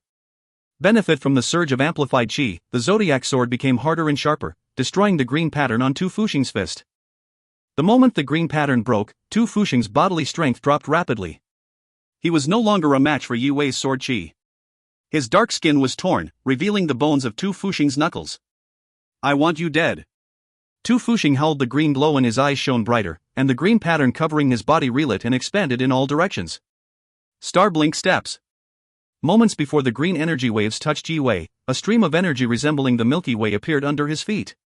Whoosh! Yi Wei's movement became unpredictable. His figure blurred, and he rode the glowing light beneath his feet. Dodging wave after wave of Tu Fuxing's energy burst, he was occasionally grazed, but the impacts of the waves were constantly redirected. What kind of stance is that? The experienced cultivators on the cloud platform scratched their heads, shocked while admiring the mysterious speed-boosting stance. None of them had come across or recognized a stance similar to Yi Wei's. Tu Fuxing's strength impressed many, but when compared to Yi Wei's stance, it became less of a feat as the stance was not high-graded but mysteriously unpredictable. Even I would struggle dodging those bursts of energy, but it doesn't look to be a problem for Yi Wei at all. It wouldn't be long until he overtakes me. I think actually in some aspects he is already ahead of me. Sui, vice principal of South Star, said, startled and concerned. He looked at Yi Wei's drifting figure, shocked by the level of talent. The vice principal was pleasantly surprised by Yi Wei once again. This time he applauded Yi Wei on another secret techniques, one that was beyond his understanding and knowledge of stances. Yi Wei is the youngest runemaster Qing State had ever seen. The fact that we know nothing of the stance until now certainly means he created it himself. Chen Yuan looked at Yi Wei and saw Master Yi's form and the young one's fighting style, exclaimed, "Oh Yen, you are a far greater teacher than I am. Regardless of the fight's outcome, I am going to recruit Yi Wei, he is qualified for sure." Shi Qing looked at Yi Wei with his bronze eyes and spoke with great appreciation. "Brother Shi Qing, I'm afraid it's not that simple. Just because the Green Army wants to recruit him, doesn't mean he will oblige." Chen Yuan wisely commented and gave Shi Qing a reproachful look. His lips twitched as his words came out. Yi Wei was as good a runemaster as he was a cultivator. Even though the Green Army was interested, they still needed the Runemaster Union's approval. "What do you mean? Who dares stand against the Green Army?" The commander stared at the city lord, his thick black brows arched upwards, interrogating in an overbearing tone. City Lord Chen Yuan looked at the aggravated commander, smiled and shook his head. He then casted his attention back onto the amethyst platform. Not many people can challenge your authority in Qing State, but Kobai is one of them. As well, he just so happens to be the president of the Runemaster Union. I wouldn't be surprised if he has something to say about the army wanting to recruit Yi Wei. While Yi Wei was in the heat of battle, he felt a chilling tingle go down his spine as he noticed his opponent's presence was similar to that of the demon who ambushed him weeks ago with the energy of Black Scale, currently in Yi Wei's possession. This is not a enhancing stance, like Xian said. Probably, the demons are infiltrating right now, and Tu Fuxing could very well be one of them. Yi Wei thought to himself and empowered his sword qi. Due to the Mystic Mount's presence in his sentient, Yi Wei had superior demon sensory compared even to returned prime warriors, making him the only human being on the venue that knew Tu Fuxing's true identity. "Well done, little boy, I didn't think you would notice. He is a strong one, isn't he?" Mastering the green corpse technique is quite a rare feat for a young demon like him. Now it's only just a matter of seconds before he slaughters you all like helpless cattle. The Black Scale progenitor's voice echoed in Yi Wei's mind. "Thanks for confirming, now I know I don't have to hold anything back." Yi Wei replied, "Old dog, this is Ning City, a human territory. Good luck beating us here. Pfft, us demons can enter and leave a small city like this anytime we wish. But the fact that he is here means he came prepared. Don't bother saving the city, kid. It will soon turn to dust anyways. I'd just try to stay alive if I were you." The progenitor taunted insolently. "Stop, listening to you makes me feel stupid." Yi Wei grunted and channeled his qi. "Ow." Tu Fuxing made a strange noise from his throat and swallowed a large breath of air. The green pattern on his skin moved into his mouth, the blaring green glow on him disappeared, but his energy's presence grew. His wounds began to heal, strands of muscles quickly being synthesized, covered the knuckle bones as his dark skin also regrew. Yi Wei sensed danger. He stepped on the shining star shapes under his feet, continued to escape from Tu Fuxing's shockwaves. Yi Wei tried to open his mouth wanting to warn others about his opponent's real identity only to find he could not make a sound. The air around him was dense, so dense, he became contained in an area where his actions were constricted, limited. The waves came from all directions, crushing Yi Wei from all angles. "Kid, you are in trouble now. He has used the power of his true demon form. Using my scales power will be your only way out. If you really want to live, you should follow my instructions." The progenitor chuckled. "Shut it." Yi Wei pinched himself to stay sharp and refocused on Tu Fuxing. "Fine, if you want to die, then shut me off, but you'll regret it." The progenitor's words sounded in Yi Wei's head. Tu Fuxing's eyes turned green entirely, the glow was mesmerizing, his presence kept expanding, caging the audience in a horrifying atmosphere. 9-star condensed prime, there is no mistake. Dear sages. Tu Fuxing is already a 9-star condensed prime warrior? The weaker cultivators on the cloud platform were startled, shocked, and slightly ashamed of themselves. How can this kid be a 9-star condensed prime warrior already? Sui's face went pale. He worried for his team, and, most importantly, he worried for Yue. What am I going to say to Mastery if his only legacy apprentice got injured under my watch? The vice principal's lips became chapped and dry from the frequent panic-inducing heavy breathing. Suhi, relax, can't you see Yue is still feeling relaxed? He always dealt with whatever stood in his way, and he handled the difficult circumstances rather easily with secret techniques we never expected him to know. Jian Shiyu comfortingly said with a deep voice. He placed his hand on Vice Principal Su's shoulder while observing Yue's moves. His eyes light up, brighter than stars in a night sky. Jian Shiyu was himself close to becoming a returned prime warrior. Although he appeared calm, he was shocked and worried as well. He thought that the platforms were too weak and small for the fighting on top of it. The important figures on the cloud platform looked at each other in silence. They wanted to speak but didn't quite know what to say. They felt strange as they knew how hard it was, how much effort they spent cultivating just to be as strong as this teenager. 9-star condensed prime, I did not expect a cultivator of this level could be found in your region. Chen Yuan, you know this Tu Fuxing kid could probably place in the top 30 if he fights the Qing State tournament, right? This is not looking good for Yue. Chen Yuan shook his head. The city lord was a close friend of Master Yi's, and he couldn't help but pick a side. He sympathized about Yue's troubling predicament as he knew it was going to be at best an uphill battle for the young runemaster. Tu Fuxing, Yue, Jianshen, Fengyi, the standard of this year's tournament is far higher than any of the other years. Chen Yuan smiled. He was sure that these four prodigies could one day become influential forces. While the audience were admiring the quality of this year's contestants, Yue was caught in a dire situation, a situation that could kill him. He adjusted his breathing pattern, injected chi into his bones, and aimed to activate the supernova stance. Second evolution. The runes inside Yue's body shone golden and flowed quickly. His power tripled in the matter of a second. As his chi rushed into his bones, amplified them, and his strength kept increasing, Yue achieved a 9-star condensed prime level as the supernova stance reached the second evolution. Although he would be struck by recoiling force once the stance fades, he could not afford to hold anything back during this fatal moment. Yue felt the changes in the chi flow inside his body, but he could not see the tadpole pattern runes developing on his bones which were linking together. If you find any errors, ads pop-up, ads redirect, broken links, non-standard content, etc., please let us know. Report chapter so we can fix it as soon as possible.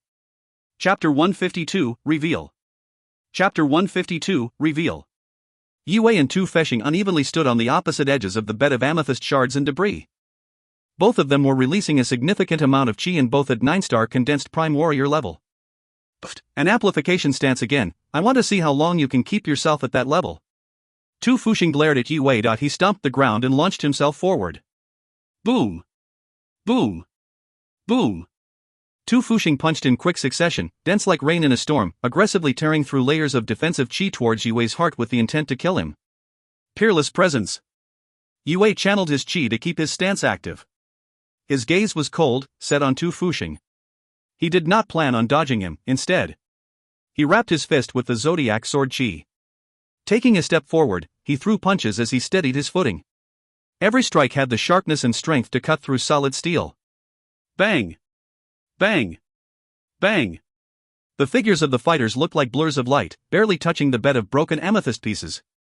The dust swirling around was taking shapes of fists as Yue and Tu Fuxing exchanged blows. The loud rumbles shook hearts and the impacted waves rippled. All the audience, at ground level and above, were becoming nervous. Under the widened eyes of many, Yue and Tu Fuxing exchanged over a couple hundreds of blows within seconds. Both sides had the power of 9-star condensed prime warrior, and both could have died to one another's aggressive attacks if they made one mistake. Most of the experienced cultivators who thought the fight was over and expected Tu Fuxing to dominate Yue. Once his power exponentially exploded, but they were now shocked to see Yue had the capability to match his opponent's intensity. They had no choice but once again admit Yue was stronger than they had expected. These two young ones are incredibly powerful. Most of the audience on the cloud platform exclaimed as the fight became something like a deathmatch between a lion and a panther. Bang! Bang! The raging energy from both contestants exploded in the air and cracked like thunder. Countless nervous gazes were aimed at the epicenter where the impact had caused an actual storm. The crushing gusts were strong enough to tear condensed prime warriors to pieces. Bang! The two figures met midair. With this exchange of violence came a rippling force wave that shook the whole mountain. Yue and Tu Fuxing flew backward. After a series of clumsy staggering, both regained balance. Though the fight was unforgiving, neither Yue or Tu Fuxing were showing signs of backing down. They were both ready to answer their opponent's next strike, even meant it would be their last. How is this possible? How can you last this long in my ghost freeze zone? Tu Fuxing's face darkened. His specialty technique traps whoever is stuck in the zone with power from the spirit realm while at the same time draining their energy. He did not expect Yue would stay strong and have his amplification stance last this long under the pressure. I can't let this go on any longer. Yu Fuxing, by grinding his teeth, showed his frustration. He understood the longer the fight lasted, the more he risked blowing his human cover. No matter what stance you are capable of using, you are no match for me. His green eyes stared at Yue. His killing intent intensified. Then his hands danced in the air at lightning speed as he made one hand seal after another. As Tu Fuxing made countless hand seals, his heart raced, his blood flowed through his body like an overflowing river, rumbling as the live fluid circled through. The green light burst out from the platform like waves. The light resonated with the primal energy in the atmosphere from 100 kilometers radius. Thus, the two forces surged together and expanded. Faintly, an image of a demon could be seen in Tu Fuxing's eyes. It was the shape of his real demon form. The image was also green, and somehow it showed no signs of being alive. Nonetheless, the image was still threatening. Tu Fuxing was a corpse demon. These demons are the most mysterious species out of the 6 biggest demon clans. They are capable of harvesting the negative energy of death and utilizing that energy in combat. In turn, they use the void's power to stun and silence their human prey. Within the green light, a black stone tablet appeared above Tu Fuxing. A dark presence of death grew and drowned the mountaintop. All members of the audience began to have trouble breathing, as if there were heavy rocks sitting on their chest.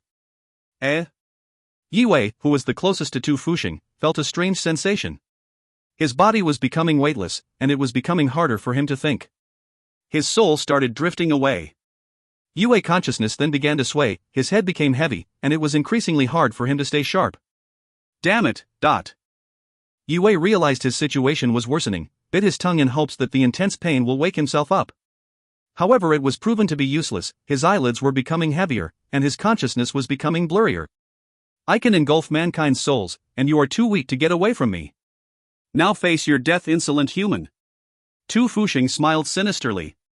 His figure turned into a green flash and shot towards Yue while he lifted his fist. What's happening? Yue does not look well. This is not natural. City Lord Chen Yuan's eyes lit up. He was the first to notice the abnormality. What kind of technique is that? Yue looks startled, as if his soul is leaving his body. And Tu Fuxing's punch is possibly strong enough to challenge a 9-star condensed prime warrior. This is not good. Shi Qing, the Green Army commander, displayed a horrified expression. It would be a disaster for humanity if either of the youngsters lost his life fighting.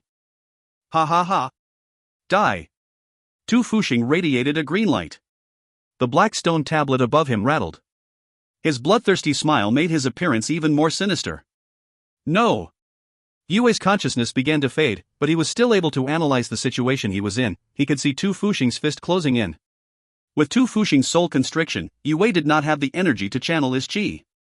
He could only watch with despair as the fist closed in. Zoom. Zoom. Zoom. Staring at death, Yue remembered what he had learned from the Karma Tower when he fought the inner demons. With my heart, I shall master the way of the universe. With my heart, I will calm my mind. I will cultivate my mind and control my heart with my mind. As his emotions calmed down, he was able to stabilize his soul, stopping its detached motion. Yue's eyes widened. His golden will force rushed out from his sentient, forming the shape of the holy conservatory. A glint of sacred light burst from inside his pupils, shone onto Tu Fuxing.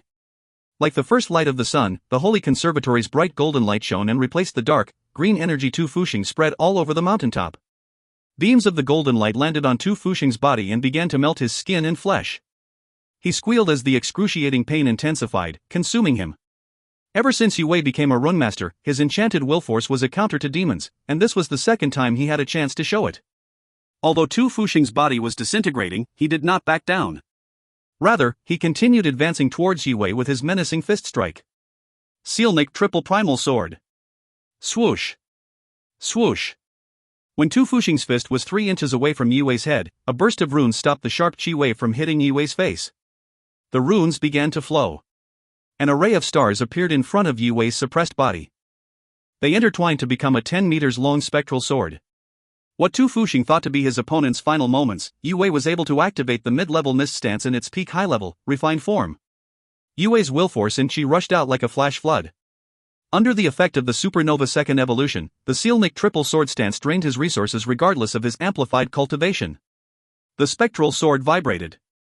The edge's glint resembled a starry night sky, and its energy was directed towards Tu Fuxing's direction. The fist that was powering towards Yue Wei's head had suddenly stopped. It appeared, 3 inches between the fighters, there was an invisible and invulnerable wall hindering Tu Fuxing. Bang! The star-like runes conveyed their energy and exploded. Consequently, the amethyst platform turned into a mist of purple dust, shrouding the fighters entirely. The audience on the cloud, who understood the scale of destruction and the power required to create such devastation, gasped because they realized Yue Wei could defeat them in a bare-hand fight. Seeing Yue Wei had become the aggressor now, they all shifted their attention to Tu Fuxing, wondering if he could take the hit. Arg! Tu Fuxing's face became pale. He screamed in pain, tortured by the agony of his skin and muscles peeling off his bones. Back! Tu Fuxing, horrified, tried desperately escaping. He wanted to dodge all the rippling force waves of Yue Wei's stance. Even though he was flying through the air at an incredible speed, he could not shake the waves behind his figure. What chances do you have now? Yue Wei coldly questioned. He grabbed his sword and prepared to strike the next strike. Damn it, you filthy human child! Tu Fuxing cursed desperately while considering if he should transform into his demon form so that he could defend himself. However, he knew doing so would make him the target of all the great human cultivators on the cloud platform and those below them. You left me with no choice. I will bring you down even if that means risking my life. Tu Fuxing glared at Yue Wei with an eviscerating gaze. The green glow in the demon's eyes brightened as his voice became hoarse. Care! A strange vibrating noise came out of the demon's widening mouth as the rest of his body expanded rapidly. Tu Fuxing lifted his head and screamed. If you find any errors, ads pop up, ads redirect, broken links, non-standard content, etc., please let us know. Report chapter so we can fix it as soon as possible. Chapter 153, Demon King. Chapter 153, Demon King. Bang! Bang! Bang! Tu Fuxing's rapidly enlarging body ripped his clothes into pieces. Under the audience's awe, his face inhumanly contorted while the widened eyes of the shocked cultivators, old and young, watched the horrifying scene unveil itself. The monstrous 6 meters tall body was muscular. His skin turned from a bronze coloration to a pale white. 2 fearsome cyan fangs stuck out of his gigantic mouth. It's a demon! A corpse demon! The audience on the cloud stood up surprised, terrified by the fanged, towering, levitating abomination. You have some guts to reveal your demon form in my city. Shen Yuan City Lord slammed the table in front of him, dissipating the cloud structure around him as he channeled his energy. A pathetic young demon like you should not have wandered into human territory. You should respect the Green Army and think about the consequences before you reveal your demon form. Commander Shi Qing's presence expanded, and he was surrounded by a blood-red aura. Tu Fuxing is a demon. The audience on ground level were startled. They all felt a chill run down their spines, and their knees went weak. They struggled to accept that the young cultivator they've grown to like was a sinister being who infiltrated the tournament. No wonder his body strength is so exceptional. Sui's forehead became wet from sweating and questioned himself on why he was not able to make the association before. All present wholeheartedly believed demons would never dare to show themselves around Ning City, especially ever since the Battle of the Trapped Beasts. Do you have a death wish? This is human territory. If you reveal your demon form, you won't just be fighting me. Yue held his sword tight, looked around him, then struck Tu Fuxing with his sword. Bang! Bang! Yue's sword left a trail resembling the Milky Way. He nearly blinded the audience as it came crashing down on Tu Fuxing's head. The peak high-level Miss Stance's power erupted, but at the same time draining all of Yue's will force and chi. Although Tu Fuxing transformed to his demon form, he was still not sure if he could handle the sword strike. His body glowed black to summon the spirits from the other side to attack Yue. While the spirits were slowing Yue's sword strike down, Commander Shi Qing made a move. He used a stance to transform himself into a giant gold-armored war golem. Grabbing Tu Fuxing's body, he held it in place. How dare you disrespect an army commander? Paul Demon King, please help me, quick! Tu Fuxing did not expect Shi Qing's swift reaction. He desperately screamed for help as he felt his life under threat. Bang! While the Green Army commander's large golden palm strike was falling down onto Tu Fuxing, a jade pendant hanging on the demon's neck turned into dust, activating the teleportation device within. Suddenly, a vortex appeared in the sky, and a large black palm, over a kilometer in length, stretched out of the dimension's opening. It pressed downwards towards the gold war golem, and covering the sky. Nobody on the mountaintop could see the sun. The patterns on the Paul Demon King's hand were carved deep into his onyx-textured skin, resembling the green shapes on Tu Fuxing's skin. Black mist formed between the fingers of the oversized hand. The commander, in his war golem runic armor, was shaken and knocked back by the pressure. At the same time, the large fingers of the Demon King's other hand collapsed on Yue's Sealnik sword stance and broke it into shards. Crack! Yue's face turned pale. He spat out a mouthful of blood as he fell rapidly towards the ground. With his chi sword broken, his weakened body's anchor, he lost all of his strength. I am impressed. You are just a teenage boy, but you would have defeated a green corpse demon single-handedly if I did not intervene. I apologize, but I cannot let you live. A dark, hoarse voice sounded, shook the mountaintop, and the demon's gigantic hand smashed towards Yue. Paul Demon King, know your place. Commander Shi Qing shouted furiously. His voice roared like thunder. A burst of energy exploded from the commander's body. His golden fist tore through the thickened air, hoping to knock the black hand that was on the course to annihilate Yue away. Boom! Countless of runes were flowing on the surface of the golden fist. The air close to the impact compressed and then exploded. The shining runes illuminated like the sun, and everyone at the scene closed their eyes not to become blind. Only a few were unaffected by the side effects of the returned Prime Warrior's powerful strike. Do you really think we will just sit here and watch you kill a young talent in our territory? The city lord joined in without hesitation. A dark long sword appeared in his grip out of nowhere. The next second the city lord's blade flew towards the vortex where the Demon King's hand came from. Ha ha ha. Chen Yuan, Shi Chang, good day to you too. And, may I say that you two are way too slow? The Demon King's hoarse voice crackled and resounded all throughout the arena, knocking many unconscious. Too late. Although both the commander's golden fist and the city lord's sword strike were swift, their speed were no match to the rampaging black palm strike. Distressed by the Demon King's motive and his merciless execution, the two strongest cultivators shivered since they knew Yue would be crushed within moments. Before contact, the fearsome pressure imposed by the black palm already began to dismantle Yue's body from the inside. His veins ruptured, and he bled out from the fissures all over his skin. While his skin was splitting, and his muscles were tearing, the runic energy on his bones seemed to have its own mind. The rune pattern flowed rapidly, the spaced-out tadpole shapes melted into each other due to the pressure. Catalyzed by the force of the Demon King, the runes on Yue's bones consolidated and grew into connected yin-yang shapes. Yue knew how talented he was, but even so he concluded that it will take more than 10 years of training and painful process of altering and modifying the runes on his bones before reaching the third stage. However, under the demon's pressure, the runes on Yue's bones were forcefully empowered with the speed 1,000 times quicker than he had ever expected. Yue stared at the Demon King who stretched out from the black void in the sky. He shook his head reluctantly. I can't wait any longer, he thought. He could feel most of the runes on his bones were compressed, and the runic transformation was close to finishing. If I don't succeed and withstand my ground now, I will get killed by the black palm, thought. A sudden flash of inspiration filled his mind. Yue breathed a sigh of relief as his iron talisman hanging on his waist this whole time suddenly came to life.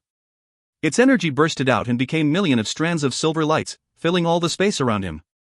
It formed an invisible force field that instantly enveloped and stopped the Demon King's black palm. The black palm froze abruptly in space, not a single muscle could move or even twitch. The talisman Yue found in the Blood Mist Valley was not mystic arms, but it was more powerful than one. Once it absorbed enough power, it could create a force field strong enough to freeze a Demon King's full force strike. Although it was not a pretty or fancy piece of jewelry, its power had just turned the tide. Yue had found it 3 years ago, during which he had only used it 3 times. After every use, the talisman needs more and more energy to restore itself. Unless it was absolutely the last resort, Yue was not willing to use it. Having accumulated so much energy, the scale of the force field released by it was never before seen. Before today, his iron talisman was his best-kept secret weapon. But being in a life or death situation, there was only so much Yue could do than not taking advantage of the talisman's hidden power. What? What just happened? A muffled hoarse voice angrily asked. The Demon King was completely shocked as his hand was firmly held in place by a mysterious force. The strength of the Demon King was far superior to anyone present. However, the iron talisman was able to stop him for a few decisive moments. Although it could only hold the demon's strike for a second, that 1 second was all that was needed. By the time the Demon King broke the talisman's constricting power, City Lord Chen Yuan's black blade, with the momentum like a meteor, decisively cut the huge demon's arm. The Demon King's voice howled within the nether. Even he was shocked by the sudden powerful energy, since he did not expect anyone to be able to stop his attack. A dull crush noise echoed from the impact. An invisible force wave rippled outwards, knocking everyone down. Though they were standing on the outside of the protective shield made by the City Lord, their bodies weakened and their faces became pale. The gusts of wind around the martial platforms intensified. "I shall spare your lives this time, mortals." In agony, the Demon King's wounded voice growled from above. Without his real body, he could tell that he would be defeated shortly now that his initiative had been stopped. There was no chance for him to end Yue's life this time. "Goodbye, mortals." The Demon King roared to Tu Fuxing to run and hide himself within the void nether. "You filthy creature! How dare you come to my city? You disrespect me by crossing the boundaries. And you wish to leave without any consequences?" A mighty voice sounded above everyone's heads. Chen Yuan was there to avenge the citizens. "Don't let him escape!" yelled Chen Yuan as the sudden burst of energy exploded from his black sword. The City Lord's sword chi heated up. The kilometer-long body of energy became a tornado, and its fearsome pressure drowned out the whole mountain. If you find any errors, ads pop up, ads redirect, broken links, non-standard content, etc., please let us know. Report chapter so we can fix it as soon as possible. Chapter 154, Jing State 7. Chapter 154, Jing State 7. Crazed River Blade. Chen Yuan grunted. His cold face and bloodthirsty eyes conveyed his intent to kill the demon. The long black blade buried into the demon's tough flesh. Boom, dot. As the City Lord stuck his stance to the chi tornado, the compressed air transformed into a sword shape. "Chen Yuan, when did you learn how to use Supreme Chen Feng's Void Cleave?" The Demon King's voice furiously echoed into the human realm from the other end of the nether. The Demon King figured out why the mortal being could cut off his arm. "You better leave my kins alone. Otherwise, I will make sure your people die together with mine." The demon's voice faded while his broken arm on the ground suddenly started pulsing. Scarlet light burst out of the detached limb, every drop of demon blood began to ignite, emitting fearsome energy. "Watch out! He is using his necromancy powers. The arm is going to explode." Chen Yuan yelled in shock. He dismissed his chi blade in order to free up his hands, enabling him to make runic seals. He didn't want to let Tu Fuxing escape. Nonetheless, he couldn't let the arm explode since it would lead to numerous combustions that the younger cultivators had no chance to survive. In this situation, Chen Yuan only saw one correct course of action: to prevent the explosion from taking place by all means necessary. Not only did the City Lord, but the rest of the powerful cultivators on the cloud platform agreed as well. They all decided to use suppressing stances against the demon's broken limb. Boom! Boom! Boom! The arm exploded without warning and sent pieces of flesh and blood all over the nearby young cultivators. These pieces incinerated their skin and turned their bones to dust. Fortunately, Chen Yuan suppressed the true might of the outburst, saving numerous lives, otherwise the consequences would have been disastrous. "Demon King! We will meet again soon, and next time I will kill you both," Chen Yuan shouted. The demon took Tu Fuxing and vanished, only his lingering laughter could be heard from the wind. The tournament ground became chaotic. All of the audience was startled by the bloody scene. The ones who stood closer to the explosion could not believe their friends were now dead and in pieces. They were stunned by the sudden demonic assault, but at the same time, they felt lucky that the explosions were contained. Chen Yuan looked at the remains of the void where the Demon King and Tu Fuxing disappeared, frowning. "I now declare Ning City in a state of emergency due to demon infiltration. I want everyone from the 7-star school who had contact with Tu Fuxing arrested and interrogated immediately," ordered Chen Yuan in a cold voice. Usually demons disguised as human beings are easily detected by teacher or even stronger students. This time, however, Tu Fuxing was before their eyes for a very long period of time undetected. It is definitely a matter to worry about. Maybe they have mastered better disguise methods. The city guards proceeded without hesitation. They hastily took 7-star school's tutors and students in custody. One by one, they were interrogated. The officials found out Tu Fuxing had a mysterious female associate who happened to disappear around the same time the fight between South Star and 7-star ended in bloodshed. A number of scouts were sent to track the young girl's whereabouts. The chaos of the earlier events slowly began to calm down. Yue was sent to the medics by the City Lord to make sure that all of his grievous injuries would be attended. The guards of the Ning City began to search for traces of demons within the city's walls. Thousands of miles away, in a huge mysterious cave hidden beneath the mountains, Tu Fuxing was kneeling on the trembling ground before an enormous dark mass of sinister energy that levitated. This sinister energy began to reflect the ghostly glow radiated from the stones in the cave. You insolent creature! You almost ruined my plans. You should have practiced the empowering technique instead of wasting your time. A loud grunt echoed in the dark as a surge of negative energy span around Tu Fuxing, ready to harvest his life. Tu Fuxing felt the demonic force spiral's hostility, and his whole body was turned rigid by fear. Scared, but trying to stop his voice from trembling, "Thank you, Demon King, for your gracious mercy." The cluster of dark clouds gathered and dissipated slowly over and over, creating runic patterns that shone a dark light onto the Demon King's body. A deep thought crossed Tu Fuxing's mind while seeing the presence of the complex runic patterns. Only human beings are capable of writing. Maybe the Paul Demon King was human once before. I heard rumors that he was one of the few humans that used ancient spells to transform into a demon. Please, teach me how to use the empowerment technique. I am willing to work as hard as I can to improve so I can finish the task. I promise, I will not let you down again. Tu Fuxing exclaimed anxiously. Save your excuses, I sent Little Ian to finish what you failed to do. I have another small task for you, you pathetic joke. If you fail me again, this time there will be consequences. The Demon King spoke and let out a heavy, low grunt. The loud rumble made Tu Fuxing's ears bleed. He knew he was in no position to negotiate or to argue. Your wish is my command, Your Grace. He hid his insecurities, but secretly he felt envious that the Demon King sent someone else to finish what he started. After receiving his new instructions, Tu Fuxing carefully left the cave, mindful to not turn his back to the Demon King while exiting. The black mist suddenly became unstable after Tu Fuxing left the cave. Shen Yuan, I will not let this go. When I am finished with preparing the ancient moon corpse technique, I will annihilate Ning City and cover its ground with dead bodies. Ha ha ha. As the Demon King laughed hysterically, a pool of blood started bubbling out of the ground, and a human corpse emerged. It was a completely naked corpse of a handsome young man. His hair was black and long, and his facial features were well defined and proportional. There was a tenderness in his masculinity and a hint of wittiness. The body was in perfect shape. His hair was perfectly glossy, and his nose was straight as a gangplank. His smooth skin and thin lips appeared slightly pink, delicate like a young girl. He was laying in a pool of blood. His dim gray eyes slightly open, showing great sadness. It's impossible to find out everything the young man experienced in his life, however, there was grief and hopelessness in his eyes. The Demon King had acquired this ancient corpse from the wild wilderness. Its soul had long since had faded away, but the body was in perfect condition. It seemed to have collected a mass amount of spirits and negative energy due to its violent death. If the Demon King would be able to integrate himself into this ancient corpse, he would have the chance to become a demon sovereign or even a demon emperor. The city lord's mansion, Ning City.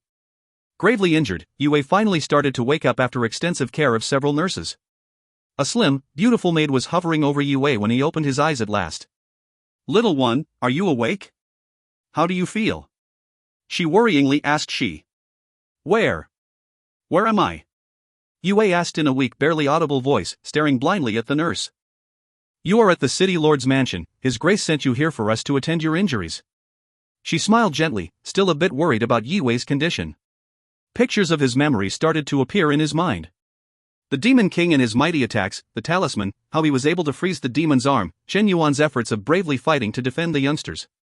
Yue's heart filled with gratitude towards the city lord. If it wasn't for him, I would be dead by now, crushed by the demon's arm. That Demon King held such immense power. Yue was terribly shaken. He remembered the fight and tried not to show how scared he actually felt. His body seemed to be healing, however, his sentient was full of scars. Yue suddenly sat up straight.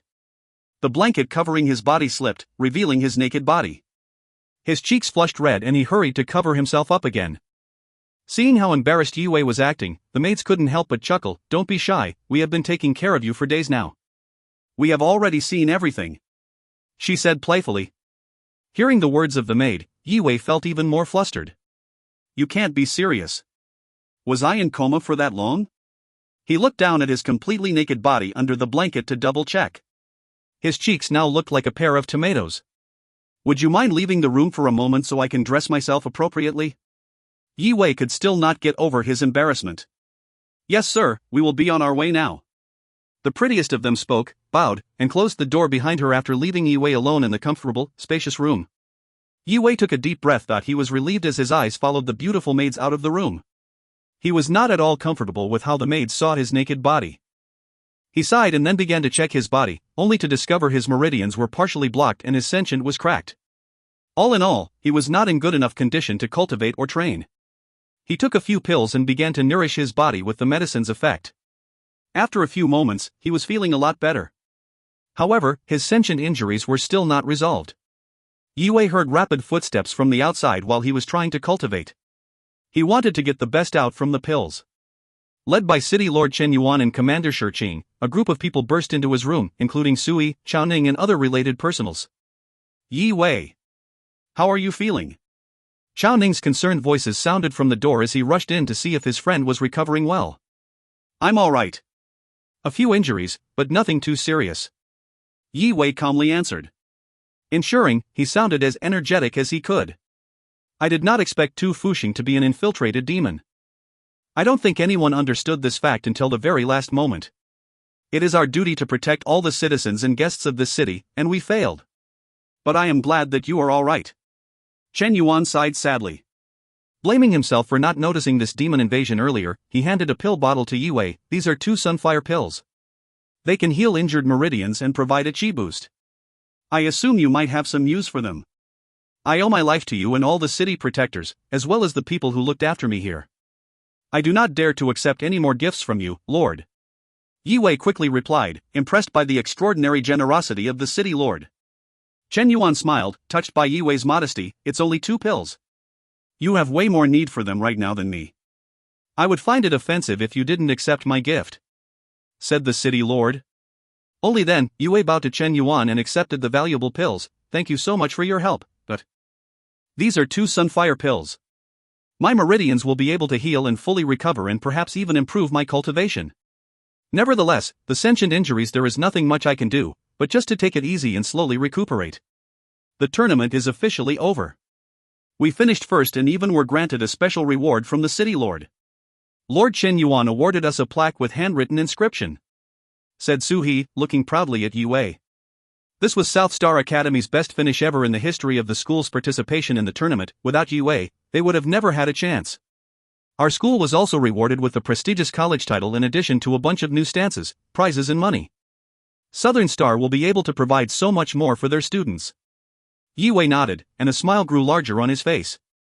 He could not help but feel happy and extremely proud for his school. This is a frozen iron body armor for when you defeated Tu Fuxing. Defeating that filthy demon, you became the highest-ranked God 7. There, this belongs to you. Chen Yuan spoke as he took the silvery item out of his interspatial bag and handed it over to Yue. You've already given me 2 valuable pills, how can I take more from you? Yue lifted his hand to refuse the city lord's offer. Didn't you hear? This is not a gift for you specifically. It is tradition and custom that the strongest God 7 own this piece of armor. The city lord laughed. Well, I would have personally given you something for protection otherwise. Ha ha ha. On a serious note, you should always be wearing this armor, it can save your life. Yue nodded. Since all of the God 7 were awarded with this armor, I cannot refuse, Yue thought to himself as he took the armor. Upon contact with the armor, he felt a cold chill passing his finger, which flowed through his whole body. The armor, made of cold iron cast, was greatly sophisticated and extremely hard to penetrate or broken even by returned prime warriors. Yue, are you interested in joining the Green Army? Commander Shi Qing, who stood on the side. He had no patience left in him. You and your family will be protected, and the army will provide you all kinds of resources you need for training. Listening to this proposal, Chen Yuan couldn't help but started laughing. Commander, I fear that you will be disappointed.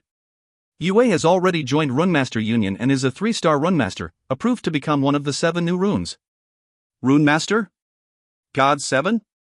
The commander was startled. Even though the army provided a lot of benefits for the troops, he knew his offer couldn't interest a Runemaster. 3-star Runemaster? The first of God 7? Suhi and others also looked shocked. Chao Ning, Zhou Yin, and Lu Jian stared at Yue, stunned by the sudden news. He is so young. Only our age and already achieved this much. Unbelievable. If you find any errors, ads pop up, ads redirect, broken links, non-standard content, etc., please let us know. Report chapter so we can fix it as soon as possible.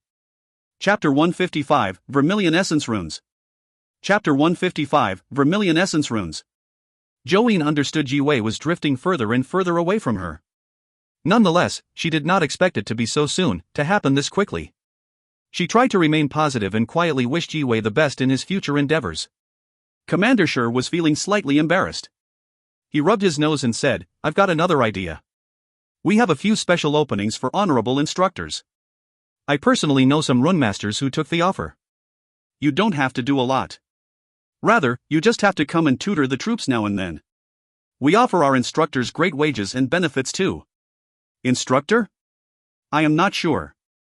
Will it be appropriate for my age? Yi Wei felt a little bit embarrassed by all the attention he was getting. Commander Shi chuckled, "What do you mean? It will be perfect. It is not at all inappropriate considering your cultivation level. Furthermore, you are already a 3-star runmaster. You have more than enough knowledge to teach those young bastards." He was admiring young Yi Wei's accomplishments. Maybe one day, this kid will become a leader. I need to stay in good relationship with him, he thought. It would be disrespectful if I declined an offer from the commander himself. Yi Wei smiled shyly. Apart from a fixed salary, the Green Army gives their honorable instructors each a silver token. This token gives them clearance to command troops wherever they are. The commander then explained the obligation Yi Wei was expected to follow. He could obtain higher-leveled tokens if he was promoted. The commander also explained what clearance yellow tokens, black tokens, or even the renowned purple tokens would grant. Each token has different authorization levels and functions. Only a handful of people were in possession of purple tokens in the whole of Green Army. What are you going to do now, Yi Wei? Will you go back to Green Moon City? Asked Chun Yuan while he examined Yi Wei's face. Even though Yi Wei was more than qualified to enter the next stage of the tournament at Qing State's capital, he was already crowned the number 1 of God 7, a 3-star runmaster and a Green Army instructor. Attending the next tournament would not help him achieve much. You deserve a larger stage than what the statewide tournament has to offer. Yi Wei, however, was determined to meet his master and family as soon as possible. I definitely want to go back to Green Moon City. Even though I do not plan to spend my entire life there, I need to meet with my master first, then we will travel together to Qing State's capital through a transportation array. Chen Yuan was silent for a moment, worried about the dangers that might have been waiting on the other side of the city's wall. He nodded and said, "If this is what you wish to do, you need to be careful. Even though the Demon King was injured and he probably won't dare to cross the boundaries anytime soon, he is still dangerous and he will be looking for you, seeking revenge. Thank you, Lord, for your concerns." Yi Wei responded thankfully and thought, as of now, there are more demons wandering in human territory than usual. As Xian said, I have to quickly improve my cultivation for the sake of my own safety and also for the people around me, people that I care about. But Yi Wei suddenly remembered something he read while browsing the Runmaster Union's inventory using his runic badge. I think I should try to get my hands on deception scrolls. With those specialized mystic scrolls it will be much easier to hide my tracks, but they cost 300,000 contribution tokens each. I have to think of ways to earn more tokens quickly and efficiently. You don't need to hurry home. I can arrange for you to stay here for a few days, so you can rest and gain strength before going on the road again. Once all of the other students return to where they came from, I can send my men to escort you back to Green Moon City. Just for safety, said Chen Yuan sincerely while looking at Su He and the South Star team. Thank you, Lord, that would be very kind of you. Su He quickly expressed his appreciation and bowed. Yi Wei, you should get some rest. We will leave you be. Everyone started to back out from the room, giving the weakened runmaster space. Yi Wei, finally alone in his room, sat himself comfortably in lotus position, swallowed one of the 2 sunfire pills given to him by the city lord and began to cultivate. A surge of scorching energy flowed down his throat, absorbed, it entered his meridians, spreading across his entire body. He felt like he swallowed burning magma. One by one, the blockages on his meridians were slowly unclogged by the heat. This sunfire pill is unbelievably good. Yi Wei thought that after mending his meridians he could make good use of the residual energy from the pill, and that he should channel the heat into his dantian where the energy will eventually be absorbed, becoming his own. Half an hour later all the energy of the pill ceased to exist in his meridians. He did well converting the surges as they reached his dantian. Like a needle dropped in a haystack, no trace of energy could be found. Yi Wei was shocked, dumbfounded. He originally thought that one sunfire pill would be greatly beneficial, that it would be enough to enhance his cultivation and fill his dantian with much needed qi. Yi Wei came to the conclusion that the pill was ineffective because he was oblivious about his dantian being oversized comparing to other cultivators at his level, that it required an absurd amount of energy to fill up. Hence the effect of the sunfire pill wasn't noticeable in Yi Wei's case. Yue swallowed another sunfire pill. This time he took more time to refine the pill's energy, therefore he accumulated a little bit more qi. It seems that 1 or 2 sunfire pills have no effect on me, and soon I will require more and more pills to be able to sustain my dantian. The perfect solution would be cosmic energy, but it's not so simple to obtain. I can refine low-level stances, but the cosmic energy received from them would be minimal. I need to refine higher-level stances to be able to obtain the needed energy, murmured Yue angrily. The meridians were restored, but my fractured sentient will need much more time to heal. But there might still be powerful demons around the city. I am never safe until completely recovered from my injuries. Even though Yue's sentient was slowly healing, it was still not quick enough, and it was very difficult to get pills that would have any effect on fractured sentients. Even the mighty city lord himself did not possess anything that like it. Oh, maybe I can get it from the Runemaster Union's inventory. The idea flashed across Yue's mind. He quickly took the runic badge out from his bag and began to look for the pills that could aid his current condition. Condensed Soul Pill, Nourished Soul Pill, Holy Spirit Pill. This is it. Yue found the category he needed. He looked at the description and figured out his sentient injury could be healed by just a condensed soul pill. The more expensive options were meant for cultivators with more dire injuries. He then checked the cost of the item he needed, gasped for air in shock as he found out just one pill will cost him 300,000 contribution tokens. The pill that helps to restore a fractured sentient was quite rare, as it required a large amount of unique and limited herbs. In addition, these pills usually had no harmful side effects, hence why their value was so high. Condensed Soul Pill costed 300,000 contribution tokens, while the Nourished Soul Pill 500,000 contribution tokens, and the Holy Spirit Pill at 6 million contribution tokens. If a Holy Spirit Pill is available for a cultivator to take before a large battle or even a war, the sentient will gain extraordinary strength, making it almost impossible to break. Unfortunately, the pill is too expensive, out of Yue's reach for now. I need to get some of these pills to restore my sentient quicker, and also to recharge the Iron Talisman. It saved my life too many times to not have it prepared for another possible dangerous encounter. Thinking about the different ways to earn contribution tokens, Yue remembered that he could try and answer some of the questions from the Jade Wall. The practical problems that rewarded well were unfortunately out of his reach, however he could try himself at theoretical questions. After answering just one question correctly, he already collected 50,000 contribution tokens. Yue continued to flip the pages, looking for any question he would be able to try put his knowledge to good use. His eyes widened as one of the questions caught his attention. This couldn't be. Someone submitted a question with a reward of 210 million contribution tokens? Murmured Yue, shocked by the amount of tokens he could get from just one question. Who would have put it here? It is actually a very simple question. Surprise was all over Yue's face, while he wondered what kind of people would be resourceful enough to offer that much. I can only see basic runes and seals in this rune sequence, surprised to find out what the question was on. What Yue didn't take into account is that the runes are way more profound and complicated. The pattern of certain runes can create a basic rune sequence, however every rune can be used differently according to how you pair them together.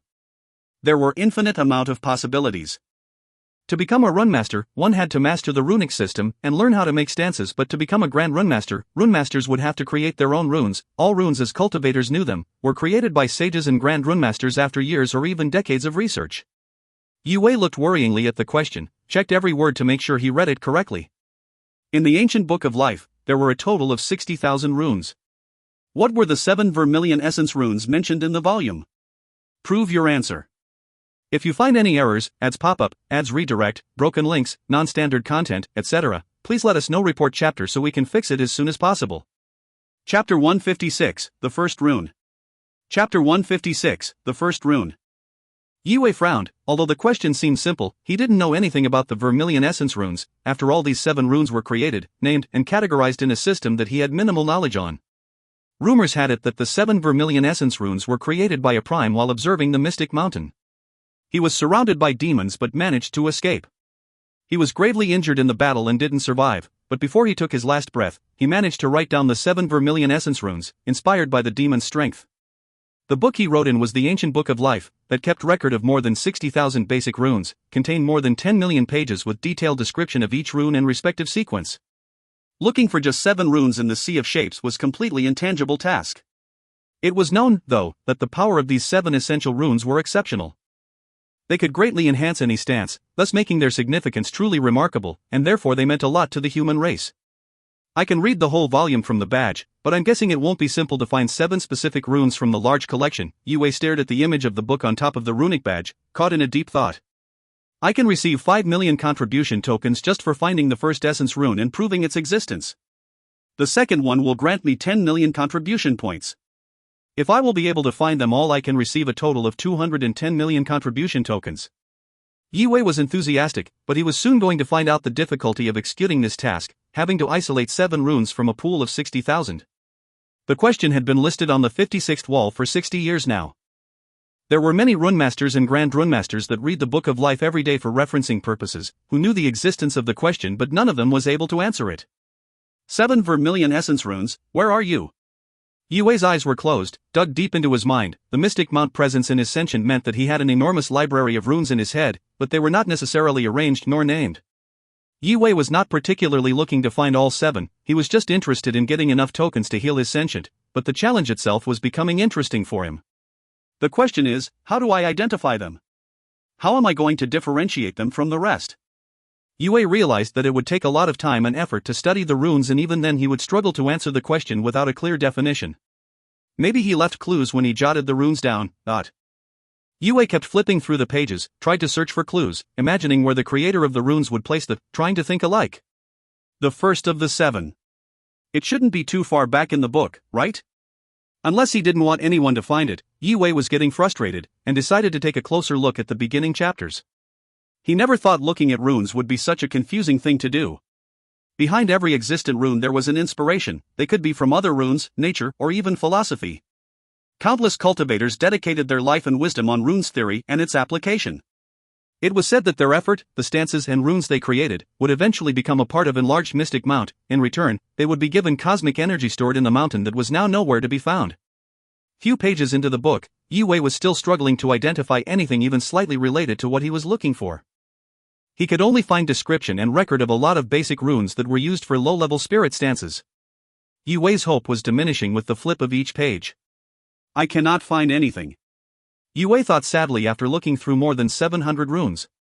More than 700 runes were now deeply engraved in Yue's mind, however there was still no trace of the vermilion essence runes. 7 vermilion essence runes, 7 runes, he murmured. Yue thought for a moment to continue searching through the pages. He wasn't someone who would give up easily. However, a thought crossed his mind. What if he would try to explore his mind and see if the mystic mount would be of any help, as any runes he sees or learns will be engraved in his mind forever? It was just a matter of getting to it. Thousands of runes flashed in Yue's mind. An idea quickly passed through, but his mind was too slow to react to it, to get hold of the knowledge deep inside. It's still not enough. Yue thought in disdain and kept looking through the pages, trying to remember as many runes as he could. By the time he made another break from reading, he was able to learn 8,000 new runes. The 8,000 runes continuously reassembled, sparks of inspiration and imagination rose and died. Yue was drowning in this mysterious sensation. He didn't even notice that 2 days had passed. The mystic mount presence suddenly shone bright gold. Different combinations of small parts of the 8,000 runes throughout the first chapters had now formed 76,000 low-level spirit stances. Yue was surprised to discover that there was a rune that repeated itself 10,000 times in the strongest stances that was formed in his head. This rune is very special, exclaimed Yue, excited about what he discovered. He could see the energy within this rune was far more intense than in an ordinary rune, and its simplicity doubled the stronger spirit stance's effectiveness. Although only a basic rune, its effect is far from simple. Yue began to think that only an extremely skilled and experienced Grand Runemaster could have created this. Yue was immediately overwhelmed by a rush of joy, feeling euphoric, certain that this rune was the first of the fabled 7. This makes sense, right? He began to feel tired. Even though his investigation was almost automated, his lack of sleep did not make his overworked brain any more relaxed. There were so many runes in the volume, making a huge amount of knowledge and persistence necessary if he wished to find the single right rune. Nonetheless, he was able to find the first. To find the second, third, and proceeding further would become increasingly difficult if he was to employ the same method, as the pool of runes he had to process would just keep increasing. I will send this in for now, and maybe revisit the question when I have time in the future, thought Yue, while writing down in details how the rune he found was an intrinsic ingredient to many powerful stances. The jade walls of questions had always been the focus of runemasters across all dynasties. Most of them would find themselves using it either to solve the problems they face while cultivating, or they would use the walls as the main way of earning contribution tokens. The more difficult the questions got, the less attention they eventually receive. People who bothered to check any of the walls Yue was on were mainly Grand Runemasters. Over at Skyflood Dynasty, a few Grand Runemasters gathered at the Union's branch as they have been doing habitually for years. They were chatting over glasses of wine and one of them flipped over to the 56th Jade Wall's content. Have you seen this? Someone actually answered the question. Exclaimed one of the Grand Runemaster, surprised to see an answer to the question for the first time in 60 years. A lot of Runemasters tried to solve this problem as the reward for it was rather high, but for 60 years there was no one competent of doing so. Nobody came remotely close to solving this question. Everyone assumed that it was put on the Jade Wall by someone incredibly powerful and it slowly turned to an enigma among the most powerful Grand Runemasters. It had been 60 years, but nobody ever found out who it was that listed such question. Are you kidding? How could this simple rune be one of the 7? Look. There are some explanations. What? 8,000 stances? And this runemaster arranged them into over 70,000 stances? I mean, it's impressive that he or she went this far and found out that this one rune repeated itself in the stronger of stances. How long must it have taken? 10 years? I admire the dedication of doing such a repetitive project. They didn't know that someone with a presence of mystic mount in his mind didn't actually need to create his own stances but rather look through the knowledge already inside him, go through the original memories, which is much more easier than creating stances and runes from scratch. These 7 runes. Some people think all of this is a myth, but if they do exist, I guess it was worth this runemaster's effort and time. Just because we think it's impossible, doesn't mean others don't have a way, right? I respect it if his answer proves itself to be correct. The president of the dynasty's Union branch, Hu Yenjue, paused to look at what Yue wrote, and he began to realize the rune's subtle but genius functions that had been ignored by the community for longer than he could care. At the same moment, another runemaster exclaimed loudly. The person who answered the question already received the reward. His answer was accepted. Are you certain? Well, that pretty much proves it. The person who is knowledgeable enough to post the question probably knows best, as he studied this subject thoroughly. The first vermilion essence rune has been discovered. Should we try using the same system to find the other ones? Forget about it. It probably took at least a decade for someone to learn 8,000 runes and go through all the spirit stances to find the first vermilion essence rune. I am afraid that looking for the second rune will take double the time. Hu Yenjue could not check who posted the question, but his clearance allowed him to check the identity of the Union member who answered the questions from the Jade Wall. I am not sure I know who Master Yi is, murmured Hu Yenjue. But if he was able to discover the first rune, he must be a veteran. Hu Yenjue kept looking down to find out more about the mysterious runemaster. He is 16 years old and 3-star runemaster. What is this madness? Is someone using him as a middleman? He couldn't believe that someone who just discovered the first vermilion essence rune was a young boy. But are you sure, Mr. President? There must be some kind of a mistake? How could a 16-year-old? The Grand Runemasters stared at each other in awe. At around the same time, the branch president of the Sacred Snow Dynasty, Yang Shuo, also learned the news. Yi Wei. This Yi Wei kid again? God! He found a vermilion rune. Who the hell is he? Yang Shuo was completely shocked by the answer he was reading. How can a teenage boy manage to do something that would take a Grand Runemaster at least a decade to achieve? The president quickly dismissed the possibilities of any mistakes being made regarding the authenticity of the small essay Yi Wei wrote as he saw the transaction confirmation. I don't see a problem in his proving method, and he just earned 5 million tokens. This is unbelievable. I think we will have a very young new leader in the Union soon. The thought sent a shiver down the president's spine. Everyone in the Runemaster Union across the lands were talking about this breaking news, that someone was finally able to give the correct answer to a high-profile question on the Jade Wall. If you find any errors, ads pop up, ads redirect, broken links, non-standard content, etc., please let us know. Report chapter so we can fix it as soon as possible. Chapter 157, Exchange. Chapter 157, Exchange. Yue couldn't even imagine how big of an impact his answer made. In every Runemaster Union's branch, Runemasters and Grand Runemasters gathered together to discuss this news. The word spread quickly from city to city and even from region to region. The name of Yue was in everyone's minds and on everyone's lips. This fellow Runemaster Yue possesses great amount of knowledge. If the opportunity comes up, we should definitely ask him for some advices. A group of Runemasters were discussing the recent news through their badges. This question was on the Jade Wall for so many years and no one was able to solve it. After this breakthrough, someone will eventually be able to find all 7 vermilion essence runes left by the Vermilion Emperor. Do you think the rumor is true regarding the powerful stance these 7 runes together would make? I am not sure that this Yue will be able to find the second rune so easily. I wish I would be able to solve this problem, but it would require so much time to learn all the runes from the book, to go through each one of them. Just to find the first one it probably took almost 10 years. The second one will be even harder and more time-consuming. Maybe Yi Wei has a different method? Maybe he found another way? We need to just wait and see.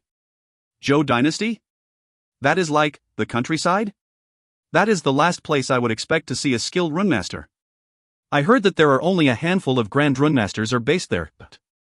Well, have you forgotten about the Black Cloud Dynasty? It was less developed than Zhou Dynasty is now, before that person surfaced, and now that place is swarmed by Grand Runmasters, it is basically the capital of Runmasters. The younger generation of Runmasters is really talented, aren't they?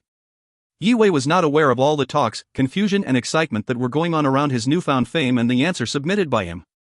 He was more delighted with the reward that he got from finding just one rune. What can I buy with 5 million contribution tokens? It is not enough for me to get the powerful stances, formulas. Damn, not even these pills. I need more contribution tokens. Yi Wei was not interested in things on the list that he could afford. First, I should probably spend my contribution tokens on Nourish Soul pills as they only cost 500,000 token each. I need them to restore my sentient. But I also need to save some tokens and spend them on either practical gadgets or chi stones to charge the Iron Talisman. Thought Yi Wei, trying to make the best out of the reward he earned. Suddenly a girl in a white silk dress appeared in front of Yi Wei's eyes. Her smile was warmer than last time. Yi Wei however didn't realize right away that it was not a hologram and actually a real person in front of him, sent from the Union's headquarters. She was the dedicated contact person for Yi Wei. Yi Wei's sudden influx of contribution tokens also had effect on her. She was aware that the richer the runemasters the more powerful they were. "Hello?" said Yi Wei, a little bit surprised by the new face and sudden gentleness. "You can call me Xiaoying," answered girl in a sweet, friendly voice. "Nice to meet you, Xiaoying. I would like to buy few things with my contribution tokens, please," said Yi Wei while browsing through the available items. "I will be glad to assist you. What do you wish to purchase?" Smiled Xiaoying, showcased her cute dimples, and lightly nodded. "I need 1 Nourish Soul pill, 50 of high-grade chi stones. I will also be needing 2 deception scrolls. And... yeah. It makes more and more sense for me to get a deception scrolls. Not only will I be able to escape under its effect, I can even perform a counterstrike if I pair it with the Iron Talisman." Yi Wei was already calculating how he could deal with more powerful demons if he was to run into one. While he was browsing through the various scrolls, one of them caught his attention, Instant Shadow Scroll. The Instant Shadow Scroll contained a specialized stance, its power was bloodbound, could only be used by the person who bought the scroll. Intrigued by the scroll's name, Yi Wei took the time to read the item's description. Instant Shadow Scroll. Upon activation, the scroll will create an energy vortex, an interspatial gateway. The user will be able to re-enter the normal realm anywhere within 200 kilometers distance from where the scroll was activated. The stance contained by this type of scrolls are going to be useful if I ever get hunted by demon kings or maybe even demon sovereigns. I didn't even know I needed this scroll before now. I'll take one of these, thank you. Yi Wei shifted his focus onto the price of the scroll. It was way more than he expected, 1.5 million contribution tokens. He felt a little bit uneasy. He just received the tokens and didn't want to spend all of them at once. Although the scroll was very expensive, for Yi Wei it represented a great importance to obtain something like Instant Shadow Scroll, and he was actually willing to spend as many tokens for it as needed, for the fact that this stance could become a true lifesaver in dangerous situations. Also an Instant Shadow Scroll, please. A Nourish Soul pill for 500,000 tokens, 50 high-grade chi stones for 500,000 contribution tokens, 2 deception scrolls for 600,000 contribution tokens, and 1 instant shadow scroll for 1.5 million tokens. Do you wish to purchase anything else? Xiaoying listed all of the ordered goods. No, thank you. I wish to keep the remaining 2 million contribution tokens for when I need them, answered Yi Wei thoughtfully. Xiaoying, how long will it take for me to receive my order? What do you mean how long? Xiaoying froze for a moment in surprise. Yi Wei became confused. Xiaoying chuckled apologetically, I am sorry. I forgot to tell you that when you make an order for more than 1 million contribution tokens and the total weight does not exceed 30 pounds, the Runemaster Union can send it to you through our teleportation system. You only need to inject your chi into the badge for identification and enable the locating system. After pressing the purple button on the bottom right of the badge, a portal will open up on your end and the shipment will be with you in just a blink of an eye. She patiently explained, aware that it was the first time Yi Wei ordered expensive items. His mouth dropped in surprise. Who could have imagined that the Runemaster Union's badge had such feature? Following Xiao Ying's directions, Yi Wei was able to access the runic teleportation array. Whoosh! The purple runes from the badge flew forth and continuously transformed, shining in bright blinding light. The air compressed, became thicker, twisting and twirling, and suddenly the items appeared inside. They were the items Yi Wei just ordered: the scroll, the stones and the pills. That was quick. Thank you for your aid, Xiaoying. Yi Wei said politely. He then bade farewell and closed down his badge. Thousands of miles away, a magnificent conglomeration of palaces stretched across the vale. The headquarters of Runemaster's Union was one of the most beautiful places visited by numerous people. Billions of people were heading to different directions between tables and chairs, trying to coexist, coordinate themselves in the palace, rushing around to process affairs of different dynasties' union branch. Inside one of the palaces, a group of young ladies spoke continuously to their badges and occasionally smiled politely. There were 1,000 of these girls. Inside the crowd, one of the young ladies was wearing a white silk dress, wrapped in ribbons. Her glossy black hair reached down to her waist. She stretched her back, extended her slim but curvy body, her perky breasts popped out while smiling. Xiaoying, what are you so happy about? The girl on Xiao Ying's left asked, surprised her friend's sudden positive outburst. I met today a 3-star runmaster that all of a sudden spent almost 3 million contribution tokens. Can't believe I was assigned to help someone so resourceful. A smile spread widely across Xiao Ying's cheerful face. Even though she was also a runmaster, clerking at the Runemaster Union headquarters and helping other fellow colleagues was her part-time job. A 3-star runmaster that spent 3 million contribution tokens in one go?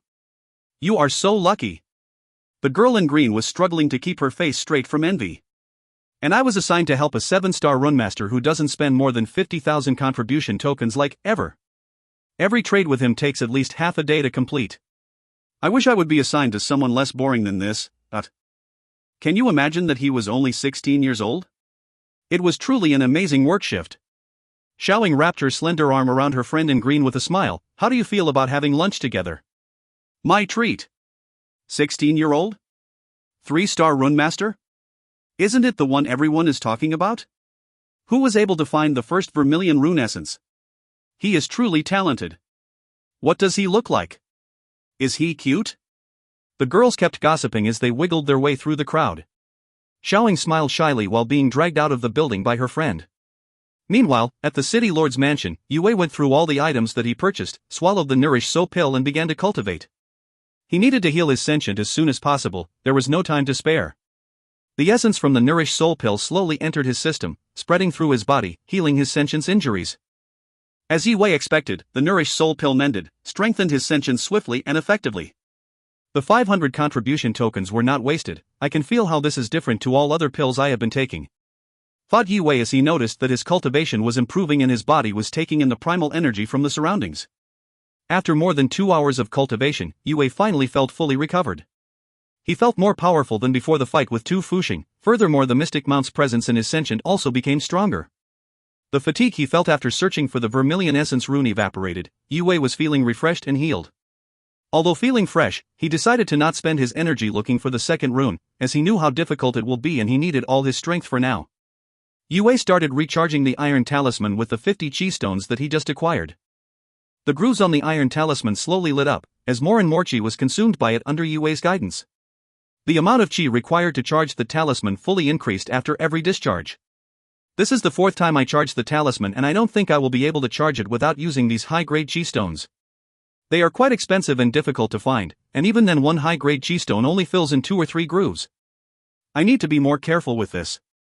It will take more than 30 high-grade chi stones this time. I need to save up some contribution tokens. Who knows how much more I will need in the future.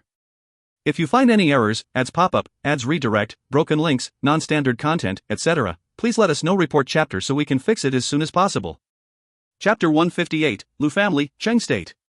Chapter 158, Lu Family, Cheng State. Yi Wei remained in the city lord's mansion for few more days, until the other participants were sent back to their schools and academies. Chen Yuan called the South Star students for a farewell meeting at last. I will send my men to escort you home, and don't worry, I will keep it on the down low. Please be careful when you are back in Green Moon City. Stay safe. The city lord sincerely reminded Yi Wei the threats from demons were still unresolved. Thank you, my lord, for everything you've done for me, for your concerns. Yi Wei was thankful for the treatment and care he received. It warmed his heart to know that someone as influential as Chen Yuan was not only very powerful, but also had a gentle and caring temperament. The vice principal, Su He, and the rest of the South Star tournament team bade farewell to Chen Yuan. The whole team then quietly left the city under the personal supervision of the city lord and the commander. Jian Chen, from Zhoutian Sword School, as well as the 3 strongest young cultivators from Galaxy Academy were all approached by Commander Shi for further interview and rounds of screening process. As for Shui Yao, she didn't have any more opportunities to see Yi Wei since the day when her brother was fighting in the tournament. She was trying to get in touch with him afterwards, but all the students were getting sent back, and so she headed to the capital to spectate the next stage of the tournament, hoping to meet him there. As for the other school teams, the ones who ranked high celebrated their success while the young cultivators that didn't do well went into a bit of a depressive state. But with the results aside, everyone were still glad to have attended the tournament. Where there was death, there was also hope. They kept talking about the fight between Yi Wei and Tu Fuxing, the fight that became almost a local legend, something the spectators will be telling their children and grandchildren about. How Yi Wei was able to become the strongest God 7, that his final opponent turned about to be a demon. Many of the details were something people still couldn't completely wrap their minds around. Everyone was fascinated by his level of cultivation at such young age, and thought that he had a promising, very bright future ahead of him. Also, the news about Yi Wei being a runemaster quickly spread among the participants and spectators, that only contributed to the locals' admiration to a fanatical level. After the tournament, Yi Wei became a celebrity among the 36 outskirts cities region. The younger kids from the schools that participated wished to be like him one day, the older ones secretly envied and admired his power, trying to learn from his success. Because nobody had seen Yi Wei after the tournament was over, people started speculating about his disappearance. The most popular belief was that he was sent to the Green Army's secret training camp, that he had already been sent to Qing State's capital by Commander Shi. They were hoping that perhaps one day they will hear about Yi Wei again and maybe even get to see him in person, and that, when that day came, he will be someone even more powerful. 2 figures, with prodigious presence, were standing silently on the wall of the Ning city, looking at the vehicles slowly disappearing on the road that led into the mountains. "Arg!" grunted Commander Shi. "I am still disappointed that I wasn't able to convince him to join our ranks. He would certainly have been a great addition." The other figure, Chen Yuan, laughed with slight regret, patting his dear friend on the shoulder. "Still having problems letting this one go, Commander? He will serve well in Runemaster Union. He is now bound to them, and hopefully we will hear about his accomplishments. With talents like his, we can just try to guide him so he will stay on the good side." Commander Shi Cheng nodded slightly, still regretful, but his mind wished a bright future for Yi Wei. The vehicle, slowly drifting away, finally disappeared over the horizon. Green Moon City. Yi Wei and the rest were finally back to familiar surroundings, stylishly returning home in a large, secure runicle loaned to them by Chen Yuan. The gates of the city were heavily protected by more than a dozen soldiers. Their silver armor shone bright, reflecting the afternoon sun. No one was allowed to enter before being inspected thoroughly by the guards at the checkpoints set up by Green Moon City's city lord, as a precaution, security check to prevent demon infiltration. Next to the guards stood 2 men dressed in white, talking to the city guard officer. The uniformed man was constantly nodding and bowing. Both men in white were fairly young, in their 20s, dressed in lavish wear, both wearing thin silver crowns on their heads, standing pridefully next to the common guards and looked down on the ordinary citizens passing through. Sui furrowed his brows, disliking the 2 strange faces he was seeing, and thought that something was definitely not in order. The runicle slowly stopped in front of the tightly shut gates. Sui walked out from the vehicle to speak with the guards. "Hey, Vice Principal, is that you? You are back from the tournament." The head of the city guard immediately recognized Sui, humbly bowed before the respected figure. "Officer Lei, all of my students are in the runicle. Would you let us through? They could really use some rest." Sui glanced at the guards patrolling the gate, thinking that it had been a while since the city was this alert. "Yes, of course, sir," shouted Officer Lei, ordering to the guards to clear the pass and open the gate. "Quickly, let the vice principal through." Several guards immediately hurried to the gate to lift the barricades to let the runicle in. The 2 young men in white decided to approach the runicle, strode slowly while staring at Sui. "People are only allowed into the city once they have been inspected and have their belonging examined. I don't see why there should be any exception made for you or your students. As far as we know, the demon that caused trouble a few days ago was disguised as a student. Now, search them." One of them stepped forward, his cold tone carried over his pride. Sui's face went pale with anger. South Star Academy was one of the 3 most powerful establishments in Green Moon City. Even the city lord would not dare to close the doors in normal circumstances. "This is our home. We just put Green Moon City on the map because of these youngsters' efforts. How dare you disrespect us, dot. Lu Ruoshan, Lu Chang, this is actually the vice principal of South Star Academy, whispered Officer Lei. Sui's gloomy face gave Officer Lei a headache. Am I supposed to choose a side here? Lu Ruoshan and Lu Chang were the two of the stronger youngsters of Lu family. They both were in their late 20s and were already 8-star condensed prime warriors. Considering their cultivation level and family background, they did not care about the Green Moon City official, and they were never going to bow before South Star Academy either. Have you forgotten about your orders, officer? No one questions my commands, yelled Lu Ruoshan furiously. He quickly lifted his hand and slapped the commander on his cheek. The head officer jerked back. A tiny drop of blood was running down his jaw from the corner of his mouth while he tried to keep himself on his feet. Officer Lei, dot. The guards at the gate hastily hurried to their chief, caught him before he fell, and stared angrily at the two young men. However, they didn't dare to speak.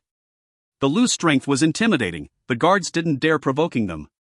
Meanwhile, the students in the Runicle started to come out one by one, annoyed by being held for so long and puzzled to see two arrogant youngsters, the strange faces at the gates by the guards who watched them grow up. Vice Principal, who are those two? Asked Yi Wei worryingly. They are from Lu family. I am not even sure what these Lu youngsters are doing here. From Suhi, he recognized the golden crest on the white coats. Lu family? Could it be related to Lu Feng? Yi Wei didn't like this at all. He gently shook his head. No, it can't be. Lu Feng is just a love child. There is no possible way he sent these two condensed prime warriors here. I don't see the reason why he would do so either.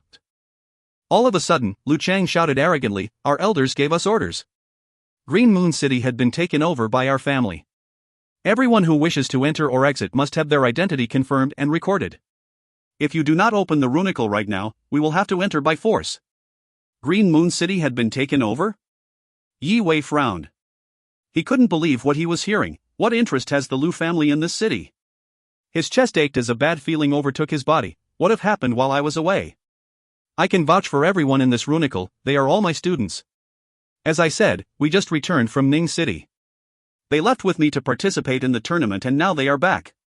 This Runicle you are looking at was given to us by Ning City Lords, Chen Yuan, and Green Army Commander Shi, said Sui angrily. The air around became heavy as his energy burst out.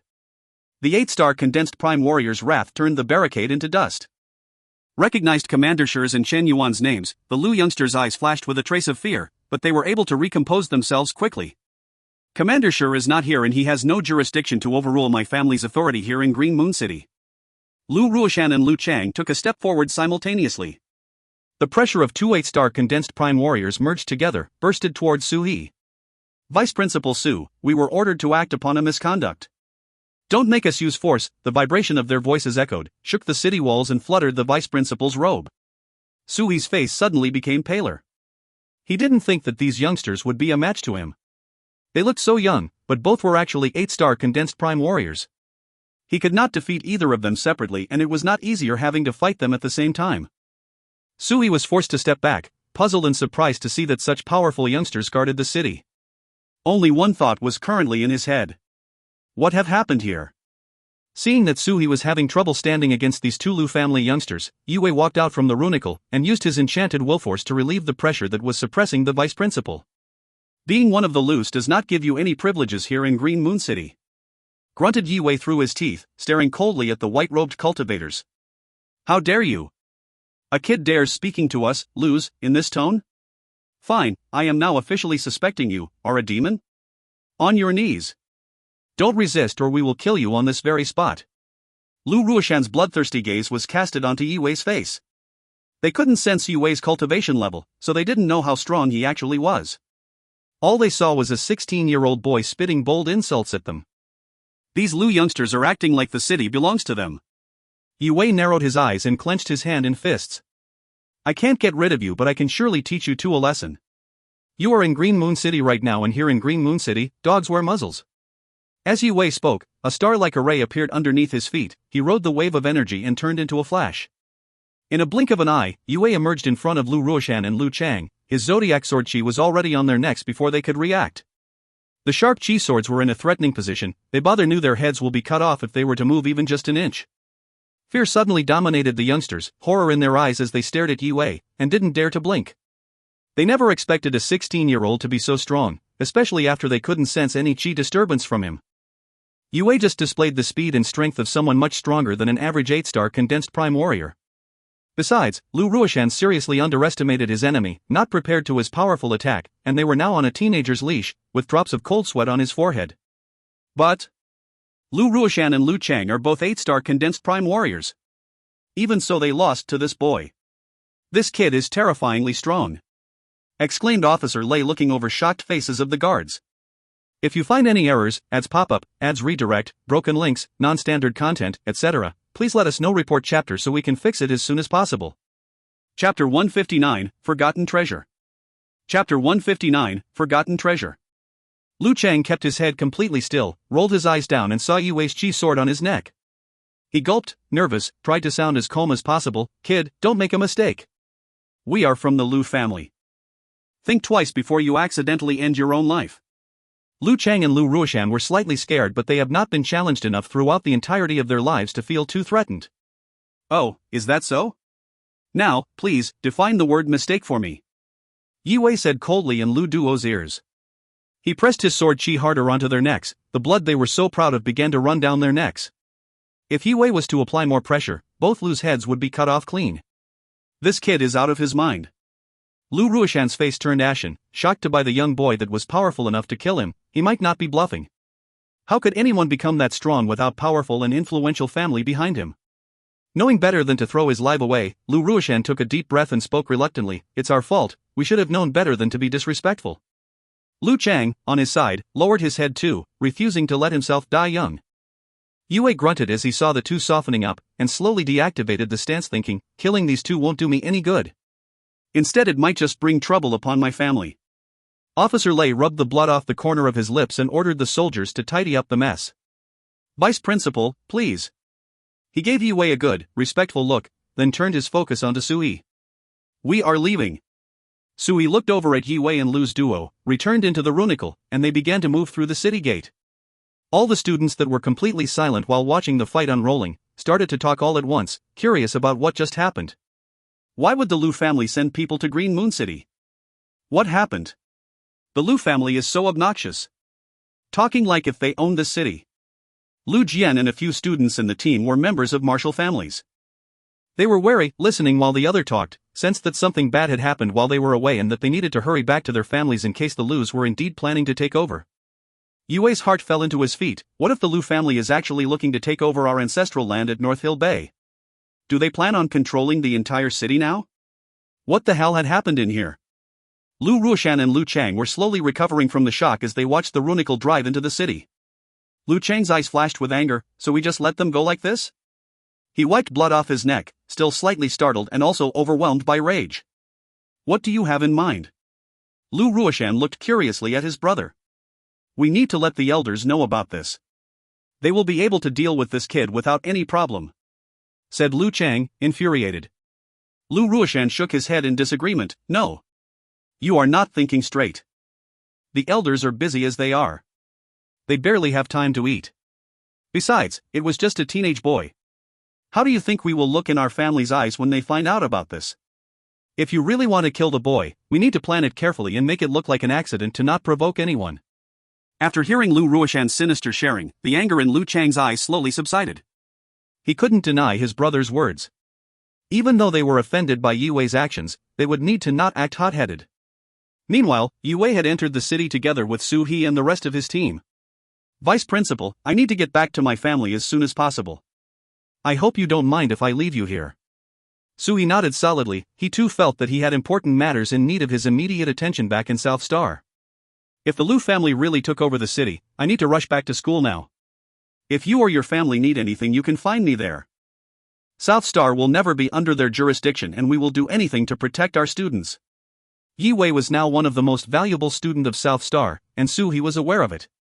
Thank you, Vice Principal. Yue bowed respectfully and rushed home after bidding farewell. On his way back, Yue met few of his family members, but none of them mentioned the Lus taking over the Yi family. He felt a bit relieved but was also concerned about Green Moon City as he finally heard some first-hand information regarding its current state.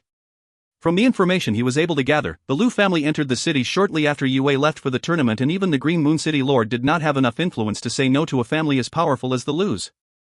It was not long after the soft invasion when the city lord gave up his men to instead be managed by the Lus, and after they took control over the forces, 2 Lus were sent to each of the martial families in Green Moon City for administrational aid. Right after I left for the tournament, that means Lu Feng is not related to this invasion? Yue frowned, frustrated as he couldn't yet to put the pieces together. Do you know what the Lu family is after?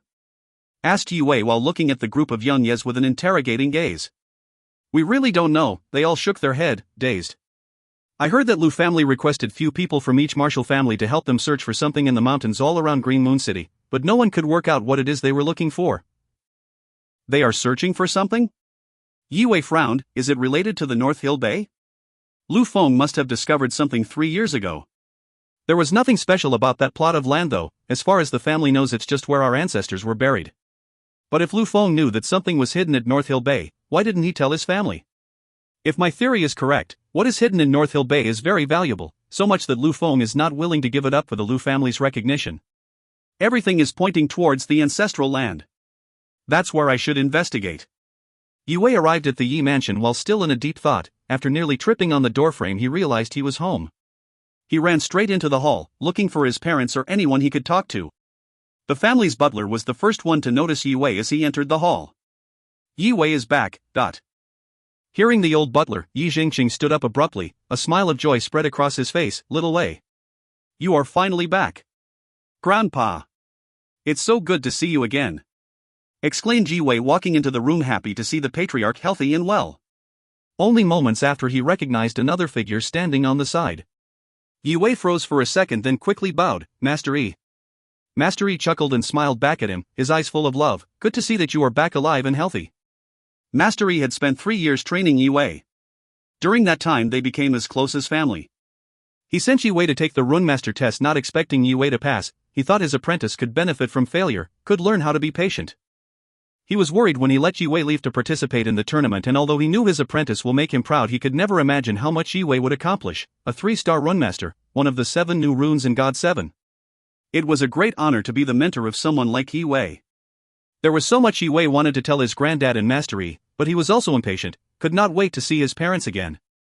Yue casted his eyes to the other side of the room and only then noticed 2 middle-aged bearded men in white robes, looking curiously at Yue. Their white robes were the same style and had exactly the same crest as the other Lus duo at the gate. Yue's heart sank. They are here. It was becoming apparent now that Yue won't let them speak. The 2 men's impatience grew. Yi Patriarch, so what do you say to our request? One of the men asked Yi Jingqing in a grave, blunt tone. Yi's family patriarch's displeasure was clear, written all over his face, but he made an effort to cover it up. I have given you more than 100 people to aid your search in the mountains, now you come here and ask for more? We are a fairly small family, I cannot spare more people. My best offer to you would be 20 extra. We cannot do any better than that. Yi Jingqing's words were loud and clear, but they were not what those 2 men expected to hear. Yi Jingqing, we treated you with great respect and this is your response? Lu De grunted, annoyed. Maybe I shouldn't have expected that much from a small family like yours anyway. Master, what is this all about? Asked Yi while with the voice transmission technique. He needed to know more about this invasion. Your family already sent 100 people to help the Lus in their search in the mountains next to Green Moon City, but they are still not satisfied. Whispered Master Yi to Yue, clearly feeling unpleasant with everything that had been happening around him. This is definitely related to North Hill Bay. But how did the Lu family know there is something there and what can I do now? Yue thought. My ancestors are buried there. North Hill Bay had always belonged to the Yi family. Whatever is hidden there belongs to my family. Yue clenched his fist and decided that he should not wait any longer, that he needed to go tonight to North Hill Bay. Don't think that you can fool us. We are aware that Yi family is not less powerful than the Dus and they were able to give us 220 people, and you offered 100 less. Do you think me and my brother here are blind or stupid? Lu De's brother slammed his fist on the table and stood up aggressively. The solid sandalwood table did not even shake, but his palm print was now deep in the table. Not a drop of water had been spilled from any of the cups that rested on the antique furniture, showing off his incredible strength. Yue glanced at the table. He seems to be at least a 10-star condensed prime warrior judging by his physical strength. The other man isn't showing that much aggression, but he is probably just as strong. The Lu family sent us 2 10-star condensed prime warriors? Aren't we just the luckiest household in all of Green Moon City? Yue's eyes lit up, thought that he had a chance to uncover something of great value if he beats the Lus to North Hill Bay. If you find any errors, ads pop up, ads redirect, broken links, non-standard content, etc., please let us know. Report chapter so we can fix it as soon as possible. Chapter 160, Supreme Dragon Ridge. Chapter 160, Supreme Dragon Ridge. Lu Ren, young one, you have misunderstood what I have said. In no way am I undermining the Lu family's authority. Yes, it is true what you have said about us. Currently, we are in our best and strongest form since a long time. Nevertheless, we are still insignificant compared to the city's big three. The Yi family is simply incapable of giving you more people. We need our warriors. Yi Zhengqing was frustrated. Lu Ren and Lu De were showing no signs of backing off, and the Yi family was far from strong enough to challenge the Lus. Only few days ago, 20 more 10-star condensed prime warriors from the Lu family arrived at Green Moon City.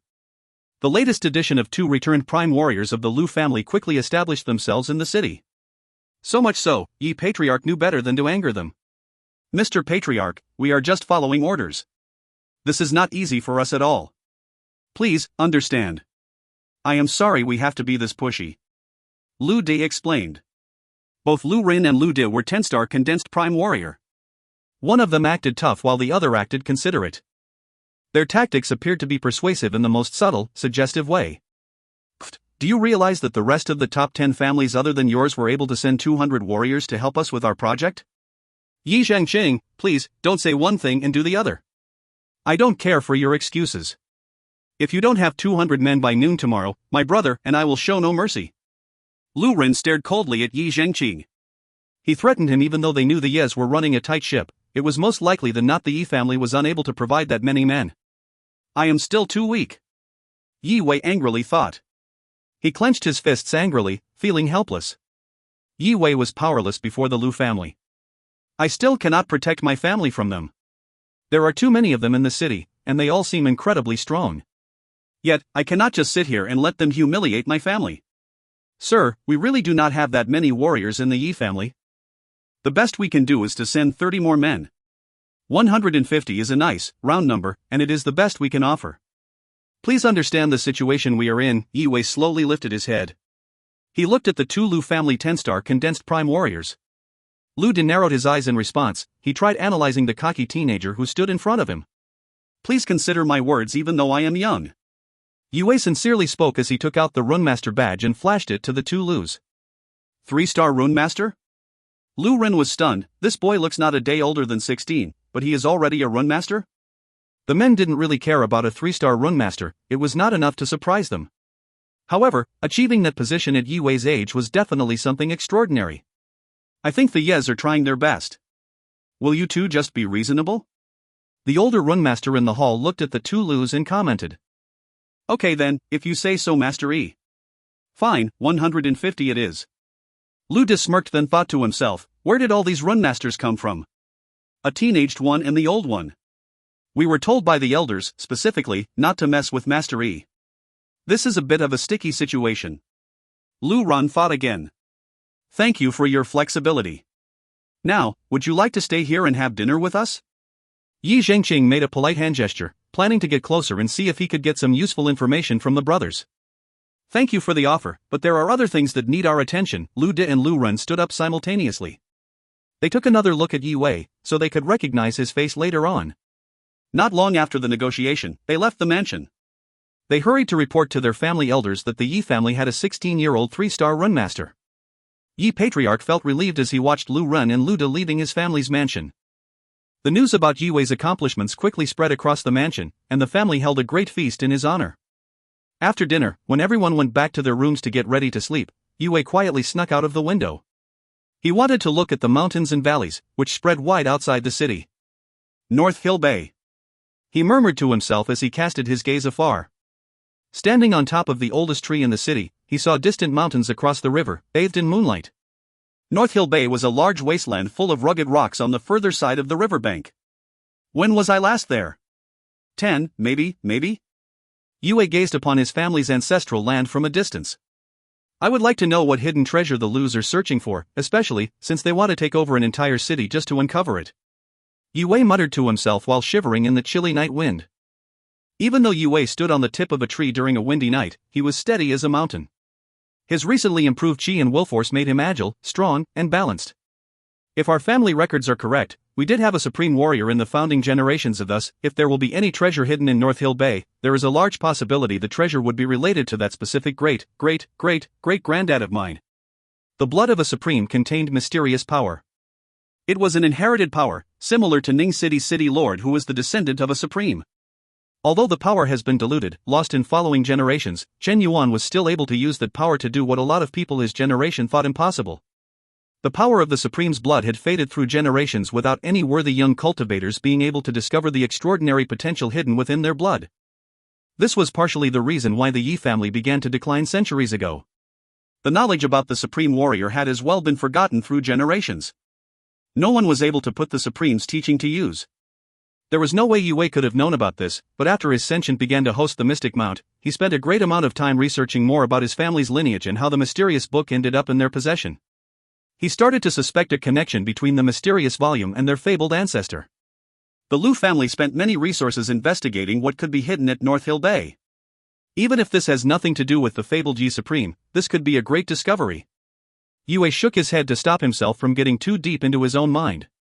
He leaped forth, channeled his chi to his back, and glided across the night sky like a falcon, flying over the river into the Ye's ancestral land. I can sense a disturbance in the air, thought Yue as he landed on North Hill Bay's ground. Abruptly, the progenitor's hoarse voice sounded in Yue's mind. The land of the Supreme. Yue's brows twitched and arched, his eyes shone bright, and, although he was not sure what the term meant, he was able to gather that it was indeed related to a Supreme. Who was the Supreme of this land? An air of adventurous curiosity swept over Yue's face. He reached into his bag and touched the scale. Wouldn't you like to know that? Humph, why should I tell you? Like I care? You stupid dog, put. Yue heard the insolence in the progenitor's words and ignored the demon's voice entirely. Ha, you can say whatever you want. I am still not going to tell you. The progenitor just discovered a new way to annoy Yue, and he wasn't going to back down that easily. Well, ugly monster, I think you are forgetting that I am a 3-star runemaster who has all the access to books and information imaginable. Yue turned his runic badge in his hand. I can find anything in here, like I need a dog's help. Damn you, mortal. Disappointment and anger poured from the progenitor's consciousness, and damn that combat master as well. He couldn't even cultivate properly, and, instead, wasted his time developing gadgets and pathetic devices. Yue completely ignored the demon's words. He was already busy searching through the information available to him.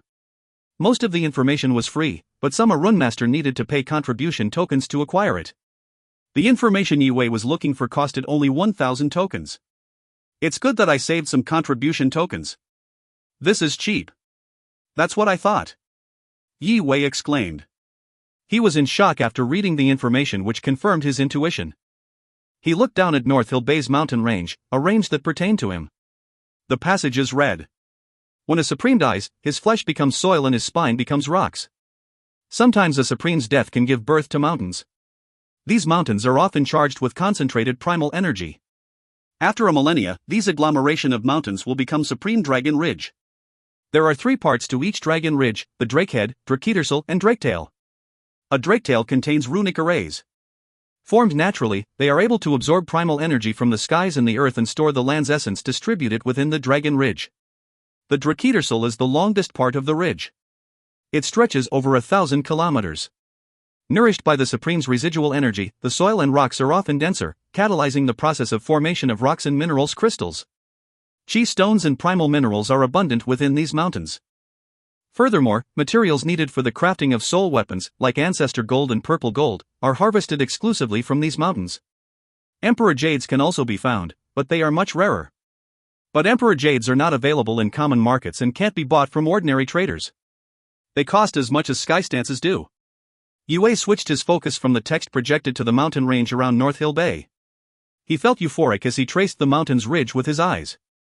Draketail absorbs energy, Draketersel contains treasures, but the Drakeheads are the most significant phenomenon, especially for cultivators. The energy gravitation at a Drakehead is different to the outside world. When a person cultivates at such place, his effort will be amplified 10 times more. Drakehead is also part of the Dragon Ridge that contains clues regarding where the Dragon Ridge's treasures are located. So, there was a Supreme in my family. As well, my family was buried at the place where he died. Yue muttered to himself. A shiver went down his spine. If the Supreme was a Yi, then all of this belongs to my family. The treasures of the Glacial are deep under the surface. They won't be exposed until the Dragon Ridge explorers activate a runic array at the Drakehead. If you find any errors, ads pop up, ads redirect, broken links, non-standard content, etc., please let us know. Report chapter so we can fix it as soon as possible. Chapter 161, A Young Runemaster's Past. Chapter 161, A Young Runemaster's Past. So, now you know that the prime Dragon Ridge is located on the North Hill Bay. What are you going to do? Do you even know where to start searching for the treasures? The Draketail is over 10 kilometers long, and the Glacial is around 1,000 kilometers long. Without my help, searching for a 10 meters long and wide Drakehead in the wide terrain of North Hill Bay is like searching for a needle in a haystack. Besides, you don't even know what a Drakehead looks like. You might even step on it and never know that it's right under your feet. Now, if you kneel obediently, boy, and proclaim me the greatest progenitor, I might be merciful enough to tell you how to find the Drakehead. The demon chuckled.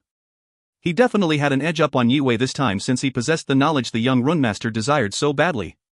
His real intention, however, was hidden from Yue's mind. He wasn't going to give him any information at all, even if Yue bowed and kneeled 1,000 times. Do you think I am stupid enough, old piece of scale, to believe your filthy lies? Yue disdainfully replied. This prime Dragon Ridge contains my family's fortune. Of course, it would be nice to claim it, but I have standards. Why would I trade with you? I would not deserve the treasures if I betray my morals for it. The Lus don't even know where to search for it, and I assume all they know was that the Yi Supreme died somewhere close to Green Moon City. With only that to work on, even if they had 20,000 men to order around, they still would have no way of finding the Drakehead. I would be able to find the first treasure before them. All I need are some clues. Concerned, Yue was hoping for Lu's men to spend more time further away from North Hill Bay.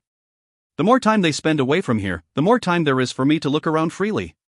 If the Lu family is lucky enough, they might be able to find the Dragon's Ridge treasure in less than 3 years' time. Yue approximated how much time it would take for the Lu's troops to get to North Hill Bay. He guessed from the information the Yes scouts reported that the search team was reaching outwards from the center of Green Moon City. Lu family acted smart.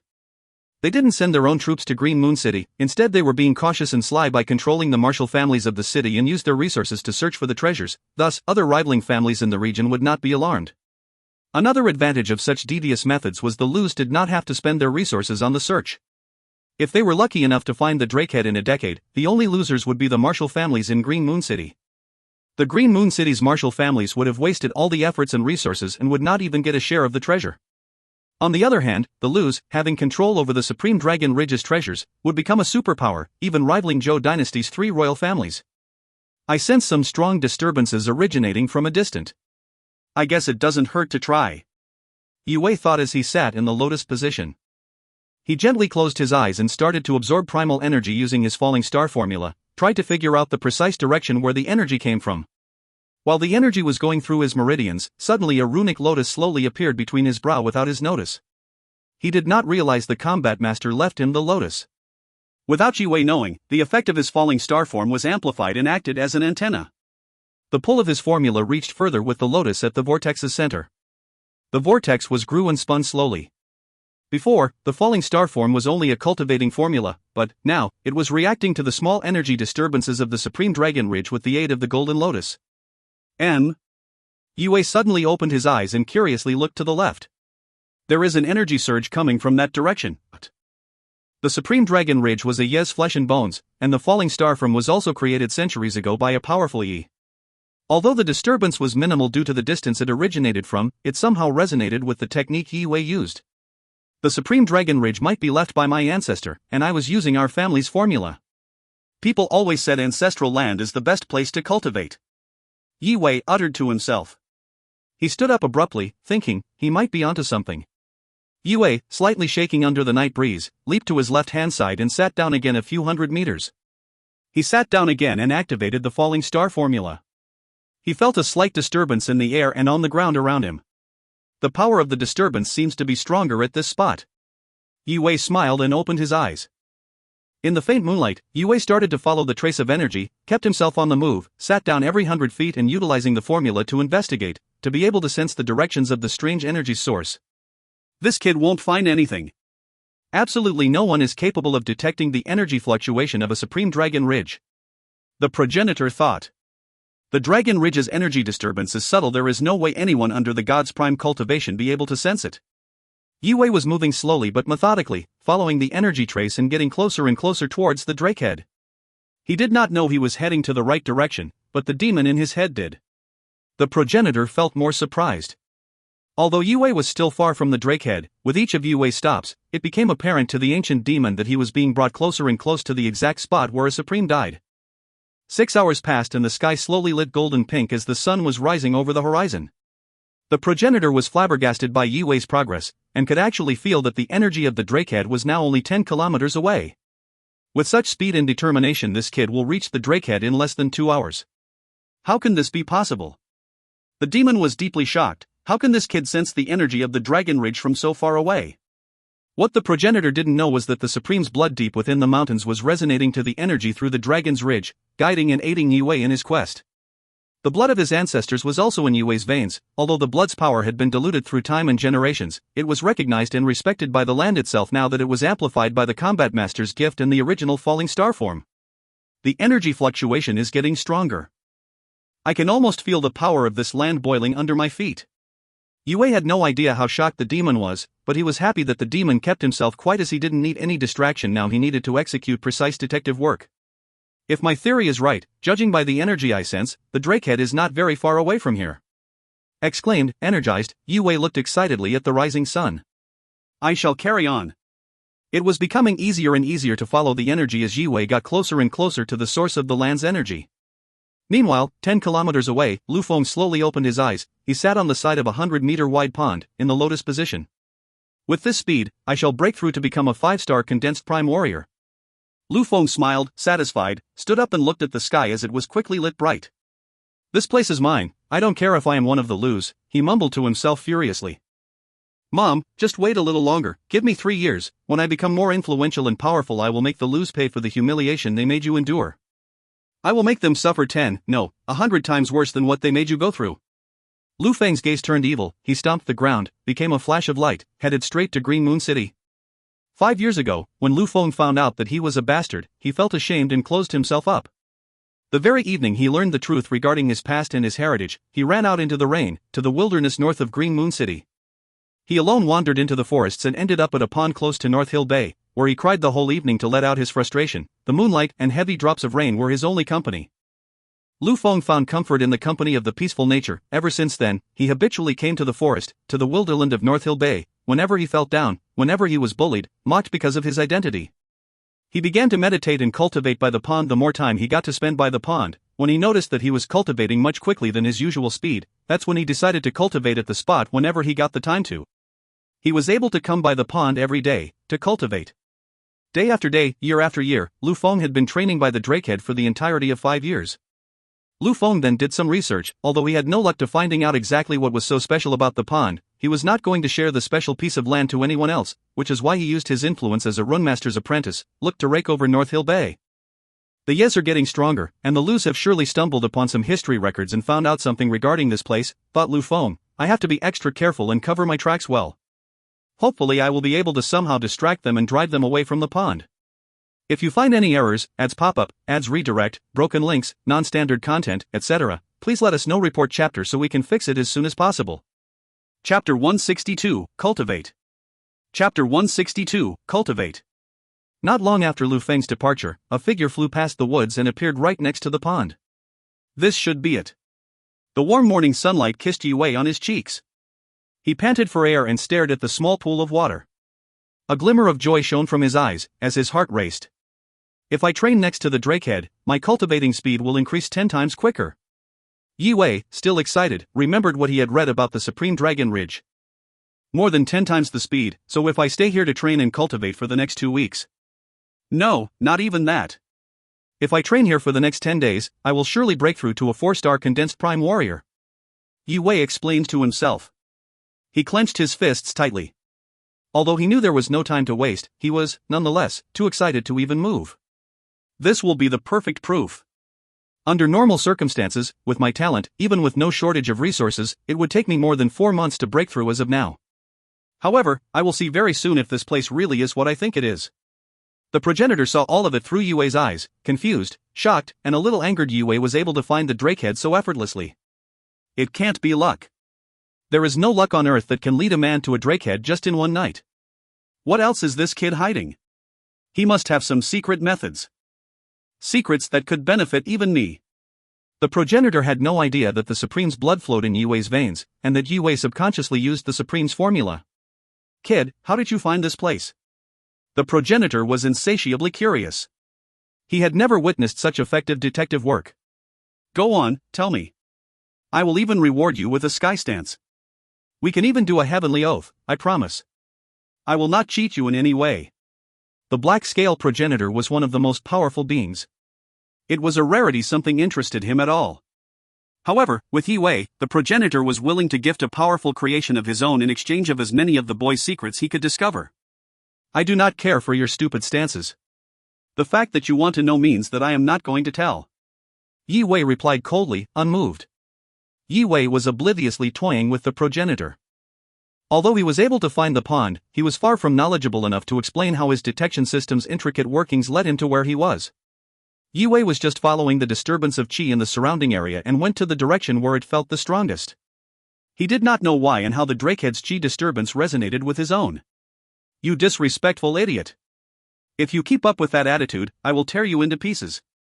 The progenitor became furious. I am the origin of an entire demon clan. How dare you? Old dog, how many times have you told me that you were going to kill me? And, yet, I am still alive. Somehow I really doubt that you are capable of tearing me into pieces. Yue rolled his eyes. You. The progenitor frustrated. It seemed luring clearly didn't work, and he currently had no way of doing anything to his human host. The progenitor grunted angrily and went back to silence. Yue didn't want to waste his time arguing either. He knew that cultivating was more important at that point. He needed to prove immediately that he was at the drakehead, and he would rather become stronger than to anger a consciousness in his sentient by winning pointless arguments. Good luck finding this place. I will cultivate while your lot wastes the time on ordering people around aimlessly. Yue murmured to himself, feeling angry that the Lus decided to use the cultivators from Green Moon City as slave laborers. I am now one of the strongest cultivators of my family, but if we want to keep the Dragon Ridge within the family, I have to get stronger. I will have to defend this very spot from the possible intruders. The memory of Lu Ren and Lu Di, two 10-star condensed prime warrior threatening the Yi family, was still fresh in Yue's mind. If he was strong enough to send the Lus out of the mansion, he would have. If I was a returned prime warrior, I could have driven the Lus out of Green Moon City altogether. Yue's eyes shone a determined glow. Be patient, I will become stronger, and I will do it quickly. Falling star form. Yue bent his knees, sat next to the pond and adjusted his breathing. He cleared his mind and ran the Yes formula, entering a Zen state. As Yue's falling star formula accelerated to its full speed, dense surges of primal energy from the sky and the earth were drawn to him, absorbed into his body through the pores on his skin. The raging primal energy circulated through Yue's meridians a few times. The surges then were purified, stored into Yue's dantian as pure and dense qi. The three cracks on his dantian were pulsing, seemed to be excited to receive the condensed energy. Yue's cultivation was improving at incredible rate, as his dantian absorbed qi at the speed he never before experienced. The intensity of the Supreme Dragon Ridge is not good for weaker cultivators. They normally had to slow down the surges before their body could absorb them, but Supreme who died there used the exact same formula Yue was now using. The formula synergized with the Supreme blood in Yue's veins. He was therefore able to absorb and convert the primal energy. Furthermore, Yue's qi had the qualities similar to the Supreme's, meaning that the energy was flowing smoothly inside his body. Time flew without Yue noticing. It was already the dead of night when he lifted his head and opened his eyes again.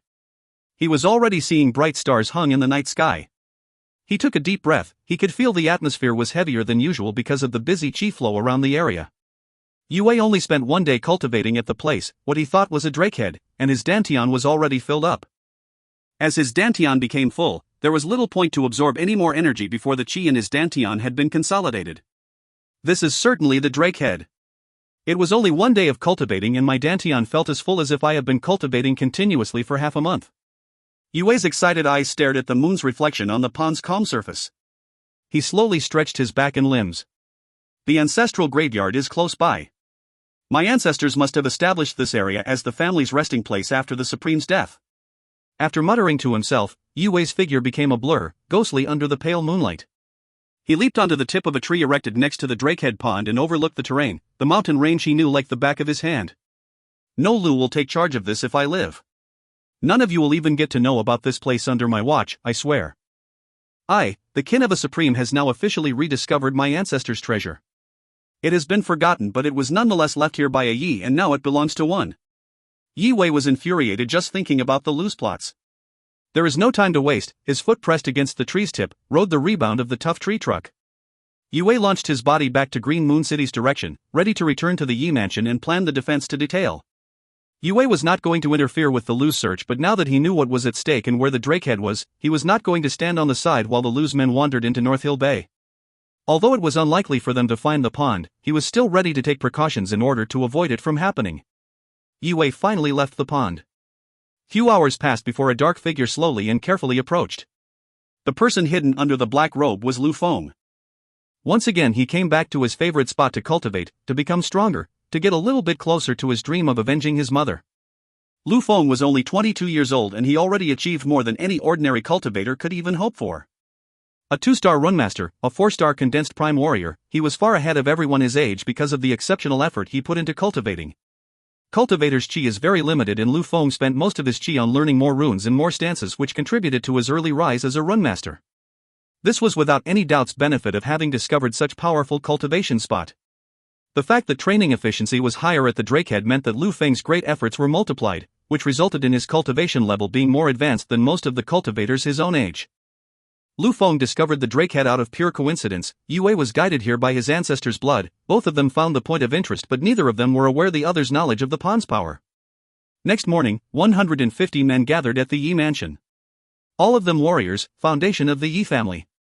The forests and mountains around Green Moon City were very dangerous. Often packs of wild beasts would attack and kill wanderers who weren't careful enough to get away.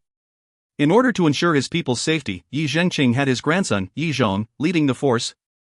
Yi Zhong was the strongest young cultivator in Green Moon City. At only 25, he was already a condensed prime warrior. Together with Yi Wei, he was one of the youngest people to achieve condensed prime level in his family in the last century. Since Yi Zhong achieved condensed prime level, his cultivation rate had slowed down a bit as cultivating would become harder the further one went. Taking into account his excellent talent, Yi Zhong was still far from breaking through to the 2-star level. Even now that the Yes were not short of resources, nobody expected him to become a 2-star condensed prime warrior in less than 2 years.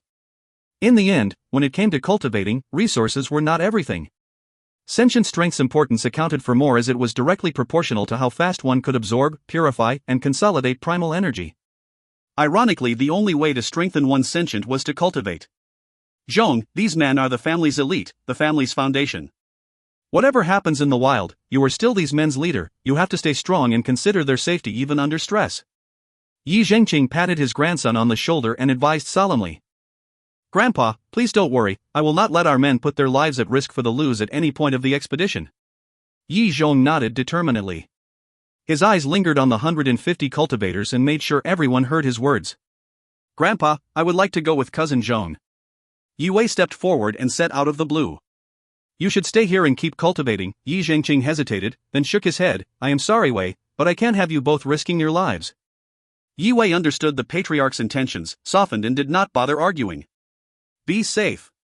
Yi Zhengqing gave Yi Zhong a hug, then waved as the group headed off. The beasts in the woods are just ordinary beasts. You have a condensed prime warrior as a leader, and it's not just any condensed prime warrior, it's me, little Zhong. You should be fine. Let's go. Yi Zhong waved and turned around, leading 150 strong men towards the city's gate. Just as I thought, the Yi family is becoming stronger and more respectable in the high society, the Lus show up. I hope the kids don't blame me for making this hard decision. It was difficult for Yi Zhengqing to see them leave. He signed and slowly looked away. If you find any errors, ads pop up, ads redirect, broken links, non-standard content, etc., please let us know. Report chapter so we can fix it as soon as possible.